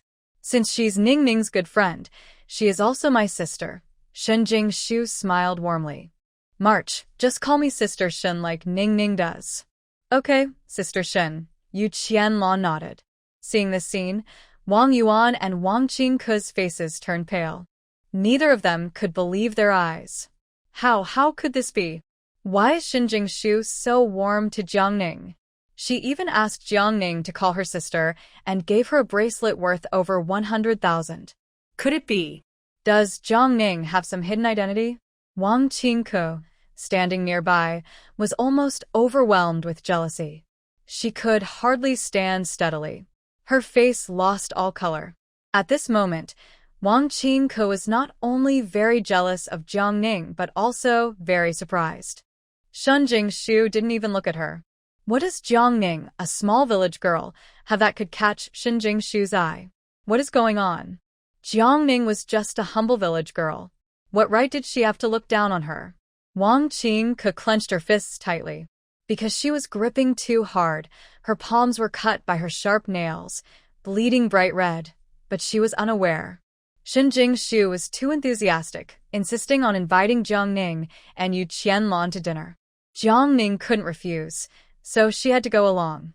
The three of them arrived at a members-only restaurant. Shin Jingshu handed the menu to Jiang Ning. Ning Ning, you and March can order whatever you want. Don't be polite to your sister. Thank you, Sister Shin. Shin Jingshu then said, By the way, Ning Ning Qianlan, today I came shopping with my younger brother. I asked him to pick up something on the 6th floor. Do you mind if I call him over so we can eat together? Jiang Ning immediately looked to Yu Qianlan for her opinion. Yu Qianlong smiled and said, "Sure, it's more lively with more people." Shin Jingshu replied, "Then I'll go call her to come over." After saying that, she turned to go outside to contact Shin Jingnian. Meanwhile, Shin Jingnian and Yun Haotian had already gotten into the car. Yun Haotian was playing music from his Bluetooth in the front passenger seat. Yun Haotian's grandmother was a traditional opera artist, and influenced by her, he loved listening to opera since he was young. Now, he was playing his favorite opera, The Little Red Matchmaker. Listening to the singing, Shin Jingnian raised his hand and pressed his chest, feeling very tired. Can we change it? This sound gives me a headache. Maybe because he was still young, Shin Jingnian couldn't really appreciate the beauty of opera. Little uncle, you really don't understand art at all. Yun Haotian took out his phone and switched the opera to modern light music. Ding ding ding. Suddenly, his phone rang. Shin Jingnian was holding the steering wheel with one hand and answered the call with the other. "Hello, sister." When he heard Shin Jingshu call him to dinner, he immediately refused. "Sister, I'm already in the car, no time." But before he finished speaking, Shin Jingshu interrupted him directly. "Ningning and her friends are here too. Come quickly, don't dawdle." Hearing this, Shin Jingnian immediately took back his unfinished words, acting as if he was two different people. "Okay, I'll be there right away." Yun Haotian, sitting in the front passenger seat, naturally heard the phone conversation. Seeing his little uncle's two different attitudes, he smiled and said, "Little uncle, you still say you don't like Dad Jiang? When you heard my mom say Dad Jiang was here, look at how your face changed." Shin Jingnian's lips parted slightly as he explained, "She's my lifesaver. It's right to eat with her. Don't always think everything is about romantic feelings. Is that considered? This world isn't only about romantic love. Are you really just grateful to Dad Jiang for saving her?" Yun Haotian squinted his eyes. Shin Jingnian firmly replied, "Of course." He was a firm believer in not marrying. About 10 minutes later, Shin Jingnian arrived. The man's strong presence immediately drew attention as soon as he stepped into the restaurant. Yu Qianlong initially thought that Shin Jingshu's younger brother was just a young kid, but she never expected him to be so extraordinary, like an ancient emperor with a powerful presence that made it hard to look directly into his eyes. "Big sister. Come over quickly." Shin Jingshu waved and greeted him. "Sit here." Shin Jingnian leaned down and sat next to Shin Jingshu.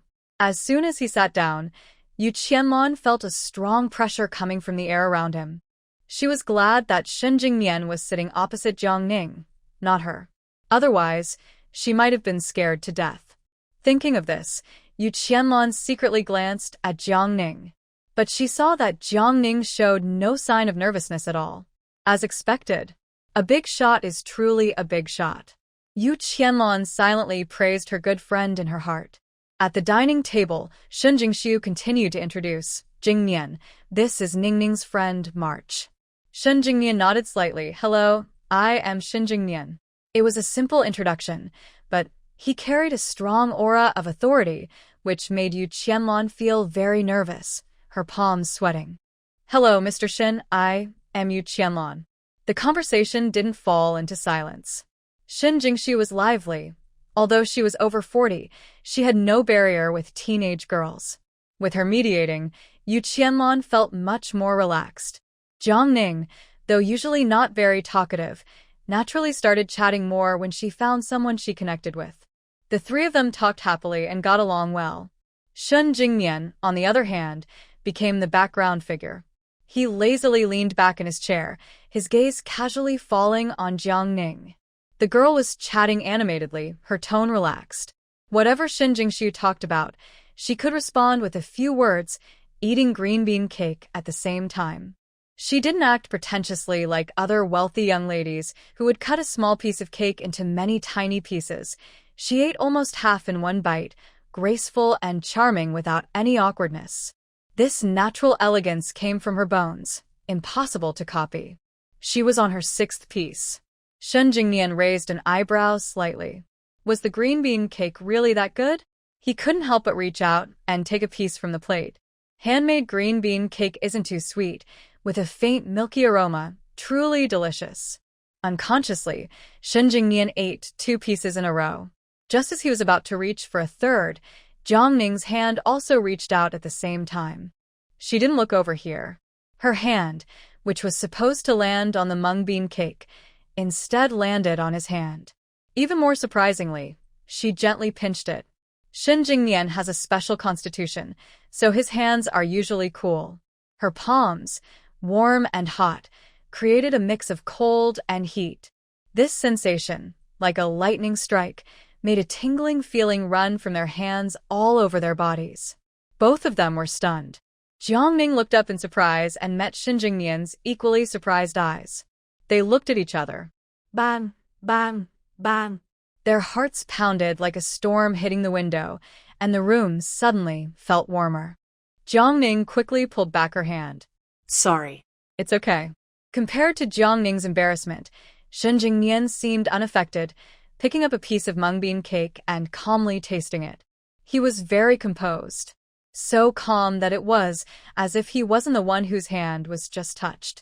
Jiang Ning silently gave him a thumbs up. It seemed she still lacked experience. It was just a hand touch. What was there to be shy about? She needed to learn from Shen Jingnian. Jiang Ning took a deep breath, pretending nothing had happened, and continued chatting with Shen Jingzhu and Yu Qianlong. Luckily, Shen Jingzhu and Yu Qianlong had just been having a good conversation and didn't notice anything unusual. Shen Jingnian looked at his phone. Sister Hao Yan is here. I'll go outside to meet him. Go ahead. Shen Jingzhu didn't lift her head. If Shen Jingzhu listened carefully, she would notice that Shen Jingnian's voice had a huskiness she didn't usually hear. Shen Jingnian stood up and headed outside. It was early October. The air was a little cool, but Shen Jingnian felt quite stuffy. He unbuttoned the top button of his shirt. After waiting about 10 minutes, Yun Haotian finally arrived. Seeing Shen Jingnian standing at the door of the dining room, Yun Haotian was a bit surprised. Brother-in-law? What are you doing? Waiting for you. Shen Jingnian's tone was calm. Waiting for me? Yun Haotian felt flattered. His brother-in-law was actually waiting for him. After saying that, Yun Haotian noticed that Shen Jingnian looked a little different than usual. He asked with some doubt, Brother-in-law, have you been drinking? What do you mean? Shen Jingnian asked. Yun Haotian continued, why is your face so red? It was very red, almost deep into his neck. Inside, it's too stuffy, Shen Jingnian explained. Too stuffy inside? Yun Haotian scratched his head in confusion. But it's not very hot today, right? I have a lot of heat, Shen Jingnian said in a low voice. A lot of heat? Yun Haotian immediately caught up with Shen Jingnian's pace and teasingly said, little brother-in-law, do you need a girlfriend? What was just a joke made Shen Jingnian's face turn even redder, like he was on fire. Not sure what he was thinking, he lowered his voice and said, your mom and them are inside. I need to go to the bathroom. He needed to splash cold water on his face to calm down. Yun Haotian watched Shen Jingnian hurriedly walk away, his eyes full of surprise. He was just joking, but he didn't expect his little brother-in-law to be so innocent. Haha. He's such a pure-hearted guy. Yun Haotian entered the restaurant and saw Shen Jingzhu and Jiang Ning sitting and chatting from afar. Jiang Ning's cute sister was sitting next to her. Mom, Yun Haotian went over Uncle Jiang. Jiang Ning smiled and greeted him. This is my friend Yu Qianlong. Hello, Sister Yu. I am Yun Haotian, Shen Jingnian's son, he said, being very friendly and outgoing. Shen Jingzhu asked curiously, where is your little brother-in-law? He went to the bathroom, Yun Haotian replied. Oh, Shen Jingzhu didn't ask more. After finishing the meal, Shen Jingzhu smiled and said, Jingnian, you can take Haotian back, and you can take Ningning and Sanyu home. Okay, Shen Jingnian nodded slightly. They went to the underground parking lot of the restaurant. Shen Jingnian's car was as high-profile as he was.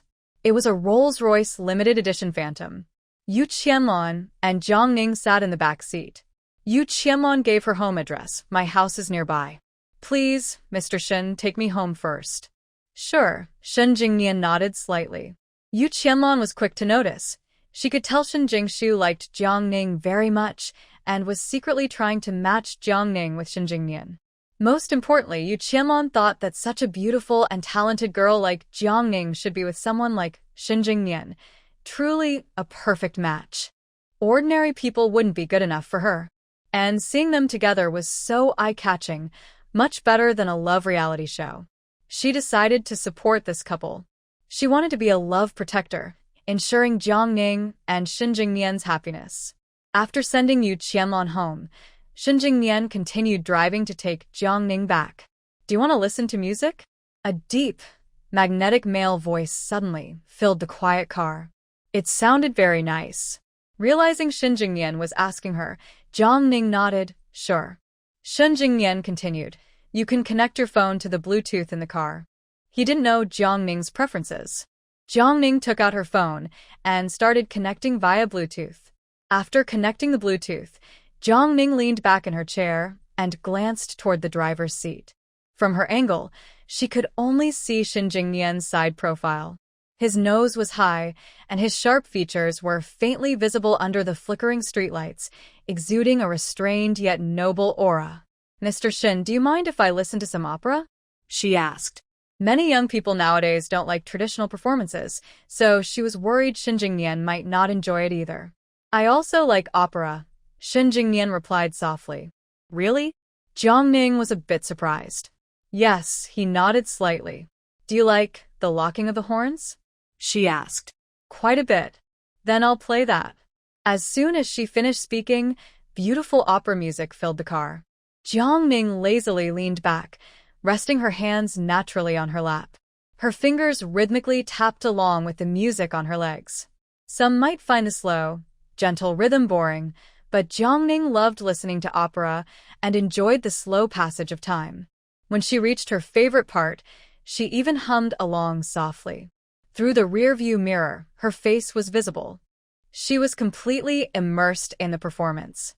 She didn't notice the deep eyes watching her from the mirror, nor did she realize the car had slowed down. About 20 minutes later, the car stopped at the entrance of her apartment building. Jiang Ning opened the door and got out. Thank you, Mr. Shen, for bringing me back. You're welcome, Shen Jingnian said, his gaze on the mirror. He reminded her, Miss Jiang, you forgot your boyfriend's clothes. Through the bag opening, she could see the color, gray polo shirt. Ugh, such an ugly shirt. Boyfriend? Jiang Ning looked confused. Shen Jingnian, tall and long-limbed, easily reached over and picked up the bag with the clothes from the back seat, handing it to her. Here. Jiang Ning smiled. Oh, this is for my grandfather. Grandfather? Shen Jingnian also smiled. The color is nice. It looks good and suits an elderly person. Thank you, Jiang Ning said. Drive safely, Mr. Shen. Elsewhere. In the Chung family. In the study, Wang Yuan recounted everything she encountered today at the mall to Cheng Zijuan. Mom, are you sure you didn't see the wrong person? Cheng Zijuan looked at her with disbelief. Mrs. Yun, someone so noble, would really think Jiang Ning is her sister? Just thinking about it with her toes, she knew it was impossible. Before registering the marriage with Jiang Ning, Cheng Zijuan conducted a background check on her. Jiang Ning was just an ordinary small-town girl with no hidden identity. After marrying into the Chung family, Jiang Ning was very open and honest. If she truly knew Shen Jingzhu and had a close relationship with her, she would have told Cheng Zijuan immediately. Their divorce happened only a few days ago. Jiang Ning's attempt to reconnect with Shen Jingzhu after the divorce is as unlikely as a spaceship crashing into Earth. Not to mention Jiang Ning. Even Zhang Shuyi, a talented woman, might not be capable of that. And Jiang Ning, the small-town girl, is even less likely. So, it must be that her mother was mistaken. I swear I didn't see it wrong. I even greeted Mrs. Yun, but she clearly doesn't look down on us small folks from a humble background, Wang Yuan said with a frown. I don't know what kind of spell Jiang Ning cast on Mrs. Yun, but she seems to like her a lot. Hearing this, Cheng Zijuan narrowed his eyes. Mom, have you met Mrs. Yun? Wang Yuan took out her phone immediately. I took a distant photo. Look, isn't this Mrs. Yun?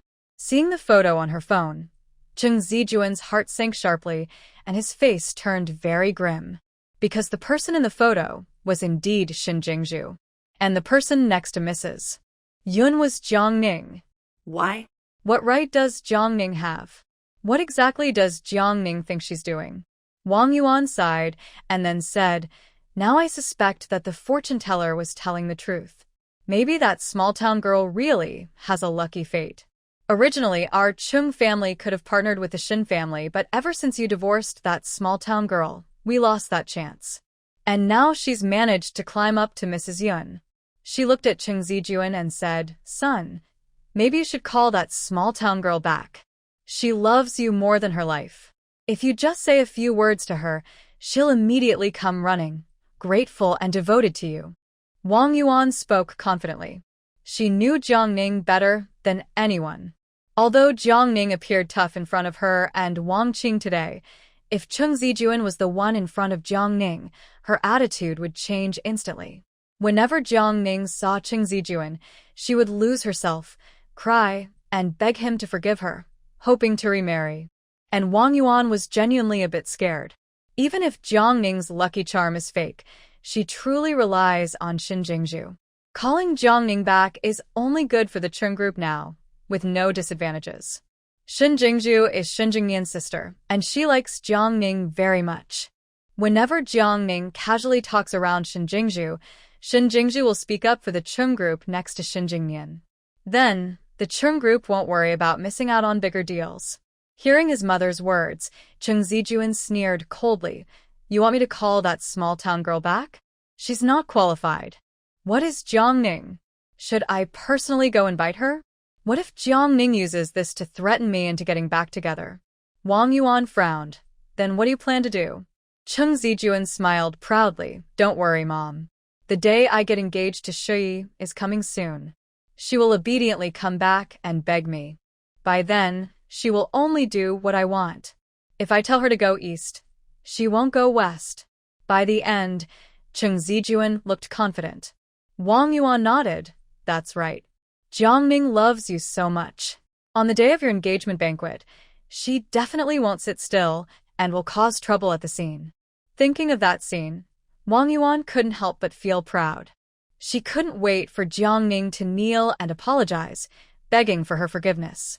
Chung Zijuan looked at Wang Yuan and continued, "By the way, Mom, have you prepared the dress for Shuyi?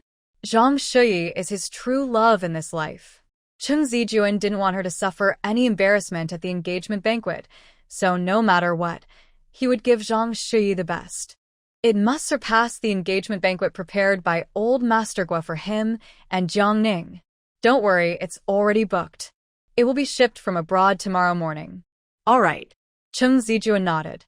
Now, he just had to wait for the day of the engagement banquet. Meanwhile, after arriving home, Jiang Ning handed a bag to old Master Jiang. "Grandpa, these are clothes I bought for you. Please try them on." "Why waste money? I have so many clothes I can't even wear them all." Although he scolded Jiang Ning for spending recklessly, old Master Jiang happily took the clothes and went to change in his room. A few minutes later, old Master Jiang came out of his room and looked at Jiang Ning. "Ning, look, do I look several years younger in this outfit?" "Yes," Jiang Ning nodded. "Grandpa, you look really good in this. By the way, does it fit?" "It fits perfectly." Perfectly. Old Mr. Jiang smiled and said, Ning, I have a colleague whose daughter bought him a similar t-shirt. I saw him wearing it, and it looked very nice." Previously, old Mr. Jiang was very jealous of that colleague. Unexpectedly, his granddaughter also bought him one. And not just one. Jiang Ning carefully looked at the clothes on old Mr. Jiang and asked Grandpa, "Are these pants a bit long?" "No, not at all. I just roll them up once," replied old Mr. Jiang happily, feeling genuinely pleased to wear clothes his granddaughter bought for him. "But in the future, you can't spend money recklessly." "Grandpa, I can now earn money, so you just enjoy yourself. By the way, have you talked to your boss about quitting your job?"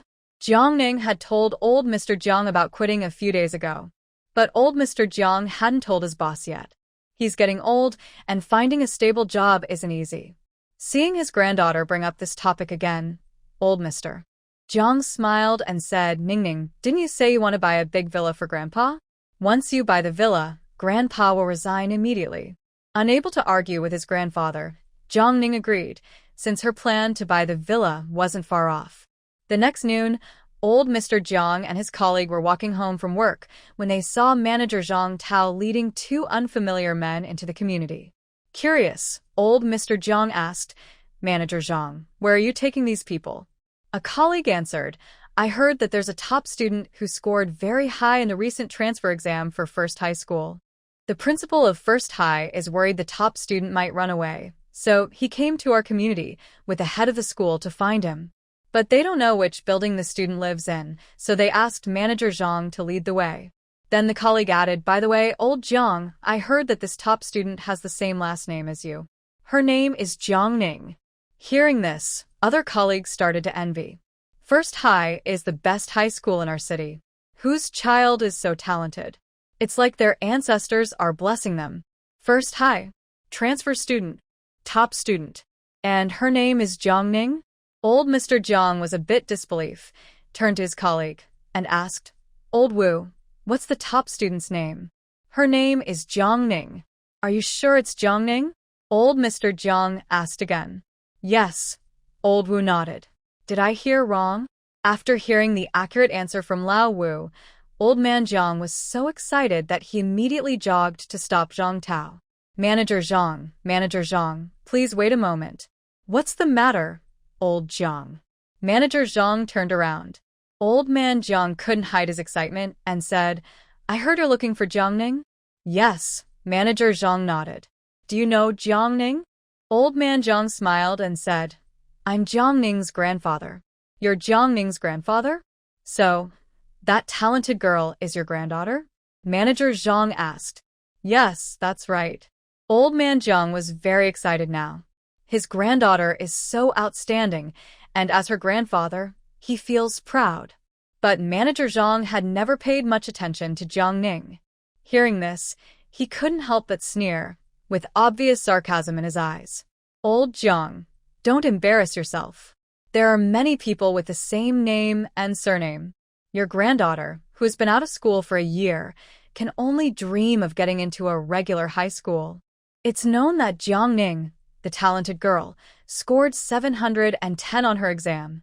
But Old Man Jiang's granddaughter is just a small village girl. Not to mention 710 points, she can't even pass the minimum admission score of 600 for First High School. So, in Manager Zhang's view, they are probably just people with the same name." Hearing this, Old Man Jiang was a bit annoyed. "Manager Zhang, how can you be so sure it's just someone with the same name? What if it's my Ning Ning?" "No way." Manager Zhang snorted coldly, confidently. "If it isn't someone with the same name, then I will do a handstand and eat dirt." Manager Zhang's words were firm. After all, Old Man Jiang had previously asked him to help find relatives to get Jiang Ning into First High School. If Jiang Ning truly had the ability, he wouldn't need to ask for help. Moreover, the two school leaders of First High School said Jiang Ning lived in Building 5. If he remembered correctly, Old Man Jiang lived in Building 2. This old man really has no shame. Does he think his granddaughter is so amazing? At first, when he heard Jiang Ning's name from colleagues, Old Man Jiang was quite excited. But he was suddenly disappointed when Zhang Tao poured cold water on him. He looked at Zhang Tao. "Manager Zhang, although I don't rule out the possibility of someone with the same name, my granddaughter's grades are so good. How could she not get into First High School?" "Are you serious?"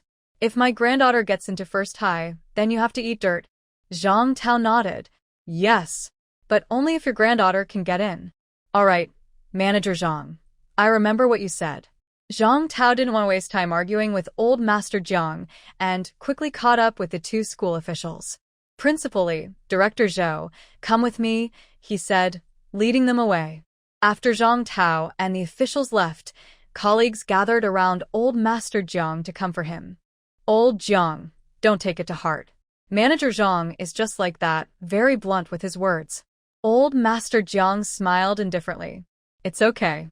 Facts speak louder than words. I believe my granddaughter will definitely get into First High School." The colleagues looked at him with complicated expressions.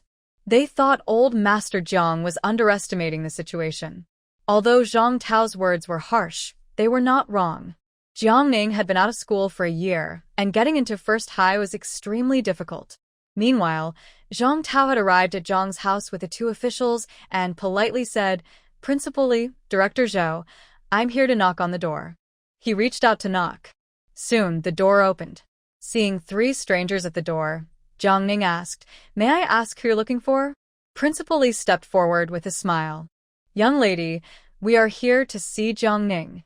Does she live here?" "I am Jiangning. Do you need something?" Jiangning replied.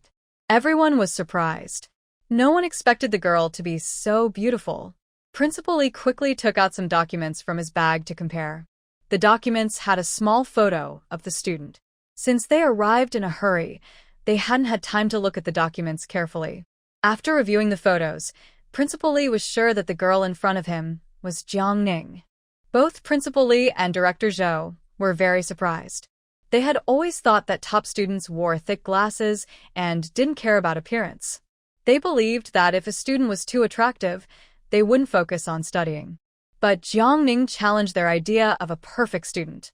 It seemed she was very different from what they imagined. Principal Li immediately said, "Hello, Jiangning. I am Principal Li Bin from First High. Congratulations on passing our transfer exam and ranking first. By the way, this is Director Zhou. We came to pick you up and help you with the enrollment process." Hearing she had ranked first, Jiangning remained calm. She had expected this. "Hello, Principal Li and Director Zhou. Are we going to handle the enrollment now?" she asked. "Yes." "Are you available now?" Principal Li asked. "If it's not convenient, we can wait here for you or have someone send the materials for you to sign." Just joking, she is the top student. Once the exam results are leaked, many people will try to compete for her. That's why the principal and the school director came so quickly. "It's convenient, but I need to tell my grandfather first." Jiangning dialed her grandfather's phone while walking with the others to take the elevator downstairs. Although she hadn't called him yet, as soon as they stepped out of the building, she saw her grandfather and colleagues coming toward them. Seeing her grandfather, Jiangning hurried over and called, "Grandpa." "Grandpa?" At that moment, Zhang Tao was stunned. Who was Jiangning calling Grandpa? Could it be Jiang Fuhai? Thinking about how he had just mocked Jiang Fuhai and even jokingly said he wanted to eat dirt, Zhang Tao's face turned red and green with embarrassment, wishing he could disappear into the ground. It was so awkward. Principal Li and Director Zhou were also very surprised. Neither of them expected that a cleaning worker's grandfather would have such an impressive granddaughter. 710 points. If it were the college entrance exam, she could be the top scorer in the city. Old Master Jiang was still a bit confused and looked at Jiangning. "Ningning, where are you going?" Before Jiangning could answer, Principal Li, who had caught up, enthusiastically grabbed Old Master Jiang's hand. "Old Mr. Jiang, we're very sorry just now for not recognizing you. I am Li Bin, the principal of No. 1 High School. I came to visit your granddaughter to bring good news. Old sir, you've raised a wonderful granddaughter. Her future is limitless." Director Zhou quickly took Old Master Jiang's other hand. "Hello, Old Mr. Jiang, I am Zhou Lei, the school director of No. 1 High School. Our principal is right. You've raised a good granddaughter. Her future will be bright. Just get ready to enjoy your blessings." "Thank you. Thank you." Holding on to the two school leaders' hands, Old Master Jiang felt like he had reached the peak of his life.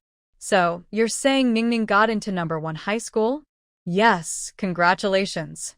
Jiangning not only got into No. 1 High School but also ranked first.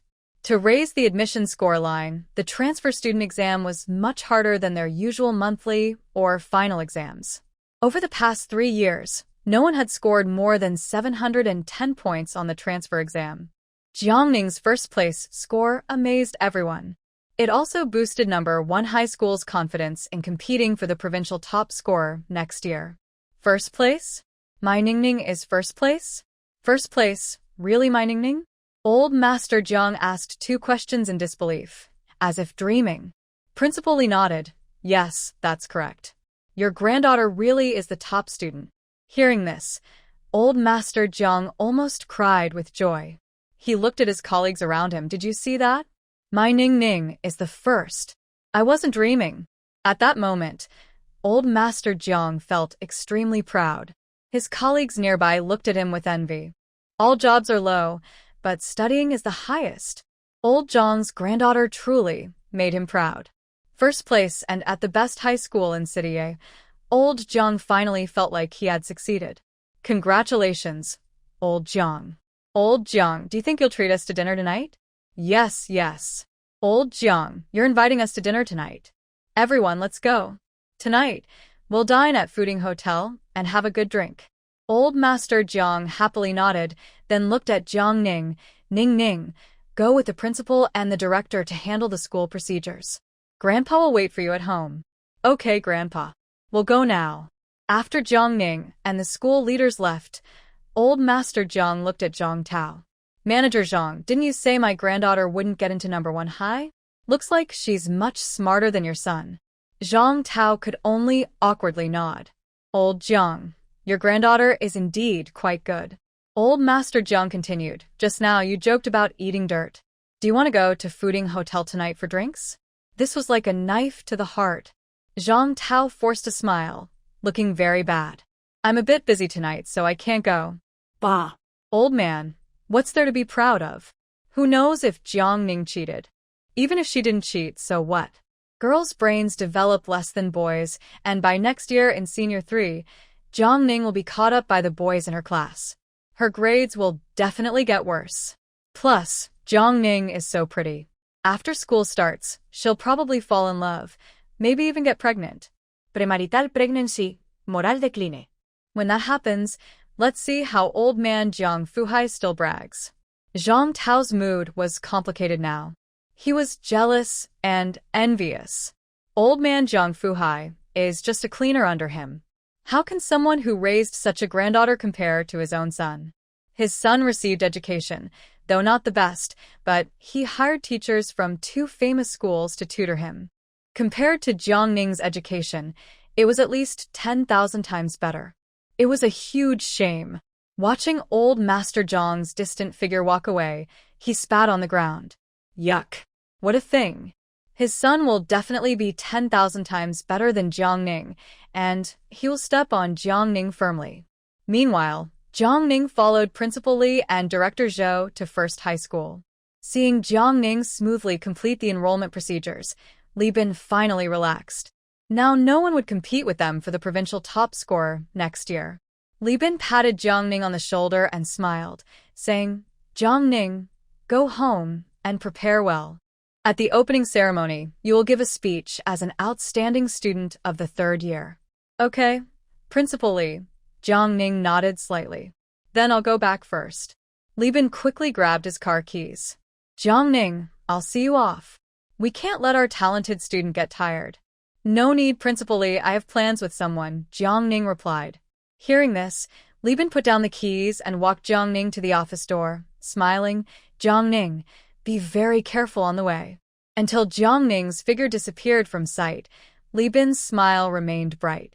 That's so wonderful.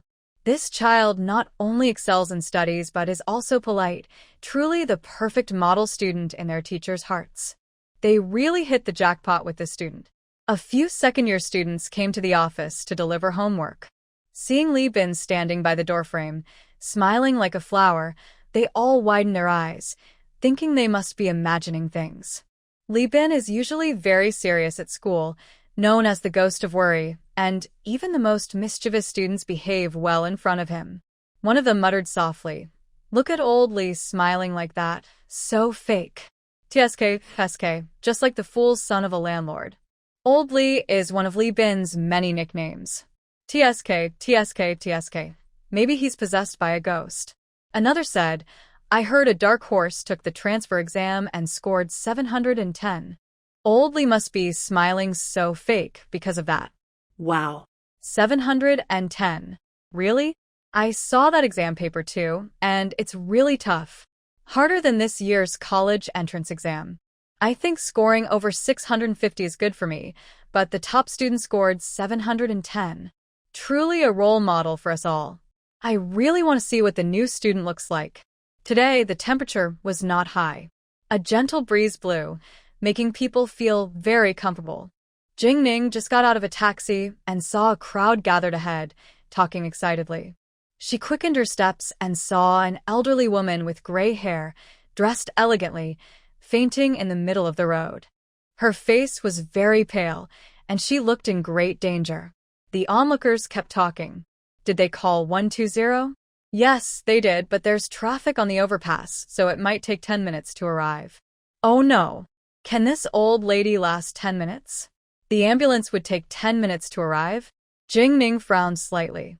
Traditional Chinese medicine emphasizes observing, listening, questioning, and feeling the pulse. From her quick glance, she saw that the woman had a sudden heart attack and had been unconscious for about 5 or 6 minutes. The best treatment time for a heart attack is within 10 minutes. She couldn't wait for the ambulance. She had to start first aid immediately by using fine acupuncture needles to unblock the heart points. Thinking this, Jingning pushed through the crowd and walked forward. Excuse me, please make way. I'm a doctor. When the crowd heard there was a doctor, they immediately made space for her. But when they saw that she was just a girl of about 17 or 18, they looked at her with doubt. It was because Jingning looked so young. They thought she probably hadn't even gone to university yet. Medical students study for 5 years, and undergraduates can only be medical assistants. To become a doctor, you need to get a master's or doctorate degree. Such a young girl, working as a medical assistant in a hospital? No one would want her. Jingning ignored their gazes and stayed calm. She calmly checked the elderly woman's pulse, then took out her portable acupuncture kit and began first aid. Under the blazing sun, the fine needles sparkled brightly, giving a chilling feeling. As Jingning was about to insert the needle into the woman's body, someone from the crowd couldn't help but speak up. Young girl, do you have a medical license? If you accidentally hurt her and she dies, you'll be responsible. There are so many people here today. You can't run away. Life is at stake. Please be careful, young girl. Jingning spoke softly but firmly. Everyone, rest assured. I am a descendant of traditional medicine, fully certified. The elderly woman is in a very urgent condition and needs immediate treatment, or she might stop breathing at any moment. Hearing this, the crowd looked at each other with suspicion. They thought, this girl sure talks big. She's just a young girl claiming to be a traditional medicinaire? Fully certified? That's probably all lies. If you are a descendant of traditional medicine, then I am like Hua Tuo alive today. I am still the Jade Emperor. Ha ha ha. The onlookers immediately burst into laughter. Jiangning remained calm and composed, unaffected by the crowd. She carefully inserted fine needles into the key points of the elderly woman's neck and wrist. Then she took a small ceramic bottle from her bag, poured out a brown pill, and fed it to the elderly woman. This is a fast-acting heart-saving pill. Unlike the one sold on the market, this pill is handmade by Jiangning and is very effective for heart attacks. Currently, such a pill costs around 200,000 yuan each in the medical market, rare and expensive. Seeing Jiangning not only dare to give injections, but also to feed mysterious medicine, the crowd's eyes widened in surprise. Young girl, are you capable? Won't you harm this elderly person? No, Jiangning replied calmly. This elderly person will wake up very soon. When will she wake up? The crowd asked eagerly. Within 3 minutes, Jiangning answered softly. 3 minutes? Hearing this, everyone looked doubtful. Stop bragging. I see the elderly woman lying still on the ground. You must have harmed her.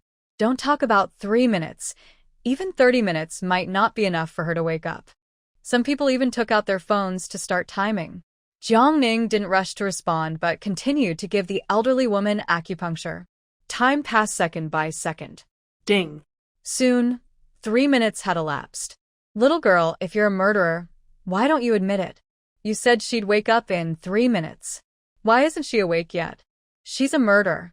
Let's surround her. We can't let her escape today. As the atmosphere grew tense, suddenly, the elderly woman, who had her eyes tightly closed, opened them at that moment. At this moment, the crowd was stunned. No one expected the elderly woman to actually wake up. And the timing was perfect. Exactly 3 minutes. She's awake. The elderly woman really woke up. Oh my goodness. Wow, this young girl really has some skills. Amazing. So this is traditional medicine. This is inheritance. The voices of the onlookers quickly changed. No one expected that Jiang Ning would actually have such skill. The old lady looked at Jiang Ning, her voice still a little weak. Young girl, thank you for saving me. The old lady usually pays close attention to her health and likes to watch videos about preventing heart attacks. When she collapsed, she immediately realized it was a sudden heart attack. Although she was conscious, she couldn't open her eyes. The critical treatment time is only 10 minutes. If missed, it could be life-threatening. Even though some bystanders called emergency services quickly after she fell, the ambulance was stuck in traffic. When Jiang Ning arrived, about 7 or 8 minutes had passed. If Jiang Ning hesitated even for a second, she might have lost her life. Even now, after waking up, she still feels scared. So, after Jiang Ning gave her the first injection, the old lady knew she had met a kind and capable person. After saying this, the old lady struggled to get up from the ground. Jiang Ning immediately stopped her. Ma'am, lie down first, don't move. Although the old lady didn't understand what Jiang Ning meant, she gave up trying to stand and continued to lie down. Jiang Ning explained, I just used a special needle to unblock your heart. You need to rest here for a few minutes before you can stand slowly. If you move too much during this time, you might faint again. Thank you, young girl. A few more minutes passed, and Jiang Ning slowly helped the old lady to her feet. The old lady looked at Jiang Ning with full of admiration and gratitude. When she was unconscious, people around her said many things. Some said she was a scammer or pretending to be hurt, and almost no one dared to help her. Only Jiang Ning stepped forward. If it weren't for Jiang Ning today, she might have already passed away. Young girl, my name is Chen. May I ask your name? Chen Yin asked. My surname is Jiang. Jiang Ning replied calmly. Is it Jiang Zia's Jiang? Chen Yin asked again. Yes. Jiang Ning nodded slightly. Chen Yin immediately bowed deeply to Jiang Ning and said sincerely, Miss Jiang, I will never forget your life-saving kindness. Could you please give me your address? I want to visit you personally to thank you someday. Chen Yin was truly very grateful to Jiang Ning. When she suddenly collapsed from a heart attack and heard that the ambulance was stuck on the overpass, she was prepared to die. After all, the golden window for heart attack emergency treatment is only a few minutes. But unexpectedly, Jiang Ning gave her a second life. Calling Jiang Ning her rebirth parent wouldn't be an exaggeration. Jiang Ning stood there quietly, looking at Chen Yin with a gentle smile. Although she appeared only 17 or 18 years old, her natural and calm presence made people instinctively admire her. Being worldly wise but not jaded, such a girl is truly rare. Grandma Chen, you are too kind. Healing and saving lives are the responsibilities of every doctor. I only did what I was supposed to do, so it's nothing special, Jiang Ning said quickly as she packed up her bag. Please remember not to do any strenuous activity for a short time. Wait here for the ambulance. I have other matters to attend to, so I must leave now. Little Jiang, please wait a moment. You haven't told me where you live yet. You could leave your contact information. Chen Yin tried to catch up, but suddenly remembered she shouldn't exert herself and stopped. About 10 minutes later, the ambulance arrived. On the ambulance, Chen Yin was taken to the hospital for further tests. Chen Wanli received the call about his mother's accident and hurried to the hospital with his secretary. He found Chen Yin's primary doctor. Doctor, I am Chen Yin's family. The emergency team just brought her here. How is she now? Chen Wanli shares the same family name as his mother, so he is also Chen. The doctor smiled and said, Your mother had a sudden heart attack. Her condition was very dangerous at first, but luckily, a passerby helped her in time. Your mother has now escaped life-threatening danger. You must thank that passerby. They gave your grandmother a second chance at life. Hearing this, Chen Wanli breathed a huge sigh of relief. Fortunately, his mother was okay. The doctor continued, however, she still needs to stay in the hospital for observation for 2 days. Please go and handle the admission procedures. Okay. I'll do that now. Chen Wanli nodded and asked his secretary to take care of the hospital paperwork for Chenin. He then went to the VIP ward. Mom, you really scared me. Why didn't you go out with Xiao Lu and Xiao Zhang today? Xiao Lu and Xiao Zhang are Chen Yin's assistants. If she had gone out with them, she probably wouldn't have fainted on the street. I just wanted to go out alone for a walk. I didn't expect to have a heart attack. But I'm fine now, so don't worry, Chenin said with a gentle smile. But Wanli, you should have come earlier. If you had come sooner, you could have seen the young hero who saved me. If it weren't for her today, I might not be alive now. I just heard what the doctor said. Mom, please give me the number of the person who helped you. We must visit her personally and thank her properly. Speaking of this, Chenin looked regretful and said, that little benefactor only left a surname, not even a given name. But I think she probably lives locally. Wanli, you must find her. In this age of big data, finding someone shouldn't be too hard. Hearing his mother say this, Chen Wanli also became curious and respectful of that little benefactor. In modern society, there are really few people who do good deeds without seeking recognition. Chen Wanli then asked, by the way, Mom, what is her surname? How old is she this year? Her surname is Jiang, like Jiangxia, Chenin replied. She looks about 17 or 18, and she's very beautiful. Chen Wanli was surprised. So young? And she's a girl? The skilled traditional Chinese medicine doctor Chen Wanli had seen many. But a young and talented Chinese medicine doctor like her, he had never met before. Most of the famous doctors he knew were over 50. Chenin nodded. Yes, that's why I said she's impressive. Hearing this, Chen Wanli's eyes showed surprise. After a few seconds, he nodded. Okay, Mom. I'll arrange for someone to find her right away. Royal Court Restaurant. Wang Xingli had been waiting for a while. Jiang Ning, guided by a waiter, quickly approached. Sorry, I had a small accident on the way, so I'm late. It's okay, Miss Jiang. I just arrived too, Wang Xingli said. After that, he told the waiter to start serving the dishes. The waiter nodded. Yes, sir. Jiang Ning sat across from Wang Xingli. Soon the dishes were served. Wang Xingli handed a tablet to Jiang Ning. Miss Jiang, our game is ready to go online anytime, but we still need a spokesperson. Jiang Ning nodded slightly. Do we have someone in mind? Since our game story is based on traditional Chinese culture, promoting cultural confidence, some levels include many forgotten, intangible cultural heritage items. So, I want to invite the master of traditional Chinese painting, Academician Chen, to be the game's ambassador, Wang Xingli explained.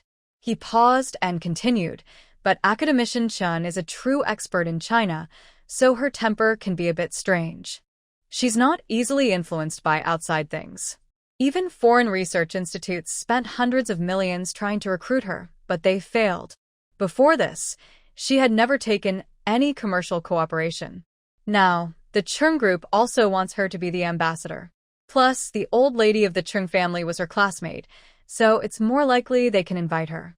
If they could get Academician Chen as the ambassador, it would definitely break records in gaming history. The pinnacle of the beautiful scenery will directly improve several levels through online mobile games. The Chen group also wants to invite Master Chen? Jiang Ning raised an eyebrow slightly. Yes, Wang Xingli nodded. They've already sent people to discuss this matter. Miss Jiang, I asked you out because I want to talk about editing all the content related to intangible cultural heritage and cultural transmission from the Scenery Project. Master Chen has been promoting intangible cultural heritage over the years, hoping more young people will learn about it. If we take the edited videos to discuss cooperation with Master Chen, we might have a better chance. Okay, I'll organize everything tonight and send it to you, Jiang Ning said. If you encounter any problems, feel free to contact me anytime. Thank you, Miss Jiang. Meanwhile, the Chung group. Chung Zijuan listened to his secretary's report and couldn't help but sneer. What did you say? Wang Xingli and Jiang Ning have been in contact with Master Chen these days? The secretary nodded. Yes. Chung Zijuan's face was full of sarcasm. What's so exciting about that? They even want to sign a contract with Academician Chen? Just a small, insignificant company, and they want to compete with us? They're overestimating themselves. Although the old lady of the Chung family had passed away, her friendship with academician Chen still remained. Moreover, academician Chen had promised to consider it carefully for a few days before giving his answer. Chung Zijuan didn't expect that in just a few days, academician Chen would be targeted by that company. Academician Chen was no amateur. He was a real master, someone who had attended state banquets. Wang Shengli also didn't seem to realize his own limits. The secretary continued, Mr. Chung, our people also found out that Wang Shengli recently met with Miss Jiang. Chung Zijuan didn't expect that in just a few days, academician Chen would be targeted by that company. Academician Chen was no amateur. He was a real master, someone who had attended state banquets. Wang Shengli also didn't seem to realize his own limits. The secretary continued, Mr. Chung, our Chung Zijuan snorted coldly, not taking the secretary's words seriously. What's Jiangning? She's just met academician Chen?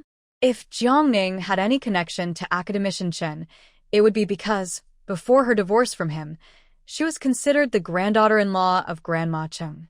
If they hadn't divorced, perhaps academician Chen would have been willing to see Jiangning out of respect for Grandma Chung. Chung Zijuan snorted coldly, not taking the secretary's words seriously. What's Jiangning?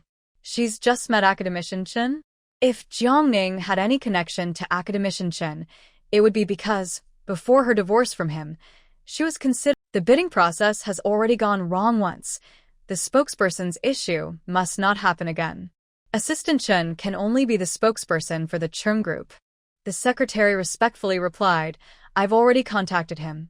Assistant Chen said that Master Chen has been feeling unwell recently and is currently in the hospital. In the hospital? Which hospital? Chung Zijuan immediately sat upright. Since Master Chen is hospitalized, the most important thing for Chung Zijuan now is to find out which hospital Master Chen is in and visit him personally. Only then can Master Chen see the sincerity of the Chung group. The secretary shook his head, looking helpless. Master Chen's team has kept it very secret. We haven't been able to find out yet. Chung Zijuan narrowed his eyes. That's actually good. If even he can't find out which hospital Master Chen is in, then there's no way for Jiangning to know either. Old Master Jiang is a man of his word. After work in the evening, he took colleagues to fooding restaurant for dinner. The secretary shook his head, looking helpless. Master Chen's team has kept it very secret. We haven't been able to find out yet. Chung Zijuan narrowed his eyes. That's actually good. If even he can't find out which hospital Master Chen is in, you order more. I'm in a good mood today, and I'm not worried about money. Jiangning noted, okay, kronpa. There were 15 people in total. Jiangning ordered 8 cold dishes, 18 hot dishes, 1 soup, 2 main courses, and also 4 bottles of wine costing over 1,000 each. Old Master Jiang's colleagues were hardworking people with big appetites, so they weren't worried about running out of food. At the dinner table, Zhou Jinpeng sat next to old Master Jiang, took out a stack of cash, and smiled at Jiangning. Ningning, I underestimated you, little girl. Grandpa Zhou is willing to admit defeat. Here's 10,000 yuan, keep it. Upon hearing this, others nearby became curious about what was going on. Zhou Jinpeng then explained the matter of their gentleman's agreement. At that time, Zhou Jinpeng was just speaking casually. But today, he was willing to pay this money happily. Jiangning smiled and returned the 10,000 yuan to Zhou Jinpeng. Grandpa Zhou, I appreciate your willingness to admit defeat, but I won't take the money. Old Master Jiang nodded beside him. It was just a joke. How could I really take your money? Zhou Jinpeng's money did not come easily. What do you mean by a joke? Ningning and I made a gentleman's promise. Ningning earned this money with her own strength. At this point, Zhou Jinpeng frowned and pushed the money in front of Jiangning. Ningning, if you don't accept this money today, then you don't see Grandpa Qiu as a gentleman. You're looking down on Grandpa Qiu. Then I might as well not eat this meal. After saying that, Zhou Jinpeng made a move to leave. Jiangning quickly held him back. Grandpa Qiu, please don't go. Can I accept this money? The elderly man insisted on giving it, so Jiangning could only accept it for now. Seeing Jiangning accept the money, Zhou Jinpeng smiled and said, That's more like it. Just then, the dishes were almost ready. Everyone sat down to eat. Jiangning politely offered drinks to everyone. Her toasts were sincere, not just a quick gesture to a group, but she held her drink and toasted each person individually, Grandpa Wang, Grandma Zhao, and so on, humbly and politely. When Jiangning was toasting, she paid close attention to etiquette. Her wine glass was always a little lower than the other person's cup. This is a unique dining culture in Huagua. Everyone present was an elder, so they noticed these small details and thought very highly of Jiangning. This child not only did well in school, looked beautiful, and was polite in every way, but she was also humble and not arrogant. She was destined to become great in the future. After this dinner, Jiangning's name became a model for parents teaching their children. Jiangning naturally became the other people's child that parents talked about. Exciting game. Vice President Ma brought some documents to Wang Xingli's office. Wang Xingli was talking with a young woman about becoming a spokesperson. Vice President Ma smiled and asked, "How is it, Wang Dong? Today, you and Xian, you went to talk to academician Chen about the endorsement. How did it go?" Hearing this, Zhao Xian sighed. "Uncle, don't mention it. Today, Uncle Wang and I went to see academician Chen, but in the end, we didn't even get to see him." Vice President Ma was surprised. They didn't even see him? How could that happen? Zhao Xianyu is Vice President Ma's niece. When Zhao Xianyu was doing her PhD, academician Chen was her mentor. Since Zhao Xianyu was an excellent student, Vice President Ma recommended her to Wang Xingli after learning that they couldn't meet academician Chen despite 2 visits. Ma Vice President thought that with his niece involved, the cooperation was sure to succeed. But unexpectedly, academician Chen didn't even give Zhao Xianyu the face of an outstanding student. As expected, this master's personality is not something ordinary people can guess easily. "Xinyue, are you joking with me?" Vice President Ma looked at Zhao Xinyue, somewhat suspicious that his niece might be lying. Zhao Xinyue shook her head. "I'm not joking. When Uncle Wang and I went there, we only saw Assistant Chen. Didn't you say before that you were an excellent student of Professor Chen?" Vice President Ma asked. "I did," Zhao Xinyue replied with a troubled look. But he doesn't seem to acknowledge it at all. Actually, even Zhao Xinyue was surprised by this. When she was studying for her doctorate, Professor Chen admired her a lot. She didn't expect that, less than 2 years after graduation, everything would have changed so much. Now, she couldn't even see Professor Chen's face. Zhao Xinyue felt a bit down. She looked at Wang Xingli and then said, "Uncle Wang, maybe you should consider choosing a different spokesperson. You can't keep going down the same path forever." Vice President Ma nodded. "Director Wang, Xinyue makes a good point. Since Professor Chen is avoiding us now, it's pointless to insist. As long as the game content is good and valuable, it doesn't matter who the spokesperson is. We can still become very popular." Wang Xingli shook his head. "No, we can't think about changing the spokesperson now. After all, Professor Chen is the best spokesperson." Until the very last moment, Wang Xingli didn't want to consider replacing him. At this moment, Zhao Xinyue seemed to remember something and then said, "By the way, Uncle Wang, when you went to the bathroom, I overheard something from Professor Chen's assistant." "What is it?" Wang Xingli and Vice President Ma immediately looked at Zhao Xinyue. Zhao Xinyue said, "A junior of mine told me that Professor Chen is currently in the hospital because he's unwell. She also said that Professor Chen is looking for someone to save his life. She said that Professor Chen had a sudden heart attack that was very dangerous and the ambulance was stuck on the overpass. If that lifesaver hadn't appeared in time, Professor Chen might not have made it. So, Professor Chen is very grateful to that person." "Lifesaver?" Wang Xingli asked, "What's the name of that lifesaver? If they could help find that person, maybe they could meet Professor Chen." "I don't know the exact name. I think the last name was Jiang or Zhang, but I didn't ask clearly," Zhao Xinyue replied. She thought it wasn't her business, so she didn't ask further. Wang Xingli looked at Zhao Xinyue. "Xinyue, please help me ask about this again. Be sure to find out the details. This might be their only chance to compete with the Chen group for the opportunity. As long as they seize this chance, the cooperation could very likely belong to them." Zhao Xinyue also saw Wang Xingli's idea and said, "So, Uncle Wang, you want to meet academician Chen through his lifesaver? Yes, Wang Shengli replied honestly. Zhao Xinhua nodded and said, all right, I'll go again. Cheng Group. Lin Yuzi stood in front of his desk. Zijuan, I heard that Jidong is also looking for academician Chen's lifesaver. What if they find him first? Zhang Zijuan smirked slightly. That bunch of fools from Jidong can't even tell if academician Chen's lifesaver is named Jiang or Zhang. Do they really think they can find him? It's laughable. He straightened up and continued, even though we have the exact information about academician Chen's lifesaver, we can't relax. We must find him before the Cheng family does. Only then will academician Chen be grateful to him. He will feel indebted to him. This time, he absolutely cannot lose to Jiang Ning again. He cannot lose to Jidong either.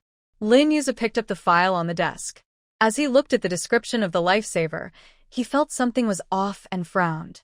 The person is named Jiang, looks very pretty, around 17 or 18. Zijuan, I feel like this description matches Jiang Ning. Could the lifesaver be Jiang Ning? Lin Yuzi had met Jiang Ning after her divorce and knew she had changed completely. Hearing this, Zhang Zijuan seemed to hear a huge joke. You mean that little village girl? Impossible. Academician Chen's lifesaver is someone skilled in medicine and a traditional medical heir. Do you really think anyone can become a traditional medical heir and be his lifesaver just because they look good? To Zhang Zijuan, although Miss Jiang, who saved academician Chen, shares the same surname as Jiang Ning and is pretty, she is ultimately a traditional medical heir with remarkable skills. What is Jiang Ning? Just a small village girl. Not to mention being a traditional medical heir, Jiang Ning probably can't even distinguish between herbs like Panax nodo ginseng and angelica. Such a person is not even worth a single strand of Miss Jiang's hair. Lin Yuzi thought Zhang Zijuan had a point, so he didn't say much. Although Jiang Ning is beautiful, she really has nothing to do with being a traditional medical heir. Zhang Zijuan looked at Lin Yuzi and said, no matter what, we must find Miss Jiang before Jidong does. You must not let Jidong take advantage of the situation. Okay. Lin Yuzi put his phone in his pocket. I'll arrange for someone to find Miss Jiang. Cheng Zijuan waved his hand and squinted his eyes. Go quickly, don't waste time. Lin Yuzi turned and left the office. Watching Lin Yuzi's back, Cheng Zijuan squinted, his eyes full of determination.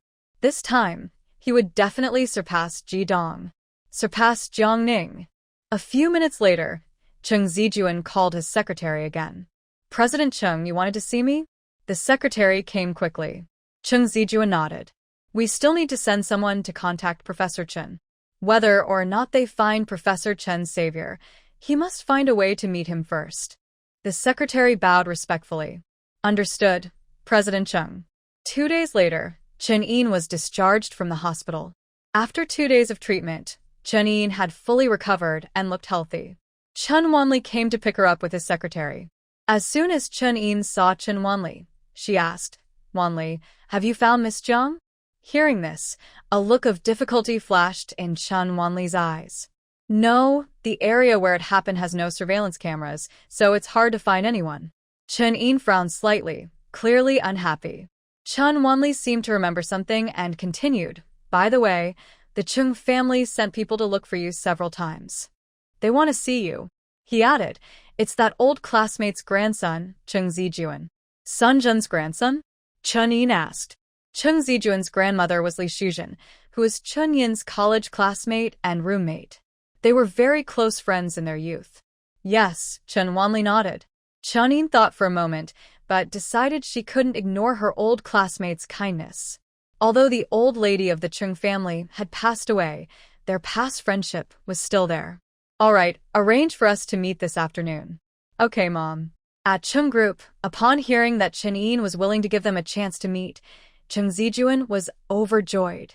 He immediately brought valuable gifts to Chen Yin's office. Standing by the desk, Cheng Zijuan respectfully said, Professor Chen, I am Cheng Zijuan. The main reason I came to see you is that I heard you haven't been feeling well lately. Grandma often mentioned you when she was alive, saying you were her best friend. Now that I see you're healthy, I feel relieved. The second reason is that our Chung group is launching a new game, and I would like you to be the spokesperson. Game spokesperson? Over the years, Chen-in has taken on many endorsement deals, but this is her first time being a game spokesperson. Hearing this, Chen-in couldn't help but ask curiously, what kind of game? Chung Zijuan immediately handed over the prepared document. Chen-in took the file. She examined it carefully, and aside from breathing sounds, the only noise was her flipping through the pages. However, Chung Zijuan was completely at ease because he was confident in Chung Group's game. It was his effort over the past 6 months, and he had even recruited the excited Xia Huijin. Moreover, with the connection of Grandma Chung, it was obvious that Chen-in would agree to sign with Chung Group. After reading the document, Chen-in spoke again. Mr. Chung, endorsements are not a small matter. Although your game contains some traditional cultural elements, I still need to think about it. Chung Zijuan immediately stood up from the sofa, smiling, and said, Professor Chen, you're too polite. You are a senior. Seeing you makes me think of my grandmother when she was alive. Just call me Zijuan. Chen-in nodded slightly, thought carefully, then said, Then I'll take 3 days to decide. I will give you a clear answer after 3 days. Hearing this, Chung Zijuan knew the endorsement deal was almost certain. Unless, of course, Xia Huijin could find Chen-yin's lifesaver within 3 days. But was that possible? Not just 3 days. Even 30 days wouldn't be enough for Xia Huijin to find Chen-yin's lifesaver. Thank you, Professor Chen, for giving our Xia Huijin this opportunity, Chung Zijuan said with excitement on his face. Soon after, news of Chung Zijuan's successful meeting with Chen-in reached Wang Xingli, which made him anxious. Although Professor Chen was the best choice for the spokesperson, he hadn't even seen her face yet, and there was no progress in finding Chen-yin's lifesaver. So, it was wise to consider other candidates. They needed to prepare for both options. When Wang Xingli considered finding a new spokesperson, Zhao Xinyue and Vice President Ma immediately approached him. Vice President Ma said, Wang Dong, Xinyue says she can recommend a suitable spokesperson for our company. Who? Wang Xingli asked. Song Fair, Vice President Ma replied. Wang Xingli frowned slightly, clearly unfamiliar with her. Song Fair? Zhao Xinyue immediately explained. Song Fair is a star in the entertainment industry. The recent popular costume drama, Beacon of Fire, stars her. She not only has a strong fan base, but also often shares her gaming daily life on Weibo. Having her as the spokesperson fits her image. After speaking, Zhao Xinyue handed her phone to Wang Xingli. Look, this is Song Fair. Wang Xingli took the phone, his eyes full of thought. Although the game's audience is mainly young people, he wanted to connect Jingxiu Summit with intangible cultural heritage. Using a celebrity might go against that idea. Moreover, many celebrities have had scandals in recent years. If they signed with Song Fair and she later had a scandal, it could damage the game's reputation. If they signed Chen-in, there would be no such worries. This made Wang Xingli very worried. Seeing his changing expression, Zhao Xinyue continued. Although Song Fair is very strict about advertising endorsements, she really likes the new escape game from Jingdong, and she has a special attachment to excitement. She genuinely hopes to get this cooperation. Also, I've been friends with Song Fair for over 10 years. She reached out to me herself, hoping Jingdong would consider her. In the past, Song Fair probably wouldn't have considered endorsing Jingdong's game. But times have changed. Since Shin's company offered Jingdong a partnership, Jingdong's game has become very popular online. Plus, after releasing a high-energy gameplay video recently, the hype has increased even more. Now, almost everyone is waiting for Jingdong to release a new game, and many believe Jingdong could even surpass Qing Group to win the Skyward Award. Song Fair had a small surge of fame before. If she could become Jingdong's spokesperson now, her popularity would skyrocket. Actually, Zhao Xinyue's point makes sense. Wang Xingli thought for a long time, then looked up at Zhao Xinyue. Since there's no hope with academician Chen, then let's consider Song Fair. Spokesperson cannot be changed. A beautiful female voice interrupted before he finished. A slender figure stepped into the room from outside, backlit. Hearing this, everyone inside looked up. Though her face was partly obscured by the light, Wang Xingli recognized her immediately. Miss Zhang. Miss Zhang? Hearing this name, Vice President Ma's eyes showed excitement. Could it be? She is the Miss Jiang who secured a partnership with Shun's group just with a proposal? As Jiang Ning's figure drew closer, Vice President Ma's excited expression faded a little. The other person was very beautiful, clearly suited to be a pretty ornament rather than a talented woman capable of devising plans to impress Mr. Shun. So, she probably wasn't alone. Miss Jiang, why are you here? Jiang Ning looked calm. There's a document that needs your signature. I happen to have nothing to do this afternoon, so I brought it over. I just overheard you discussing changing the spokesperson? Yes, Wang Xingli nodded. Master Wang has been unwilling to meet with us, so now we have to choose another spokesperson. Jiang Ning nodded slightly. I checked, and our game is best represented by Academician Chen. If we can't meet her soon, we can push back the release date a few days. Good things are worth waiting for. Academician Chen is a national treasure in traditional arts.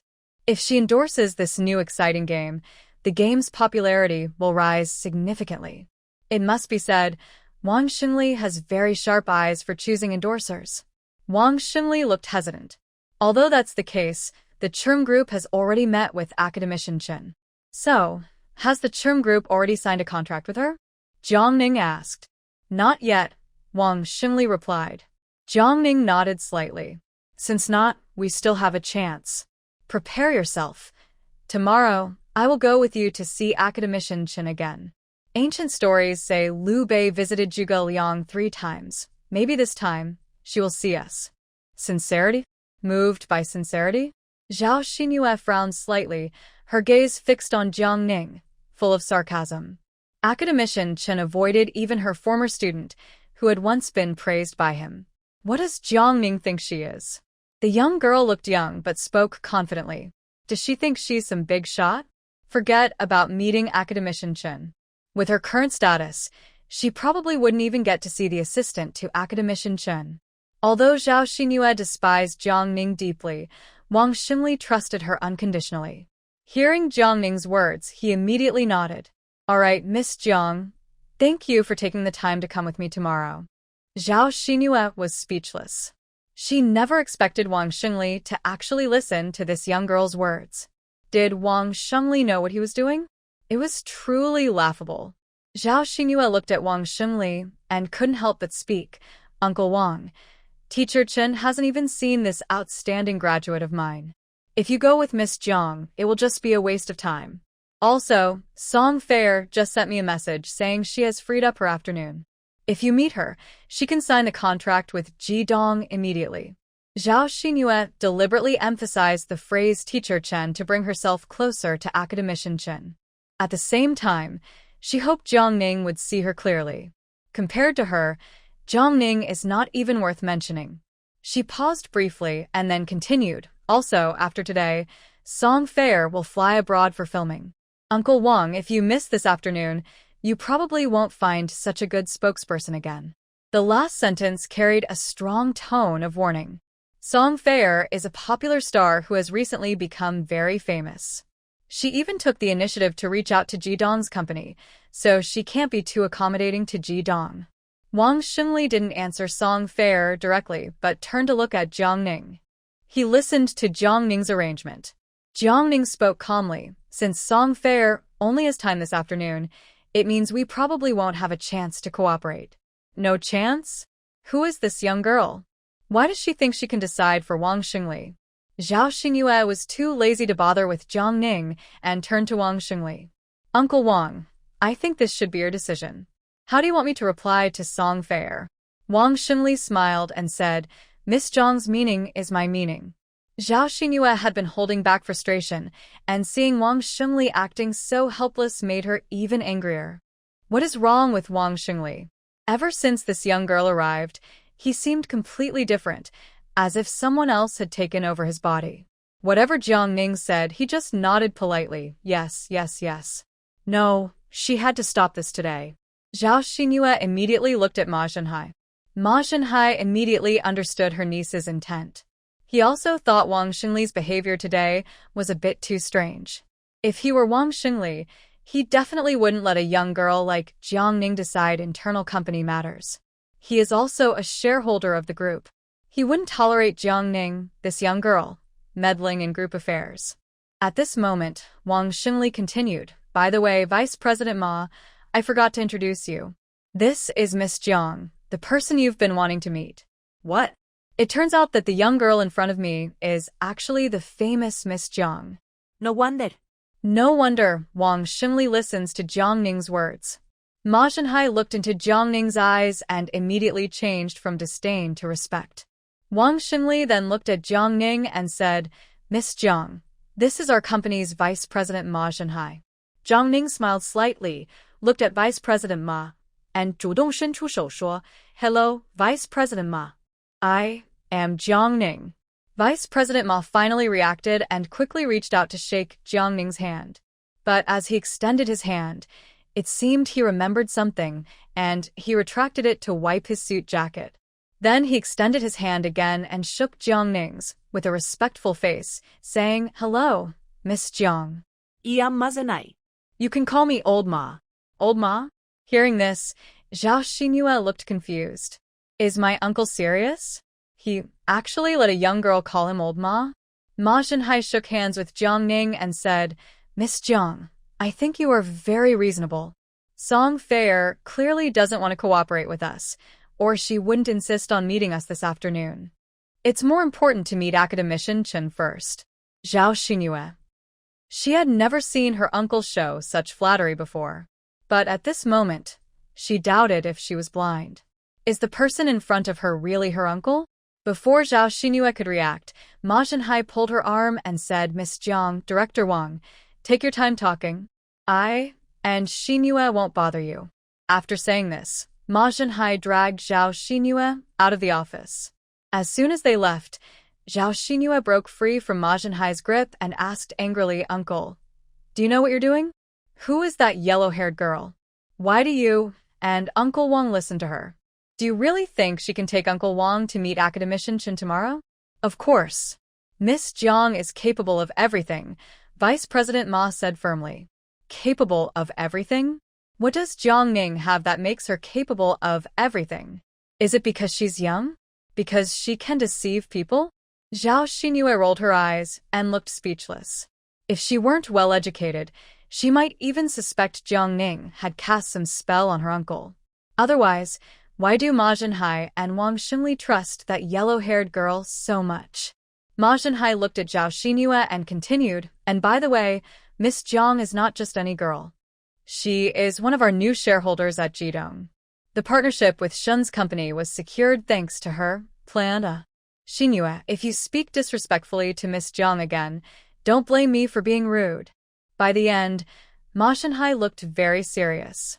He wouldn't allow anyone to insult Jiang Ning. Plan A. Zhao Xinyu was surprised. "Uncle, are you joking with me? Plan A? Just her? How old is Jiang Ning?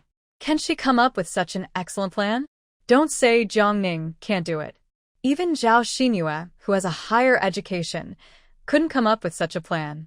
People shouldn't be judged by their appearance. Don't look at how young Miss Jiang is. Her business skills are something we ordinary people could never achieve even after 30 years of effort. Seeing how much Uncle trusted Jiang Ning, Zhao Xinyu felt a strange feeling inside. "Uncle, let's be realistic. Even if Jiang Ning really can come up with Plan A, so what? There are many talented young women who are more modest. Just look at her earlier, acting like she can't live without her. Academician Chen is a true master, and she's never short of talented people or good designs around her. It's not easy to invite Academician Chen to work together. Uncle, I advise you not to have too much hope for her. As the saying goes, the bigger the hope, the greater the disappointment. Don't end up losing both the big and small gains." Hearing Zhao Xinyu, Ma Zhenhai didn't get angry but smiled. "Xinyu, you hit the nail on the head. Without Jiang Ning, we really wouldn't succeed. When Jiang Ning didn't join Jidong initially, the company was a mess. If it weren't for Jiang Ning, Jidong wouldn't have secured the cooperation with Shun Corporation. Jiang Ning is practically a legend in Jidong. She brought the company together. Zhao Xingyue took a deep breath, trying to stay calm. Uncle, do you mean you're not going to help Fair now? Sorry, I can't do anything about this. Ma Zhenhai shook his head. All right, uncle. I advise you not to regret it later. After speaking, Zhao Xingyue turned and left. She was waiting for Ma Zhenhai and Wang Xingli to come and beg him personally. Shun Corporation basement. The assistant respectfully handed the car keys to Shen Jingnian. Ninth Master. The gift is ready. It's in the back seat. Shen Jingnian nodded slightly. The basement was a bit dark, making his sharp features stand out, and his voice was cold. You can go home now. Today was Justice Yun's birthday. Every year, her brother-in-law's birthday, Shen Jingnian would go to the Yun family with his mother to celebrate. Okay, Ninth Master, I'll head back now. The assistant didn't leave immediately, but stood respectfully beside him. Shen Jingnian opened the car door to the driver's seat. Just as he started the engine, the passenger door was pulled open and Yun Haotian sat down heavily, fastening his seatbelt while saying, "Little uncle, I had a small accident this morning on my way to the company. I'm going to scratch your car today. Are you okay?" Shen Jingnian immediately asked. I'm fine, just a minor mishap. The other driver has some issues in the head, Yun Haotian said with a look of frustration when mentioning what happened earlier. Shen Jingnian slightly parted his lips. Remember to fill up my car with gas. Fill up? Yun Haotian looked helpless. Come on, little uncle, you're my real uncle. Besides, you're among the top 10 richest people in the world. You shouldn't be so petty about gas money. We're family, so let's be honest, Shen Jingnian said softly but firmly. And recently, the price of 98-octane fuel had gone up again. Yun Haotian. After a moment, Yun Haotian managed to say, Little uncle, I don't know who will be able to control your stinginess in the future. Don't dream about it. No one has been born yet who can control me, Shen Jingnian said calmly, but with authority. Yun Haotian squinted, chuckling softly. He looked forward to being proven wrong. The scene would definitely be exciting. Soon after, Shen Jingnian started the engine and drove off, connecting Bluetooth and turning on the car's music system. Before long, music filled the car. Yun Haotian leaned back in his seat, humming along. But as he hummed, he suddenly sensed something was wrong.